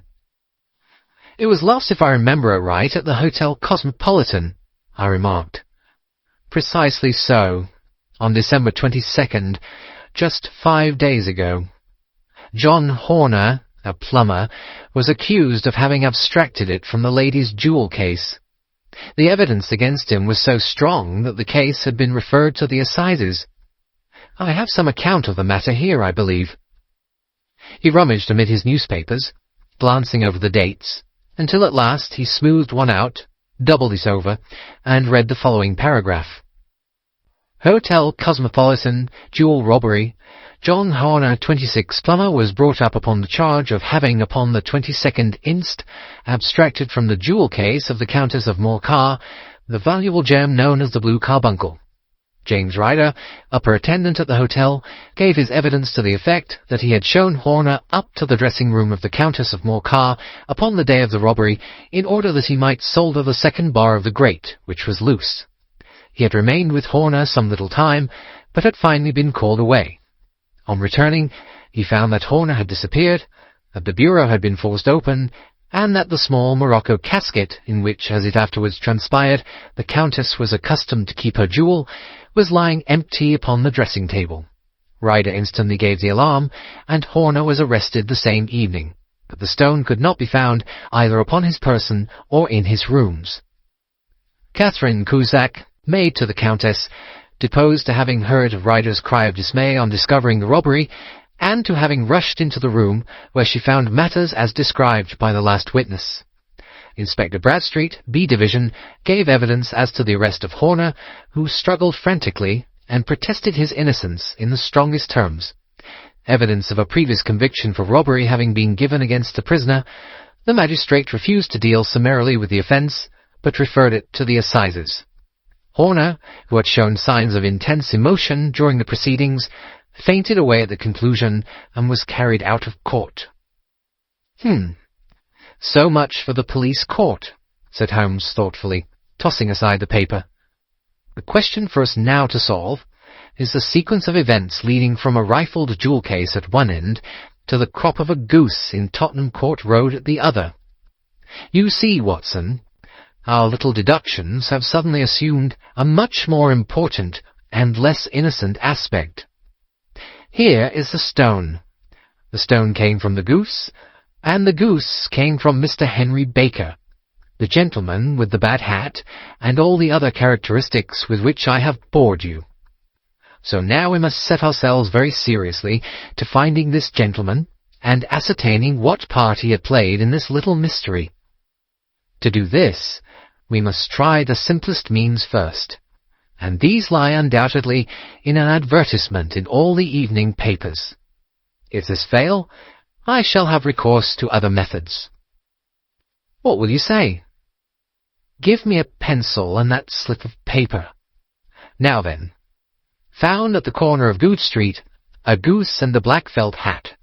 Mr. Henry Baker can have the same by applying at 6:30 this evening at 221B Baker Street. That is clear and concise. Very. But will he see it? Well, he is sure to keep an eye on the papers, since, to a poor man, the loss was a heavy one.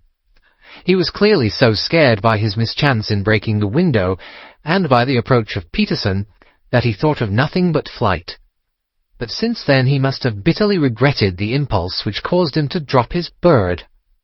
Then again, the introduction of his name will cause him to see it, for everyone who knows him will direct his attention to it. Here you are, Peterson. Run down to the advertising agency and have this put in the evening papers. In which, sir? Oh, in the Globe, Star, Pall Mall, St. James's, Evening News, Standard, Echo, and any others that occur to you. Very well, sir. Any stone? Ah, yes. I shall keep the stone. Thank you. And I say, Peterson, just buy a goose on your way back and leave it here with me, for we must have one to give to this gentleman in place of the one which your family is now devouring. When the commissionaire had gone, Holmes took up the stone and held it against the light.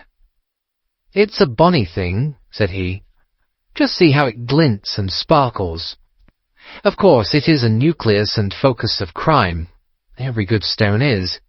They are the devil's pet baits. In the larger and older jewels, every facet may stand for a bloody deed. This stone is not yet 20 years old. It was found in the banks of the Arnoy River in southern China, and is remarkable in having every characteristic of the carbuncle, save that it is blue in shade instead of ruby red. In spite of its youth, it has already a sinister history. There have been 2 murders, a vitriol throwing, a suicide, and several robberies brought about for the sake of this 40-grain weight of crystallized charcoal. Who would think that so pretty a toy would be a purveyor to the gallows and the prison? I'll lock it up in my strong-box now, and drop a line to the Countess to say that we have it. Do you think that this man Horner is innocent? I cannot tell. Well then, do you imagine that this other one, Henry Baker, had anything to do with the matter? It is, I think, much more likely that Henry Baker is an absolutely innocent man, who had no idea that the bird which he was carrying was of considerably more value than if it were made of solid gold. That, however, I shall determine by a very simple test if we have an answer to our advertisement. And you can do nothing until then? Nothing. In that case, I shall continue my professional round, but I shall come back in the evening at the hour you've mentioned, for I should like to see the solution of so tangled a business. Very glad to see you. I dine at 7, There is a woodcock, I believe. By the way, in view of recent occurrences, perhaps I ought to ask Mrs. Hudson to examine its crop. I had been delayed at a case, and it was a little after 6:30 when I found myself in Baker Street once more. As I approached the house, I saw a tall man in a Scotch bonnet, with a coat which was buttoned up to his chin, waiting outside in the bright semicircle which was thrown from the fanlight. Just as I arrived, the door was opened, and we were shown up together to Holmes's room. "Mr. Henry Baker, I believe," said he, rising from his armchair, and greeting his visitor with the easy air of geniality which he could so readily assume. "Pray take this chair by the fire, Mr. Baker. It is a cold night, and I observe that your circulation is more adapted for summer than for winter. Ah, Watson, you have just come at the right time. Is that your hat, Mr. Baker?" "Yes, sir, that is undoubtedly my hat." He was a large man with rounded shoulders, a massive head, and a broad, intelligent face, sloping down to a pointed beard of grizzled brown. A touch of red in nose and cheeks, with a slight tremor of his extended hand, recalled Holmes' surmise as to his habits. His rusty black frock-coat was buttoned right up in front, with the collar turned up, and his lank wrists protruded from his sleeves without a sign of cuff or shirt.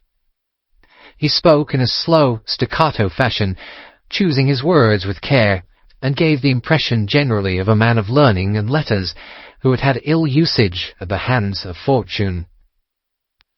"We have retained these things for some days," said Holmes, "because we expected to see an advertisement from you giving your address. I am at a loss to know why you did not advertise." Our visitor gave a rather shamefaced laugh. "Shillings have not been so plentiful with me as they once were," he remarked. "I had no doubt that the gang of roughs who assaulted me had carried off both my hat and the bird. I did not care to spend more money in a hopeless attempt at recovering them." "Very naturally.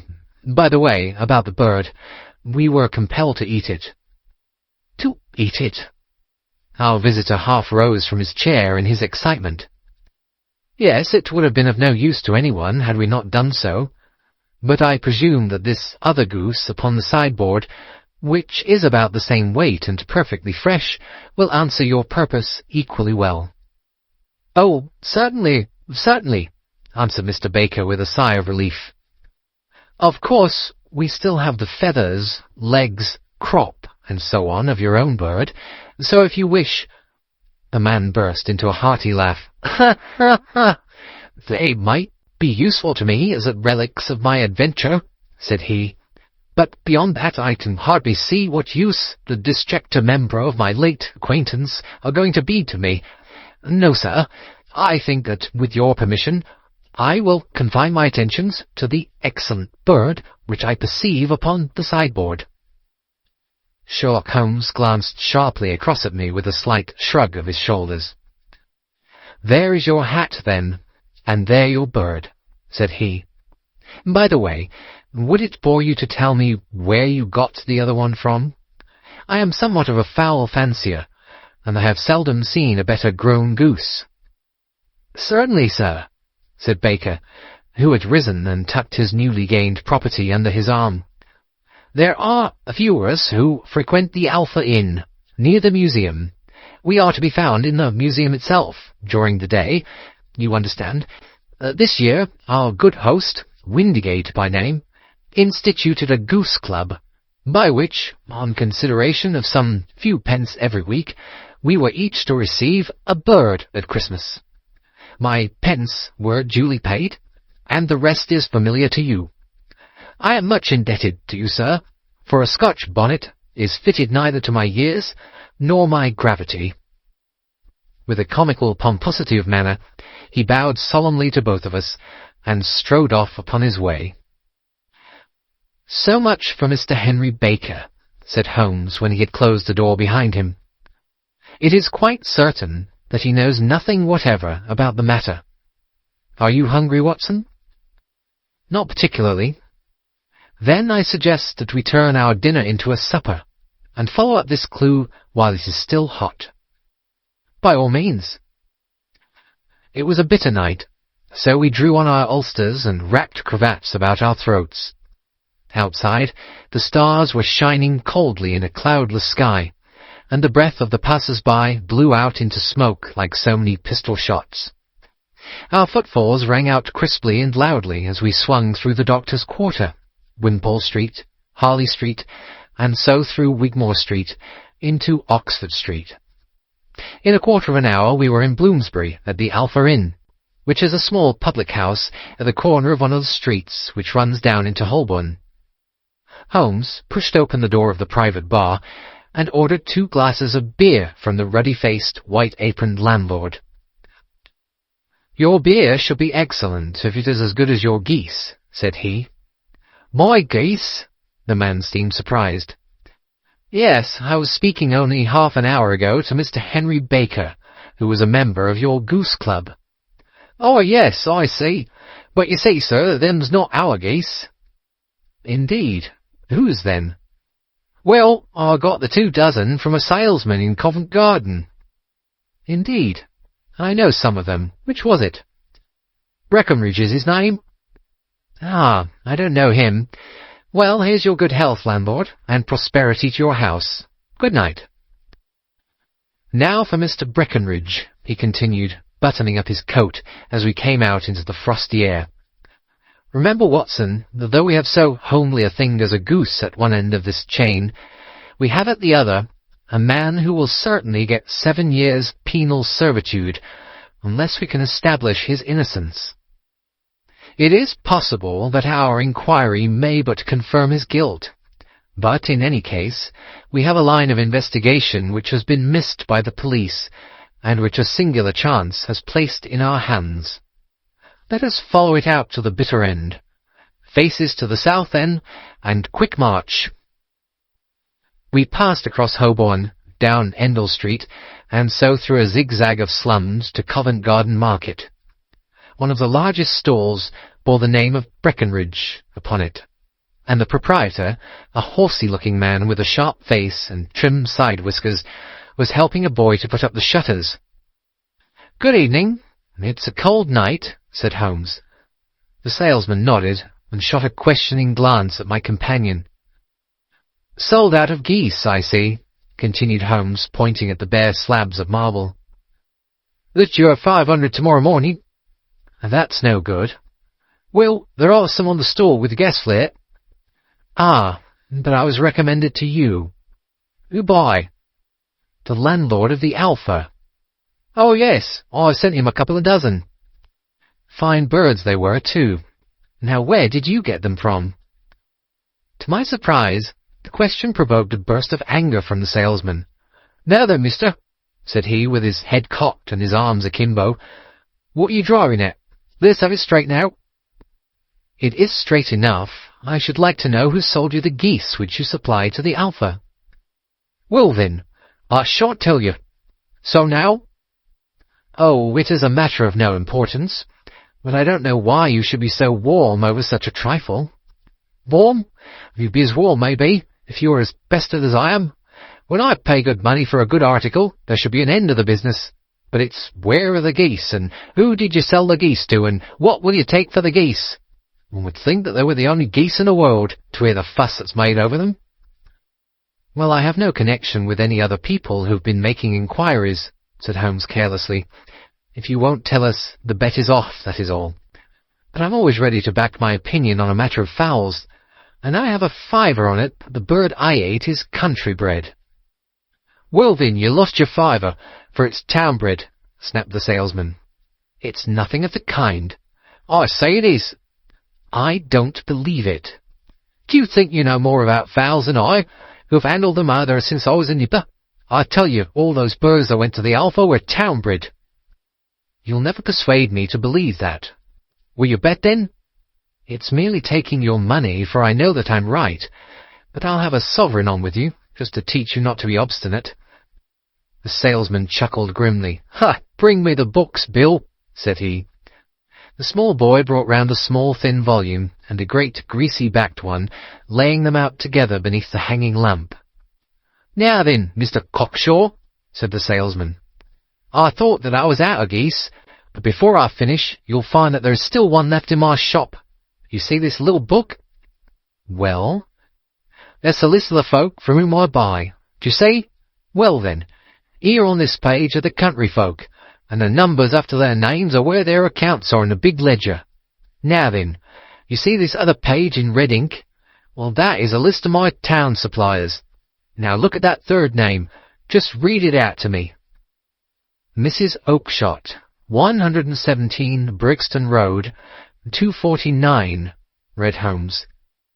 "Quite so. Now turn that up in the ledger." Holmes turned to the page indicated. "Here you are.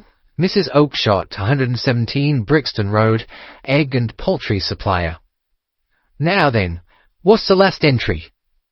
"December 22nd, 24 geese at 7 shillings 6pence. "Quite so. There you are, and underneath, "Sold to Mr. Windigate of the Alpha at 12 shillings. What have you to say now?" Sherlock Holmes looked deeply chagrined. He drew a sovereign from his pocket and threw it down upon the slab, turning away with the air of a man whose disgust is too deep for words. A few yards off he stopped under a lamp-post, and laughed in the hearty, noiseless fashion which was peculiar to him. "When you see a man with the whiskers of that cut, and the pink 'un protruding out of his pocket, you can always draw him by a bet," said he.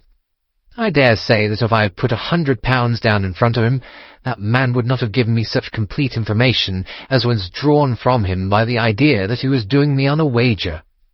Well, Watson, we are, I fancy, nearing the end of our quest, and the only point which remains to be determined is whether we should go on to this Mrs. Oakshott tonight, or whether we should reserve it for tomorrow.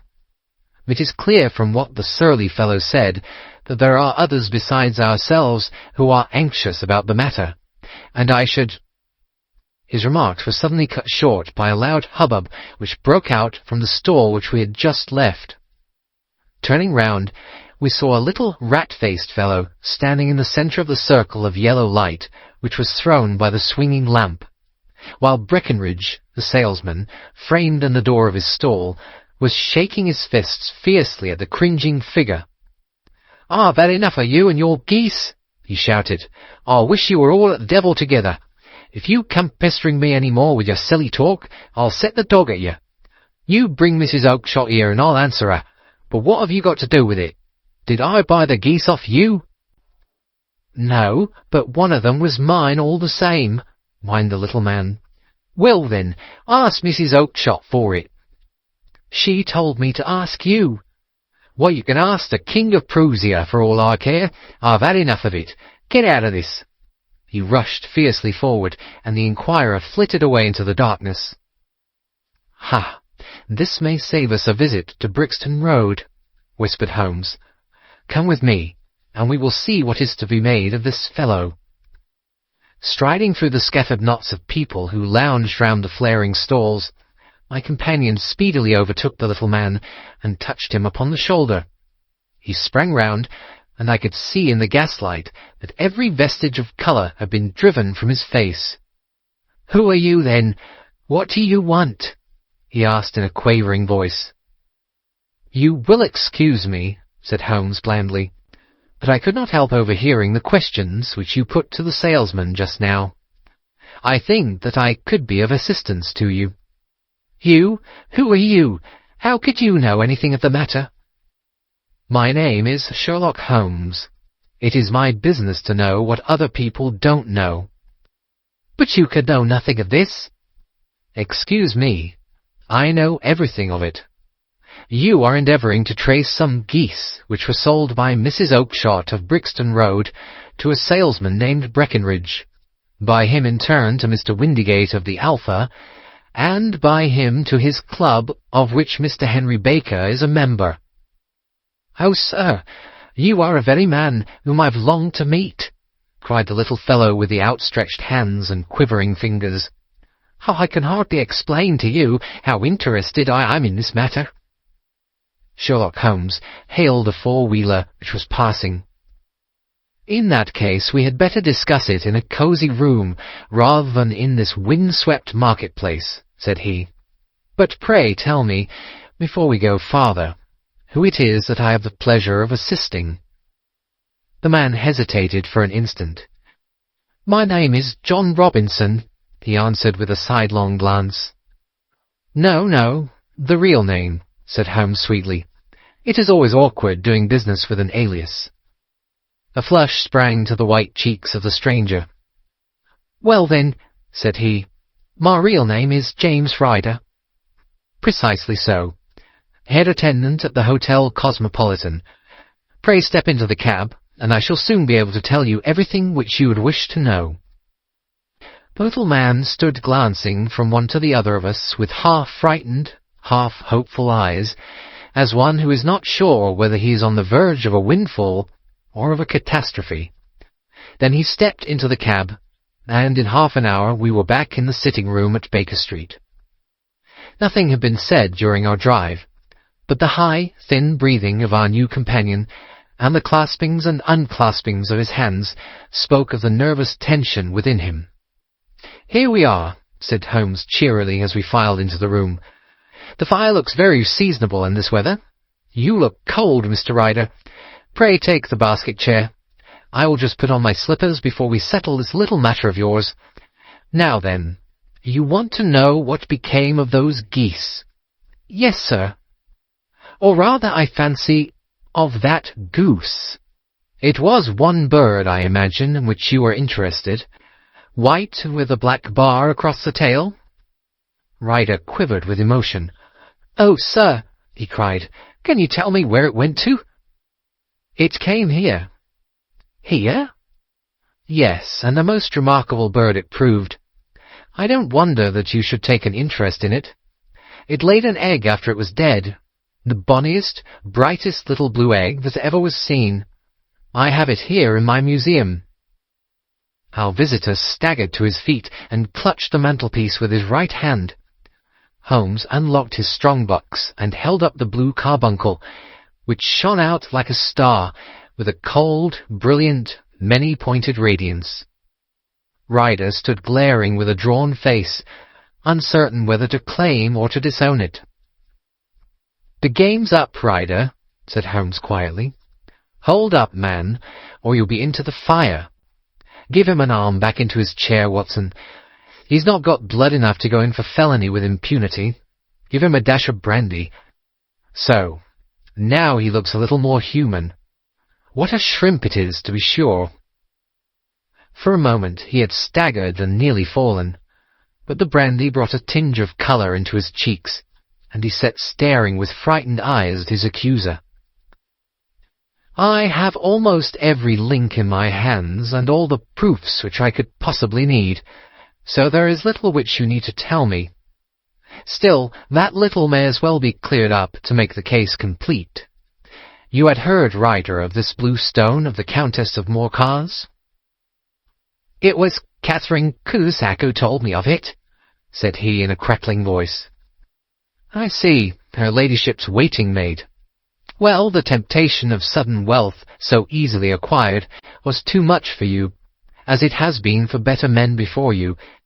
But you were not very scrupulous in the means you used.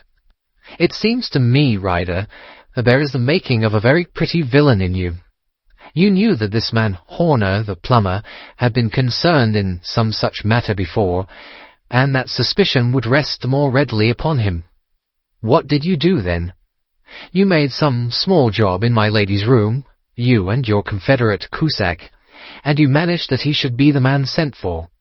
Then, when he had left, you rifled the jewel case, raised the alarm, and had this unfortunate man arrested. You then—" Ryder threw himself down suddenly upon the rug and clutched at my companion's knees. "For God's sake, have mercy!" he shrieked. "Think of my father, of my mother. It would break their hearts. I never went wrong before. I never will again. I swear it. I'll swear it on the Bible. Or don't bring it into court. For Christ's sake, don't." "Get back in your chair," said Holmes sternly. "'Tis very well to cringe and crawl now, but you thought little enough of this poor Horner in the dock for a crime of which he knew nothing." "I will fly, Mr. Holmes. I will leave the country, sir. Then the charge against him will break down." We will talk about that. And now let us hear a true account of the next act. How came the stone into the goose? And how came the goose into the open market? Tell us the truth, for there lies your only hope of safety." Ryder passed his tongue over his parched lips. "I will tell you it just as it happened, sir," said he. "When Horner had been arrested, it seemed to me that it would be best for me to get away with the stone at once, for I did not know at what moment the police might not take it into their heads to search me in my room. There was no place about the hotel where it would be safe. I went out, as if on some commission, and I made for my sister's house. She had married a man named Oakshott, and lived in Brixton Road, where she fattened fowls for the market. All the way there every man I met seemed to me to be a policeman or a detective, and for all that it was a cold night, the sweat was pouring down my face before I came to the Brixton Road. My sister asked me what was the matter, and why I was so pale, but I told her that I had been upset by the jewel robbery at the hotel. Then I went into the backyard and smoked a pipe, and wondered what it would be best to do. I had a friend once called Maudsley, who went to the bad, and had just been serving his time in Pentonville. One day he'd met me and fell into talking about the ways of thieves, and how they could get rid of what they stole. I knew that he would be true to me, for I knew one or two things about him, so I made up my mind to go right on to Kilburn, where he lived, and take him into my confidence. He would show me how to turn the stone into money. But how to get to him in safety? I thought of the agonies I'd gone through in coming from the hotel. I might at any moment be seized and searched, and there would be the stone in my waistcoat pocket. I was leaning against the wall at the time, and looked at the geese which were waddling about round my feet, and suddenly an idea came into my head which showed me how I could beat the best detective that ever lived. My sister told me some weeks before that I might have the pick of her geese for a Christmas present, and I knew that she was always as good as her word. I would take my geese now, and in it I would carry my stone to Kilburn. There was a little shed in the yard, and behind this I drove one of the birds, a fine big one, white with a barred tail. I caught it, and prying its bill open, I thrust the stone down its throat as far as my finger could reach. The bird gave a gulp, and I felt the stone pass along its gullet and down into its crop. But the creature flapped and struggled, and out came my sister to know what was the matter. As I turned to speak to her, the brute broke loose and fluttered off among the others. "Whatever were you doing with that bird, Jem?" says she. "Well," said I, "you said you'd give me one for Christmas, and I was feeling which was the fattest." "Oh," says she, "we've set yours aside for you. Jem's bird, we call it. It's the big white one over there yonder. There's 26 of 'em, which makes one for you and one for us, and 2 dozen for the market." "Thank you, Maggie," says I, "but if it is all the same to you, I'd rather have that one I was handling just now." "The other one's as good 3 pound heavier," said she, "and we fattened it expressly for you." "Never mind, I'll have the other, and I'll take it now," said I. "Oh, just as you like," said she, a little huffed. "Which is it you want, then?" "That white one with the barred tail, right in the middle of the flock." "Oh, very well. Kill it and take it with you." Well, I did what she said, Mr. Holmes, and I carried the bird all the way to Kilburn. I told my pal what I had done, for he was a man that it was easy to tell a thing like that to. He laughed until he choked, and we got a knife and opened the goose. My heart turned to water, for there was no sign of the stone, and I knew that some terrible mistake had occurred. I left the bird, rushed back to my sister's, and hurried into the backyard. There was not a bird to be seen there. "Where are they all, Maggie?" I cried. "Gone to the dealers, Jem." "Which dealers?" "Breckenridge of Covent Garden." "But was there another with a barred tail?" I asked, "the same as the one I chose?" "Yes, Jim.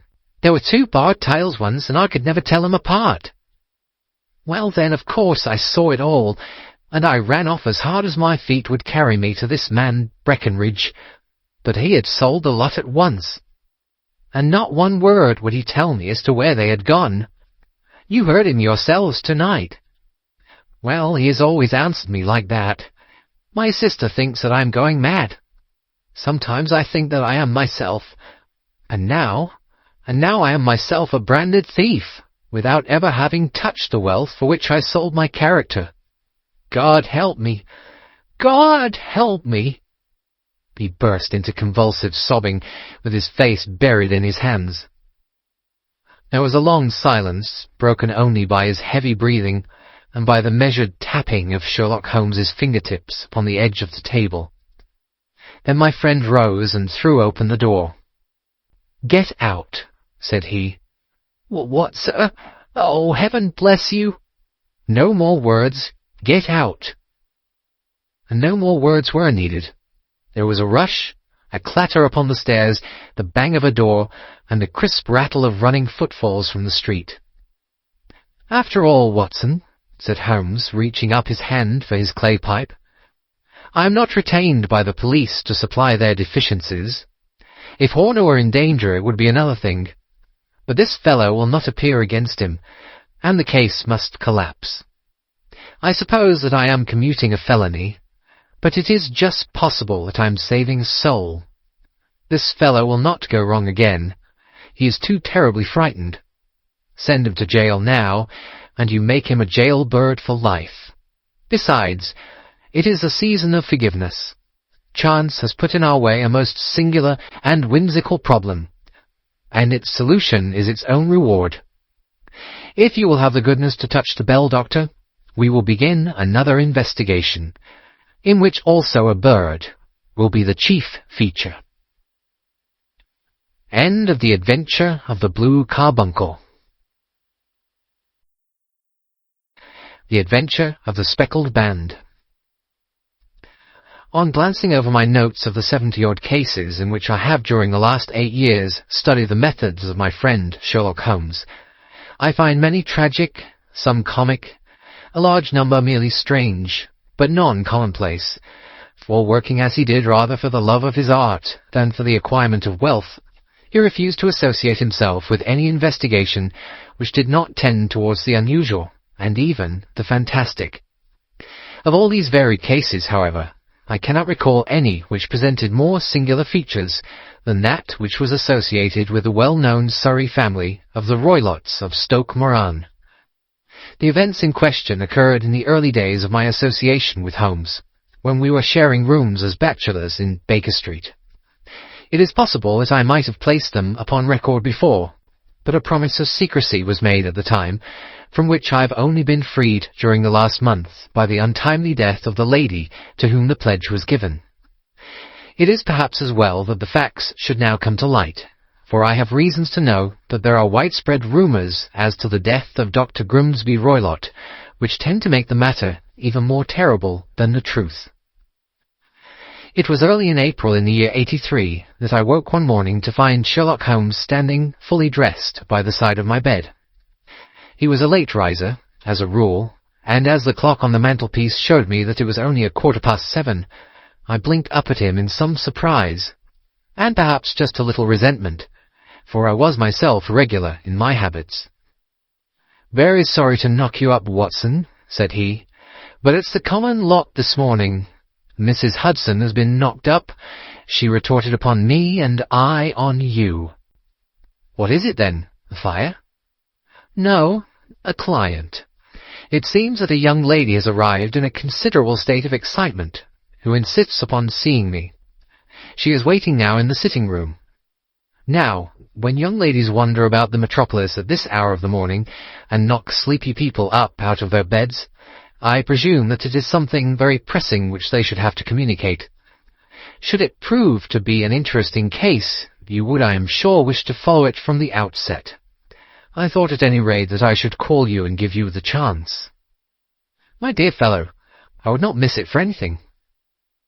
I had no keener pleasure than in following Holmes in his professional investigations, and in admiring the rapid deductions, as swift as intuitions, and yet always founded on a logical basis with which he unravelled the problems which were submitted to him.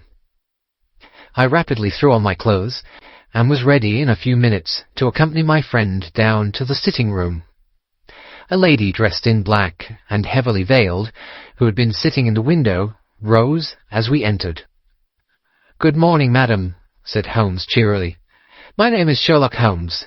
This is my intimate friend and associate, Dr. Watson, before whom you can speak as freely as before myself. Ha! I am glad to see that Mrs. Hudson has had the good sense to light the fire. Pray draw up to it, and I shall order you a cup of hot coffee, for I observe that you are shivering." "It is not cold which makes me shiver," said the woman in a low voice, changing her seat as requested. "What then?" "It is fear, Mr. Holmes. It is terror." She raised her veil as she spoke, and we could see that she was indeed in a pitiable state of agitation, her face all drawn and grey, with restless, frightened eyes, like those of some hunted animal. Her features and figure were those of a woman of 30, but her hair was shot with premature grey, and her expression was weary and haggard. Sherlock Holmes ran her over with one of his quick, all-comprehensive glances. "You must not fear," said he soothingly, bending forward and patting her forearm. "We shall soon set matters right, I have no doubt. You have come in by train this morning, I see?" "You know me, then?" "No, but I observed the second half of a return ticket in the palm of your left glove. You must have started early, and yet you had a good drive in a dog-cart along heavy roads before you reached the station." The lady gave a violent start, and stared in bewilderment at my companion. "There is no mystery, my dear madam," said he, smiling. "The left arm of your jacket is spattered with mud in no less than 7 places. The marks are perfectly fresh. There is no vehicle save a dog-cart which throws up mud in that way, and then only when you sit on the left-hand side of the driver." "Whatever your reasons may be, you are perfectly correct," said she. "I started from home before 6, reached Leatherhead at 20 past, and came in by the first train to Waterloo. Sir, I can stand this strain no longer. I shall go mad if it continues. I have no one to turn to, none, save only one who cares for me, and he, poor fellow, can be of little aid. I have heard of you, Mr. Holmes. I have heard of you from Mrs. Falintosh, whom you helped in the hour of her sore need. It was from her that I had your address. Oh, sir, do you not think that you could help me too, and at least throw a little light through the dense darkness which surrounds me? At present, it is out of my power to reward you for your services, but in a month or 6 weeks I shall be married, with the control of my own income, and then at least you shall not find me ungrateful." Holmes turned to his desk, and unlocking it, drew out a small case-book, which he consulted. "Farintosh," said he. "Ah, yes, I recall the case. It was concerned with an opal tiara. I think it was before your time, Watson. I can only say, madam, that I shall be happy to devote the same care to your case as I did to that of your friend. As to reward, my profession is its own reward, but you are at liberty to defray whatever expenses I may be put to at the time which suits you best. And now I beg that you will lay before us everything that may help us in forming an opinion upon the matter." "Alas," replied our visitor, "the very horror of my situation lies in the fact that my fears are so vague, and my suspicions depend so entirely upon small points, which might seem trivial to another, that even he to whom of all others I have a right to look for help and advice looks upon all that I tell him about it as the fancies of a nervous woman. He does not say so, but I can read it from his soothing answers and averted eyes. But I have heard, Mr. Holmes, that you can see deeply into the manifold wickedness of the human heart. You may advise me how to walk amid the dangers which encompass me." I am all attention, madam. My name is Helen Stoner, and I am living with my stepfather, who is the last survivor of one of the oldest Saxon families in England, the Roylotts of Stoke Moran, on the western border of Surrey. Holmes nodded his head. The name is familiar to me, said he. The family was at one time among the richest in England, and the estates extended over the borders into Berkshire in the north and Hampshire in the west. In the last century, however, 4 successive heirs were of a dissolute and wasteful disposition, and the family ruin was eventually completed by a gambler in the days of the Regency. Nothing was left save a few acres of ground and the 200-year-old house, which is itself crushed under a heavy mortgage. The last squire dragged out his existence there, living the horrible life of an aristocratic pauper. But his only son, my stepfather, seeing that he must adapt himself to the new conditions, obtained an advance from a relative, which enabled him to take a medical degree, and went out to Calcutta, where by his professional skill and his force of character he established a large practice. In a fit of anger, however, caused by some robberies which had been perpetrated in the house, he beat his native butler to death, and narrowly escaped a capital sentence. As it was, he suffered a long term of imprisonment, and afterwards returned to England a morose and disappointed man. When Dr. Roylott was in India, he married my mother, Mrs. Stoner, the young widow of Major General Stoner, of the Bengal Artillery. My sister Julia and I were twins, and we were only 2 years old at the time of my mother's remarriage. She had a considerable sum of money, not less than £1,000 a year, and this she bequeathed to Dr. Roylott entirely while we resided with him, with a provision that a certain annual sum should be allowed to each of us in the event of our marriage. Shortly after our return to England, my mother died. She was killed 8 years ago in a railway accident near Crewe. Dr. Roylott then abandoned his attempts to establish himself in practice in London, and took us to live with him in the old ancestral house at Stoke Moran. The money which my mother had left was enough for all our wants, and there seemed to be no obstacle to our happiness. But a terrible change came over our stepfather about this time. Instead of making friends and exchanging visits with our neighbours, who had at first been overjoyed to see a Roylott of Stoke Moran back in the old family seat, he shut himself up in his house, and seldom came out, save to indulge in ferocious quarrels with whoever might cross his path. Violence of temper, approaching to mania, has been hereditary in the men of the family, and in my stepfather's case it had, I believe, been intensified by his long residence in the tropics. A series of disgraceful brawls took place, 2 of which ended in the police court, until at last he became the terror of the village, and the folks would fly at his approach, for he is a man of immense strength and absolutely uncontrollable in his anger.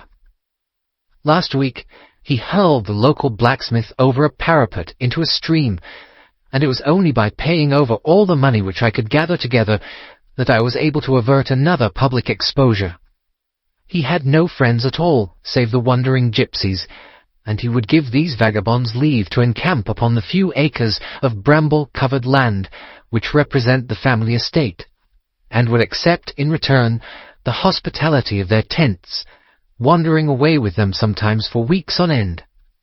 He has a passion also for Indian animals, which are sent over to him by a correspondent, and he has at this moment a cheetah and a baboon which wander freely over his grounds, and are feared by the villagers almost as much as their master. You can imagine from what I say that my poor sister Julia and I had no great pleasure in our lives. No servant would stay with us, and for a long time we did all the work of the house. She was but 30 at the time of her death, and yet her hair had already begun to whiten, even as mine has. Your sister is dead, then? She died just 2 years ago, and it is of her death that I wish to speak to you. You can understand that, living the life which I have described, we were little likely to see anyone of our own age and position. We had, however, an aunt, my mother's maiden sister, Miss Honoria Westphale, who lives near Harrow, and we were occasionally allowed to pay short visits at this lady's house. Julia went there at Christmas 2 years ago, and met there a half-pay major of Marines, to whom she became engaged. My stepfather learned of the engagement when my sister returned, and offered no objection to the marriage. But within a fortnight of the day which had been fixed for the wedding, the terrible event occurred which has deprived me of my only companion. Sherlock Holmes had been leaning back in his chair, with his eyes closed and his head sunk in a cushion, but he half opened his lids now, and glanced across at his visitor. "Pray be precise as to details," said he. "It is easy for me to be so, for every event of that dreadful time is seared into my memory. The manor house is, as I have already said, very old, and only one wing is now inhabited. The bedrooms in this wing are on the ground floor, the sitting-rooms being in the central block of the buildings. Of these bedrooms, the first is Dr. Roylott's, the second my sister's, and the third my own. There is no communication between them, but they all open out into the same corridor. Do I make myself plain?" "Perfectly so." "The windows of the 3 rooms open out upon the lawn. That fatal night, Dr. Roylott had gone to his room early, though we knew that he had not retired to rest. For my sister was troubled by the smell of the strong Indian cigars which it was his custom to smoke. She left her room, therefore, and came into mine, where she sat for some time, chatting about her approaching wedding. At 11 o'clock she rose to leave me, but she paused at the door and looked back. "Tell me, Helen," said she, "have you ever heard anyone whistle in the dead of the night?" "Never," said I. "I suppose that you could not possibly whistle yourself in your sleep?" "Certainly not. But why?" "Because during the last few nights I have always, about 3 in the morning, heard a low, clear whistle. I am a light sleeper, and it has awakened me. I cannot tell where it came from, perhaps from the next room, perhaps from the lawn. I thought that I would just ask you whether you had heard it." "No, I have not. It must be those wretched gypsies in the plantation." "Very likely, and yet if it were on the lawn, I wonder that you did not hear it also." "Ah, but I sleep more heavily than you." "Well, it is of no great consequence at any rate." She smiled back at me, closed my door, and a few moments later I heard her key turn in the lock. "Indeed," said Holmes. "Was it your custom always to lock yourselves in at night?" "Always." "And why?" "I think that I mentioned to you that the doctor kept a cheetah and a baboon. We had no feeling of security unless our doors were locked." "Quite so. Pray proceed with your statement." "I could not sleep that night. A vague feeling of impending misfortune impressed me. My sister and I, you will recollect, were twins, and you know how subtle are the links which bind 2 souls which are so closely allied. It was a wild night. The wind was howling outside, and the rain was beating and splashing against the windows. Suddenly, amid all the hubbub of the gale, there burst forth the wild scream of a terrified woman. I knew that it was my sister's voice. I sprang from my bed, wrapped a shawl round me, and rushed into the corridor. As I opened my door, I seemed to hear a low whistle, such as my sister described, and a few moments later a clanging sound, as if a mass of metal had fallen. As I ran down the passage, my sister's door was unlocked and revolved slowly upon its hinges. I stared at it, horror-stricken, not knowing what was about to issue from it. By the light of the corridor lamp, I saw my sister appear at the opening, her face blanched with terror, her hands groping for help, her whole figure swaying to and fro like that of a drunkard. I ran to her and threw my arms around her, but at that moment her knees seemed to give way and she fell to the ground. She writhed as one who is in terrible pain, and her limbs were dreadfully convulsed. At first, I thought that she had not recognized me, but as I bent over her, she suddenly shrieked out in a voice which I shall never forget, "Oh, my God, Helen! It was the band, the speckled band!" There was something else which she would fain have said, and she stabbed with her finger into the air in the direction of the doctor's room. But a fresh convulsion seized her and choked her words. I rushed out, calling loudly for my stepfather, and I met him hastening from his room in his dressing-gown. When he reached my sister's side, she was unconscious, and though he poured brandy down her throat and sent for medical aid from the village, all efforts were in vain, for she slowly sank and died without having recovered her consciousness. Such was the dreadful end of my beloved sister. "One moment," said Holmes. "Are you sure about this whistle and the metallic sound? Could you swear to it?" "That was what the county coroner asked me at the inquiry. It is my strong impression that I heard it, and yet, among the crash of the gale and the creaking of the old house, I may possibly have been deceived." "Was your sister dressed?" "No, she was in her nightdress. In her right hand was found the charred stump of a match, and in her left a matchbox, showing that she had struck a light and looked about her when the alarm took place. That is important. And what conclusions did the coroner come to?" "He investigated the case with great care, for Dr. Roylott's conduct had long been notorious in the county, but he was unable to find any satisfactory cause of death. My evidence showed that the door had been fastened upon the inner side, and the windows were blocked by old-fashioned shutters with broad iron bars, which were secured every night. The walls were carefully sounded, and were shown to be quite solid all round, and the flooring was also thoroughly examined, with the same result. The chimney is wide, but is barred up by 4 large staples.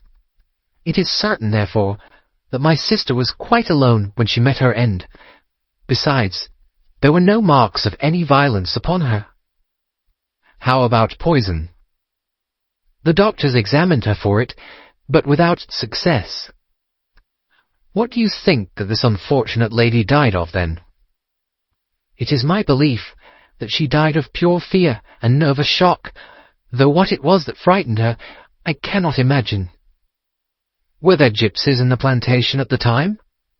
"Yes, there are nearly always some there." "Ah, and what did you gather from this allusion to a band, a speckled band?" "Sometimes I have thought that it was merely the wild talk of delirium, sometimes that it may have referred to some band of people, perhaps to these very gypsies in the plantation.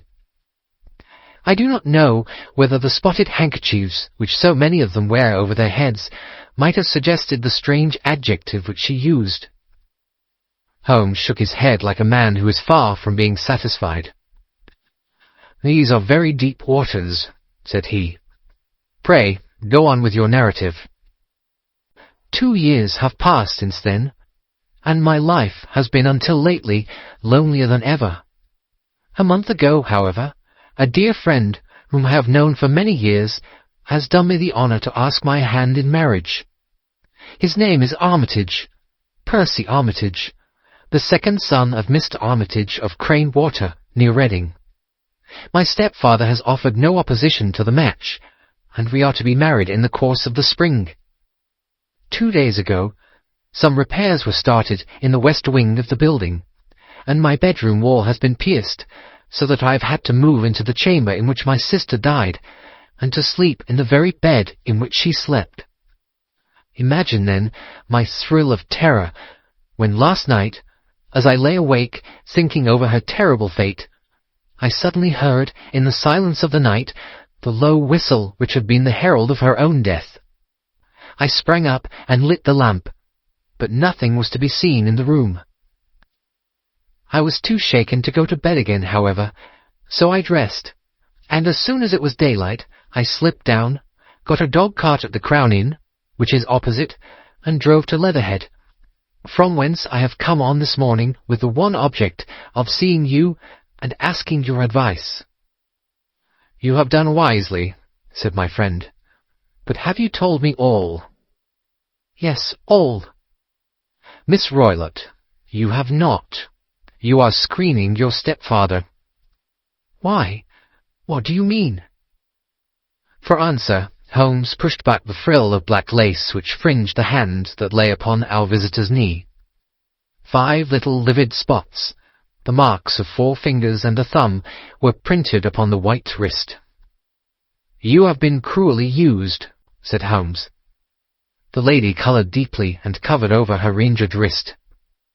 "He is a hard man," she said, "and perhaps he hardly knows his own strength." There was a long silence, during which Holmes leaned his chin upon his hands and stared into the crackling fire. "This is a very deep business," he said at last. "There are 1,000 details which I should desire to know before I decide upon our course of action. Yet we have not a moment to lose. If we were to come to Stoke Moran today, would it be possible for us to see over these rooms without the knowledge of your stepfather?" "As it happens, he spoke of coming into town today upon some most important business. It is probable that he will be away all day, and that there would be nothing to disturb you. We have a housekeeper now, but she is old and foolish, and I could easily get her out of the way." "Excellent. You are not averse to this trip, Watson?" "By no means." "Then we shall both come. What are you going to do yourself?" "I have 1 or 2 things which I would wish to do now that I am in town, but I shall return by the 12 o'clock train, so as to be there in time for your coming." "And you may expect us early in the afternoon. I have myself some small business matters to attend to. Will you not wait and breakfast?" "No, I must go. My heart is lightened already, since I have confided my trouble to you. I shall look forward to seeing you again this afternoon." She dropped her thick black veil over her face and glided from the room. "And what do you think of it all, Watson?" asked Sherlock Holmes, leaning back in his chair. "It seems to me to be a most dark and sinister business." "Dark enough and sinister enough. Yet if the lady is correct in saying that the flooring and walls are sound, and that the door, window, and chimney are impassable, then her sister must have been undoubtedly alone when she met her mysterious end. What becomes, then, of these nocturnal whistles, and what of the very peculiar words of the dying woman? I cannot think. When you combine the ideas of whistles at night, the presence of a band of gypsies who are on intimate terms with this old doctor, the fact that we have every reason to believe that the doctor has an interest in preventing his stepdaughter's marriage, the dying allusion to a band, and finally the fact that Miss Helen Stoner heard a metallic clang, which might have been caused by one of those metal bars that secured the shutters falling back into its place, I think that there is good ground to think that the mystery may be cleared along those lines. But what then did the gypsies do? I cannot imagine. I see many objections to any such theory. And so do I. It is precisely for that reason that we are going to Stoke Moran this day. I want to see whether the objections are fatal, or if they may be explained away. But what in the name of the devil? The ejaculation had been drawn from my companion by the fact that our door had been suddenly dashed open, and that a huge man had framed himself in the aperture. His costume was a peculiar mixture of the professional and of the agricultural, having a black top hat, a long frock coat, and a pair of high gaiters, with a hunting crop swinging in his hand. So tall was he that his hat actually brushed the crossbar of the doorway, and his breadth seemed to span it across from side to side. A large face, seared with 1,000 wrinkles, burned yellow with the sun, and marked with every evil passion, was turned from one to the other of us, while his deep-set, bile-shot eyes, and his high, thin, fleshless nose, gave him somewhat the resemblance to a fierce old bird of prey. "Which of you is Holmes?" asked this apparition. "My name, sir, but you have the advantage of me," said my companion quietly. I am Dr. Grimsby Roylott of Stoke Moran." "Indeed, doctor," said Holmes blandly. "Pray take a seat." "I will do nothing of the kind. My stepdaughter has been here. I have traced her. What has she been saying to you?" "It is a little cold for the time of year," said Holmes. "What has she been saying to you?" screamed the old man furiously. "But I have heard that the crocuses promise well," continued my companion imperturbably. "Ha! You put me off, do you?" said our new visitor, taking a step forward and shaking his hunting crop. "I know you, you scoundrel. I've heard of you before. You are Holmes the meddler." My friend smiled. "Holmes the busybody." His smile broadened. "Holmes the Scotland Yard jack-in-office." Holmes chuckled heartily. "Your conversation is most entertaining," said he. "When you go out, close the door, for there is a decided draught." "I will go when I've said my say. Don't you dare to meddle with my affairs. I know that Miss Stoner has been here. I traced her. I am a dangerous man to fall foul of. See here." He stepped swiftly forward, seized the poker, and bent it into a curve with his huge brown hands. "See that you keep yourself out of my grip," he snarled, and hurling the twisted poker into the fireplace, he strode out of the room. "He seems a very amiable person," said Holmes, laughing. "I'm not quite so bulky, but if he had remained, I might have shown him that my grip was not much more feeble than his own." As he spoke, he picked up the steel poker, and with a sudden effort, straightened it out again.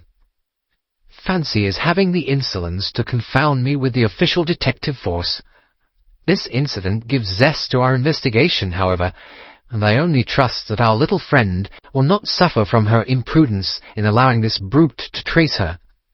And now, Watson, we shall order breakfast, and afterwards I shall walk down to Doctors' Commons, where I hope to get some data which may help us in this matter." It was nearly 1 o'clock when Sherlock Holmes returned from his excursion. He held in his hand a sheet of blue paper, scrawled over with notes and figures. "I have seen the will of the deceased wife," said he. "To determine its exact meaning, I have been obliged to work out the present prices of the investments with which it is concerned. The total income, which at the time of the wife's death was little short of £1,100, is now, through the fall of agricultural prices, not more than £750. Each daughter can claim an income of £250 in case of marriage. It is evident, therefore, that if both girls had married, this beauty would have had a mere pittance, while even one of them would cripple him to a very serious extent. My morning's work has not been wasted, since it has proved that he has the very strongest motives for standing in the way of anything of the sort. And now, Watson, this is too serious for dawdling, especially as the old man is aware that we are interesting ourselves in his affairs. So, if you are ready, we shall call a cab and drive to Waterloo. I should be very much obliged if you would slip your revolver into your pocket. And Ely's number 2 is in an excellent argument with gentlemen who can twist steel pokers into knots. That and a toothbrush are, I think, all that we need." At Waterloo we were fortunate in catching a train for Leatherhead, where we hired a trap at the station inn and drove for 4 or 5 miles through the lovely Surrey lanes. It was a perfect day, with a bright sun and a few fleecy clouds in the heavens. The trees and wayside hedges were just throwing out their first green shoots, and the air was full of a pleasant smell of the moist earth. To me, at least, there was a strange contrast between the sweet promise of the spring and this sinister quest upon which we were engaged. My companion sat in the front of the trap, his arms folded, his hat pulled down over his eyes, and his chin sunk upon his breast, buried in the deepest thought. Suddenly, however, he started, tapped me on the shoulder, and pointed over the meadows. "Look there," said he. A heavily timbered park stretched up in a gentle slope, thickening into a grove at the highest point. From amid the branches there jutted out the grey gables and high roof tree of a very old mansion. "Stoke Moran?" said he. "Yes, sir, that be the house of Dr. Grimsby Roylott," remarked the driver. "There is some building going on there," said Holmes. "That is where we are going." "There's the village," said the driver, pointing to a cluster of roofs some distance to the left. "But if you want to get to the house, you'll find it shorter to get over this stile, and so by the footpath over the fields. There it is, where the lady is walking." "And the lady, I fancy, is Miss Stoner," observed Holmes, shading his eyes. "Yes, I think we had better do as you suggest." We got off, paid our fare, and the trap rattled back on its way to Leatherhead. "I thought it as well," said Holmes as we climbed the stile, "that this fellow should think we had come here as architects, or on some definite business. It may stop his gossip. Good afternoon, Miss Stoner. You see that we have been as good as our word." Our client of the morning had hurried forward to meet us with a face which spoke her joy. "I have been waiting so eagerly for you," she cried, shaking hands with us warmly. "All has turned out splendidly.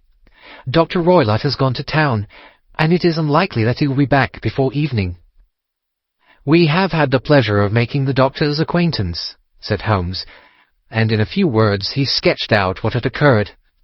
Miss Stoner turned white to the lips as she listened. "Good heavens!" she cried. "He has followed me, then?" "So it appears." "He is so cunning that I never know when I am safe from him.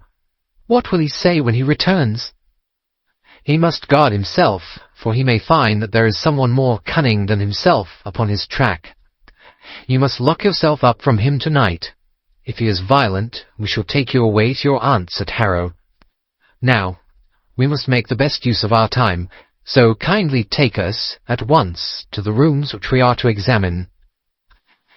The building was of grey, lichen-blotched stone, with a high central portion and two curving wings, like the claws of a crab, thrown out on each side.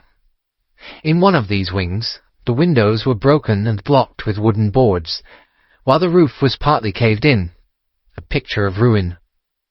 The central portion was in little better repair, but the right-hand block was comparatively modern, and the blinds in the windows, with the blue smoke curling up from the chimneys, showed that this was where the family resided. Some scaffolding had been erected against the end wall, and the stonework had been broken into, but there were no signs of any workmen at the moment of our visit.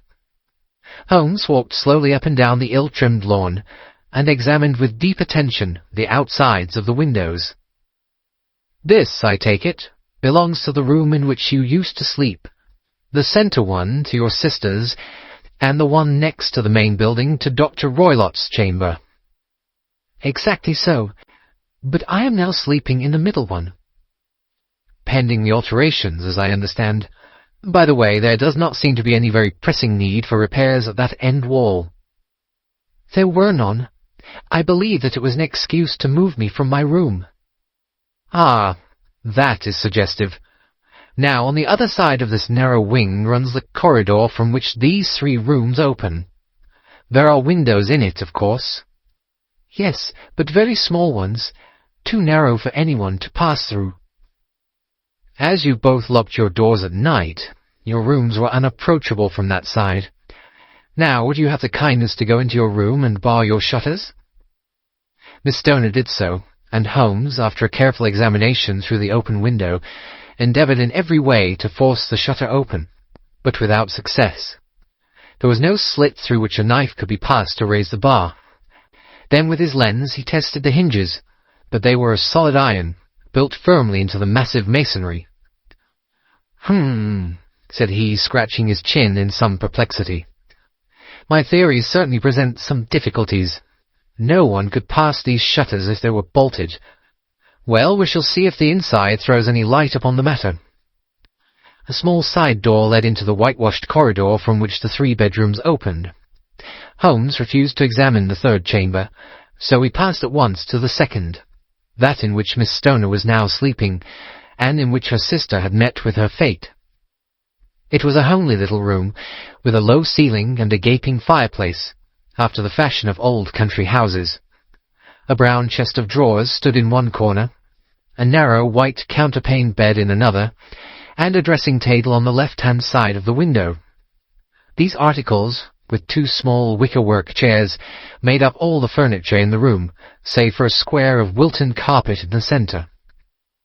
The boards round, and the panelling of the walls, were of brown, worm-eaten oak, so old and discoloured that it may have dated from the original building of the house. Holmes drew one of the chairs into a corner and sat silent, while his eyes travelled round and up and down, taking in every detail of the apartment. "Where does that bell communicate with?" he asked at last, pointing to a thick bell-rope which hung down beside the bed, the tassel actually lying upon the pillow. "It goes to the housekeeper's room."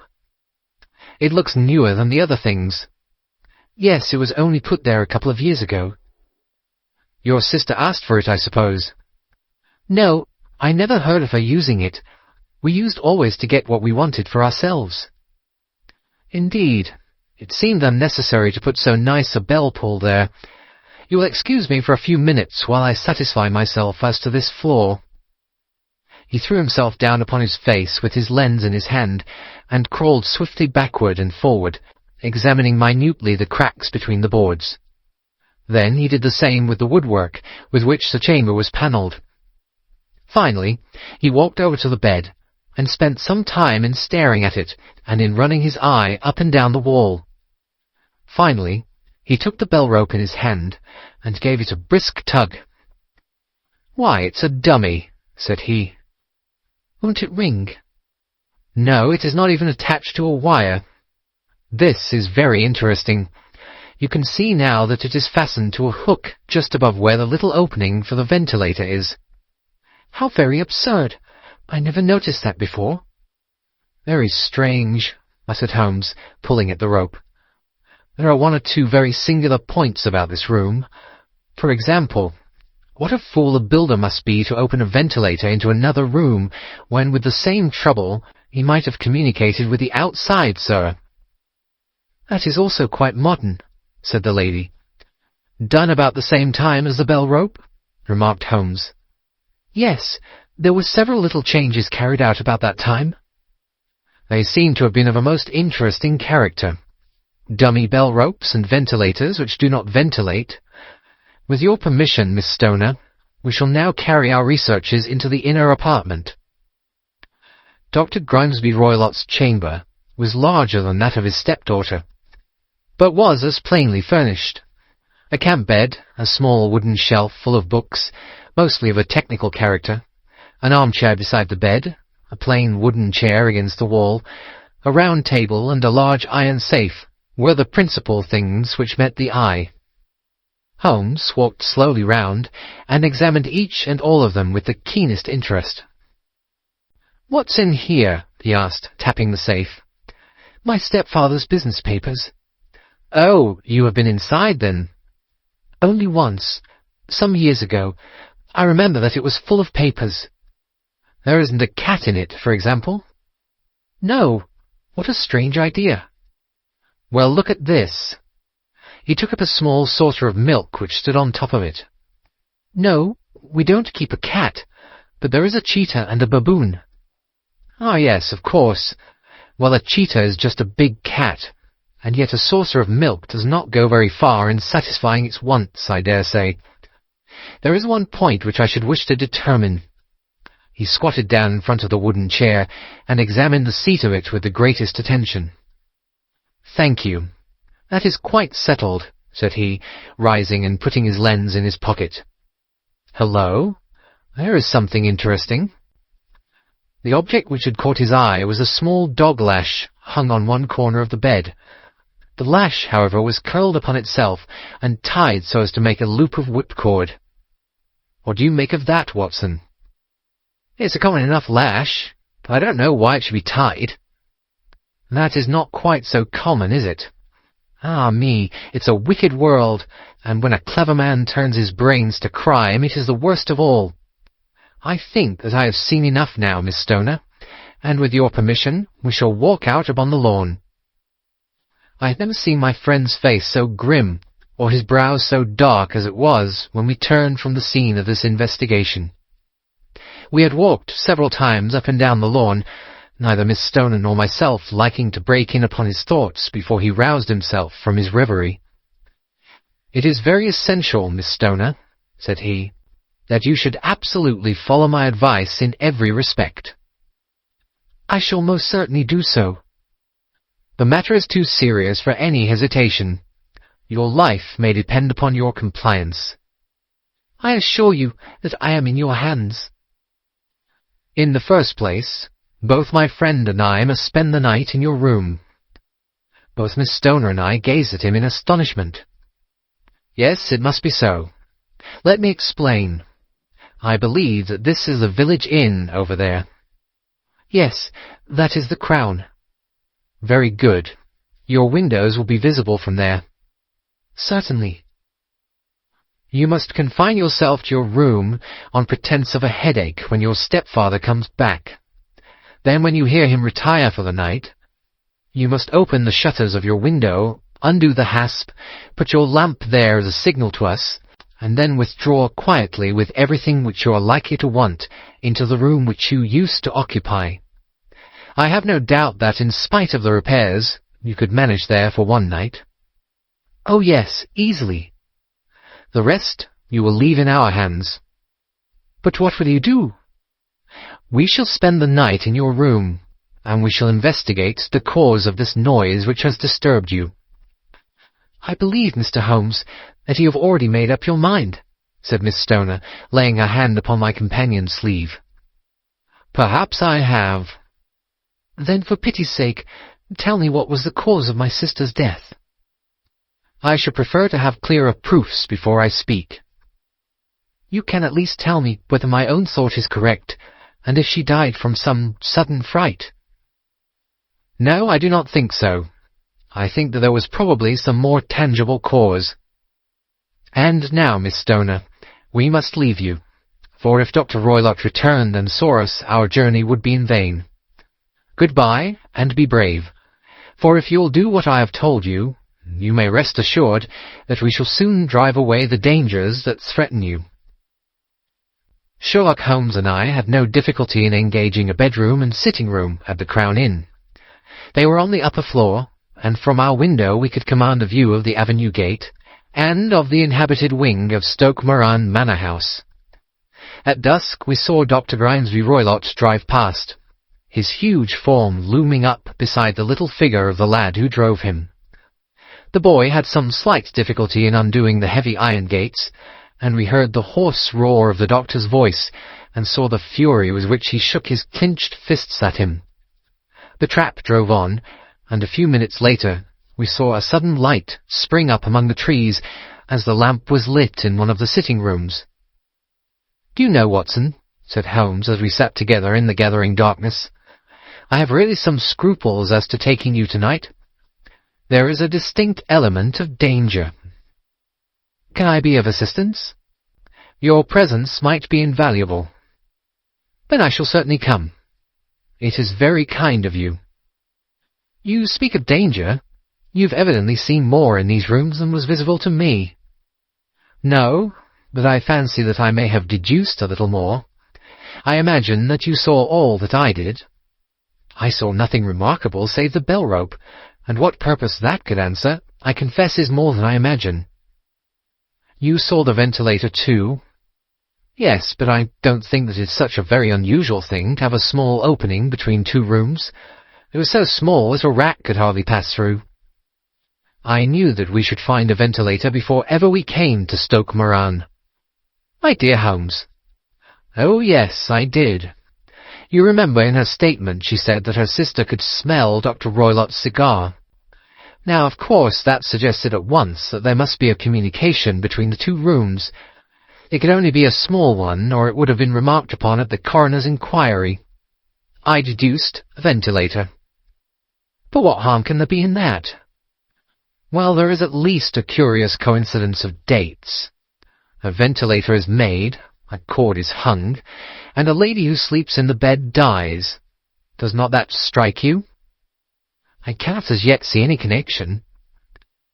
"Did you observe anything very peculiar about that bed?" "No." "It was clamped to the floor." Did you ever see a bed fastened like that before? I can't say that I have. The lady could not move her bed. It must always be in the same relative position to the ventilator and to the rope, or so we may call it, since it was clearly never meant for a bell pull. Holmes, I cried, I seem to see dimly what you are hinting at. We are only just in time to prevent some subtle and horrible crime. Subtle enough and horrible enough. When a doctor does go wrong, he is the first of criminals. He has nerve and he has knowledge. Palmer and Pritchard were among the heads of their profession. This man strikes even deeper, but I think, Watson, that we shall be able to strike deeper still. But we shall have horrors enough before the night is over. For goodness' sake, let us have a quiet pipe, and turn our minds for a few hours to something more cheerful. About 9 o'clock the light among the trees was extinguished, and all was dark in the direction of the manor house. 2 hours passed slowly away, and then suddenly, just at the stroke of 11, a single bright light shone out right in front of us. "That is our signal," said Holmes, springing to his feet. "It comes from the middle window." As we passed out, he exchanged a few words with the landlord, explaining that we were going on a late visit to an acquaintance, and that it was possible that we might spend the night there. A moment later, we were out on the dark road, a chill wind blowing in our faces, and one yellow light twinkling in front of us through the gloom to guide us on our sombre errand. There was little difficulty in entering the grounds, for unrepaired breaches gaped in the old park wall. Making our way among the trees, we reached the lawn, crossed it, and were about to enter through the window when out from a clump of laurel bushes there darted what seemed to be a hideous and distorted child, who threw itself upon the grass with writhing limbs and then ran swiftly across the lawn into the darkness. "My God!" I whispered. "Did you see it?" Holmes was for the moment as startled as I. His hand closed like a vice upon my wrist in his agitation. Then he broke into a low laugh and put his lips to my ear. "It is a nice household," he murmured. "That is the baboon." I had forgotten the strange pets which the doctor affected. There was a cheetah, too. Perhaps we might find it upon our shoulders at any moment. I confess that I felt easier in my mind when, after following Holmes's example and slipping off my shoes, I found myself inside the bedroom. My companion noiselessly closed the shutters, moved the lamp onto the table, and cast his eyes round the room. All was as we have seen it in the daytime. Then, creeping up to me, and making a trumpet of his hand, he whispered into my ear again so gently that it was all that I could do to distinguish the words. The least sound would be fatal to our plans. I nodded to show that I had heard. We must sit without light. You would see it through the ventilator. I nodded again. Do not go asleep. Your very life may depend upon it. Have your pistol ready in case we should need it. I will sit on the side of the bed, and you in that chair. I took out my revolver and laid it on the corner of the table. Holmes had brought up a long, thin cane, and this he placed upon the bed beside him.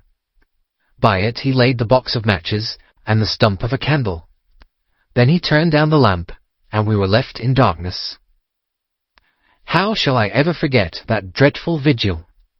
I could not hear a sound, not even the drawing of a breath, and yet I knew that my companion sat open-eyed within a few feet of me, in the same state of nervous tension in which I was myself. The shutters cut off the least ray of light, and we waited in absolute darkness. From outside came the occasional cry of a night-bird, and once at our very window a long-drawn, cat-like whine, which told us that the cheetah was indeed at liberty. Far away we could hear the deep tones of the parish clock, which boomed out every quarter of an hour. How long they seemed, those quarters!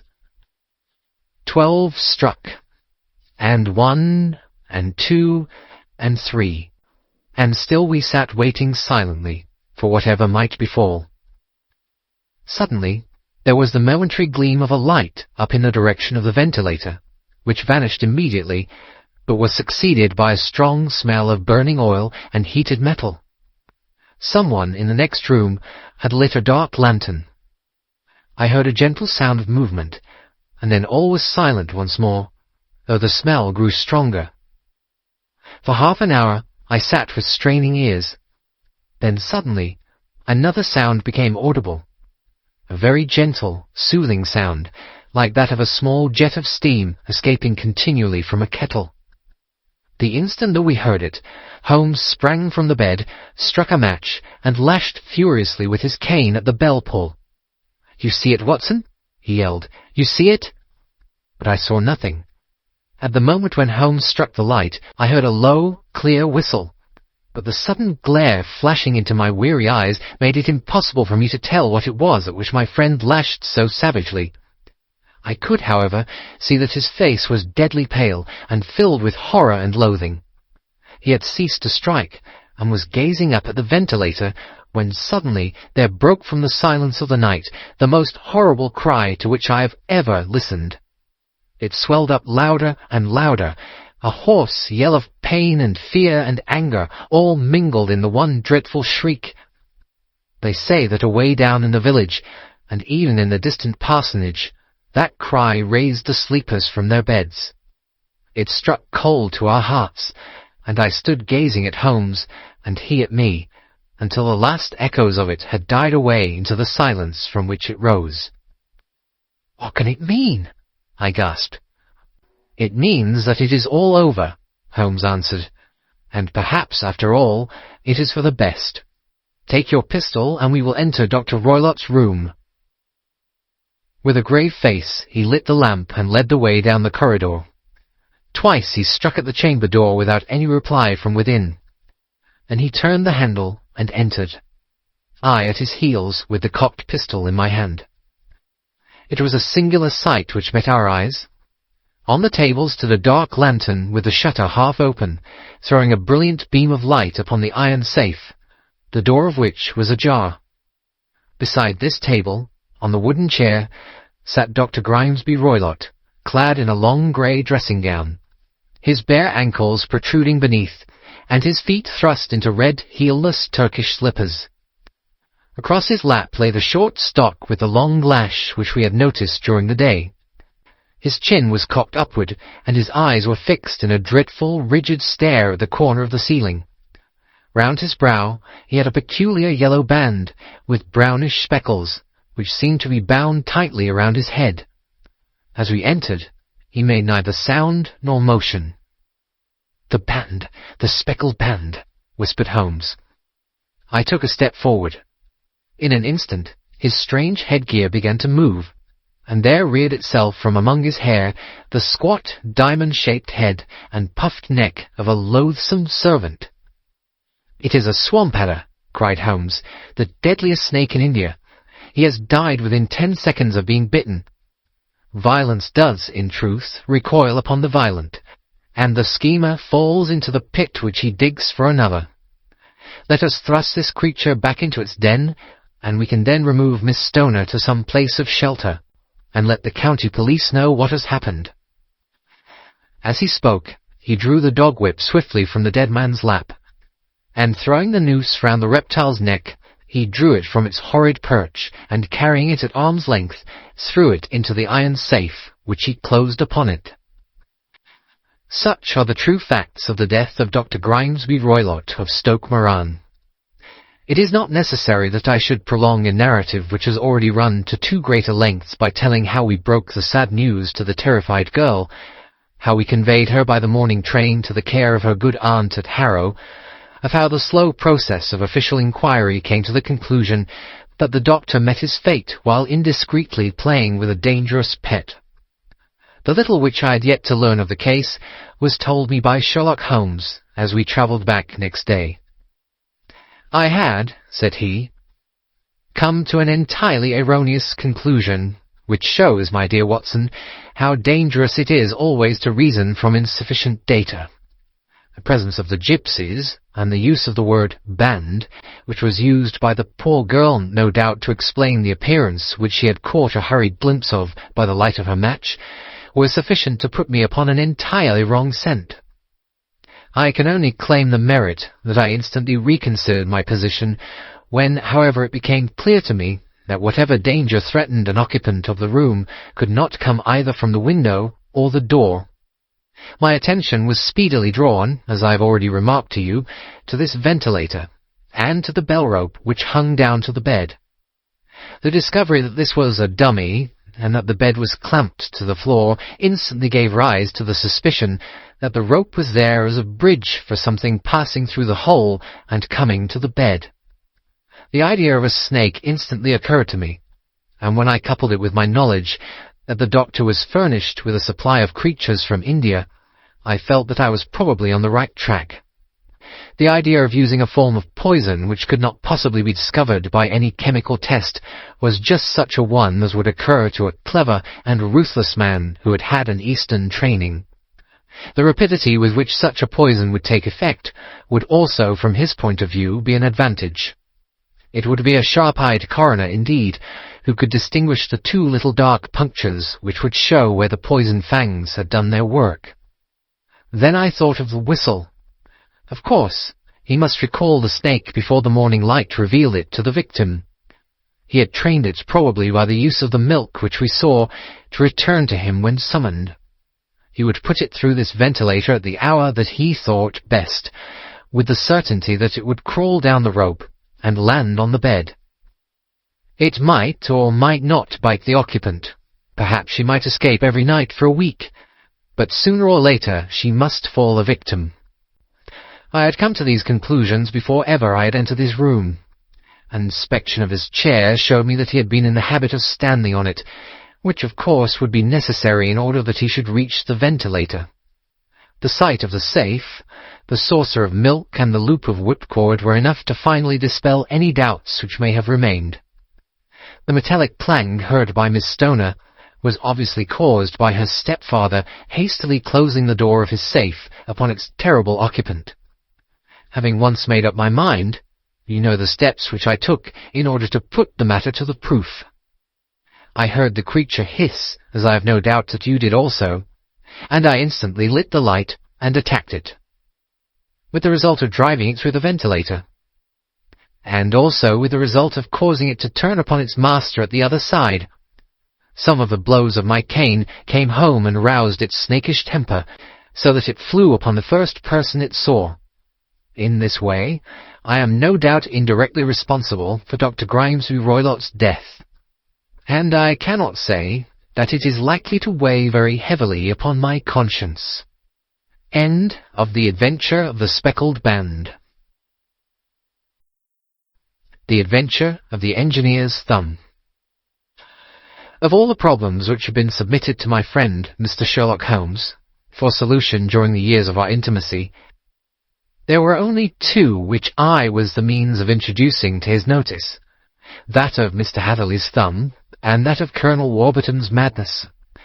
Of these, the latter may have afforded a finer field for an acute and original observer, but the other was so strange in its inception, and so dramatic in its details, that it may be the more worthy of being placed upon record, even if it gave my friend fewer openings for those deductive methods of reasoning by which he achieved such remarkable results. The story has, I believe, been told more than once in the newspapers, but, like all such narratives, its effect is much less striking when set forth en bloc in a single half-column of print than when the facts slowly evolve before your own eyes, and the mystery clears gradually away as each new discovery furnishes a step which leads on to the complete truth. At the time, the circumstances made a deep impression upon me, and the lapse of 2 years has hardly served to weaken the effect. It was in the summer of '89, not long after my marriage, that the events occurred which I am now about to summarize. I had returned to civil practice, and had finally abandoned Holmes in his Baker Street rooms, although I continually visited him, and occasionally even persuaded him to forego his Bohemian habits so far as to come and visit us. My practice had steadily increased, and as I happened to live at no very great distance from Paddington Station, I got a few patients from among the officials. One of these, whom I had cured of a painful and lingering disease, was never weary of advertising my virtues, and of endeavouring to send me on every sufferer over whom he might have any influence. One morning, at a little before 7 o'clock, I was awakened by the maid tapping at the door to announce that 2 men had come from Paddington and were waiting in the consulting room. I dressed hurriedly, for I knew by experience that railway cases were seldom trivial, and hastened downstairs. As I descended, my old ally, the guard, came out of the room and closed the door tightly behind him. "I've got him here," he whispered, jerking his thumb over his shoulder. "He's all right."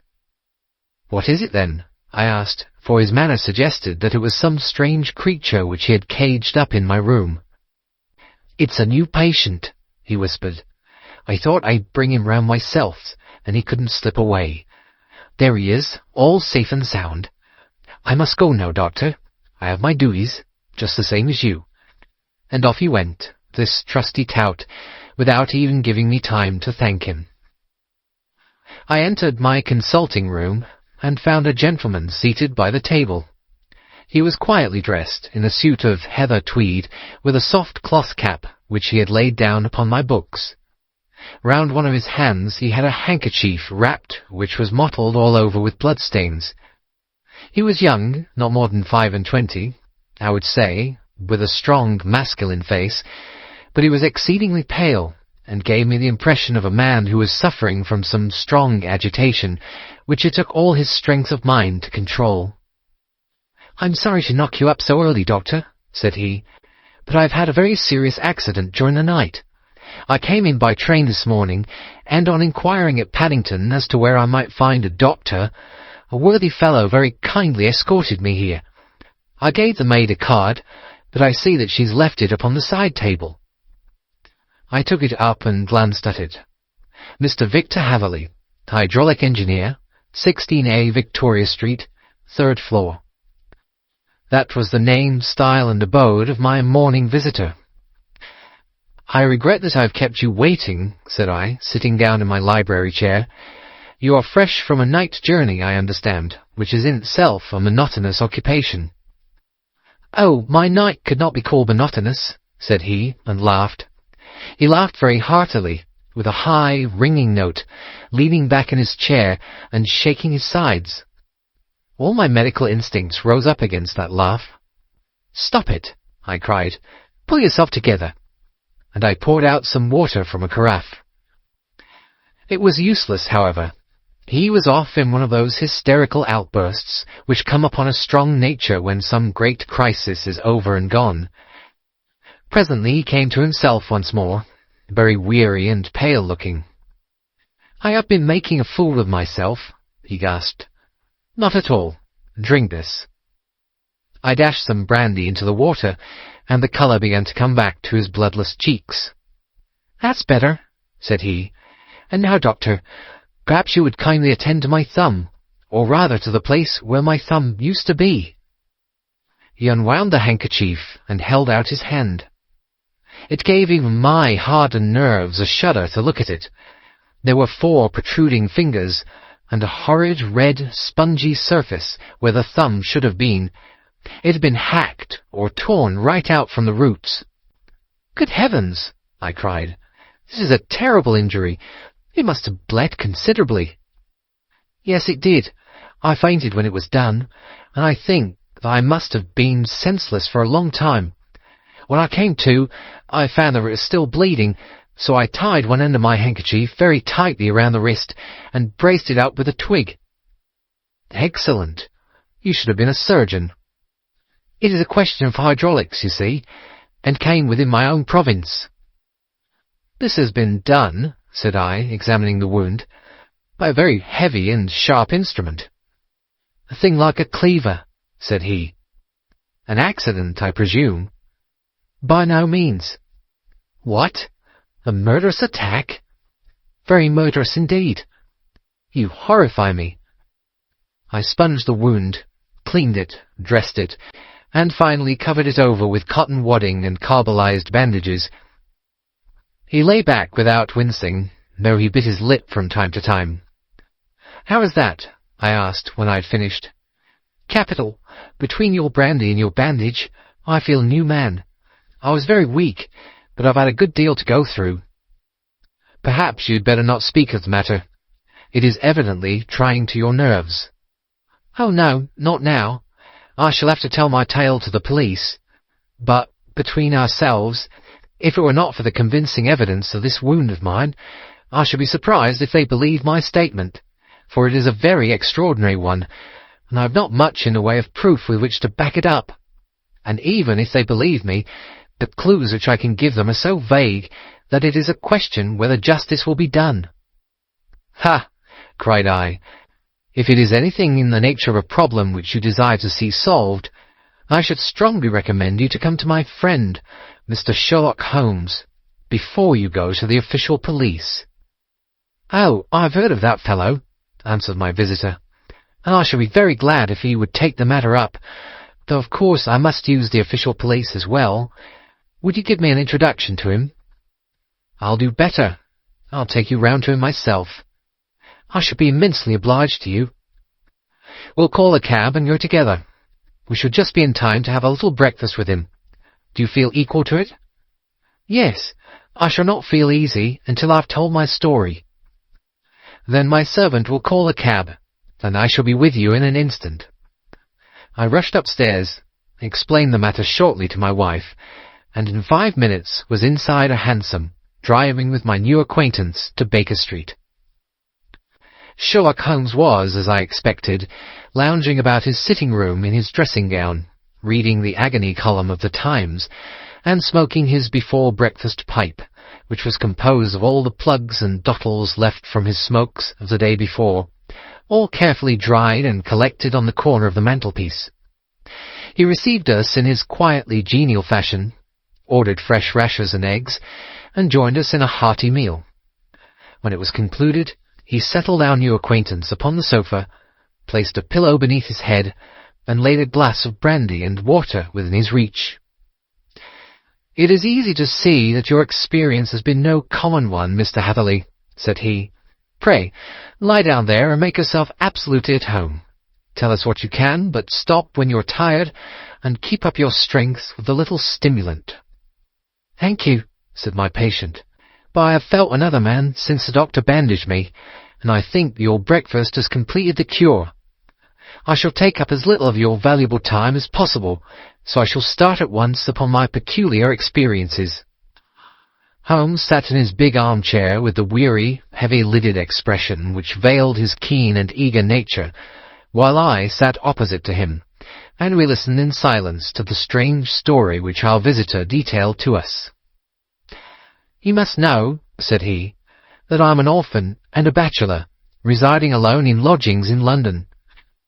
By profession, I am a hydraulic engineer, and I've had considerable experience of my work during the 7 years that I was apprenticed to Venner and Matheson, the well-known firm of Greenwich. 2 years ago, having served my time, and having also come into a fair sum of money through my poor father's death, I determined to start in business for myself, and took professional chambers in Victoria Street. I suppose that everyone finds his first independent start in business a dreary experience. To me it has been exceptionally so.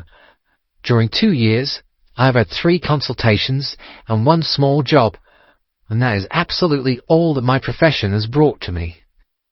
My gross takings amount to £27 10s.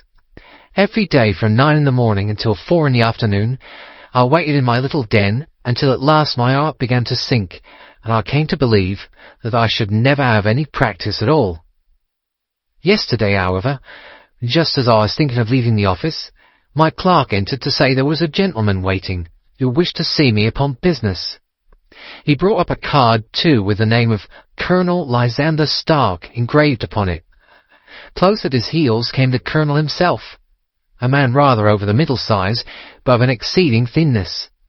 I do not think that I have ever seen so thin a man. His whole face sharpened away into nose and chin, and the skin of his cheeks was drawn quite tense over his outstanding bones. Yet this emaciation seemed to be his natural habit, and due to no disease, for his eye was bright, his step brisk, and his bearing assured. He was plainly but neatly dressed, and his age, I should judge, will be nearer 40 than 30. "Mr. Hatherley," said he, with something of a German accent, "you have been recommended to me, Mr. Hatherley, as being a man who is not only proficient in his profession, but is also discreet and capable of preserving a secret." I bowed, feeling as flattered as any young man would at such an address. "May I ask who it was who gave me so good a character?" "Well, perhaps it is better that I should not tell you that, just at this moment. I have it from the same source that you are both an orphan and a bachelor, and are residing alone in London." "That is quite correct," I answered. "But you will excuse me if I say that I cannot see how all this bears upon my professional qualifications. I understand that it was on a professional matter that you wished to speak to me." "Undoubtedly so. But you will find that all I say is really to the point. I have a professional commission for you, but absolute secrecy is quite essential. Absolute secrecy. You understand? And of course we may expect that more from a man who is alone than from one who lives in the bosom of his family." "If I promise to keep a secret," said I, "you may absolutely depend upon my doing so." He looked very hard at me as I spoke, and it seemed to me that I had never seen so suspicious and questioning an eye. "Do you promise, then?" said he at last. "Yes, I promise." "Absolute and complete silence before, during, and after. No reference to the matter at all, either in word or writing." "I have already given you my word." "Very good." He suddenly sprang up, and darting like lightning across the room, he flung open the door. The passage outside was empty. "That's all right," said he, coming back. "I know that clerks are sometimes curious as to their master's affairs. Now we can talk in safety." He drew up his chair very close to mine, and began to stare at me again with the same questioning and thoughtful look. A feeling of repulsion and of something akin to fear had begun to rise within me at the strange antics of this fleshless man. Even my dread of losing a client could not restrain me from showing my impatience. "I beg that you will state your business, sir," said I. "My time is of value. Heaven forgive me for that last sentence, but the words came to my lips." "How would 50 guineas for a night's work suit you?" he asked. "Most admirably." "I say a night's work, but an hour's will be nearer the mark. I simply want your opinion about a hydraulic stamping machine which has got out of gear. If you show us what is wrong, we shall soon set it right ourselves. What do you think of such a commission as that?" "The work appears to be light, and the pay munificent." "Precisely so. We shall want you to come tonight by the last train." "Where to?" "To Iford in Berkshire. It is a little place near the borders of Oxfordshire, and within 7 miles of Reading. There is a train from Paddington which would bring you there at about 11:15. "Very good." "I shall come down in a carriage to meet you." "There's a drive, then?" "Yes, our little place is quite out in the country. It is a good 7 miles from Iford station." "Then we can hardly get there before midnight. I suppose there will be no chance of a train back. I shall be compelled to stop the night." "Yes, we could easily give you a shakedown." "That is very awkward. Could I not come at some more convenient hour?" "We have judged it best that you should come late. It is to recompense you for any inconvenience that we are paying to you, a young and unknown man, a fee which would buy an opinion from the very heads of your profession. Still, of course, if you would like to draw out of the business, there is plenty of time to do so." I thought of the 50 guineas, and how very useful that will be to me. "Not at all," said I. "I shall be very happy to accommodate myself to your wishes. I should like, however, to understand a little more clearly what it is that you wish me to do." "Quite so. It is very natural that the pledge of secrecy which we have exacted from you should have aroused your curiosity. I have no wish to commit you to anything without you having it all laid before you. I suppose that we are absolutely safe from eavesdroppers. Entirely. Then the matter stands thus. You are probably aware that fuller's earth is a valuable product, and that it is only found in 1 or 2 places in England. I've heard so. Some little time ago I bought a small place, a very small place, within 10 miles of Reading. I was fortunate enough to discover that there was a deposit of fuller's earth in one of my fields. On examining it, however, I found that its deposit was a comparatively small one, and that it formed a link between 2 very much larger ones upon the right and left, both of them, however, in the grounds of my neighbours. These good people are absolutely ignorant that their land contained that which was quite as valuable as a gold mine. Naturally, it was to my interest to buy their land before they discovered its true value. But unfortunately, I had no capital by which I could do this. I took a few of my friends into the secret, however, and they suggested that we should quietly and secretly work our own little deposit, and that in this way we should earn the money which would enable us to buy the neighbouring fields. This we have now been doing for some time, and in order to help us in our operations, we erected a hydraulic press. This press, as I have already explained, has got out of order, and we wish your advice upon the subject. We guard our secret very jealously, however, and if it once become known that we had hydraulic engineers coming to our little house, it would soon rouse inquiry, and then, if the facts came out, it would be goodbye to any chance of getting those fields and carrying out our plans. That is why I have made you promise me that you will not tell a human being that you are going to Eyford tonight. I hope that I make it all plain. I quite follow you, said I. The only point which I could not quite understand was what use you could make of a hydraulic press in excavating fuller's earth, which, as I understand, is dug out like gravel from a pit.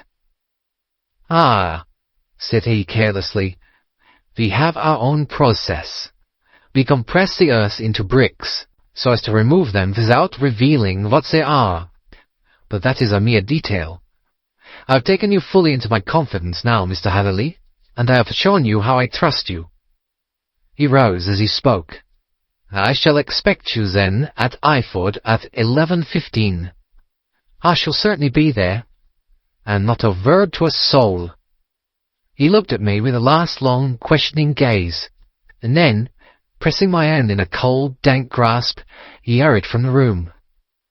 Well, when I came to think it all over in cool blood, I was very much astonished, as you may both think, at this sudden commission which has been entrusted to me. On the other hand, of course, I was glad, for the fee was at least tenfold what I should have asked had I had set a price on my own services, and it was possible that this order might lead to other ones. On the other hand, the face and manner of my patron had made an unpleasant impression upon me, and I could not think that his explanation of the fuller's earth was sufficient to explain the necessity for my coming at midnight, and his extreme anxiety lest I should tell anyone of my errand.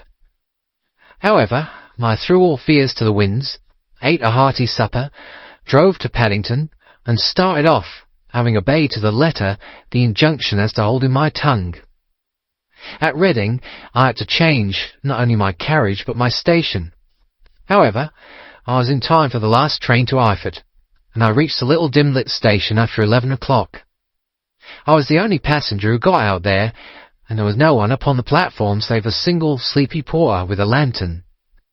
As I passed out through the wicket gate, however, I found my acquaintance of the morning waiting in the shadow upon the other side.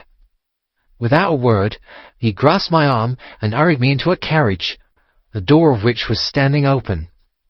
He drew up the windows on either side, tapped on the woodwork, and away we went as fast as the horse could go. "One horse?" interjected Holmes. "Yes, only one." "Did you observe the colour?" "Yes, I saw it by the side-lights when I was stepping into the carriage. It was a chestnut." "Tired-looking or fresh?" "Oh, fresh and glossy." "Thank you. I am sorry to have interrupted you. Pray continue your most interesting statement." Away we went then, and we drove for at least an hour. Colonel Lysander Stark has said that it was only 7 miles, but I should think, from the rate that we seemed to go, and from the time that we took, that it must have been nearer 12. He sat at my side in silence all the time, and I was aware, more than once, when I glanced in his direction, that he was looking at me with great intensity. The country roads seemed to be not very good in that part of the world, for we lurched and jolted terribly. I tried to look out the window to see something of where we were, but they were made of frosted glass, and I could make out nothing save the occasional bright blur of a passing light. Now and then I hazarded some remark to break the monotony of the journey, but the Colonel answered only in monosyllables, and the conversation soon flagged. At last, however, the bumping of the road was exchanged for the crisp smoothness of a gravel drive, and the carriage came to a stand. Colonel Lysander Stark sprang out, and as I followed after him, pulled me swiftly into a porch which gaped in front of us.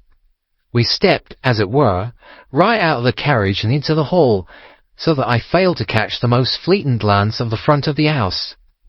The instant that I had crossed the threshold, the door slammed heavily behind us, and I heard faintly the rattle of the wheels as the carriage drove away. It was pitch dark inside the house, and the Colonel fumbled about looking for matches and muttering under his breath. Suddenly, a door opened at the other end of the passage, and a long golden bar of light shot out in our direction. It grew broader, and a woman appeared with a lamp in her hand, which she held above her head, pushing her face forward and peering at us. I could see that she was pretty, and from the gloss with which the light shone upon her dark dress, I knew that it was a rich material. She spoke a few words in a foreign tongue, in a tone as though asking a question, and when my companion answered in a gruff monosyllable, she gave such a start that the lamp nearly fell from her hand.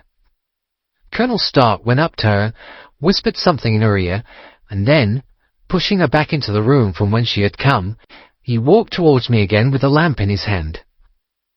"Perhaps you will have the kindness to wait in this room for a few minutes," said he, throwing open another door.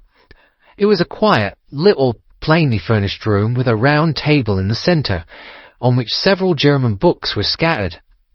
Colonel Stark laid down the lamp on the top of a harmonium beside the door. "I shall not keep you waiting an instant," said he, and vanished into the darkness. I glanced at the books upon the table, and in spite of my ignorance of German, I could see that 2 of them were treatises on science, the others being volumes of poetry. Then I walked across to the window, hoping that I might catch some glimpse of the countryside, but an oak shutter, heavily barred, was folded across it. It was a wonderfully silent house. There was an old clock ticking loudly somewhere in the passage, but otherwise everything was deadly still. A vague feeling of uneasiness began to steal over me. Who were these German people, and what were they doing living in this strange out-of-the-way place? And where was the place? I was 10 miles or so from Eyford, that was all I knew, but whether north, south, east or west I had no idea. For that matter, Reading and possibly other large towns were within that radius, so the place might not be so secluded after all. Yet it was quite certain, from the absolute stillness, that we were in the country. I paced up and down that room, humming a tune under my breath to keep up my spirits, and feeling that I was thoroughly earning my 50 guineas fee. Suddenly, without any preliminary sound in the midst of all the utter stillness, the door of my room swung slowly open. The woman was standing in the aperture, the darkness of the hall behind her, the yellow light from my lamp beating upon her eager and beautiful face. I could see at a glance that she was sick with fear, and the sight sent a chill to my own heart. She held up one shaking finger to warn me to be silent, and she shot a few whispered words of broken English at me, her eyes glancing back like those of a frightened horse into the gloom behind her. "I would go," said she, trying hard, as it seemed to me, to speak calmly. "I would go. I should not stay here. There is no good for you to do." "But, madam," said I have not yet done what I came for. I cannot possibly leave until I've seen the machine." "It is not worth you while to wait," she went on. "You can pass through the door. No one hinders." And then, seeing that I smiled and shook my head, she suddenly threw aside her constraint and made a step forward with her hands wrung together. "For the love of heaven," she whispered, "get away from here before it is too late." But I'm somewhat headstrong by nature, and the more ready to engage in an affair when there's some obstacle in the way. I thought of my 50-guinea fee, of my wearisome journey, and of the unpleasant night which seemed to be before me. Was it all to go for nothing? Why should I slink away without having carried out my commission, and without the payment which was my due? This woman might, for all I know, be a monomaniac. With a stout bearing, therefore, though her manner had shaken me more than I cared to confess, I still shook my head and declared my intention of remaining where I was. She was about to renew her entreaties when a door slammed overhead, and the sound of several footsteps were heard upon the stairs. She listened for an instant, threw up her hands with a despairing gesture, and vanished as suddenly and as noiselessly as she had come. The newcomers were Colonel Lysander Stark and a short, thick man with a chinchilla beard growing out of the creases of his double chin, who was introduced to me as Mr. Ferguson. "This is my secretary and manager," said the Colonel. "By the way, I was under the impression that I left this door shut just now. I fear that you have felt the draught." "On the contrary," said I opened the door myself because I felt the room to be a little close." He shot one of his suspicious looks at me. "Perhaps we had better proceed to business, then," said he. "Mr. Ferguson and I will take you up to see the machine." "I'd better put my hat on, I suppose?" "Oh, no. It is in the house." "What? You dig fuller's earth in the house?" "No, no. This is on where we compress it. But never mind that. All we wish you to do is to examine the machine and to let us know what is wrong with it." We went upstairs together, the Colonel first with the lamp, the fat manager and I behind him. It was a labyrinth of an old house, with corridors, passages, narrow winding staircases, and little low doors, the thresholds of which were hollowed out by the generations who crossed them. There were no carpets, and no signs of any furniture above the ground floor, while the plaster was peeling off the walls, and the damp was breaking through in green, unhealthy blotches. I tried to put on as unconcerned an air as possible, but I had not forgotten the warnings of the lady, even though I disregarded them, and I kept a keen eye upon my two companions. Ferguson appeared to be a morose and silent man, but I could see from the little that he said that he was at least a fellow countryman. Colonel Lysander Stark stopped at last before a low door, which he unlocked. Within was a small square room, in which the three of us could hardly get in one time. Ferguson remained outside, and the Colonel ushered me in. "We are now," said he, "actually within the hydraulic press, and it would be a particularly unpleasant thing for us if anyone were to turn it on. The ceiling of this small chamber is really the end of the descending piston, and it comes down with the force of many tons upon this metal floor. There are small lateral columns of water outside which receive the force, and which transmit and multiply it in the manner which is familiar to you. The machine goes readily enough, but there is some stiffness in the working of it, and it has lost a little of its force. Perhaps you will have the goodness to look it over and to show us how we can set it right." I took the lamp from him, and I examined the machine very thoroughly. It was indeed a gigantic one, and capable of exercising enormous pressure. When I passed outside, however, and pressed down the levers which controlled it, I knew at once by the whooshing sound that there was a slight leakage, which allowed a regurgitation of water through one of the side cylinders. An examination showed that one of the india-rubber bands, which was round the head of a driving rod, had shrunk so as not quite to fill the socket along which it worked. This was clearly the cause of the loss of power, and I pointed it out to my companions, who followed my remarks very carefully and asked several practical questions as to how they should proceed to set it right. When I had made it clear to them, I returned to the main chamber of the machine and took a good look at it to satisfy my own curiosity.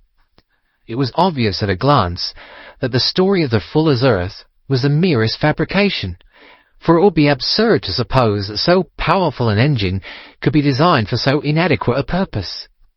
The walls were of wood, but the floor consisted of a large iron trough, and when I came to examine it, I could see a crust of metallic deposit all over it. I had stooped and was scraping at this to see exactly what it was, when I heard a muttered exclamation in German, and saw the cadaverous face of the Colonel looking down at me. "What are you doing there?" he asked. I felt angry at having been tricked by so elaborate a story as that which he had told me. "I was admiring your Fuller's Earth," said I. "I think that I should be better able to advise you as to your machine if I knew what the exact purpose was for which it was used." The instant that I uttered the words, I regretted the rashness of my speech. His face set hard, and a baleful light sprang up in his grey eyes. "Very well," said he. "You shall know all about the machine." He took a step backward, slammed the little door, and turned the key in the lock.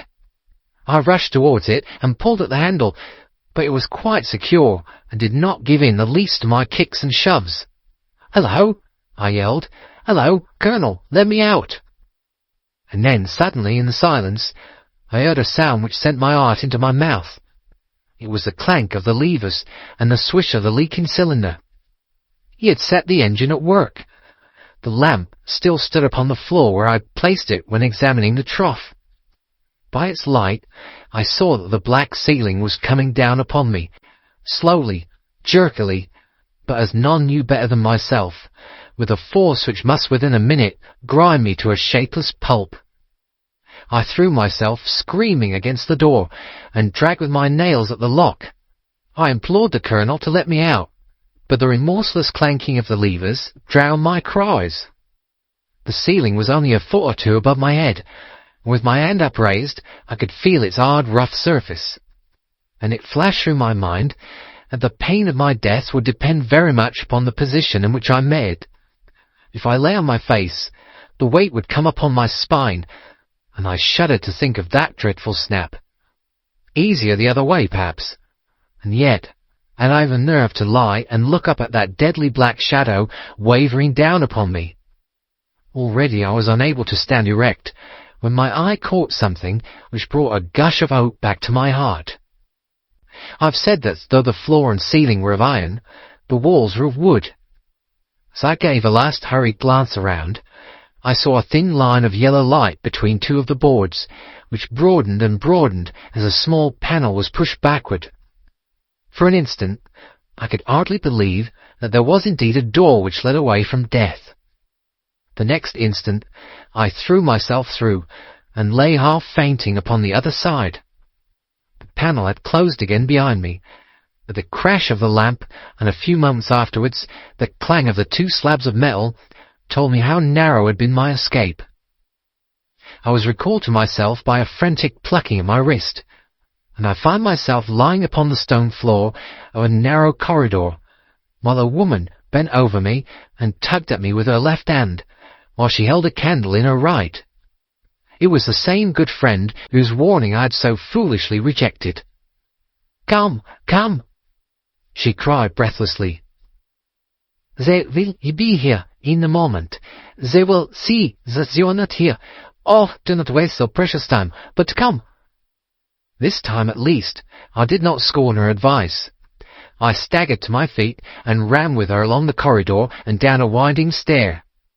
The latter led to another broad passage, and just as we reached it we heard the sound of running feet and the shouting of two voices, one answering the other from the floor on which we were, and from the one beneath. My guide stopped and looked about her like the one who is at her wit's end. Then she threw open a door which led into a bedroom, through the window of which the moon was shining brightly. "It is your only chance," said she. It is high, but it may be that you can jump it." As she spoke, a light sprang into view at the further end of the passage, and I saw the lean figure of Colonel Lysander Stark rushing forward with a lantern in one hand and a weapon like a butcher's cleaver in the other. I rushed across the bedroom, flung open the window, and looked out. How quiet and sweet and wholesome the garden looked in the moonlight, and it could not be more than 30 feet down. I clambered out upon the sill, but I hesitated to jump until I should have heard what passed between my saviour and the ruffian who pursued me. If she were ill-used, then at any risks I was determined to go back to her assistance. The thought had hardly flashed through my mind before he was at the door, pushing his way past her, but she threw her arms around him and tried to hold him back. "Fritz! Fritz!" she cried in English. "Remember your promise after the last time. You said it should not be again. He will be silent. Oh, he will be silent." "You are mad, Elise," he shouted, struggling to break away from her. "You will be the ruin of us.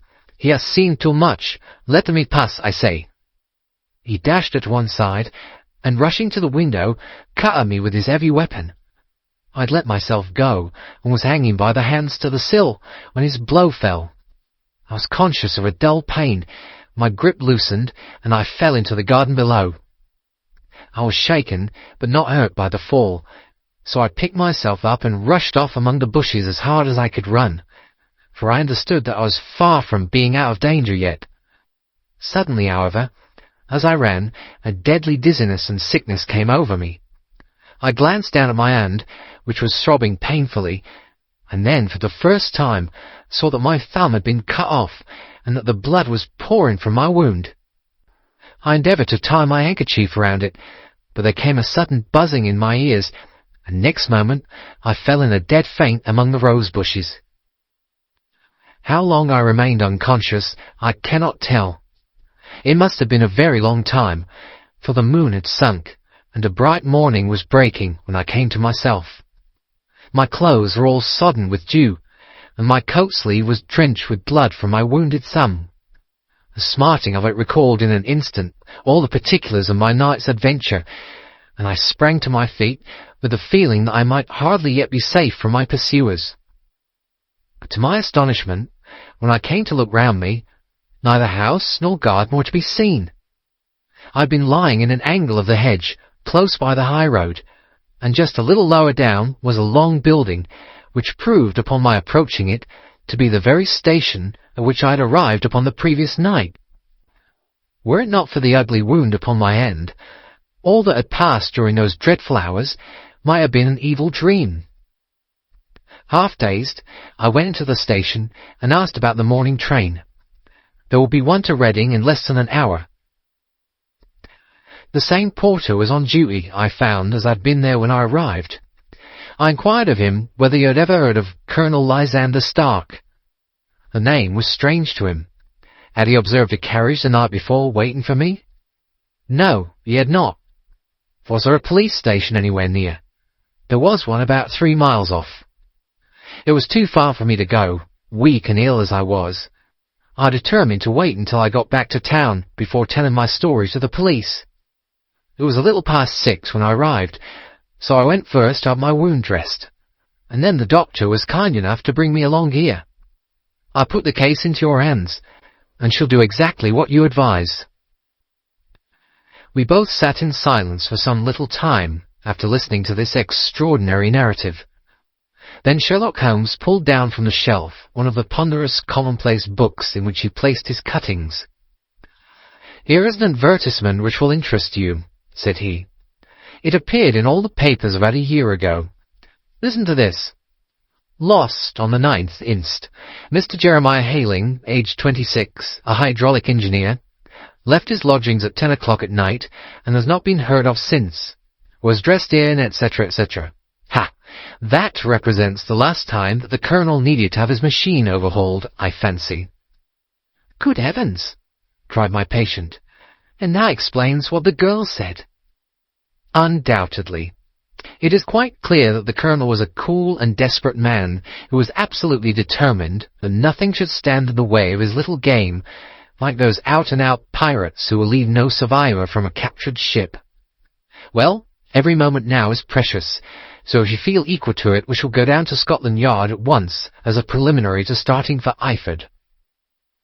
Some 3 hours or so afterwards, we were all in the train together, bound from Reading to the little Berkshire village. There were Sherlock Holmes, the hydraulic engineer, Inspector Bradstreet of Scotland Yard, a plainclothes man, and myself. Bradstreet had spread an ordnance map of the county out upon the seat, and was busy with his compasses drawing a circle with Eyford for its centre. "There you are," said he. "That circle is drawn at a radius of 10 miles from the village. The place we want must be somewhere near that line. You said 10 miles, I think, sir?" "It was an hour's good drive." "And you think that they brought you back all that way when you were unconscious?" "They must have done so. I have a confused memory, too, of having been lifted and conveyed somewhere." "What I cannot understand," said I, "is why they should have spared you when they found you lying fainting in the garden. Perhaps the villain was softened by the woman's entreaties." "I hardly think that likely. I never saw a more inexorable face in my life." "Oh, we shall soon clear up all that," said Bradstreet. "Well, I've drawn my circle, and I only wish I knew at what point upon it the folk that we are in search of are to be found." "I think I could lay my finger on it," said Holmes quietly. "Really now," cried the inspector, "you have formed your opinion? Come now, we shall see who agrees with you. I say it's south, for the country is more deserted there." "And I say east," said my patient. "I am for the west," remarked the plain-clothes man. "There are several quiet little villages up there." "And I am for the north," said I, "because there are no hills there, and our friend says that he did not notice the carriage go up any." "Come," cried the inspector, laughing, "it's a very pretty diversity of opinion. We've boxed the compass among us. Who do you give your casting vote to?" "You are all wrong." "But we can't all be." "Oh, yes, you can. This is my point." He placed his finger in the centre of the circle. "This is where we shall find them." "But the 12-mile drive," gasped Hatherley. 6 out and 6 back. Nothing simpler. You say yourself that the horse was fresh and glossy when you got in. How could it be that, if it had gone 12 miles over heavy roads? "Indeed, it is a likely ruse enough," observed Bradstreet thoughtfully. "Of course, there can be no doubt as to the nature of this gang." "None at all," said Holmes. "They are coiners on a large scale, and have used the machine to form the amalgam which has taken the place of silver." "We have known for some time that clever gang was at work," said the inspector. "They've been turning out half-crowns by the thousand. We even traced them as far as Reading, but could get no farther, for they have covered their traces in a way that showed that they were very old hands. But now, thanks to this lucky chance, I think that we should have got 'em right enough." But the inspector was mistaken, for those criminals were not destined to fall into the hands of justice. As we rolled into Eyford Station, we saw a gigantic column of smoke which steamed up from behind a small clump of trees in the neighbourhood, and hung like an immense ostrich feather over the landscape. "A house on fire?" asked Bradstreet as the train steamed off again on its way. "Yes, sir," said the station master. "When did it break out?" "I hear that it was during the night, sir, but it's got worse, and the whole place is in a blaze." "Whose house is it?" "Dr. Beecher's." "Tell me," broke in the engineer, "is Dr. Beecher a German, very thin, with a long sharp nose?" The station master laughed heartily. "No, sir, Dr. Beecher is an Englishman, and there isn't a man in the parish who has a better lined waistcoat, but he has a gentleman staying with him, a patient, as I understand, who is a foreigner, and he looks as if a little good Berkshire beef would do him no harm." The station master had not finished his speech before we were all hastening in the direction of the fire. The road topped a low hill, and there was a great widespread whitewashed building in front of us, spouting fire at every chink and window, while in the garden in front 3 fire engines were vainly striving to keep the flames under. "That's it!" cried Hatherley in intense excitement. "There's the gravel drive, and there the rose bushes where I lay. That second window is the one that I jumped from." "Well, at least," said Holmes, "you have had your revenge upon them. There can be no question that it was your oil lamp which, when it was crushed in the press, set fire to the wooden walls, though no doubt they were too excited in the chase after you to observe it at the time. Now keep your eyes open in this crowd for your friends of last night, though I very much fear that they are a good 100 miles off by now." And Holmes' fears came to be realized, for from that day to this no word has ever been heard either of the beautiful woman, the sinister German, or the morose Englishman. Early that morning a peasant had met a cart containing several people and some very bulky boxes driving rapidly in the direction of Reading, but there all traces of the fugitives disappeared, and even Holmes' ingenuity failed ever to discover the least clue as to their whereabouts.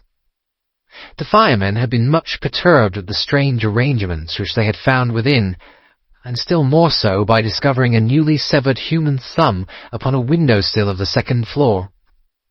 About sunset, however, their efforts were at least successful, and they subdued the flames, but not before the roof had fallen in, and the whole place had been reduced to such absolute ruin that, save some twisted cylinders and iron piping, not a trace remained of the machinery which had cost our unfortunate acquaintance so dearly. Large masses of nickel and of tin were discovered, stored in an outhouse, but no coins were to be found, which may have explained the presence of those bulky boxes which have been already referred to.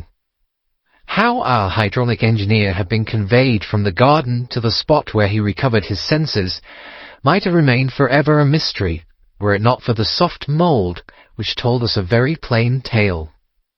He had evidently been carried down by two persons, one of whom had remarkably small feet, and the other unusually large ones. On the whole, it was most probable that the silent Englishman, being less bold or less murderous than his companion, had assisted the woman to bear the unconscious man out of the way of danger. "Well," said our engineer ruefully as we took our seats to return once more to London, "it has been a pretty business for me. I've lost my thumb, and I've lost a 50-guinea fee. And what have I gained?" "Experience," said Holmes, laughing. "Ha! Indirectly it may be of value, you know. You have only to put it into words to gain the reputation of being excellent company for the remainder of your existence." End of The Adventure of the Engineer's Thumb. The Adventure of a Noble Bachelor. The Lord St. Simon marriage, and its curious termination, have long ceased to be a subject of interest in those exalted circles in which the unfortunate bridegroom moves. Fresh scandals have eclipsed it, and their more piquant details have drawn the gossips away from this 4-year-old drama. As I have reason to believe, however, that the full facts have never been revealed to the general public, and as my friend Sherlock Holmes had a considerable share in clearing the matter up, I feel that no memoir of him would be complete without some little sketch of this remarkable episode. It was a few weeks before my own marriage, during the days when I was still sharing rooms with Holmes in Baker Street, that he came home from an afternoon stroll to find a letter on the table waiting for him. I had remained indoors all day, for the weather had taken a sudden turn to rain, with high autumnal winds, and the Jezail bullet which I had brought back in one of my limbs as a relic of my Afghan campaign throbbed with dull persistence. With my body in one easy chair, and my legs upon another, I had surrounded myself with a cloud of newspapers, until at last, saturated with the news of the day, I tossed them all aside and lay listless, watching the huge crest and monogram upon the envelope upon the table, and wondering lazily who my friend's noble correspondent could be. "Here is a very fashionable epistle," I remarked as he entered. "Your morning letters, if I remember right, were from a fishmonger and a tide-waiter." "Yes, my correspondence has certainly the charm of variety," he answered, smiling, "and the humbler are usually the more interesting. This looks like one of those unwelcome social summonses which call upon a man either to be bored or to lie." He broke the seal and glanced over the contents. "Oh, come, It may prove to be something of interest after all. Not social, then? No, distinctly professional. And from a noble client? One of the highest in England. My dear fellow, I congratulate you. I assure you, Watson, without affectation, that the status of my client is a matter of less moment to me than the interest of his case. It is just possible, however, that also may not be wanting in this new investigation. You have been reading the papers diligently of late, have you not?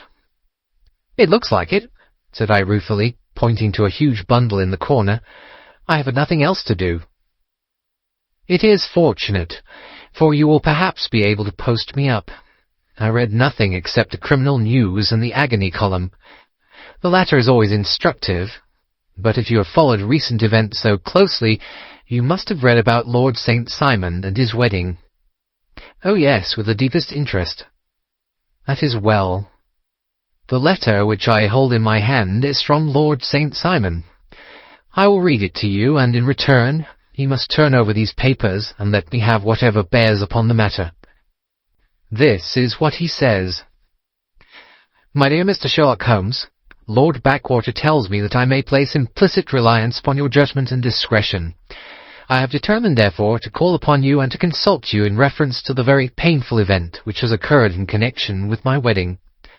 Mr. Lestrade of Scotland Yard is acting already in the matter, but he assures me that he sees no objection to your cooperation, and that he even thinks that it might be of some assistance. I will call at 4 o'clock in the afternoon, and should you have any other engagement at that time, I hope that you will postpone it, as this matter is of paramount importance.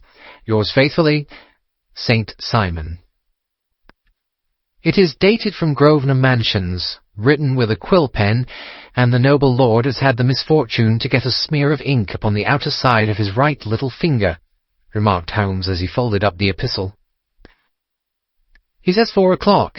It's 3 now. He'll be here in an hour. Then I have just time, with your assistance, to get clear upon the subject. Turn over these papers and arrange the extracts in their order of time, while I take a glance as to who our client is. He picked a red-covered volume from a line of books of reference beside the mantelpiece. Here he is, said he, sitting down and flattening it out upon his knee. Lord Robert Walsingham de Vere St. Simon, second son of the Duke of Balmoral. Arms, Asia, 3 caltrops in chief over a fess sable, born in 1846. He is 41 years of age, which is mature for marriage. Was Under-Secretary for the Colonies in a late administration. The Duke, his father, was at one time Secretary for Foreign Affairs. They inherit Plantagenet blood by direct descent, and Tudor on the distaff side. Ha! Well, there's nothing very instructive in all this. I think that I must turn to you, Watson, for something more solid. I have very little difficulty in finding what I want, said I, for the facts are quite recent, and the matter struck me as remarkable. I feared to refer them to you, however, as I knew that you had an inquiry on hand, and that you disliked the intrusion of other matters. Oh, you mean the little problem of the Grosvenor Square furniture van. That is quite cleared up now, though. Indeed, it was obvious from the first. Pray, give me the results of your newspaper selections. Here is the first notice which I can find. It is in the personal column of the Morning Post, and dates, as you see, some weeks back. A marriage has been arranged, it says, and will, if rumour is correct, very shortly take place, between Lord Robert St. Simon, second son of the Duke of Balmoral, and Miss Hattie Doran, the only daughter of Aloysius Doran, Esquire, of San Francisco, California, USA. That is all. Terse and to the point, remarked Holmes, stretching his long, thin legs towards the fire. There was a paragraph amplifying this in one of the society papers of the same week. Here it is. There will soon be a call for protection in the marriage market, for the present free trade principle appears to tell heavily against our home product. One by one the management of the noble houses of Great Britain is passing into the hands of our fair cousins from across the Atlantic. An important addition has been made during the last week to the list of the prizes which have been borne away by these charming invaders. Lord St. Simon, who has shown himself for over 20 years proof against the little god's arrows, has now definitely announced his approaching marriage with Miss Hattie Doran, the fascinating daughter of a California millionaire. Miss Doran, whose graceful figure and striking face attracted much attention at the Westbury House festivities, is an only child, and it is currently reported that her dowry will run to considerably over the 6 figures, with expectancies for the future. As it is an open secret that the Duke of Balmoral has been compelled to sell his pictures within the last few years, and as Lord St. Simon has no property of his own save the small estate of Birchmoor, it is obvious that the Californian heiress is not the only gainer by an alliance which will enable her to make the easy and common transition from a Republican lady to a British peeress. "Anything else?" asked Holmes, yawning. "Oh yes, plenty. Then there is another note in the Morning Post to say that the marriage will be an absolutely quiet one, that it will be at St. George's, Hanover Square, that only half a dozen intimate friends will be invited, and that the party would return to the furnished house at Lancaster Gate, which has been taken by Mr. Aloysius Doran. 2 days later, that is on Wednesday last, there is a curt announcement that the wedding had taken place, and that the honeymoon will be passed at Lord Backwater's place near Petersfield. Those are all the notices which appeared before the disappearance of the bride." "Before the what?" asked Holmes with a start. "The vanishing of the lady." "When did she vanish, then?" "At the wedding breakfast." "Indeed. This is more interesting than it promised to be. Quite dramatic, in fact." "Yes, it struck me as being a little out of the common." "They often vanish before the ceremony, and occasionally during the honeymoon, but I cannot call to mind anything quite so prompt as this. Pray let me have the details."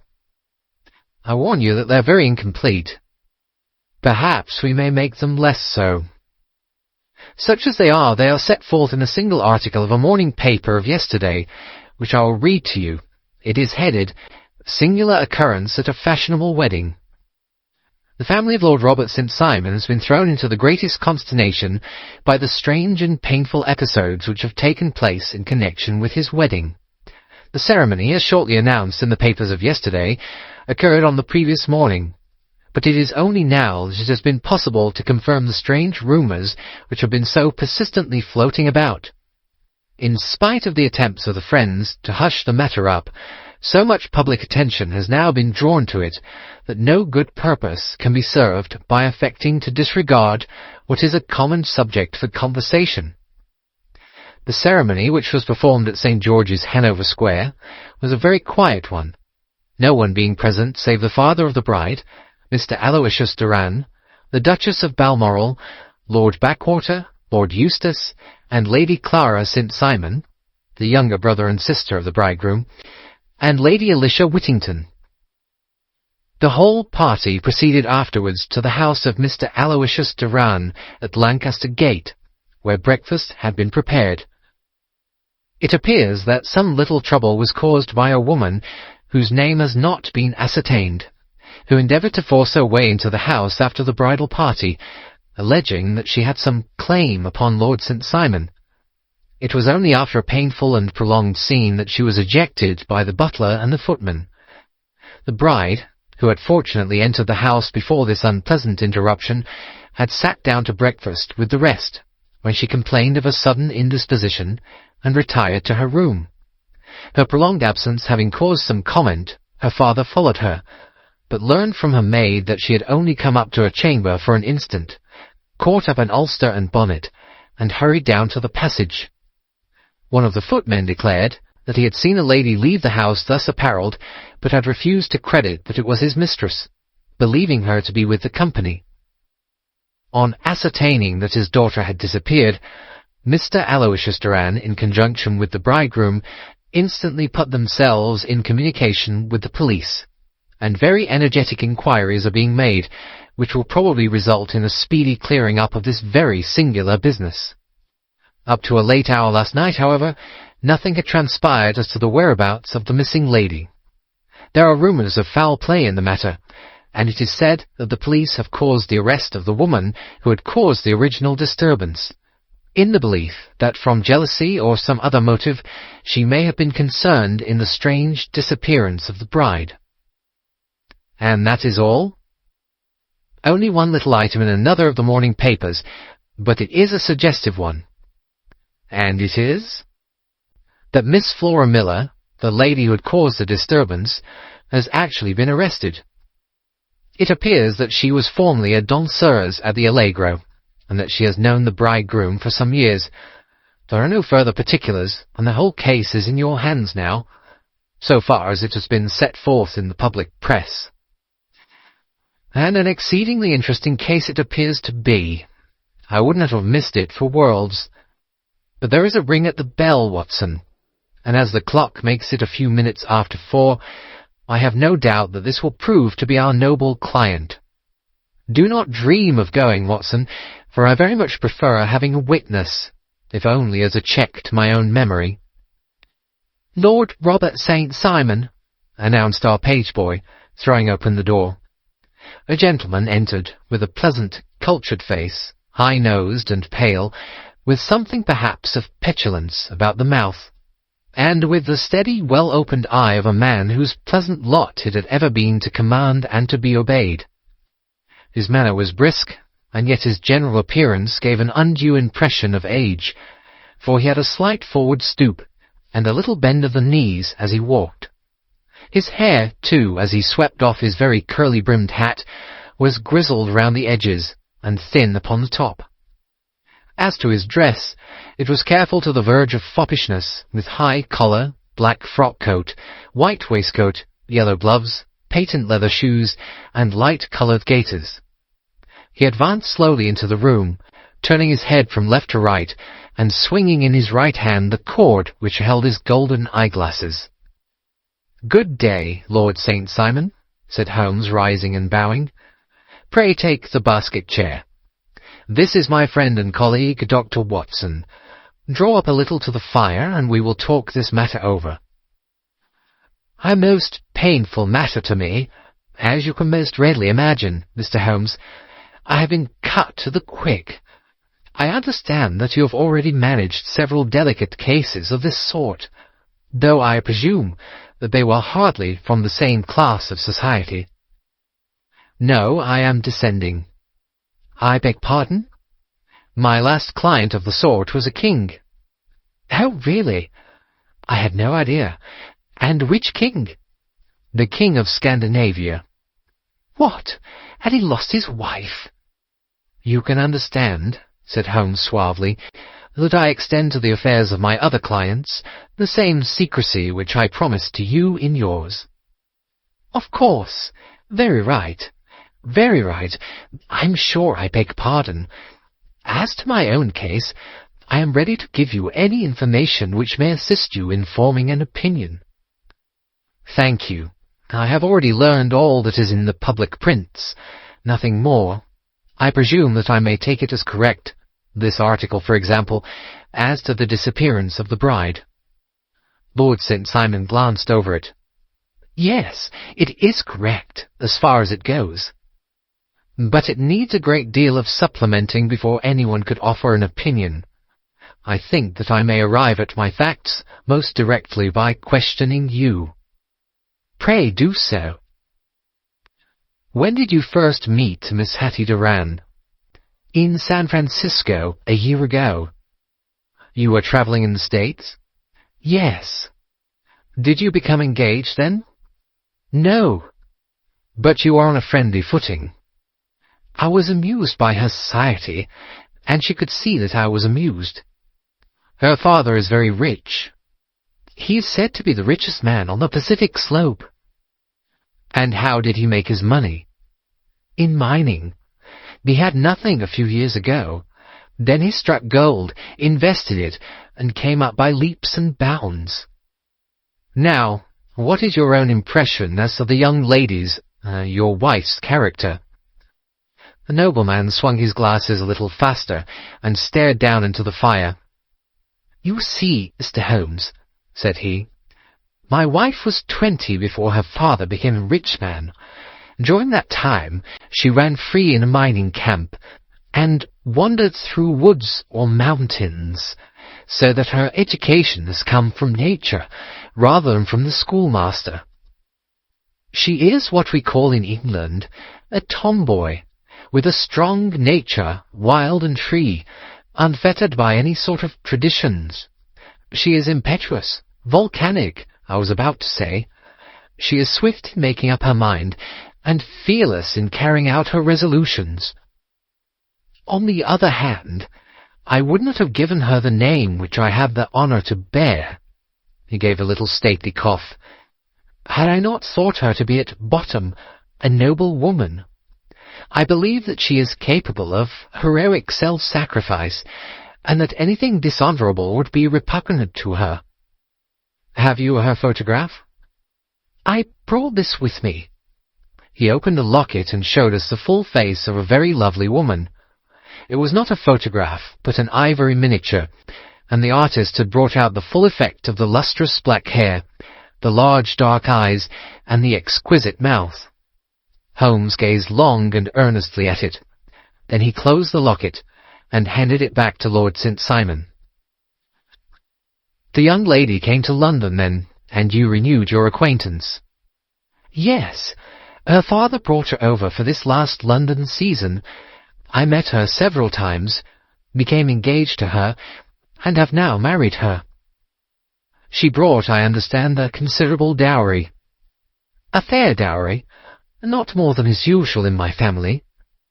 And this, of course, remains to you, since the marriage is a fait accompli. I really have made no inquiries on the subject. Very naturally not. Did you see Miss Doran on the day before the wedding? Yes. Was she in good spirits? Never better. She kept talking of what we should do in our future lives. Indeed. That is very interesting. And on the morning of the wedding? She was as bright as possible, at least until after the ceremony.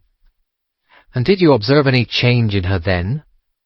Well, to tell the truth, I saw then the first signs that I had ever seen that her temper was just a little sharp.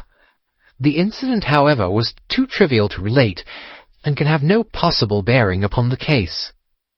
Pray let us have it, for all that. Oh, it is childish. She dropped her bouquet as we went towards the vestry. She was passing the front pew at the time, and it fell over into the pew. There was a moment's delay, but the gentleman in the pew handed it up to her again, and it did not appear to be the worse for the fall. Yet when I spoke to her of the matter, she answered me abruptly, and in the carriage on our way home she seemed absurdly agitated over this trifling cause. Indeed. You say that there was a gentleman in the pew. Some of the general public were present then? Oh, yes. It is impossible to exclude them when the church is open. This gentleman was not one of your wife's friends? No, no. I call him a gentleman by courtesy, but he was quite a common-looking person. I hardly noticed his appearance. But really, I think that we are wandering rather far from the point. Lady St. Simon, then, returned from the wedding in a less cheerful frame of mind than she had gone to it. What did she do on re-entering her father's house? I saw her in conversation with her maid. And who is her maid? Alice is her name. She is an American, and came from California with her. A confidential servant? A little too much so. It seemed to me that her mistress allowed her to take great liberties. Still, of course, in America they look upon these things in a different way. How long did she speak to this Alice? Oh, a few minutes. I had something else to think of. You did not overhear what they said? Lady St. Simon said something about jumping a claim. She was accustomed to use slang of the kind. I have no idea what she meant. American slang is very expressive sometimes. And what did your wife do when she finished speaking to her maid? She walked into the breakfast-room. On your arm? No, alone. She was very independent in little matters like that. Then, after we had sat down for 10 minutes or so, she rose hurriedly, muttered some words of apology, and left the room. She never came back. But this maid Alice, as I understand, deposes that she went to her room, covered her bride's dress with a long ulster, put on a bonnet, and went out. Quite so. And she was afterwards seen walking into Hyde Park in company with Flora Miller, a woman who is now in custody, and who had already made a disturbance at Mr. Durand's house that morning.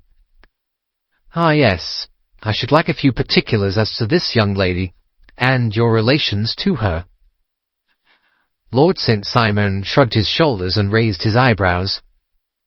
We have been on a friendly footing for some years.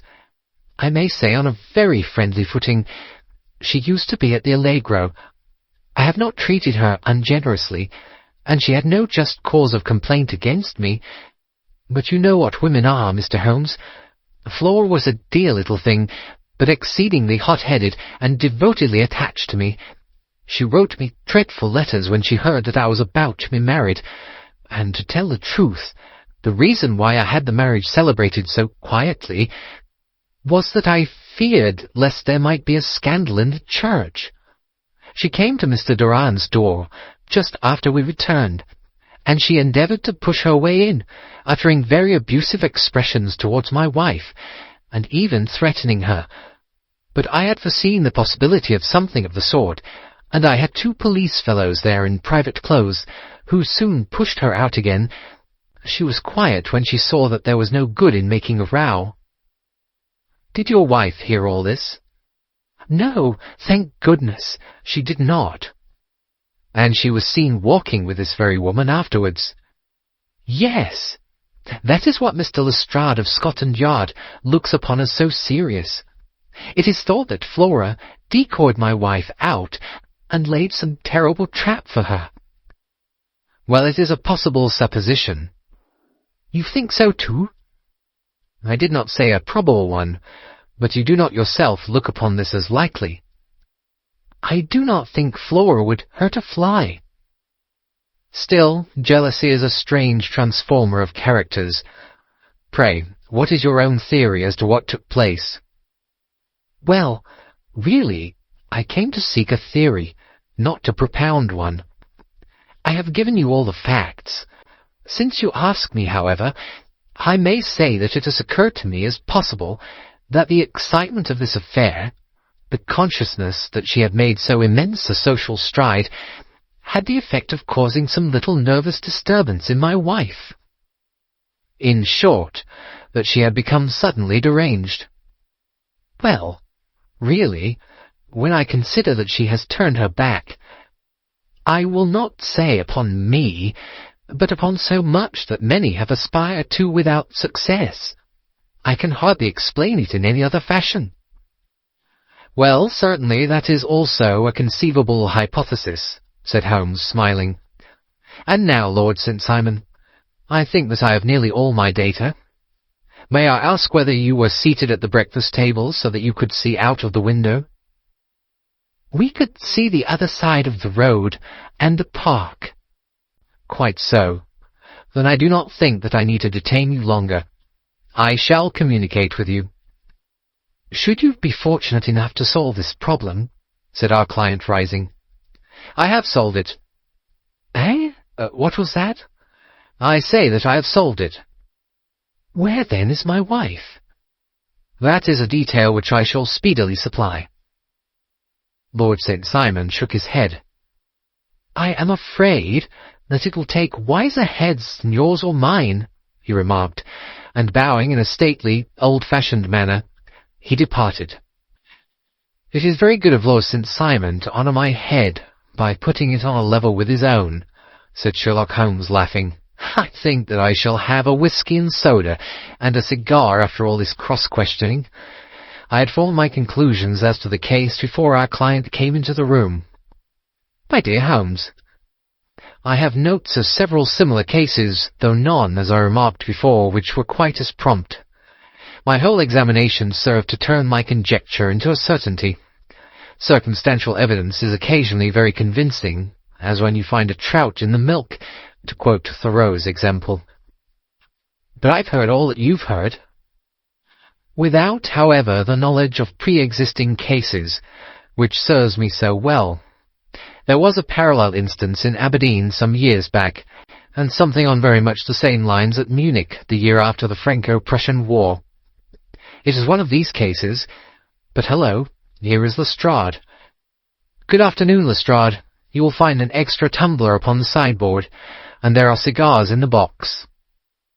The official detective was attired in a pea jacket and cravat, which gave him a decidedly nautical appearance, and he carried a black canvas bag in his hand. With a short greeting, he seated himself and lit the cigar which had been offered to him.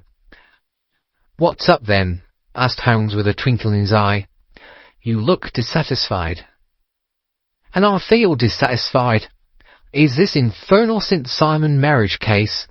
I can make neither head nor tail of the business." "Really? You surprise me. Who ever heard of such a mixed affair? Every clue seems to slip through my fingers. I've been at work upon it all day." "And very wet it seems to have made you," said Holmes, laying his hand upon the arm of the pea jacket. "Yes, I've been dragging the Serpentine." "In heaven's name, what for?" "In search of the body of the Lady St. Simon." Sherlock Holmes leaned back in his chair and laughed heartily. "Have you dragged the basin of Trafalgar Square fountain?" he asked. "Why? What do you mean?" "Because you have just as good a chance of finding this lady in the one as in the other." Lestrade shot an angry glance at my companion. "I suppose you know all about it," he snarled.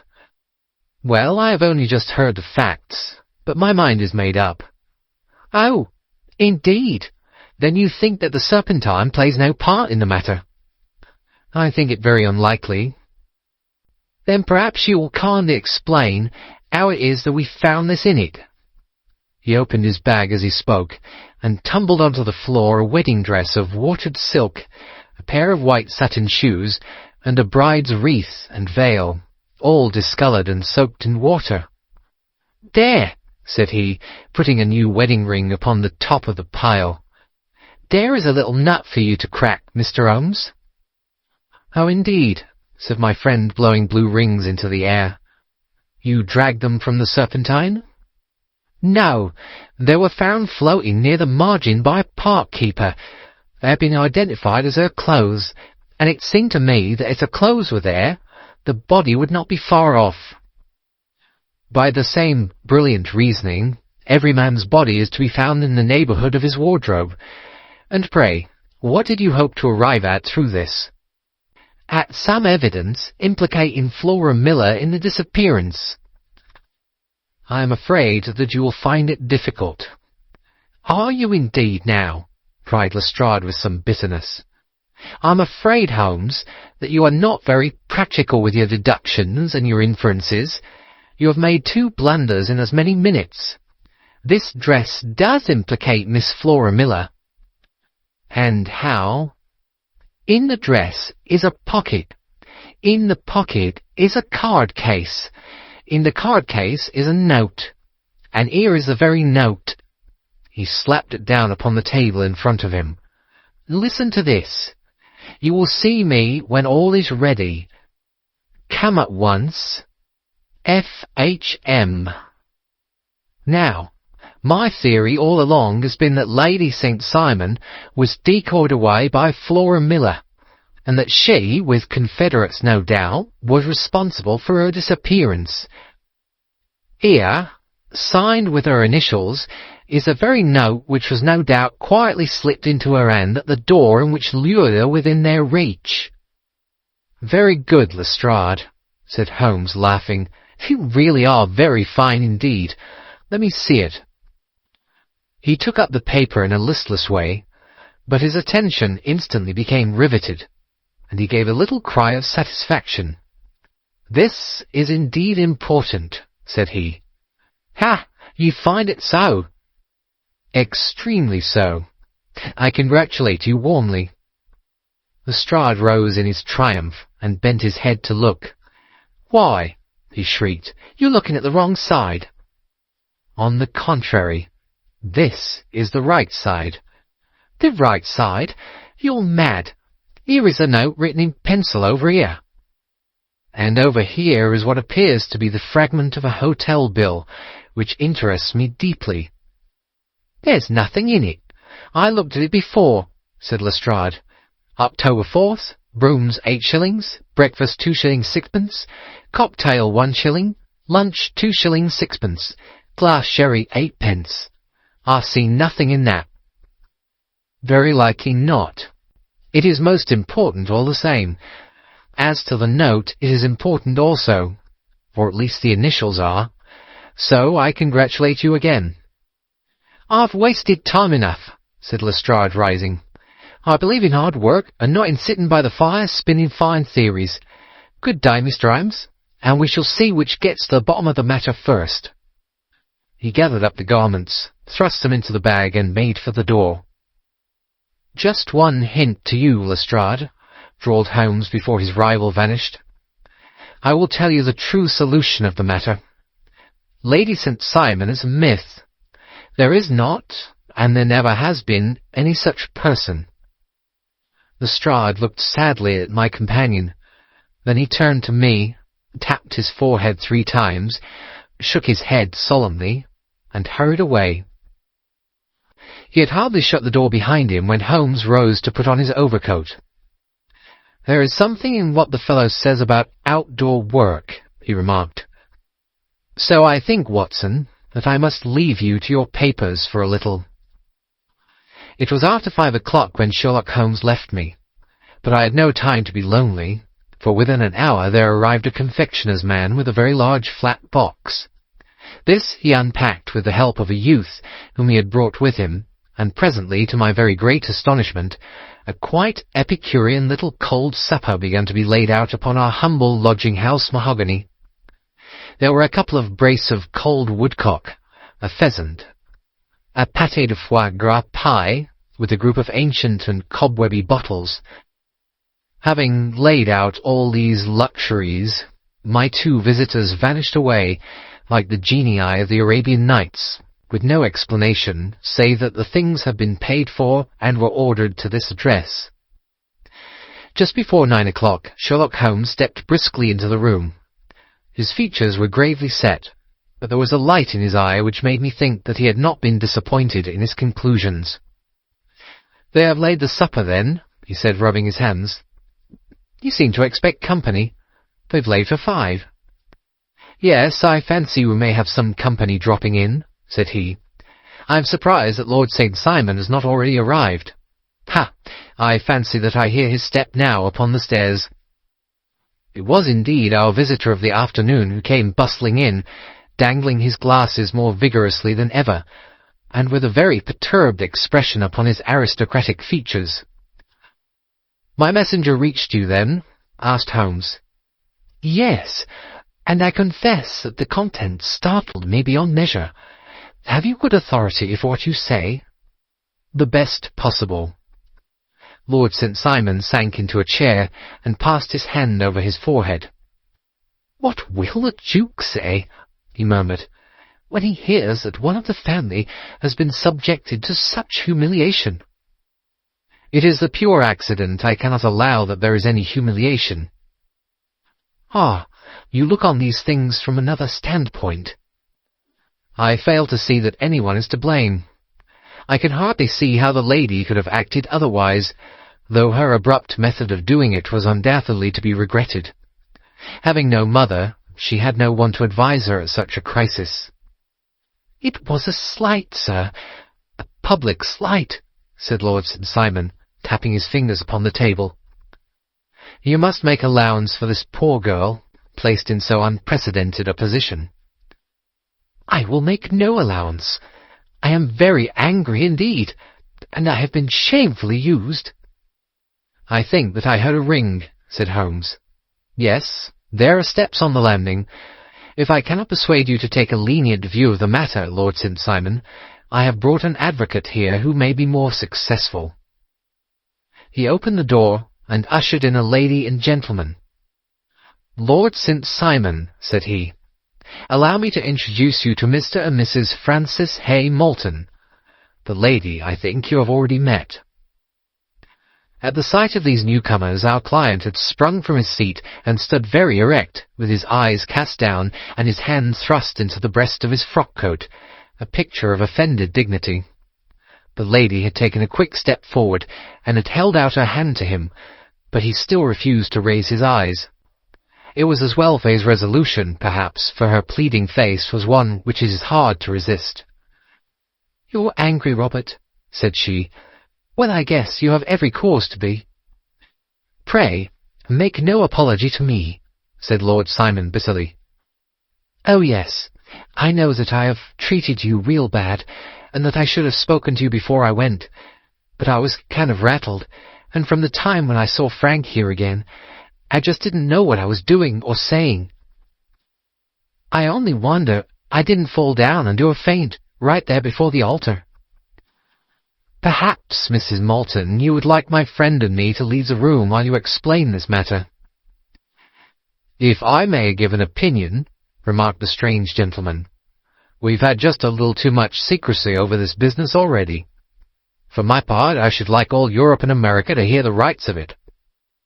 He was a small, wiry, sunburnt man, clean-shaven, with a sharp face and alert manner. "Then I'll tell our story right away," said the lady.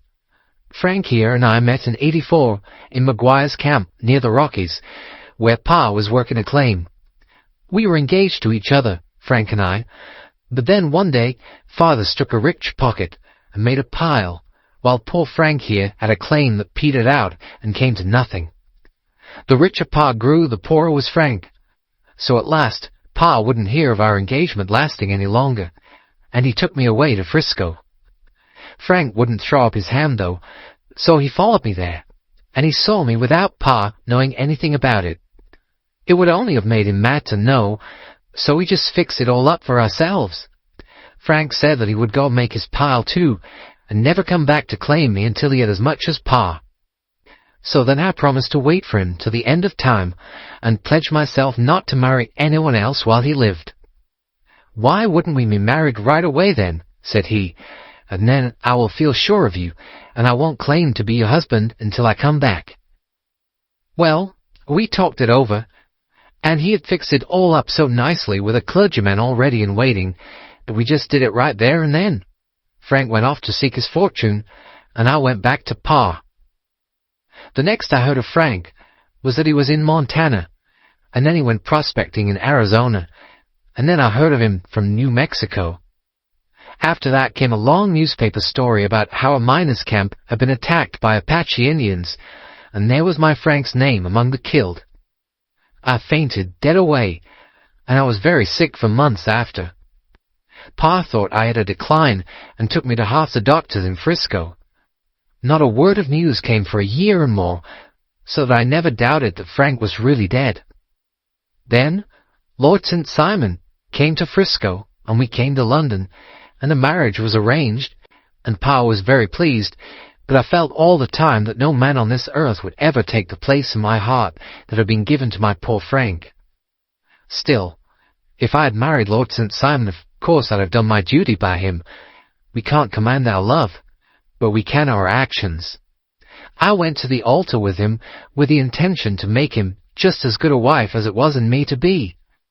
But you may imagine what I felt when, just as I came to the altar rails, I glanced back and saw Frank standing and looking at me out of the first pew. I thought it was his ghost at first, but when I looked again, there he was still, with a kind of question in his eyes, as if to ask me whether I was glad or sorry to see him. I wonder I didn't drop. I know that everything was turning round, and the words of the clergyman were just like the buzz of a bee in my ear. I didn't know what to do. Should I stop the service and make a scene in the church? I glanced at him again, and he seemed to know what I was thinking, for he raised his finger to his lips to tell me to be still. Then I saw him scribble on a piece of paper, and I knew that he was writing me a note. As I passed his pew on the way out, I dropped my bouquet over to him, and he slipped the note into my hand when he returned me the flowers. It was only a line asking me to join him when he made the sign to me to do so. Of course, I never doubted for a moment that my first duty was now to him, and I determined to do just whatever he might direct. When I got back, I told my maid, who had known him in California and had always been his friend. I ordered her to say nothing, but to get a few things packed and my ulster ready. I know I ought to have spoken to Lord St. Simon, but it was dreadful hard before his mother and all those great people. I just made up my mind to run away and explain afterwards. I hadn't been at the table 10 minutes before I saw Frank out of the window at the other side of the road.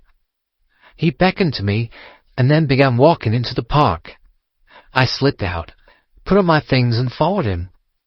Some woman came talking something or other about Lord St. Simon to me. Seemed to me from the little I heard as if he had had a little secret of his own before marriage also. But I managed to get away from her, and soon overtook Frank. We got into a cab together, and away we drove to some lodgings he had taken in Gordon Square. And that was my true wedding, after those years of waiting. Frank had been a prisoner among the Apaches, had escaped, came on to Frisco, found that I had given him up for dead, and had gone to England, followed me there, and had come upon me at last on the very morning of my second wedding. I saw it in a paper, explained the American. It gave the name and the church, but not where the lady lived. Then we had a talk as to what we should do, and Frank was all for openness. But I was so ashamed of it all that I felt as if I should like to vanish away and never see any of them again, just sending a line to Pa, perhaps, to show him that I was alive. It was awful to me to think of all those lords and ladies sitting round that breakfast table and waiting for me to come back. So Frank took my wedding clothes and things and made a bundle of them so that I should not be traced, and dropped them away somewhere where no one could find them. It is likely that we should have gone to Paris tomorrow, only that this good gentleman, Mr. Holmes, came round to us this evening, though how he found us is more than I can think, and he showed us very clearly and kindly that I was wrong and that Frank was right, and that we should be putting ourselves in the wrong if we were so secret. Then he offered to give us a chance of talking to Lord St. Simon alone, and so we came right away round to his rooms at once. Now, Robert, you've heard it all, and I'm very sorry if I've given you pain, and I hope that you do not think very meanly of me. Lord St. Simon had by no means relaxed his rigid attitude, but had listened with a frowning brow and a compressed lip to this long narrative. "Excuse me," he said, "but it is not my custom to discuss my most intimate personal affairs in this public manner." "Then you won't forgive me? You won't shake hands before I go?" "Oh, certainly, if it would give you any pleasure." He put out his hand and coldly grasped that which she extended to him. "I had hoped," suggested Holmes, "that you would have joined us in a friendly supper." "I think that there you ask a little too much," responded his lordship. "I may be forced to acquiesce in these recent developments, but I can hardly be expected to make merry over them. I think that with your permission, I will now wish you all a very good night." He included us all in a sweeping bow and stalked out of the room. "Then I trust that you will at least honour me with your company," said Sherlock Holmes. "It is always a joy to meet an American, Mr. Moulton, for I am one of those who believe that the folly of a monarch and the blundering of a minister in far-gone years will not prevent our children from being some day citizens of the same world-wide country, under a flag which shall be a quartering of the Union Jack with the stars and stripes."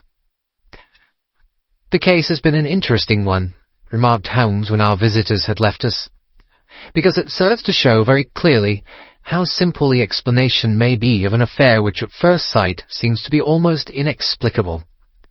Nothing could be more natural than the sequence of events as narrated by this lady, and nothing stranger than the result when viewed, for instance, by Mr. Lestrade of Scotland Yard." "You're not yourself at fault at all, then?" "From the first, two facts were very obvious to me. The one that the lady had been quite willing to undergo the wedding ceremony, the other that she had repented of it within a few minutes of returning home.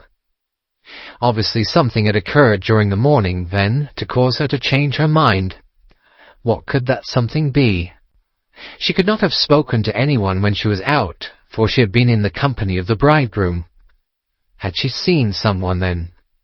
If she had, it must be someone from America, because she had spent so short a time in this country that she could hardly have allowed anyone to acquire so deep an influence over her that the mere sight of him would induce her to change her plans so completely. You see, we have already arrived, by a process of exclusion, at the idea that she might have seen an American. Then, who could this American be? And why should he possess so much influence over her? It might be a lover, it might be a husband. Her young womanhood had, I knew, been spent in rough scenes and under strange conditions. So far I had got before I ever heard Lord St. Simon's narrative. When he told us of a man in a pew, of the change in the bride's manner, of so transparent a device for obtaining a note as the dropping of a bouquet, of her resort to her confidential maid, and of a very significant allusion to claim, jumping, which in miners' parlance means taking possession of that which another person has a prior claim to, the whole situation became absolutely clear. She had gone off with a man, and the man was either a lover or was a previous husband, the chances being in the favour of the latter. And how in the world did you find them? It might have been difficult, but friend Lestrade held information in his hands, the value of which he did not himself know. The initials were, of course, of the highest importance, but more valuable still was it to know that within a week he had settled his bill at one of the most select London hotels. How did you deduce the select? By the select prices. 8 shillings for a bed and 8 pence for a glass of sherry pointed to one of the most expensive hotels. There are not many in London which charge at that rate. In the second one, which I visited in Northumberland Avenue, I learned by an inspection of the book that Francis H. Moulton, an American gentleman, had left only the day before, and on looking over the entries against him, I came upon the very items which I had seen in the duplicate bill. His letters were to be forwarded to 226 Gordon Square. So, thither I travelled, and being fortunate enough to find the loving couple at home, I ventured to give them some paternal advice, and to point out to them that it would be better in every way that they should make their position a little clearer both to the general public and to Lord St. Simon in particular. I invited them to meet him here, and, as you see, I made him keep the appointment. But with no very good result, I remarked.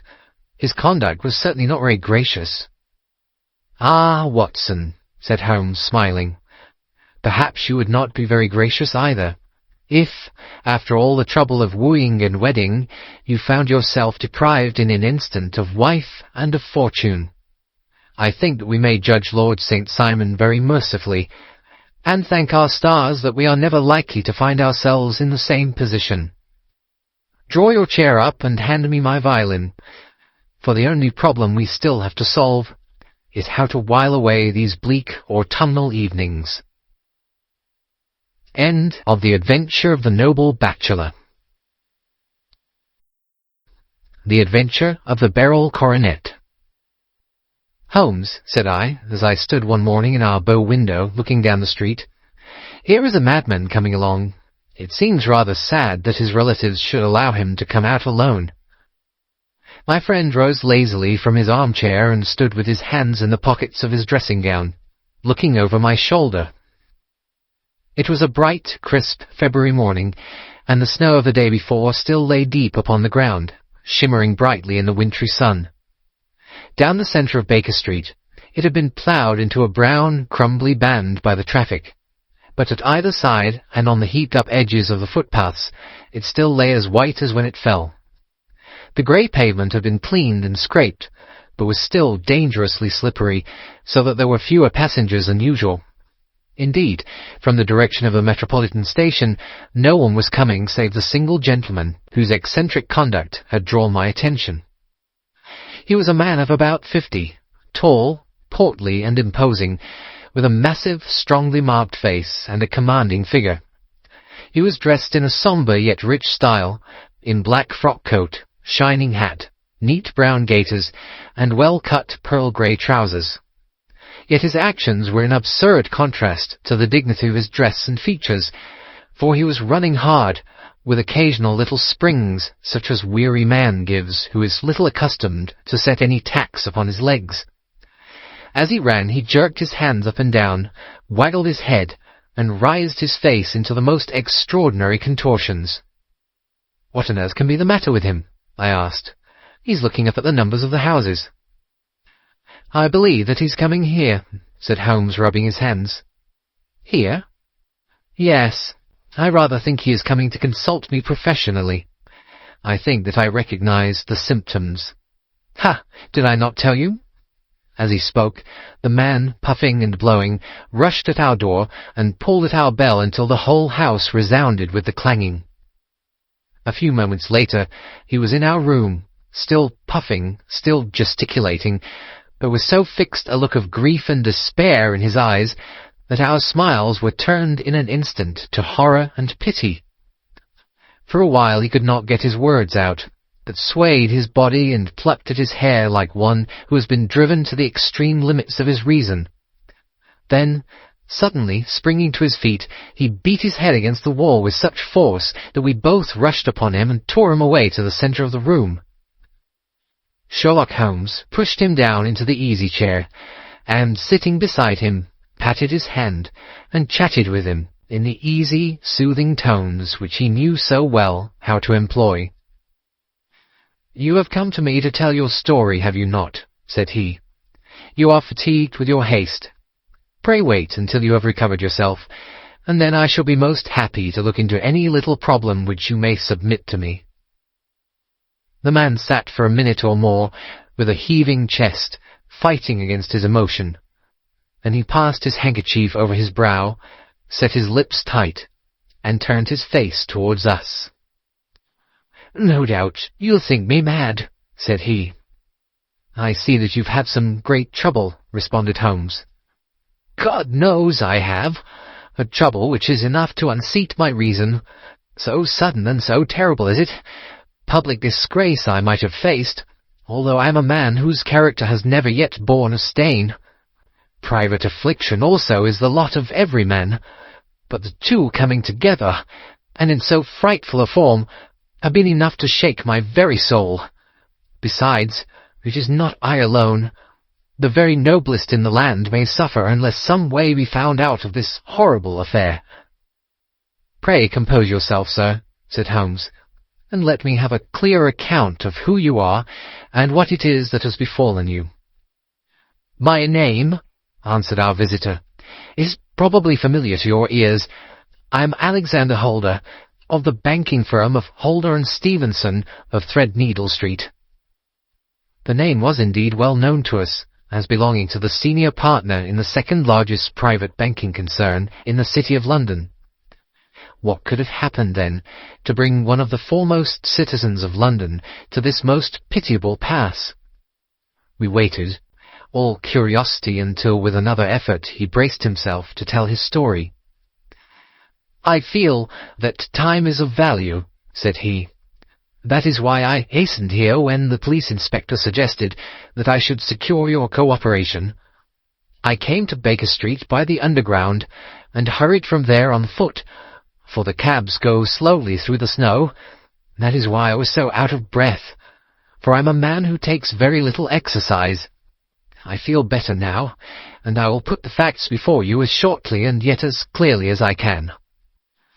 It is, of course, well known to you that in a successful banking business as much depends upon our being able to find remunerative investments for our funds as upon our increasing our connection and the number of our depositors.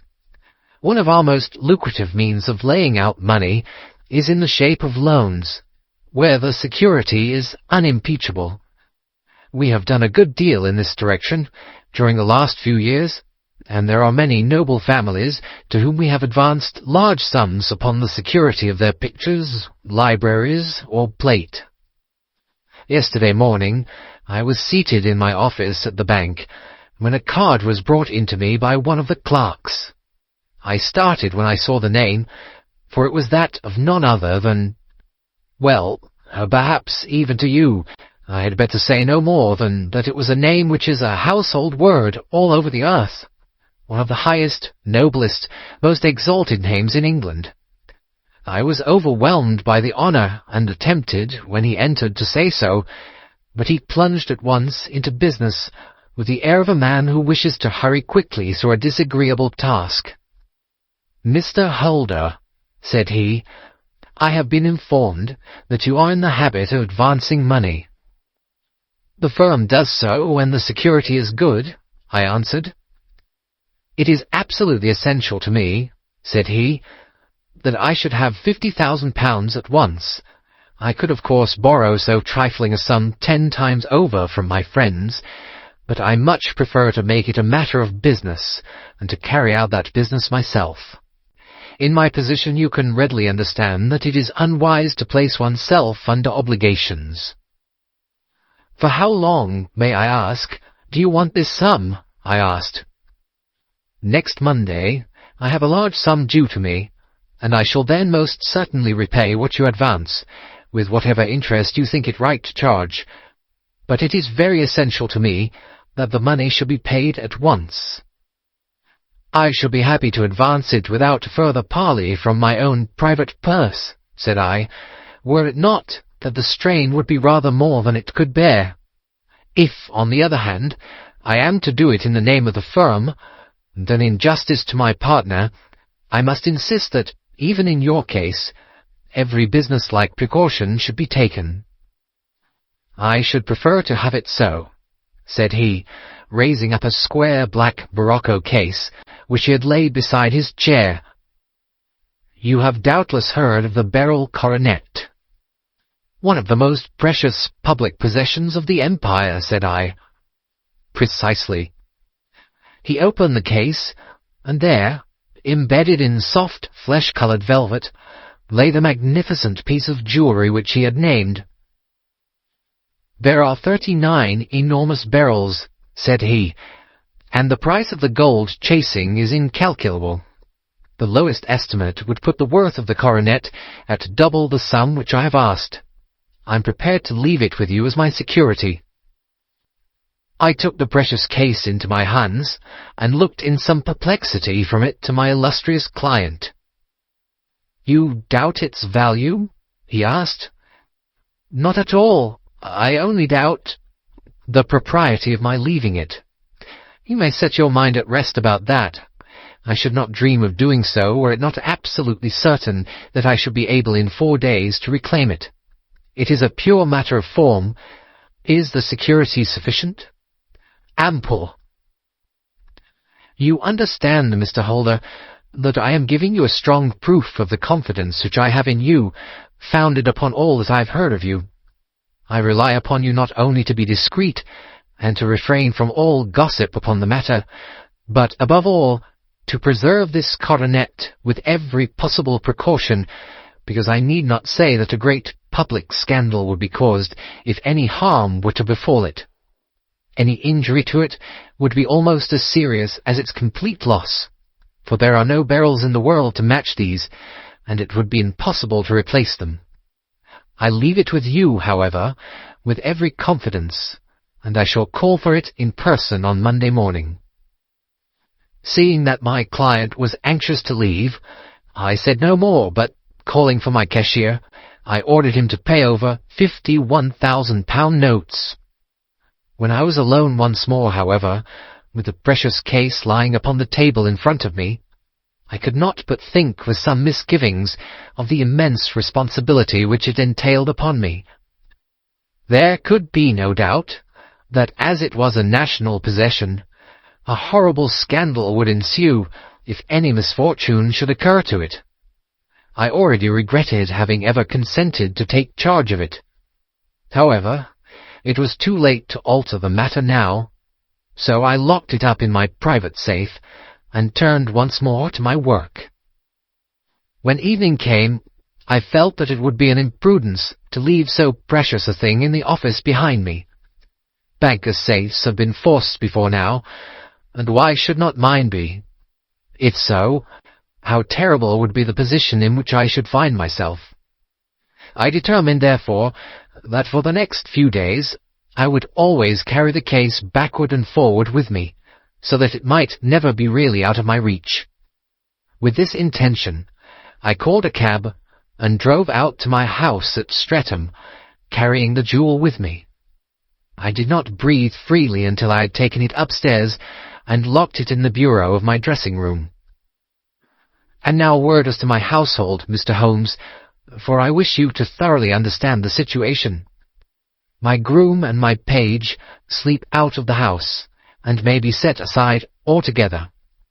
I have 3 maidservants, who have been with me a number of years, and whose absolute reliability is quite above suspicion. Another, Lucy Parr, the second waiting-maid, has only been in my service a few months. She came with an excellent character, however, and has always given me satisfaction. She is a very pretty girl, and has attracted admirers who have occasionally hung about the place. That is the only drawback which we have found to her, but we believe her to be a thoroughly good girl in every way. So much for the servants. My family itself is so small that it will not take me long to describe it. I am a widower, and have an only son, Arthur. He has been a disappointment to me, Mr. Holmes, a grievous disappointment. I have no doubt that I am myself to blame. People tell me that I have spoiled him. Very likely I have. When my dear wife died, I felt that he was all I had to love. I could not bear to see the smile fade, even for a moment, from his face. I have never denied him a wish. Perhaps it would have been better for both of us had I been sterner, but I meant it for the best. It was naturally my intention that he should succeed me in my business, but he was not of a business turn. He was wild, wayward, and to speak the truth, I could not trust him in the handling of large sums of money. When he was young, he became a member of an aristocratic club, and there, having charmed manners, he was soon the intimate of a number of men with long purses and expensive habits. He learned to play heavily at cards, and to squander money on the turf, until he had again and again to come to me and implore me to give him an advance upon his allowance, that he might settle his debts of honour. He tried more than once to break away from the dangerous company which he was keeping, but each time the influence of his friend, Sir George Burnwell, was enough to draw him back again. And indeed, I could not wonder that such a man as Sir George Burnwell should gain an influence over him, for he has frequently brought him to my house, and I have found myself that I could hardly resist the fascination of his manner. He is older than Arthur, a man of the world to his fingertips, one who had been everywhere, seen everything, a brilliant talker, and a man of great personal beauty. Yet when I think of him in cold blood, far away from the glamour of his presence, I am convinced from his cynical speech and the look which I have caught in his eyes that he is one who should be deeply distrusted. So I think, and so too thinks my little Mary, who has a woman's quick insight into character. And now there is only she to be described. She is my niece, but when my brother died 5 years ago, and left her alone in the world, I adopted her, and have looked upon her ever since as my daughter. She is a sunbeam in my house, sweet, loving, beautiful, a wonderful manager and housekeeper, yet as tender and quiet and gentle as a woman could be. She is my right hand. I do not know what I could do without her. In only one matter has she ever gone against my wishes. Twice my boy has asked her to marry him, for he loves her devotedly, but each time she has refused him. I think that if anyone could have drawn him into the right path, it would have been she, and that his marriage might have changed his whole life. But now, alas, it is too late. forever too late. Now, Mr. Holmes, you know the people who live under my roof, and I shall continue with my miserable story. When we were taking coffee in the drawing-room that night after dinner, I told Arthur and Mary my experience, and of the precious treasure which we had under our roof, suppressing only the name of my client. Lucy Parr, who had brought in the coffee, had, I am sure, left the room, but I cannot swear that the door was closed.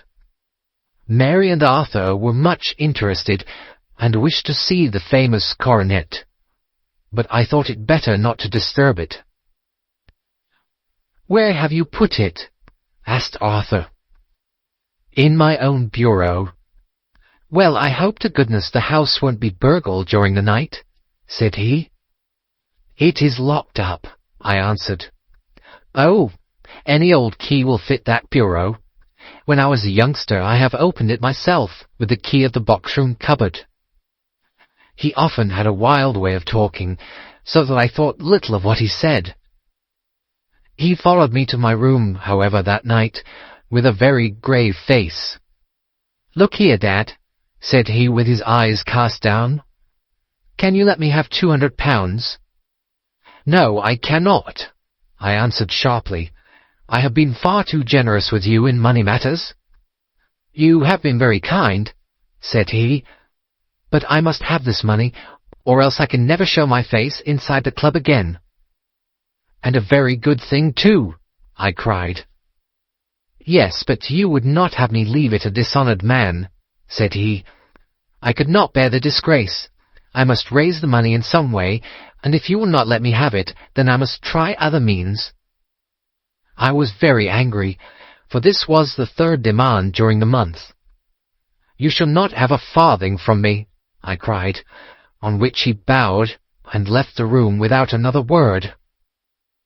When he was gone, I unlocked my bureau, made sure that my treasure was safe, and locked it again. Then I started to go round the house to see that all was secure, a duty which I usually leave to Mary, but which I thought it well to perform myself that night. As I came down the stairs, I saw Mary herself at the side window of the hall, which she closed and fastened as I approached. "Tell me, Dad," said she, looking, I thought, a little disturbed, "did you give Lucy, the maid, leave to go out tonight?" "Certainly not. She came in just now by the back door. I have no doubt that she has only been to the side gate to see someone, but I think that it is hardly safe, and should be stopped. You must speak to her in the morning, or I will if you prefer it. Are you sure that everything is fastened?" "Quite sure, Dad." "Then, good night." I kissed her and went up to my bedroom again, where I was soon asleep. I am endeavouring to tell you everything, Mr. Holmes, which may have any bearing upon the case, but I beg that you will question me upon any point which I do not make clear. On the contrary, your statement is singularly lucid. I come to a part of my story now in which I should wish to be particularly so. I am not a very heavy sleeper, and the anxiety in my mind tended, no doubt, to make me even less so than usual. About 2 in the morning, then, I was awakened by some sound in the house. It had ceased ere I was wide awake, but it had left an impression behind it as though a window had gently closed somewhere. I lay listening with all my ears. Suddenly, to my horror, there was a distinct sound of footsteps moving softly in the next room. I slipped out of bed, all palpitating with fear, and peeped round the corner of my dressing-room door. "Arthur!" I screamed. "You villain! You thief! How dare you touch that coronet?" The gas was half up as I had left it, and my unhappy boy, dressed only in his shirt and trousers, was standing beside the light, holding the coronet in his hands. He appeared to be wrenching at it, or bending it with all his strength. At my cry he dropped it from his grasp and turned as pale as death. I snatched it up and examined it. One of the gold corners, with 3 of the Beryls in it, was missing. "You blackguard!" I shouted, beside myself with rage. "You have destroyed it. You have dishonoured me forever. Where are the jewels which you have stolen?" "Stolen?" he cried. "Yes, thief," I roared, shaking him by the shoulder. "There are none missing. There cannot be any missing," said he. "There are 3 missing, and you know where they are. Must I call you a liar as well as a thief? Did I not see you trying to tear off another piece?" "You have called me names enough," said he. "I will not stand it any longer. I shall not say another word about the business, since you have chosen to insult me. I will leave your house in the morning, and make my own way in the world." "You shall leave it in the hands of the police," I cried, half mad with grief and rage. "I shall have this matter probed to the bottom." "You shall learn nothing from me," said he with a passion such as I should not have thought it was in his nature. "If you choose to call the police, let the police find what they can." By this time the whole house was astir, for I had raised my voice in my anger. Mary was the first to rush into my room, and at the sight of the coronet and of Arthur's face, she read the whole story and, with a scream, fell down senseless on the ground. I sent the housemaid for the police, and put the investigation into their hands at once. When the inspector and the constable entered the house, Arthur, who had stood sullenly with his arms folded, asked me whether it was my intention to charge him with theft. I answered that it had ceased to be a private matter, but had become a public one, since the ruined coronet was national property. I was determined that the law should have its way in everything. "At least," said he, "you will not have me arrested at once. It would be to your advantage as well as mine if I might leave the house for 5 minutes." "That you might get away, or perhaps that you may conceal what you have stolen," said I, and then, realizing the dreadful position in which I was placed, I implored him to remember that not only my honour, but that of one who was far greater than I was at stake, and that he threatened to raise a scandal which would convulse the nation. He might avert it all if he would but tell me what he had done with the 3 missing stones. "You may as well face the matter," said I. "You have been caught in the act, and no confession could make your guilt more heinous. If you but make such reparation as is in your power, by telling us where the Beryls are, all shall be forgiven and forgotten." "Keep your forgiveness for those who ask for it," he answered, turning away from me with a sneer. I saw that he was too hardened for any words of mine to influence him. There was but one way for it. I called in the inspector and gave him into custody. A search was made at once, not only of his person, but of his room and of every portion of the house where he could possibly have concealed the gems. But no trace of them could be found, nor would the wretched boy open his mouth for all our persuasions and our threats. This morning he was removed to his cell, and I, after going through all the police formalities, have hurried round to you to implore you to use your skill in unravelling the matter. The police have openly confessed that they can at present make nothing of it. You may go to any expense which you think necessary. I have already offered a reward of £1,000. My God, what shall I do? I have lost my honour, my gems, and my son in one night. Oh, what shall I do?" He put a hand on either side of his head and rocked himself to and fro, droning to himself like a child whose grief has got beyond words. Sherlock Holmes sat silent for some few minutes, with his brows knitted and his eyes fixed upon the fire. "Do you receive much company?" he asked. "None, save my partner with his family, and an occasional friend of Arthur's. Sir George Burnwell has been several times lately. No one else, I think." "Do you go out much in society?" "Arthur does. Mary and I stay at home. We neither of us care for it. That is unusual in a young girl. She is of a quiet nature. Besides, she is not so very young. She is 24. This matter, from what you say, seems to have been a shock to her also. Terrible! She is even more affected than I. You have neither of you any doubt as to your son's guilt? How can we have when I saw him with my own eyes, with the coronet in his hands? I hardly consider that a conclusive proof. Was the remainder of the coronet at all injured? Yes, it was twisted. Do you not think, then, that he might have been trying to straighten it? God bless you. You are doing what you can for him and for me, but it is too heavy a task. What was he doing there at all? If his purpose were innocent, why did he not say so? Precisely. And if it were guilty, why did he not invent a lie? His silence appears to me to cut both ways. There are several singular points about the case. What did the police think of the noise which awoke you from your sleep? They considered that it might be caused by Arthur's closing his bedroom door. A likely story. As if a man bent on felony would slam his door so as to wake a household. What did they say, then, of the disappearance of those gems?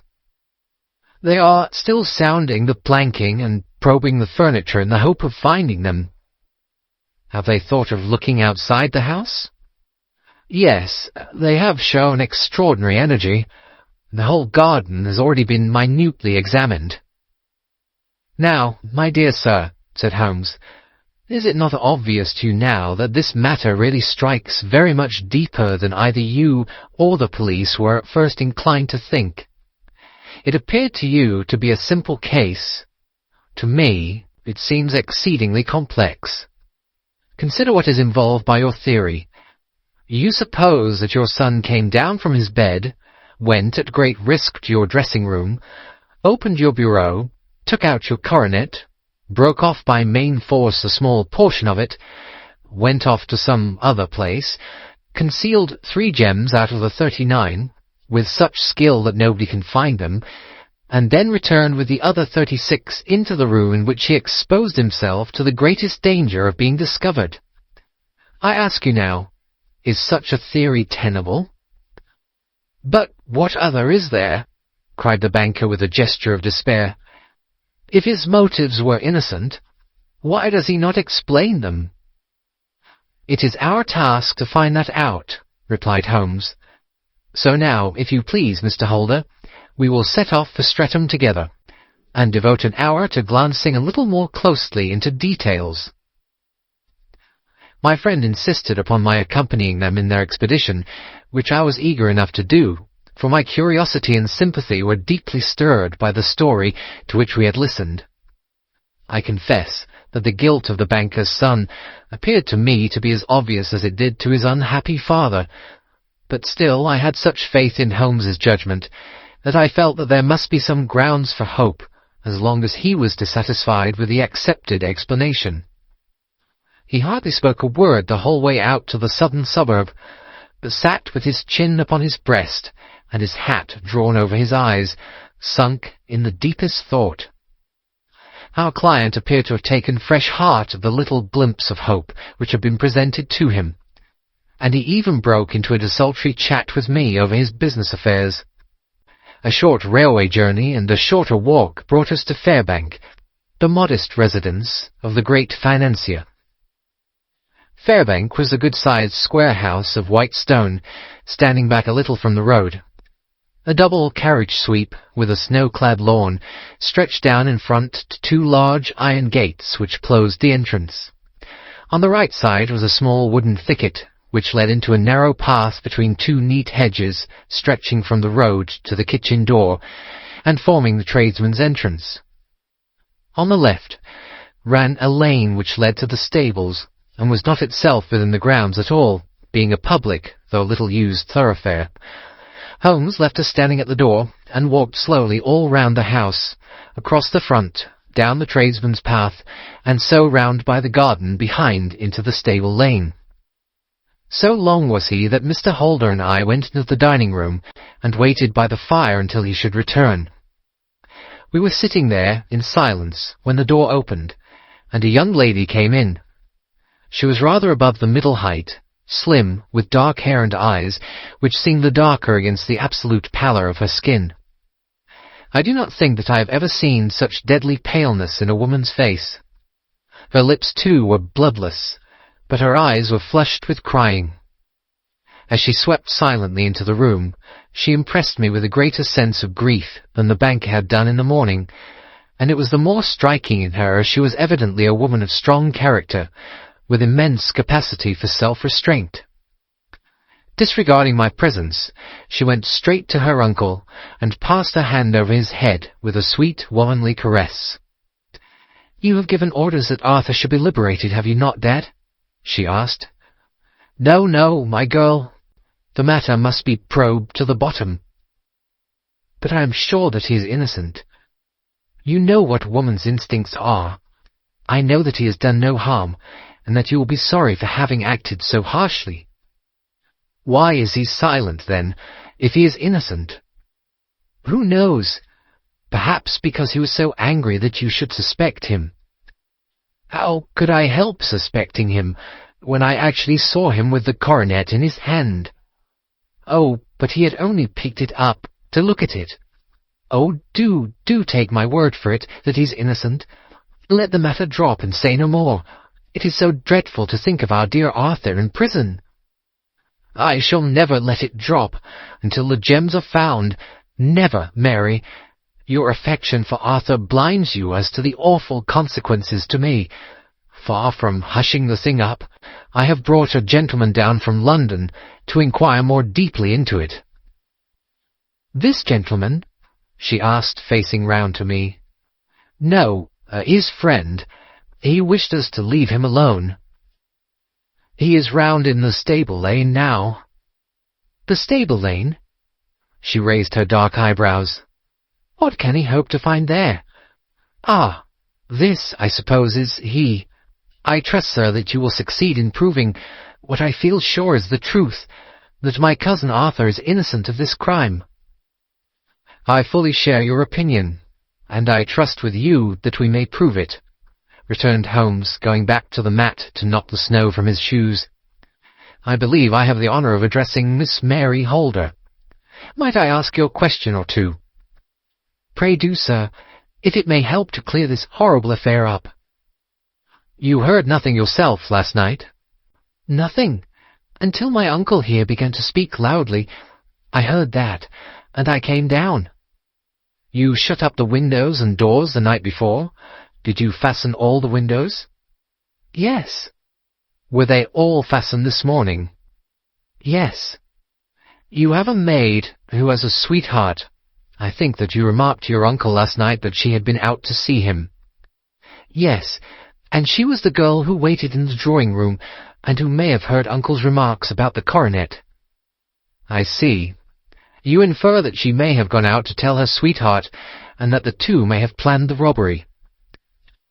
"But what is the good of all these vague theories?" cried the banker impatiently, "when I have told you that I saw Arthur with the coronet in his hands?" "Wait a little, Mr. Holder. We must come back to that. About this girl, Miss Holder. You saw her return by the kitchen door, I presume?" "Yes.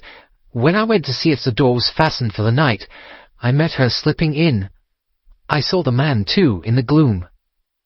"Do you know him?" "Oh, yes. He is the greengrocer who brings our vegetables round. His name is Francis Prosper." "He stood," said Holmes, "to the left of the door. That is to say, farther up the path than is necessary to reach the door." "Yes, he did." "And he is a man with a wooden leg." Something like fear sprang up in the young lady's expressive black eyes. "Why, you are like a magician," said she. "How do you know that?" She smiled, but there was no answering smile in Holmes' thin, eager face. "I should be very glad now to go upstairs," said he. I shall probably wish to go over the outside of the house again. Perhaps I had better take a look at the lower windows before I go up." He walked swiftly round from one to the other, pausing only at the large one which looked from the hall onto the stable lane. This he opened and made a very careful examination of the sill with his powerful magnifying lens. "Now we shall go upstairs," said he at last. The banker's dressing-room was a plainly furnished little chamber, with a grey carpet, a large bureau, and a long mirror. Holmes went to the bureau first, and looked hard at the lock. "Which key was used to open it?" he asked. "That which my son himself indicated, that of the cupboard of the lumber-room." "Have you it here?" "That is it on the dressing-table." Sherlock Holmes took it up and opened the bureau. "It is a noiseless lock," said he. "It is no wonder that it did not wake you. This case, I presume, contains the coronet. We must have a look at it." He opened the case, and taking out the diadem, he laid it upon the table. It was a magnificent specimen of the jeweller's art, and the 36 stones were the finest that I have ever seen. At one side of the coronet was a cracked edge, where a corner holding 3 gems had been torn away. "Now, Mr. Holder," said Holmes, "here is the corner which corresponds to that which has been so unfortunately lost. Might I beg that you will break it off?" The banker recoiled in horror. "I should not dream of trying," said he. "Then I will." Holmes suddenly bent his strength upon it, but without result. "I feel it give a little," said he, "but though I am exceptionally strong in the fingers, it would take me all my time to break it. An ordinary man could not do it. Now, what do you think would happen if I did break it, Mr. Holder? There would be a noise like a pistol shot. Do you tell me that all this happened within a few yards of your bed, and that you heard nothing of it?" "I do not know what to think. It is all dark to me." "But perhaps it may grow lighter as we go. What do you think, Miss Holder?" "I confess that I still share my uncle's perplexity." "Your son had no shoes or slippers on when you saw him?" "He had nothing on, save only his trousers and shirt." "Thank you. We have certainly been favoured with extraordinary luck during this inquiry, and it will be entirely our own fault if we do not succeed in clearing the matter up. With your permission, Mr. Holder, I shall now continue my investigations outside." He went alone at his own request, for he explained that any unnecessary footmarks might make his task more difficult. For an hour or more he was at work, returning at last with his feet heavy with snow and his features as inscrutable as ever. "I think that I have seen now all that there is to see, Mr. Holder," said he. "I can serve you best by returning to my rooms." "But the gems, Mr. Holmes, where are they?" "I cannot tell." The banker wrung his hands. "I shall never see them again," he cried. "And my son! You give me hopes." "My opinion is no way altered." "Then, for God's sake, what was this dark business which was acted in my house last night?" "If you can call upon me at my Baker Street rooms tomorrow morning between 9 and 10, I shall be happy to do what I can to make it clearer." "I understand that you give me carte blanche to act for you, provided only that I get back the gems, and that you place no limit on the sum I may draw." "I would give my fortune to have them back." "Very good. I shall look into the matter between this and then. Goodbye. It is just possible that I may have to come over here again before evening." It was obvious to me that my companion's mind was now made up about the case, although what his conclusions were was more than I could even dimly imagine. Several times during our homeward journey I endeavoured to sound him upon the point, but he always glided away to some other topic, until at last I gave it over in despair. It was not yet 3 when we found ourselves in our rooms once more. He hurried to his chamber, and was down again in a few minutes, dressed as a common loafer. With his collar turned up, his shiny, seedy coat, his red cravat, and his worn boots, he was a perfect sample of the class. "I think that this should do," said he, glancing into the glass above the fireplace. "I only wish you could come with me, Watson, but I fear that it won't do. I may be on the trail in this matter, or I may be following a will-o'-the-wisp, but I shall soon know which it is. I hope that I may be back in a few hours." He cut a slice of beef from the joint upon the sideboard, sandwiched it between 2 rounds of bread, and thrusting his rude meal into his pocket, he started off upon his expedition. I had just finished my tea when he returned, evidently in excellent spirits, swinging an old elastic-sided boot in his hand. He chucked it down into a corner and helped himself to a cup of tea. "I only looked in as I passed," said he. "I am going right on." "Where to?" "Over to the other side of the West End. It may be some time before I get back. Don't wait up for me in case I should be late." "How are you getting on?" "Oh, so-so. Nothing to complain of. I've been out to Streatham since I saw you last, but I did not call at the house. It is a very sweet little problem, and I would not have missed it for a good deal.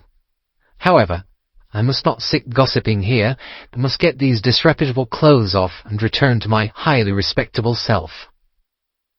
I could see by his manner that he had strong reasons for satisfaction than his words alone would imply. His eyes twinkled, and there was even a touch of colour upon his sallow cheeks. He hastened upstairs, and a few minutes later I heard the slam of the hall door, which told me that he was off once more upon his congenial hunt. I waited until midnight, but there was no sign of his return, so I retired to my room. It was no uncommon thing for him to be away for days and nights on end when he was hot upon a scent, so that his lateness caused me no surprise. I do not know what hour he came in, but when I came down to breakfast in the morning, there he was with a cup of coffee in one hand and the paper in the other, as fresh and trim as possible. "You will excuse my beginning without you, Watson," said he, "but you remember that our client has rather an early appointment this morning." "Why, it is after 9 now," I answered. "I should not be surprised if that were he. I thought I heard a ring." It was indeed our friend the financier. I was shocked by the change which had come over him, for his face, which was naturally of a broad and massive mould, was now pinched and fallen in, while his hair seemed to me at least a shade whiter. He entered with a weariness and lethargy which was even more painful than his violence of the morning before, and he dropped heavily into the armchair which I pushed forward for him. "I do not know what I have done to be so severely tried," said he. "Only 2 days ago I was a happy and prosperous man, without a care in the world. Now I am left to a lonely and dishonoured age. One sorrow comes close upon the heels of another. My niece Mary has deserted me." "Deserted you?" "Yes. Her bed this morning had not been slept in. Her room was empty, and a note for me lay upon the hall table. I had said to her last night, in sorrow and not in anger, that if she had married my boy, all might have been well with him. Perhaps it was thoughtless of me to say so. It is to that remark that she refers in this note. My dearest uncle, I feel that I have brought trouble upon you, and that if I had acted differently this terrible misfortune might never have occurred. I cannot, with this thought in my mind, ever again be happy under your roof, and I feel that I must leave you forever. Do not worry about my future, for that is provided for, and, above all, do not search for me, for it will be fruitless labour, and an ill service to me. In life or in death, I am ever your loving Mary." What could she mean by that note, Mr. Holmes? Do you think it points to suicide? No, no, nothing of the kind. It is perhaps the best possible solution. I trust, Mr. Holder, that you are nearing the end of your troubles. Ha! You say so. You have heard something, Mr. Holmes. You have learned something. Where are the gems? You would not think £1,000 apiece an excessive sum for them?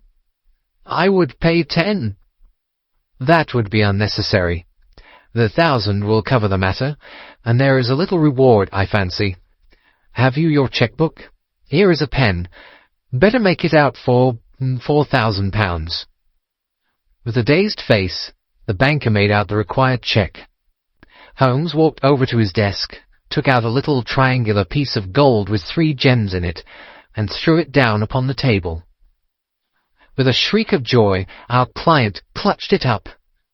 "You have it," he gasped. "I am saved! I am saved!" The reaction of joy was as passionate as his grief had been, and he hugged his recovered gems to his bosom. "There is one other thing you owe, Mr. Holder," said Sherlock Holmes rather sternly. "Oh?" He caught up a pen. "Name the sum, and I will pay it." "No, the debt is not to me. You owe a very humble apology to that noble lad, your son, who has carried himself in this matter as I should be proud to see my own son do, should I ever chance to have one." "Then it was not Arthur who took them?"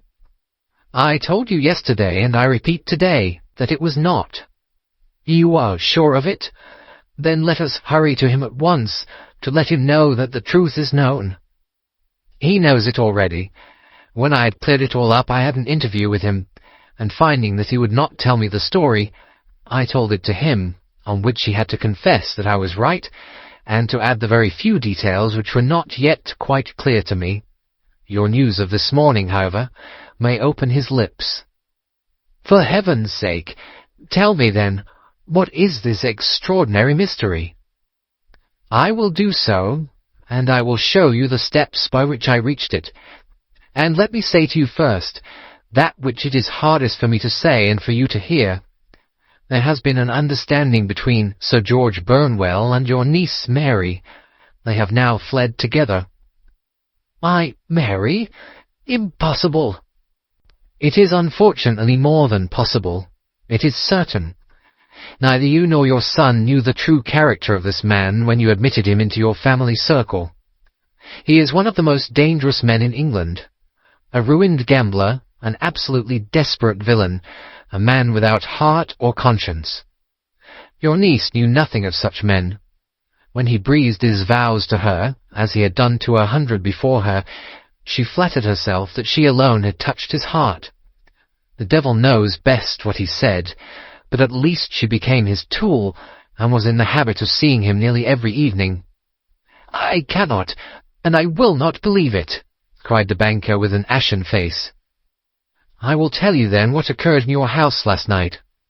Your niece, when you had, as she thought, gone to your room, slipped down and talked to her lover through the window which leads into the stable lane. His footmarks had pressed right through the snow, so long had he stood there. She told him of the coronet.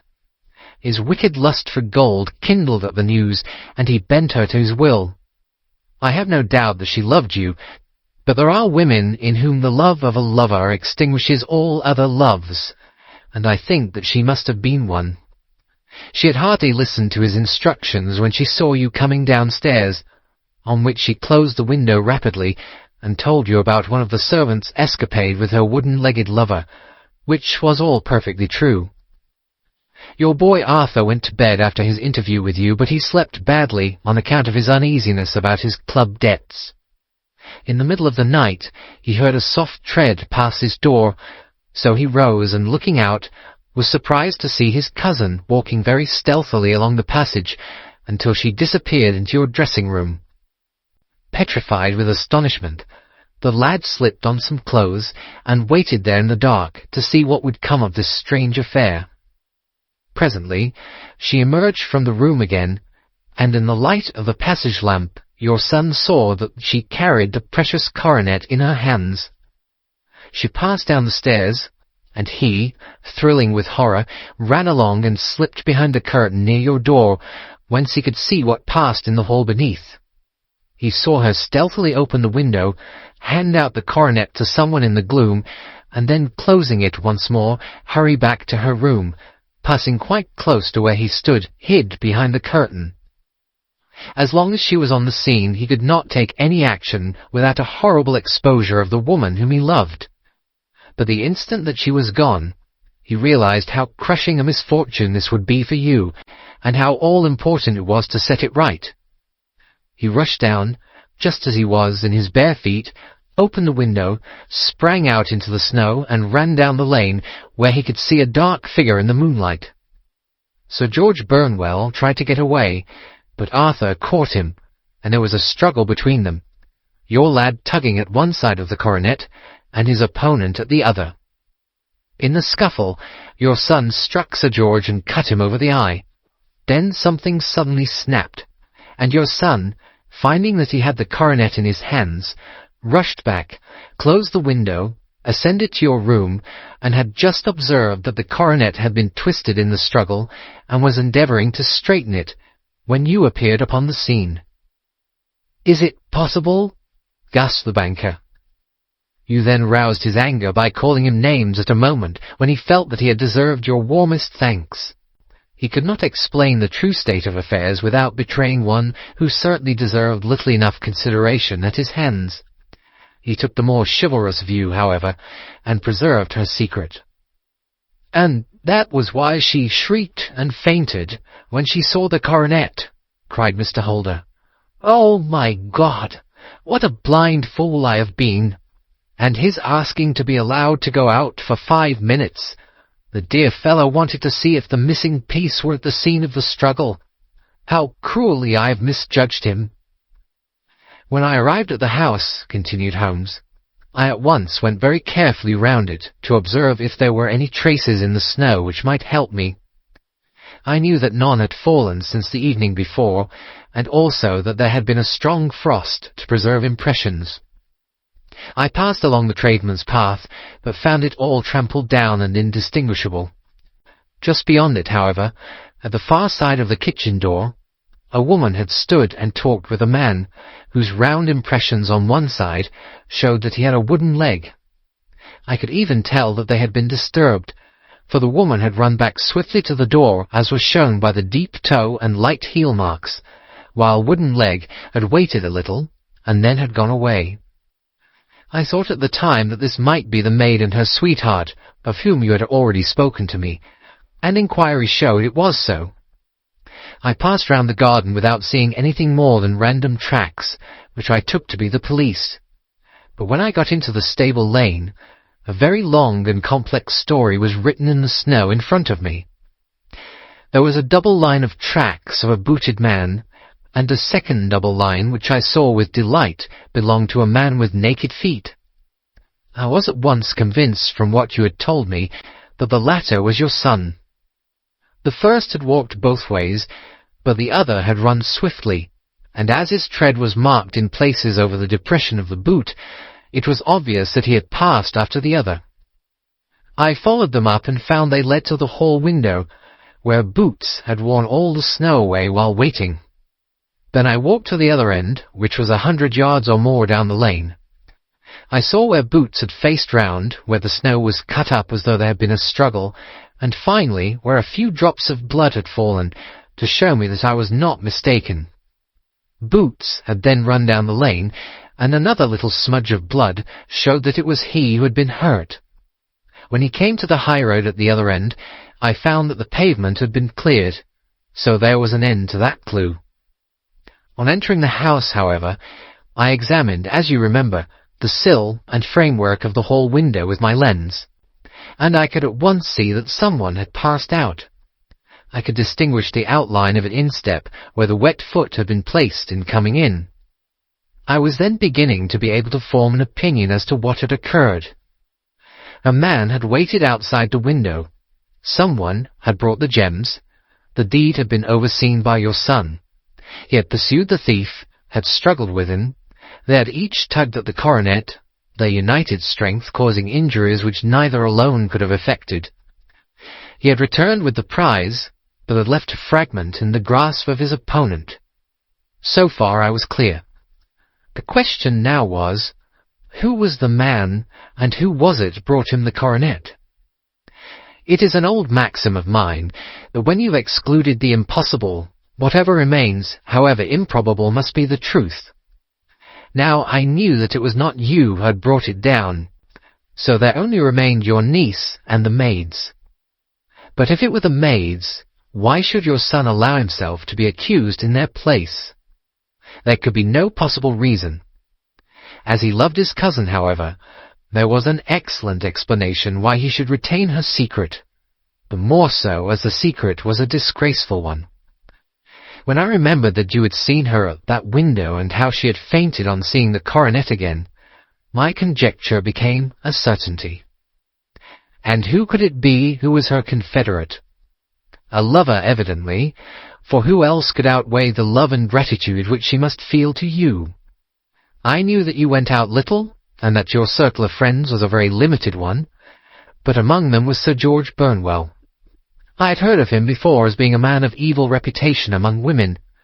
It must have been he who wore those boots and retained the missing gems. Even though he knew that Arthur had discovered him, he might still flatter himself that he was safe, for the lad could not say a word without compromising his own family. Well, your own good sense will suggest what measures I took next. I went in the shape of a loafer to Sir George's house, managed to pick up an acquaintance with his valet, learned that his master had cut his head the night before, and finally, at the expense of 6 shillings, made all sure by buying a pair of his cast-off shoes. With these, I journeyed down to Streatham, and saw that they exactly fitted the tracks. "I saw an ill-dressed vagabond in the lane yesterday evening," said Mr. Holder. "Precisely. It was I. I found that I had my man, so I came home and changed my clothes. It was a delicate part which I had to play then, for I saw that a prosecution must be avoided to avert scandal, and I knew that so astute a villain would see that our hands were tied in the matter. I went and saw him. At first, of course, he denied everything, but when I gave him every particular that had occurred, he tried to bluster and took down a life-preserver from the wall. I knew my man, however, and I clapped a pistol to his head before he could strike. Then he became a little more reasonable. I told him that we would give him a price for the stones he held, £1,000 apiece. That brought out the first signs of grief that he had shown. "Why, dash it all," said he, "I've let them go at 600 for the 3. I soon managed to get the address of the receiver who had them, on promising him that there would be no prosecution. Off I set to him, and after much chaffering, I got our stones at £1,000 apiece. Then I looked in upon your son, told him that all was right, and eventually got to my bed about 2 o'clock, after what I may recall a really hard day's work. A day which has saved England from a great public scandal," said the banker, rising. "Sir, I cannot find words to thank you, but you shall not find me ungrateful for what you have done. Your skill has indeed exceeded all that I have heard of it, and now I must fly to my dear boy to apologize to him for the wrong which I have done him.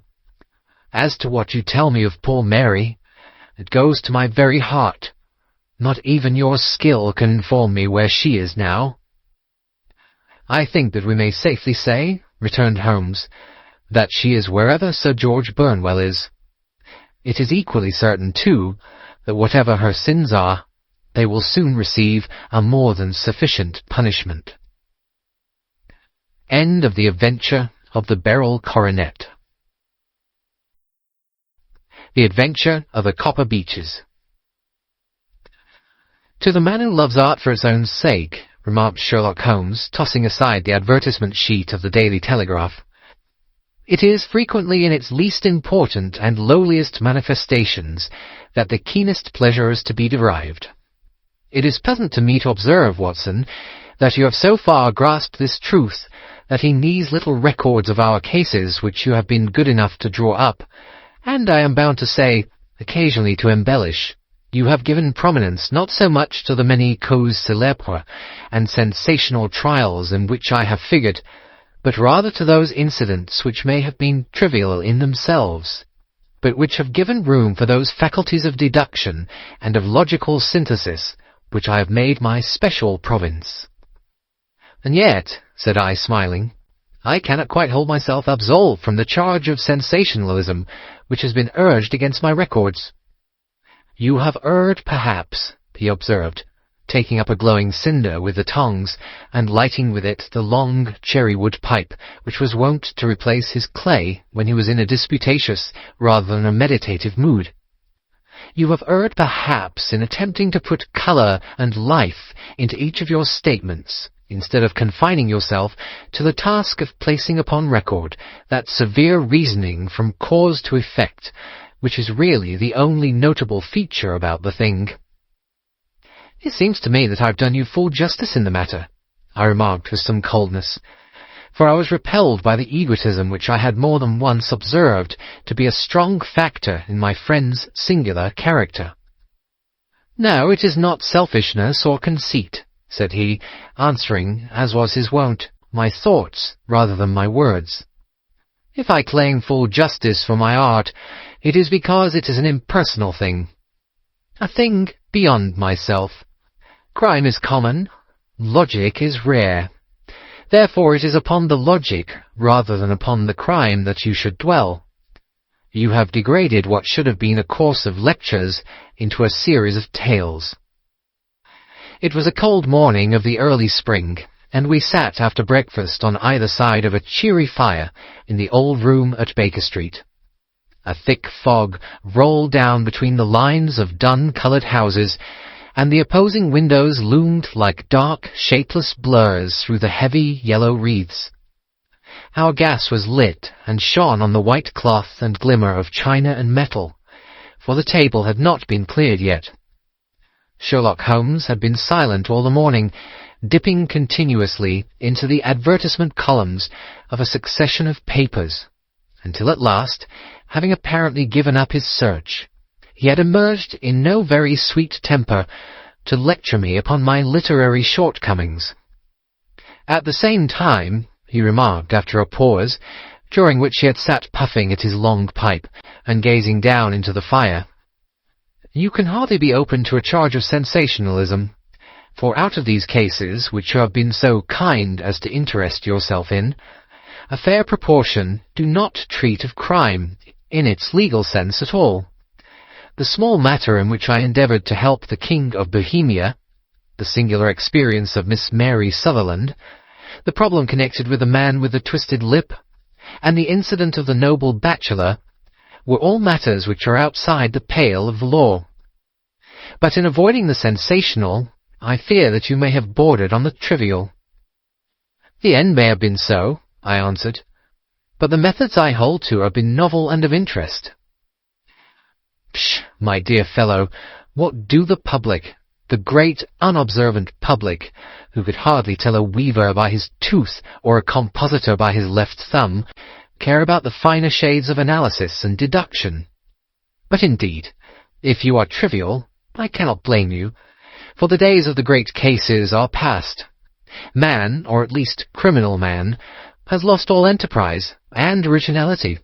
As to my own little practice, it seems to be degenerating into an agency for recovering lost lead pencils and giving advice to young ladies from boarding schools. I think that I have touched bottom at last, however. This note I had this morning marks my 0 point, I fancy. Read it." He tossed a crumpled letter across to me. It was dated from Montague Place upon the preceding evening, and ran thus: "Dear Mr. Holmes, I am very anxious to consult you as to whether I should or should not accept a situation which has been offered to me as governess. I shall call at 10:30 tomorrow, if I do not inconvenience you. Yours faithfully, Violet Hunter." "Do you know the young lady?" I asked. "Not I." "It is 10:30 now." "Yes, and I have no doubt that is her ring." "It may turn out to be of more interest than you think. You remember that the affair of the blue carbuncle, which appeared to be a mere whim at first, developed into a serious investigation. It may be so in this case also." "Well, let's hope so. But our doubts will very soon be solved, for here, unless I am much mistaken, is the person in question."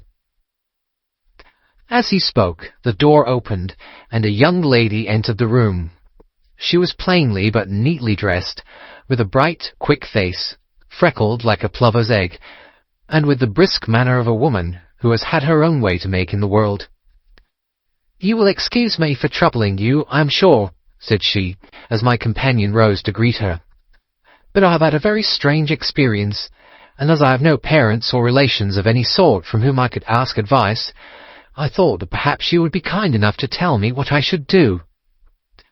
"Pray take a seat, Miss Hunter. I shall be happy to do anything that I can to serve you." I could see that Holmes was favourably impressed by the manner and the speech of his new client.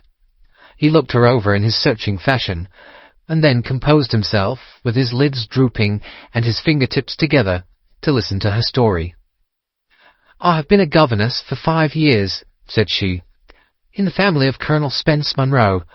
But 2 months ago, the Colonel received an appointment at Halifax, in Nova Scotia, and took his children over to America with him, so that I found myself without a situation.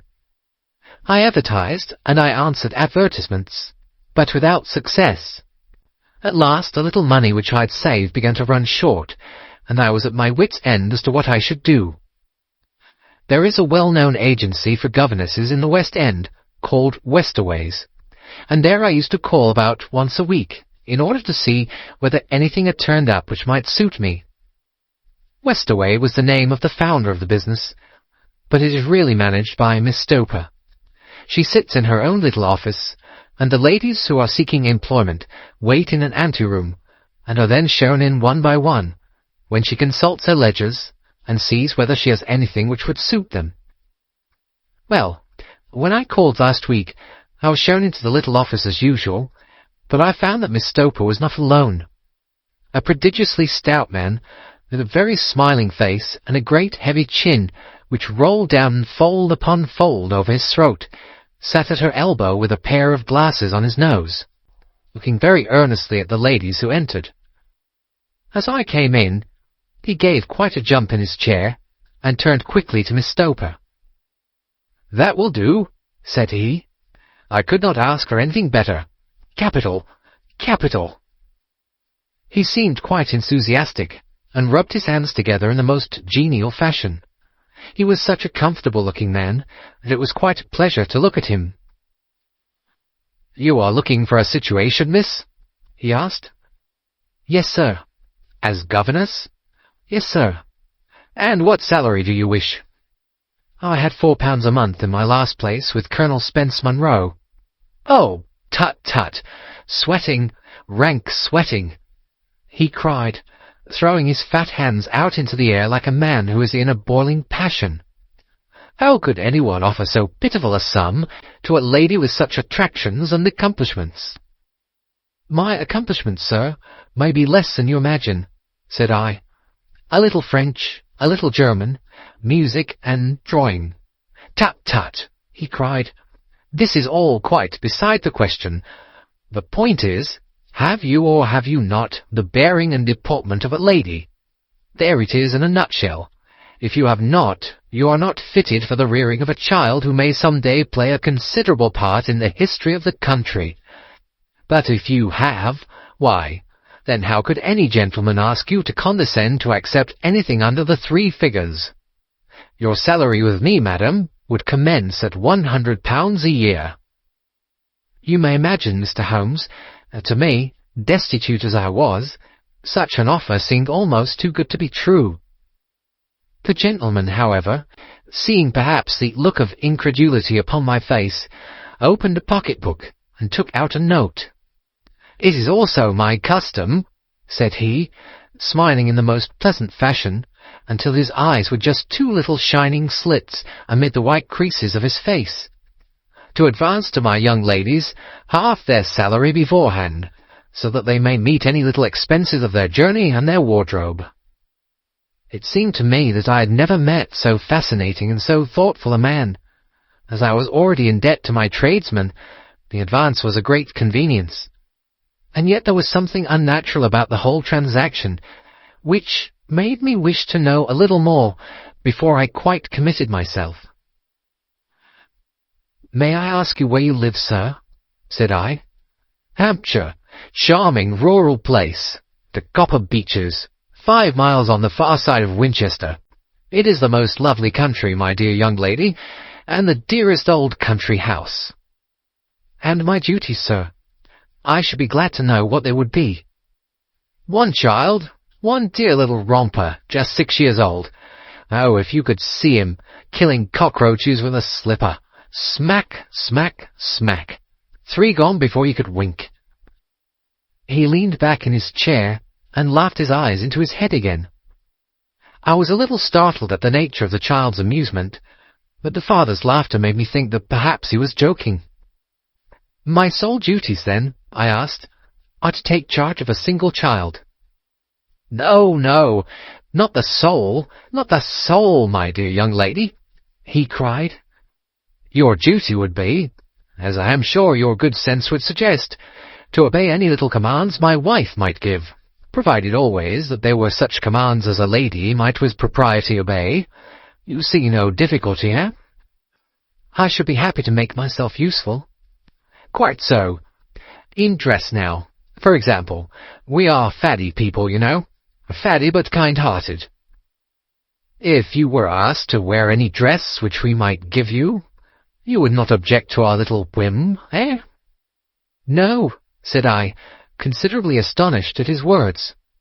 Or to sit here, or sit there, that would not be offensive to you. Oh, no. Or to cut your hair quite short before you come to us. I could hardly believe my ears. As you may observe, Mr. Holmes, my hair is somewhat luxuriant, and of a rather peculiar tint of chestnut. It has been considered artistic. I could not dream of sacrificing it in this offhand fashion. I'm afraid that this is quite impossible, said I. He had been watching me eagerly out of his small eyes, and I could see a shadow pass over his face as I spoke.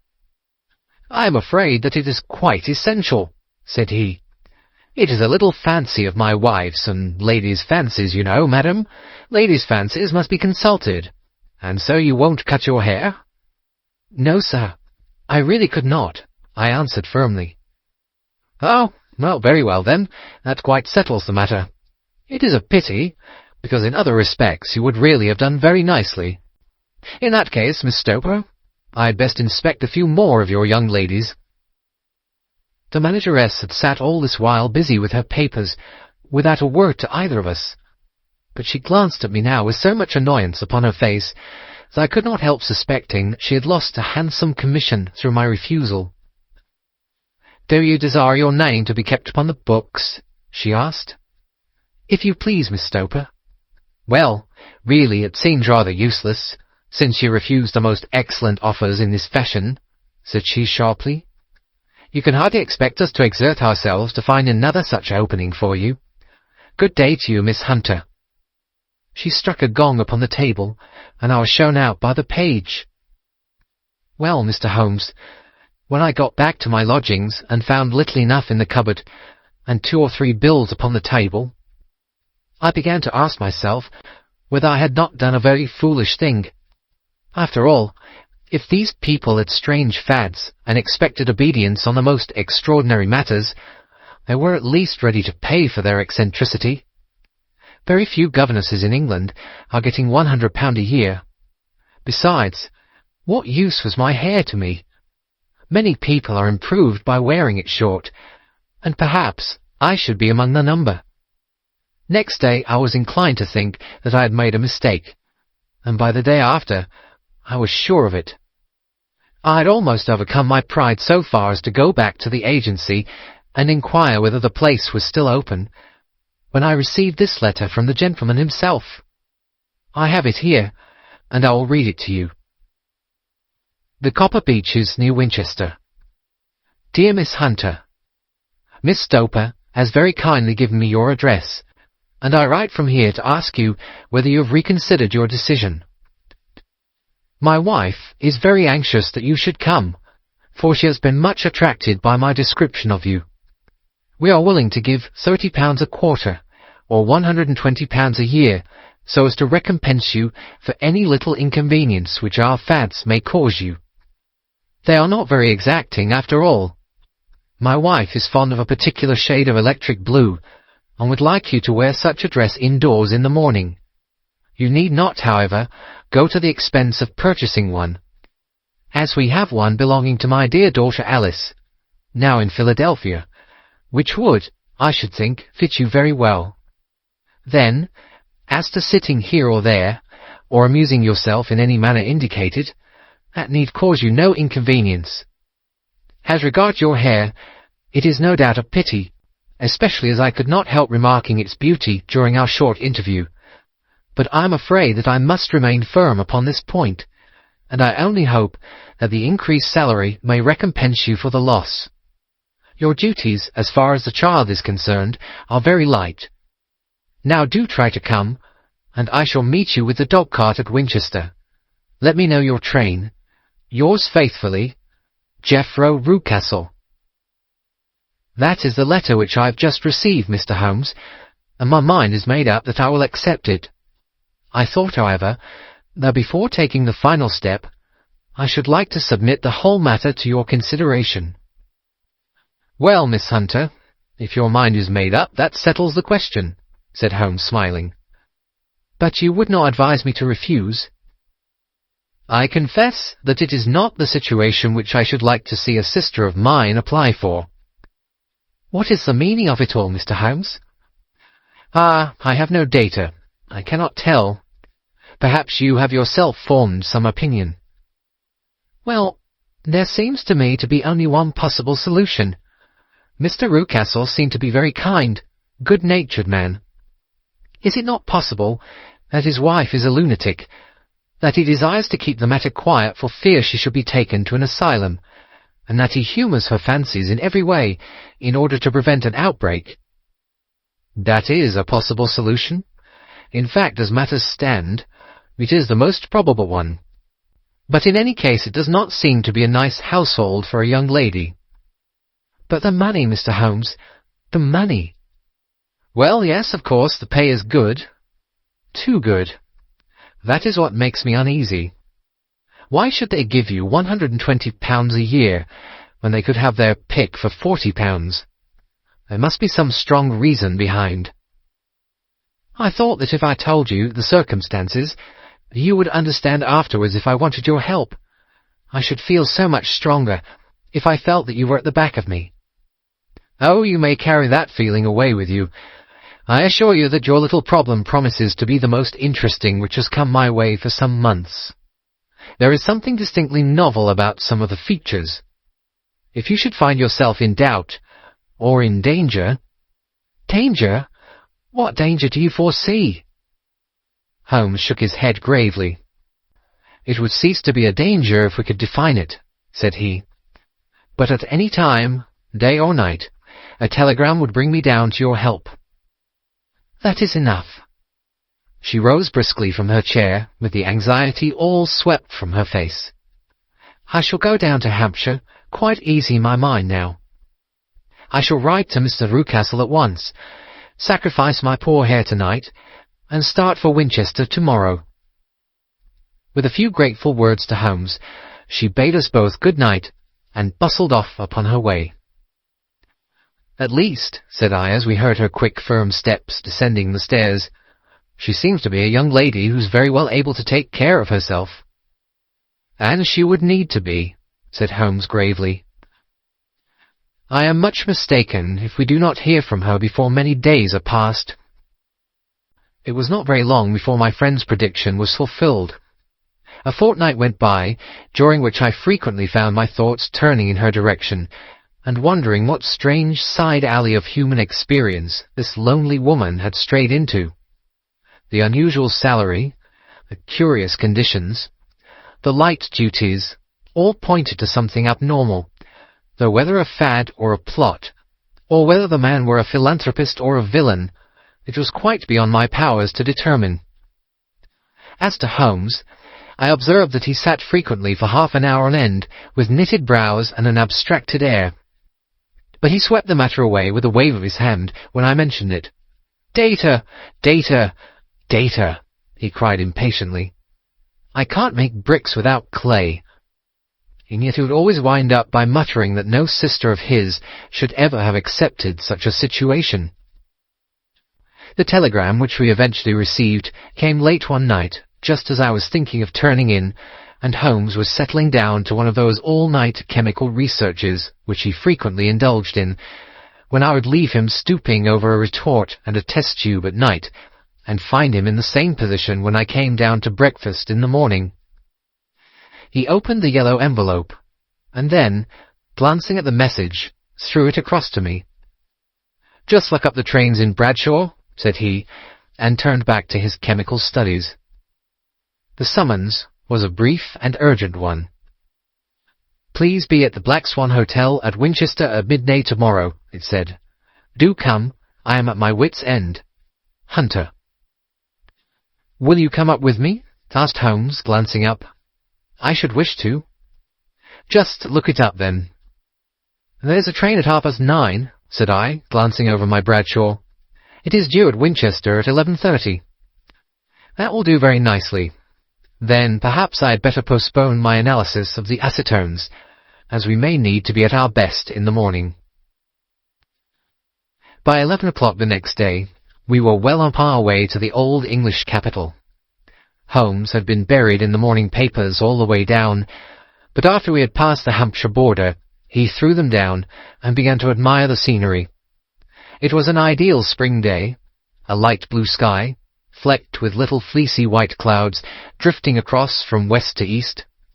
The sun was shining very brightly, and yet there was an exhilarating nip in the air which set an edge to a man's energy. All over the countryside, away to the rolling hills around Aldershot, the little red and grey roofs of the farmsteadings peeped out from amid the light green of the new foliage. "Are they not fresh and beautiful?" I cried with all the enthusiasm of a man fresh from the fogs of Baker Street. But Holmes shook his head gravely. "Do you know, Watson," said he, "that it is one of the curses of a mind with a turn like mine, that I must look at everything with reference to my own special subject. You look at these scattered houses, and you are impressed by their beauty. I look at them, and the only thought which comes to me is a feeling of their isolation, and of the impunity with which crime may be committed there." "Good heavens," I cried, "who would associate crime with these dear old homesteads?" "They always fill me with a certain horror. 'Tis my belief, Watson, founded upon my experience, that the lowest and vilest alleys in London do not present a more dreadful record of sin than does the smiling and beautiful countryside." "You horrify me." "But the reason is very obvious. The pressure of public opinion can do in the town what the law cannot accomplish. There is no lane so vile that the scream of a tortured child or the thud of a drunkard's blow does not beget sympathy and indignation among the neighbours, and then the whole machinery of justice is ever so close that a word of complaint can set it going, and there is but a step between the crime and the dock. But look at these lonely houses, each in its own fields, filled for the most part with poor ignorant folk who know little of the law.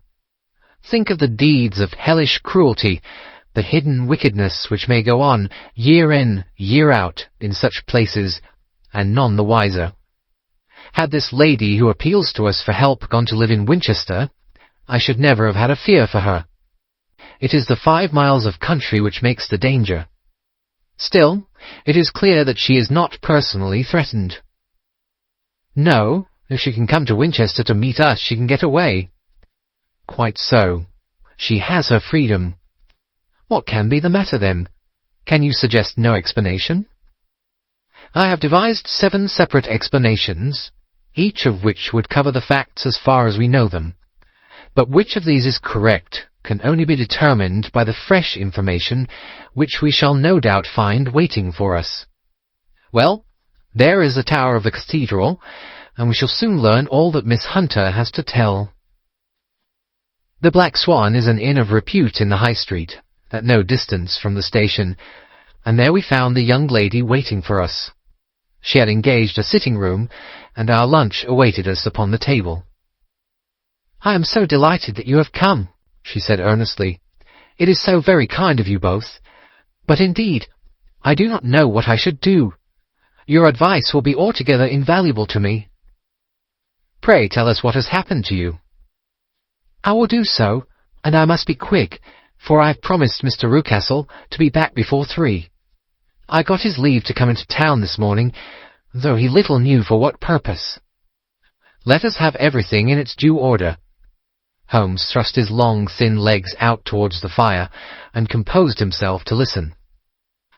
"In the first place, I may say that I've met, on the whole, with no actual ill-treatment from Mr. and Mrs. Rucastle. It is only fair to them to say that. But I cannot understand them, and I am not easy in my mind about them." "What can you not understand?" "Their reasons for their conduct.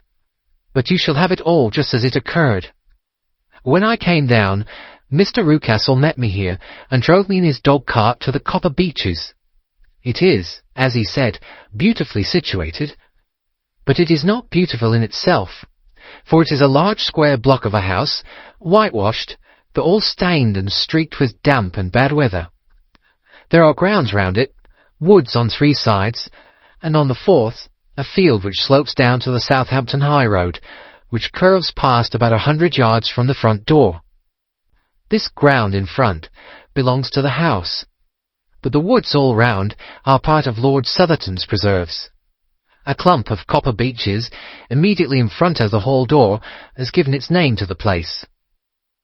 I was driven over by my employer, who was as amiable as ever, and was introduced by him that evening to his wife and the child.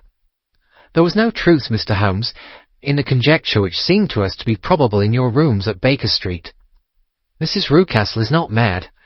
I found her to be a silent, pale-faced woman, much younger than her husband, not more than 30, I should think, while he can hardly be less than 45.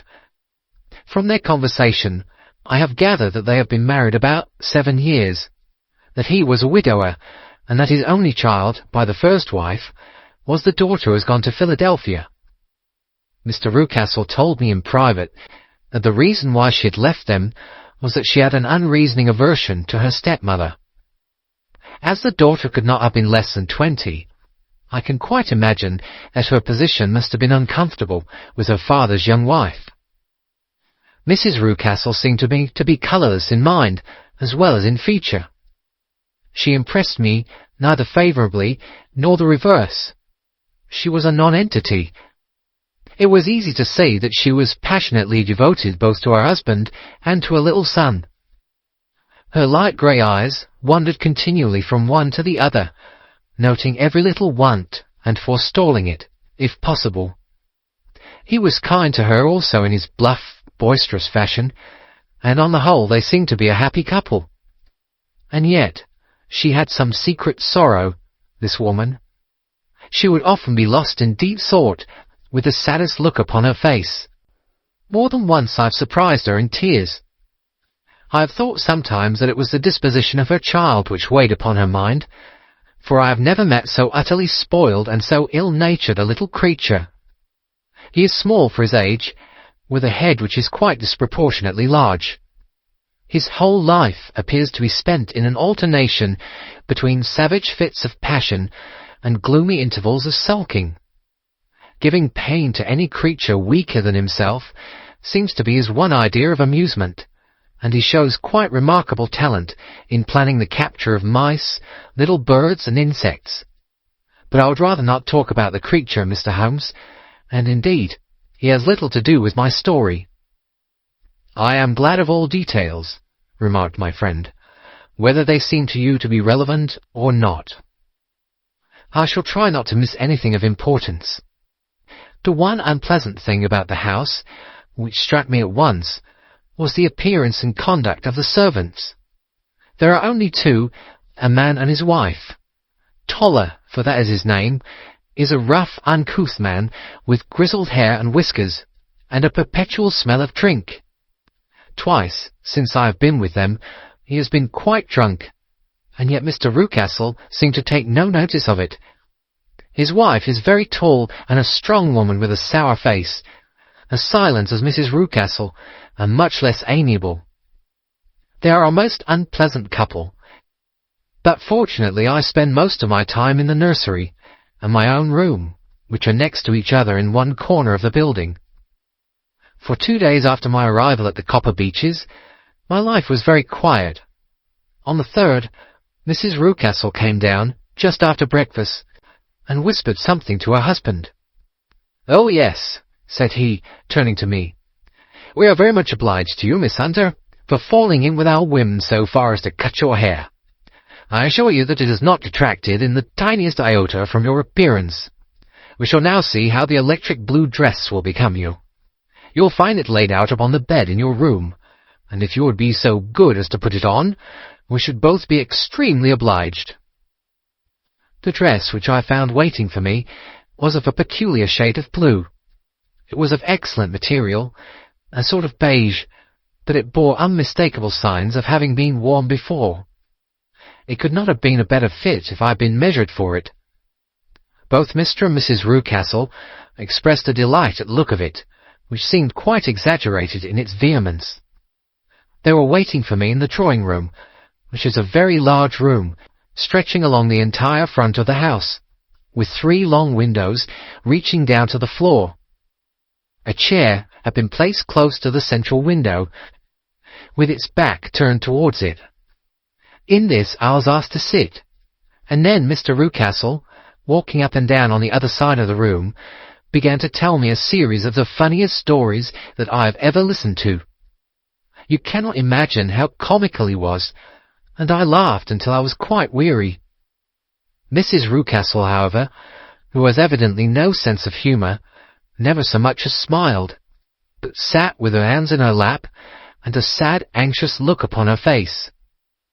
After an hour or so, Mr. Rucastle suddenly remarked that it was time to commence the duties of the day, and that I might change my dress and go to little Edward in the nursery. 2 days later, this same performance was gone through under exactly similar circumstances. Again I changed my dress, again I sat in the window, and again I laughed very heartily at the funny stories of which my employer had an immense repertoire, and which he told inimitably. Then he handed me a yellow-backed novel, and moving my chair a little sideways, that my own shadow might not fall upon the page, he begged me to read aloud to him. I read for about 10 minutes, beginning in the heart of a chapter, and then suddenly, in the middle of a sentence, he ordered me to cease and to change my dress. You can easily imagine, Mr. Holmes, how curious I became as to what the meaning of this extraordinary performance could possibly be. They were always very careful, I observed, to turn my face away from the window, so that I became consumed with the desire to see what was going on behind my back. At first, it seemed to be impossible, but I soon devised a means. My hand mirror had been broken, so a happy thought seized me, and I concealed a piece of the glass in my handkerchief. On the next occasion, in the midst of my laughter, I put my handkerchief up to my eyes, and was able to, with a little management, to see all that there was behind me. I confess that I was disappointed. There was nothing. At least, that was my first impression. At the second glance, however, I perceived that there was a man standing in the Southampton Road, a small bearded man in a grey suit, who seemed to be looking in my direction. The road is an important highway, and there are usually people there. This man, however, was leaning against the railings which bordered our field, and was looking earnestly up. I lowered my handkerchief and glanced at Mrs. Rucastle to find her eyes fixed upon me with a most searching gaze.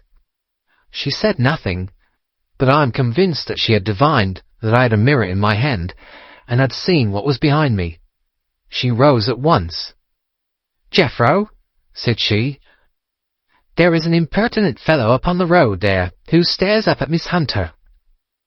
"No friend of yours, Miss Hunter?" he asked. "No, I know no one in these parts." "Dear me, how very impertinent. Kindly turn round and motion to him to go away." "Surely it would be better to take no notice." "No, no, we should have him loitering here always. Kindly turn round and wave him away like that." I did as I was told, and at the same instant Mrs. Rucastle drew down the blind. That was a week ago, and from that time I have not sat again in the window, nor have I worn the blue dress, nor seen the man in the road." "Pray continue," said Holmes. "Your narrative promises to be a most interesting one." "You will find it rather disconnected, I fear, and there may prove to be a little relation between the different incidents of which I speak. On the very first day that I was at the Copper Beeches, Mr. Rucastle took me to a small outhouse which stands near the kitchen door. As we approached it, I heard the sharp rattling of a chain, and the sound as of a large animal moving about. "Look in here," said Mr. Rucastle, showing me a slit between two planks. "Is he not a beauty?" I looked through, and was conscious of two glowing eyes, and of a vague figure huddled up in the darkness. "Very frightened," said my employer, laughing at the start which I had given. "It's only Carlo, my mastiff. I call him mine, but really old Toller, my groom, is the only man who can do anything with him. We feed him once a day, and not too much then, so that he's always as keen as mustard. Toller lets him loose every night, and God help the trespasser whom he lays his fangs upon. For goodness sake, don't you ever on any pretext set your foot over the threshold at night, for it's as much as your life is worth." The warning was no idle one, for 2 nights later I happened to look out of my bedroom window about 2 o'clock in the morning. It was a beautiful moonlight night, and the lawn in front of the house was silvered over and almost as bright as day. I was standing, wrapped in the peaceful beauty of the scene, when I was aware that something was moving under the shadow of the Copper Beeches. As it emerged into the moonshine, I saw what it was. It was a giant dog, as large as a calf, tawny-tinted with hanging jowl, black muzzle, and huge projecting bones. It walked slowly across the lawn, and vanished into the shadow upon the other side. That dreadful sentinel sent a chill to my heart, which I do not think that any burglar could have done. And now I have a very strange experience to tell you. I had, as you know, cut off my hair in London, and I had placed it in a great coil at the bottom of my trunk. One evening, after the child was in bed, I began to amuse myself by examining the furniture of my room, and by rearranging my own little things. There was an old chest of drawers in the room, the 2 upper ones empty and open, the lower one locked. I had filled the first 2 with my linen, and as I had still much to pack away, I was naturally annoyed at not having the use of the 3rd drawer. It struck me that it might have been fastened by a mere oversight, so I took out my bunch of keys and tried to open it. The very first key fitted to perfection, and I drew the drawer open. There was only one thing in it, but I am sure that you would never guess what it was. It was my coil of hair. I took it up and examined it. It was of the same peculiar tint, and the same thickness. But then the impossibility of the thing obtruded itself upon me. How could my hair have been locked in the drawer? With trembling hands I undid my trunk, turned out the contents, and drew from the bottom my own hair. I laid the 2 tresses together, and I assure you that they were identical. Was it not extraordinary? Puzzle as I would, I could make nothing at all of what it meant. I returned the strange hair to the drawer, and I said nothing of the matter to the Rucastles, as I felt that I had put myself in the wrong by opening a drawer which they had locked. I am naturally observant, as you may have remarked, Mr. Holmes, and I soon had a pretty good plan of the whole house in my head. There was one wing, however, which appeared not to be inhabited at all. A door which faced that which led into the quarters of the Tollers opened into this suite, but it was invariably locked. One day, however, as I ascended the stair, I met Mr. Rucastle coming out through this door, his keys in his hand, and a look on his face which made him a very different person to the round, jovial man to whom I was accustomed.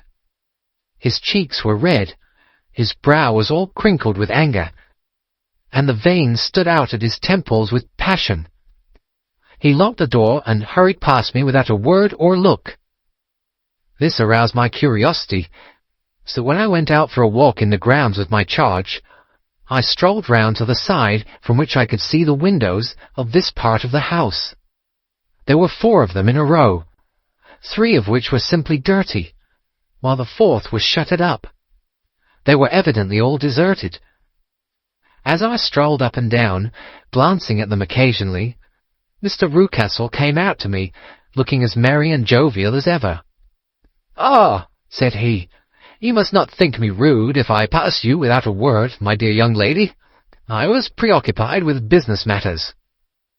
I assured him that I was not offended. "By the way," said I, "you seem to have quite a suite of spare rooms up there, and one of them has the shutters up." He looked surprised and, as it seemed to me, a little startled at my remark. "Photography is one of my hobbies," said he. "I've made my dark room up there. But, dear me, what an observant young lady we have come upon! Who would have believed it? Who would have ever believed it?"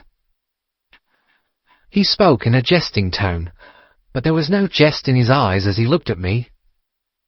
I read suspicion there, and annoyance, but no jest. Well, Mr. Holmes, from the moment that I understood that there was something about that suite of rooms which I was not to know, I was all on fire to go over them. It was not mere curiosity, though I had my share of that. It was more a feeling of duty, a feeling that some good might come from my penetrating to this place. They talk of woman's instinct. Perhaps it was woman's instinct which gave me that feeling. At any rate, it was there, and I was keenly on the lookout for any chance to pass the forbidden door. It was only yesterday that the chance came. I may tell you that besides Mr. Rucastle, both Toller and his wife find something to do in these deserted rooms, and I once saw him carrying a large black linen bag with him through the door. Recently he has been drinking hard, and yesterday evening he was very drunk, and when I came upstairs there was the key in the door. I have no doubt at all that he had left it there. Mr. and Mrs. Rucastle were both downstairs, and the child was with them, so that I had an admirable opportunity. I turned the key gently in the lock, opened the door, and slipped through. There was a little passage in front of me, unpapered and uncarpeted, which turned at a right angle at the farther end. Round this corner were 3 doors in a line, the first and third of which were open. They each led into an empty room, dusty and cheerless, with 2 windows in the one and one in the other, so thick with dirt that the evening light glimmered dimly through them. The centre door was closed, and across the outside of it had been fastened one of the broad bars of an iron bed, padlocked at one end to a ring in the wall, and fastened at the other with stout cord. The door itself was locked as well, and the key was not there. This barricaded door corresponded clearly with the shuttered window outside, and yet I could see by the glimmer from beneath it that the room was not in darkness. Evidently there was a skylight which let in light from above. As I stood in the passage, gazing at the sinister door and wondering what secret it might veil, I suddenly heard the sound of steps within the room, and saw a shadow pass backward and forward against the little slit of dim light which shone out from under the door. A mad, unreasoning terror rose up in me at the sight, Mr. Holmes. My overstrung nerves failed me suddenly, and I turned and ran as though some dreadful hand were behind me, clutching at the skirt of my dress. I rushed down the passage, through the door, and straight into the arms of Mr. Rucastle, who was waiting outside. "So," said he, smiling, "it was you, then. I thought that it must be when I saw the door open." "Oh, I'm so frightened," I panted. "My dear young lady, my dear young lady. And what has frightened you, my dear young lady?" But his voice was just a little too coaxing. He overdid it. I was keenly on my guard against him. "I was foolish enough to go into the empty wing," I answered, "but it is so lonely and eerie in this dim light that I was frightened and ran out again. Oh, it is so dreadfully still in there." "Only that?" said he, looking at me keenly. "Why, what did you think?" I asked. "Why, do you think that I lock the door?" "I am sure that I do not know." "It is to keep people out who have no business there, do you see?" He was still smiling in that most amiable manner. "I'm sure if I had known—" "Well then, you know now, and if you ever put your foot over that threshold again—" Here in an instant the smile hardened into a grin of rage, and he glared down at me with the face of a demon. "I'll throw you to the mastiff." I was so terrified as I do not know what I did. I suppose that I must have rushed past him into my room. I remember nothing until I found myself lying on my bed, trembling all over. Then I thought of you, Mr. Holmes. I could not live there longer without some advice. I was frightened of the house, of the man, of the woman, of the servants, even of the child. They were all horrible to me. If I could only bring you down, all will be well. Of course, I might have fled from the house, but my curiosity was almost as strong as my fears. My mind was soon made up. I would send you a wire. I put on my hat and cloak, went down to the office, which is about half a mile from the house, and then returned, feeling very much easier.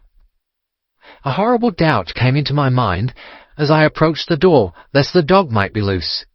But I remembered that Toller had drunk himself into a state of insensibility that evening, and I knew that he was the only one in the household who had any influence with the savage creature, or who would venture to set him free.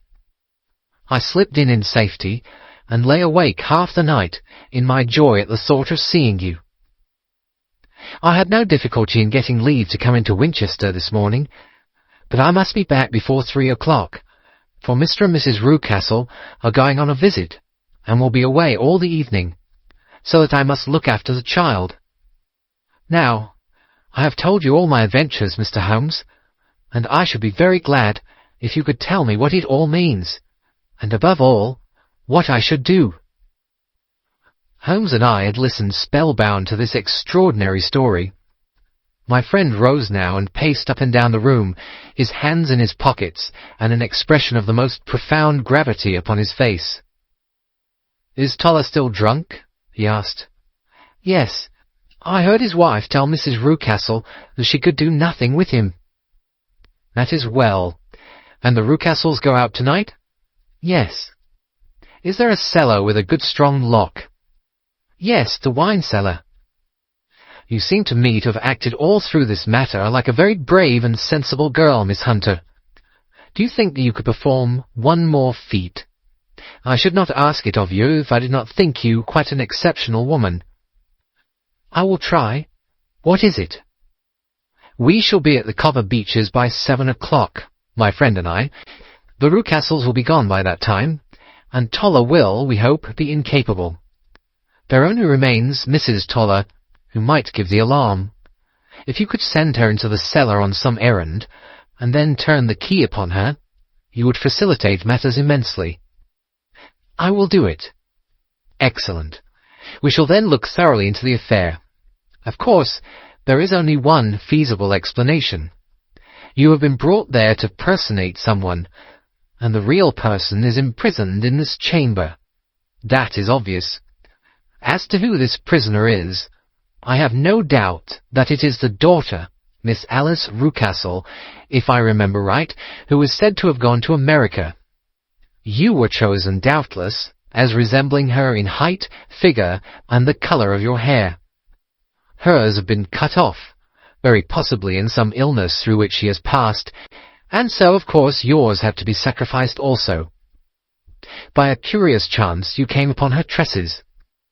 The man in the road was undoubtedly some friend of hers, possibly her fiancé, and no doubt as you wore the girl's dress, and were so like her, he was convinced from your laughter, whenever he saw you, and afterwards from your gesture, that Miss Rucastle was perfectly happy, and that she no longer desired his attentions. The dog is let loose at night to prevent him from endeavouring to communicate with her. So much is fairly clear. The most serious point in this case is the disposition of the child." "What on earth has that to do with it?" I ejaculated. "My dear Watson, You, as a medical man, are continually gaining light as to the tendencies of a child by the study of the parents. Don't you see that the converse is equally valid? I have frequently gained my first real insight into the character of parents by studying their children. This child's disposition is abnormally cruel, merely for cruelty's sake, and whether he derives this from his smiling father, as I should suspect, or from his mother, it bodes evil for the poor girl who is in their power. "I am sure that you're right, Mr. Holmes," cried our client. "A thousand things come back to me which make me certain that you've hit it. Oh, let us lose not an instant in bringing help to this poor creature." "We must be circumspect, for we are dealing with a very cunning man. We can do nothing until 7 o'clock. At that hour we shall be with you, and it will not be long before we solve the mystery." We were as good as our word, for it was just 7 when we reached the Copper Beeches. Having put up our trap at a wayside public house, the group of trees with their dark leaves shining like burnished metal in the light of the setting sun were sufficient to mark the house, even had Miss Hunter not been standing smiling on the doorstep. "Have you managed it?" asked Holmes. A loud thudding noise came from somewhere downstairs. "That is Mrs. Toller in the cellar," said she. "Her husband lies snoring on the kitchen rug. Here are his keys, which are the duplicates of Mr. Rucastle's." "You have done well indeed," cried Holmes with enthusiasm. "Now lead the way, and we shall soon see the end of this black business." We passed up the stair, unlocked the door, followed on down a passage, and found ourselves in front of the barricade which Miss Hunter had described. Holmes cut the cord and removed the transverse bar. Then he tried the various keys in the lock, but without success. No sound came from within, and at the silence Holmes' face clouded over. "I trust that we are not too late," said he. "I think, Miss Hunter, that we had better go in without you. Now, Watson, put your shoulder to it, and we shall see whether we cannot make our way in." It was an old rickety door, and gave at once before our united strength. Together we rushed into the room. It was empty. There was no furniture save a little pallet bed, a small table, and a basket full of linen. The skylight above was open, and the prisoner gone. "There has been some villainy here," said Holmes.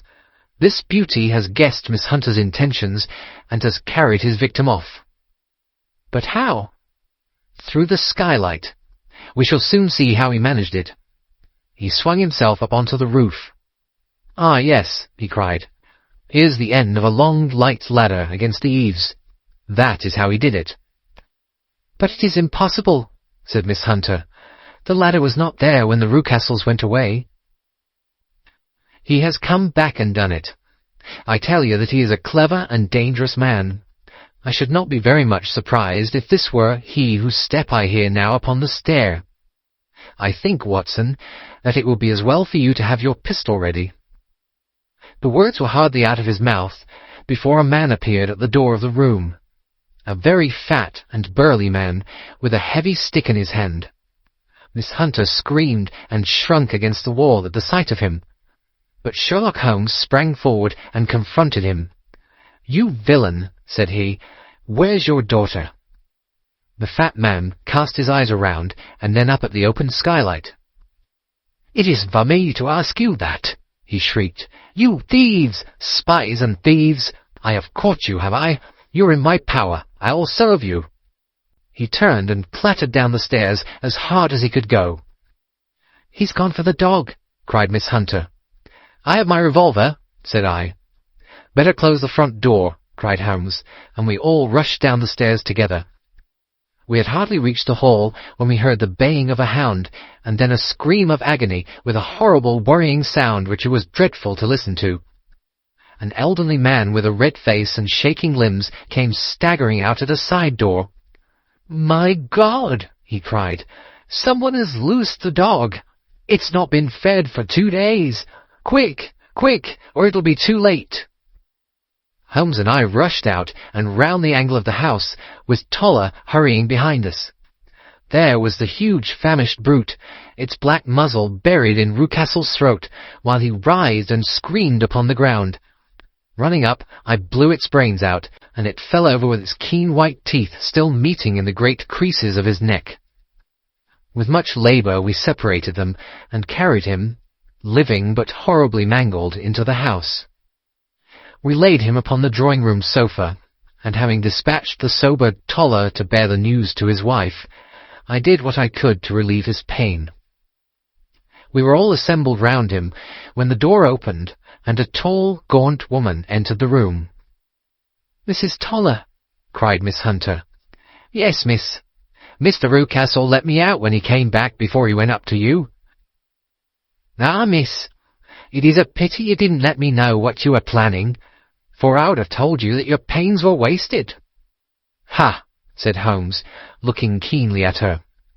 "It is clear that Mrs. Toller knows more about this matter than anyone else." "Yes, sir, I do, and I'm ready enough to tell what I know." "Then pray sit down and let us hear it, for there are several points on which I must confess that I am still in the dark." "I will soon make it clear to you," said she, "and I'd have done so before now if I could have got out from my cellar. If there's police court business over this, you'll remember that I was the one that stood your friend, and that I was Miss Alice's friend too. She was never happy at home, Miss Alice wasn't, from the time that her father married again. She was slighted like, and had no say in anything, but it never really became bad for her until after she met Mr. Fowler at a friend's house. As well as I could learn, Miss Alice had rights of her own by will, but she was so quiet and patient, she was, that she never said a word about them, but just left everything in Mr. Rucastle's hands. He knew he was safe with her, but when there was a chance of a husband coming forward who would ask for all that the law would give him, then her father thought it time to put a stop on it. He wanted her to sign a paper so that whether she married or not, he could use her money. When she wouldn't do it, he kept on worrying her until she got brain fever, and for 6 weeks was at death's door. Then she got better at last, all worn to a shadow, and with her beautiful hair cut off, but that didn't make no change in her young man, and he stuck to her as true as a man could be." "Ah," said Holmes, "I think that what you have been good enough to tell us makes the matter fairly clear, and that I can deduce all that remains. Mr. Rucastle, then, I presume, took to this system of imprisonment." "Yes, sir, and brought Miss Hunter down from London in order to get rid of the disagreeable persistence of Mr. Fowler." "That was it, sir. But Mr. Fowler, being a persevering man, as a good seaman should be, blockaded the house, and having met you, succeeded by certain arguments, metallic or otherwise, in convincing you that your interests were the same as his." "Mr. Fowler was a very kind-spoken, free-handed gentleman," said Mrs. Toller serenely, "and in this way he managed that your good man should have no want of drink, and that a ladder should be ready at the moment when your master had gone out. You have it, sir, just as it happened." "I am sure we owe you an apology, Mrs. Toller," said Holmes, "for you have certainly cleared up everything which puzzled us. And here comes the country surgeon and Mrs. Rucastle, so I think, Watson, that we had best escort Miss Hunter back to Winchester, as it seems to me that our locus standi now is rather a questionable one." And thus was solved the mystery of the sinister house with the copper beeches in front of the door. Mr. Rucastle survived, but was always a broken man, kept alive solely through the care of his devoted wife. They still live with their old servants, who probably know so much of Rucastle's past life that he finds it difficult to part from them. Mr. Fowler and Miss Rucastle were married by special licence in Southampton the day after their flight, and he is now the holder of a government appointment in the island of Mauritius. As to Miss Violet Hunter, my friend Holmes, rather to my disappointment, manifested no further interest in her when once she had ceased to be the centre of one of his problems, and she is now the head of a private school at Walsall, where I believe that she has met with considerable success. End of The Adventure of the Copper Beeches.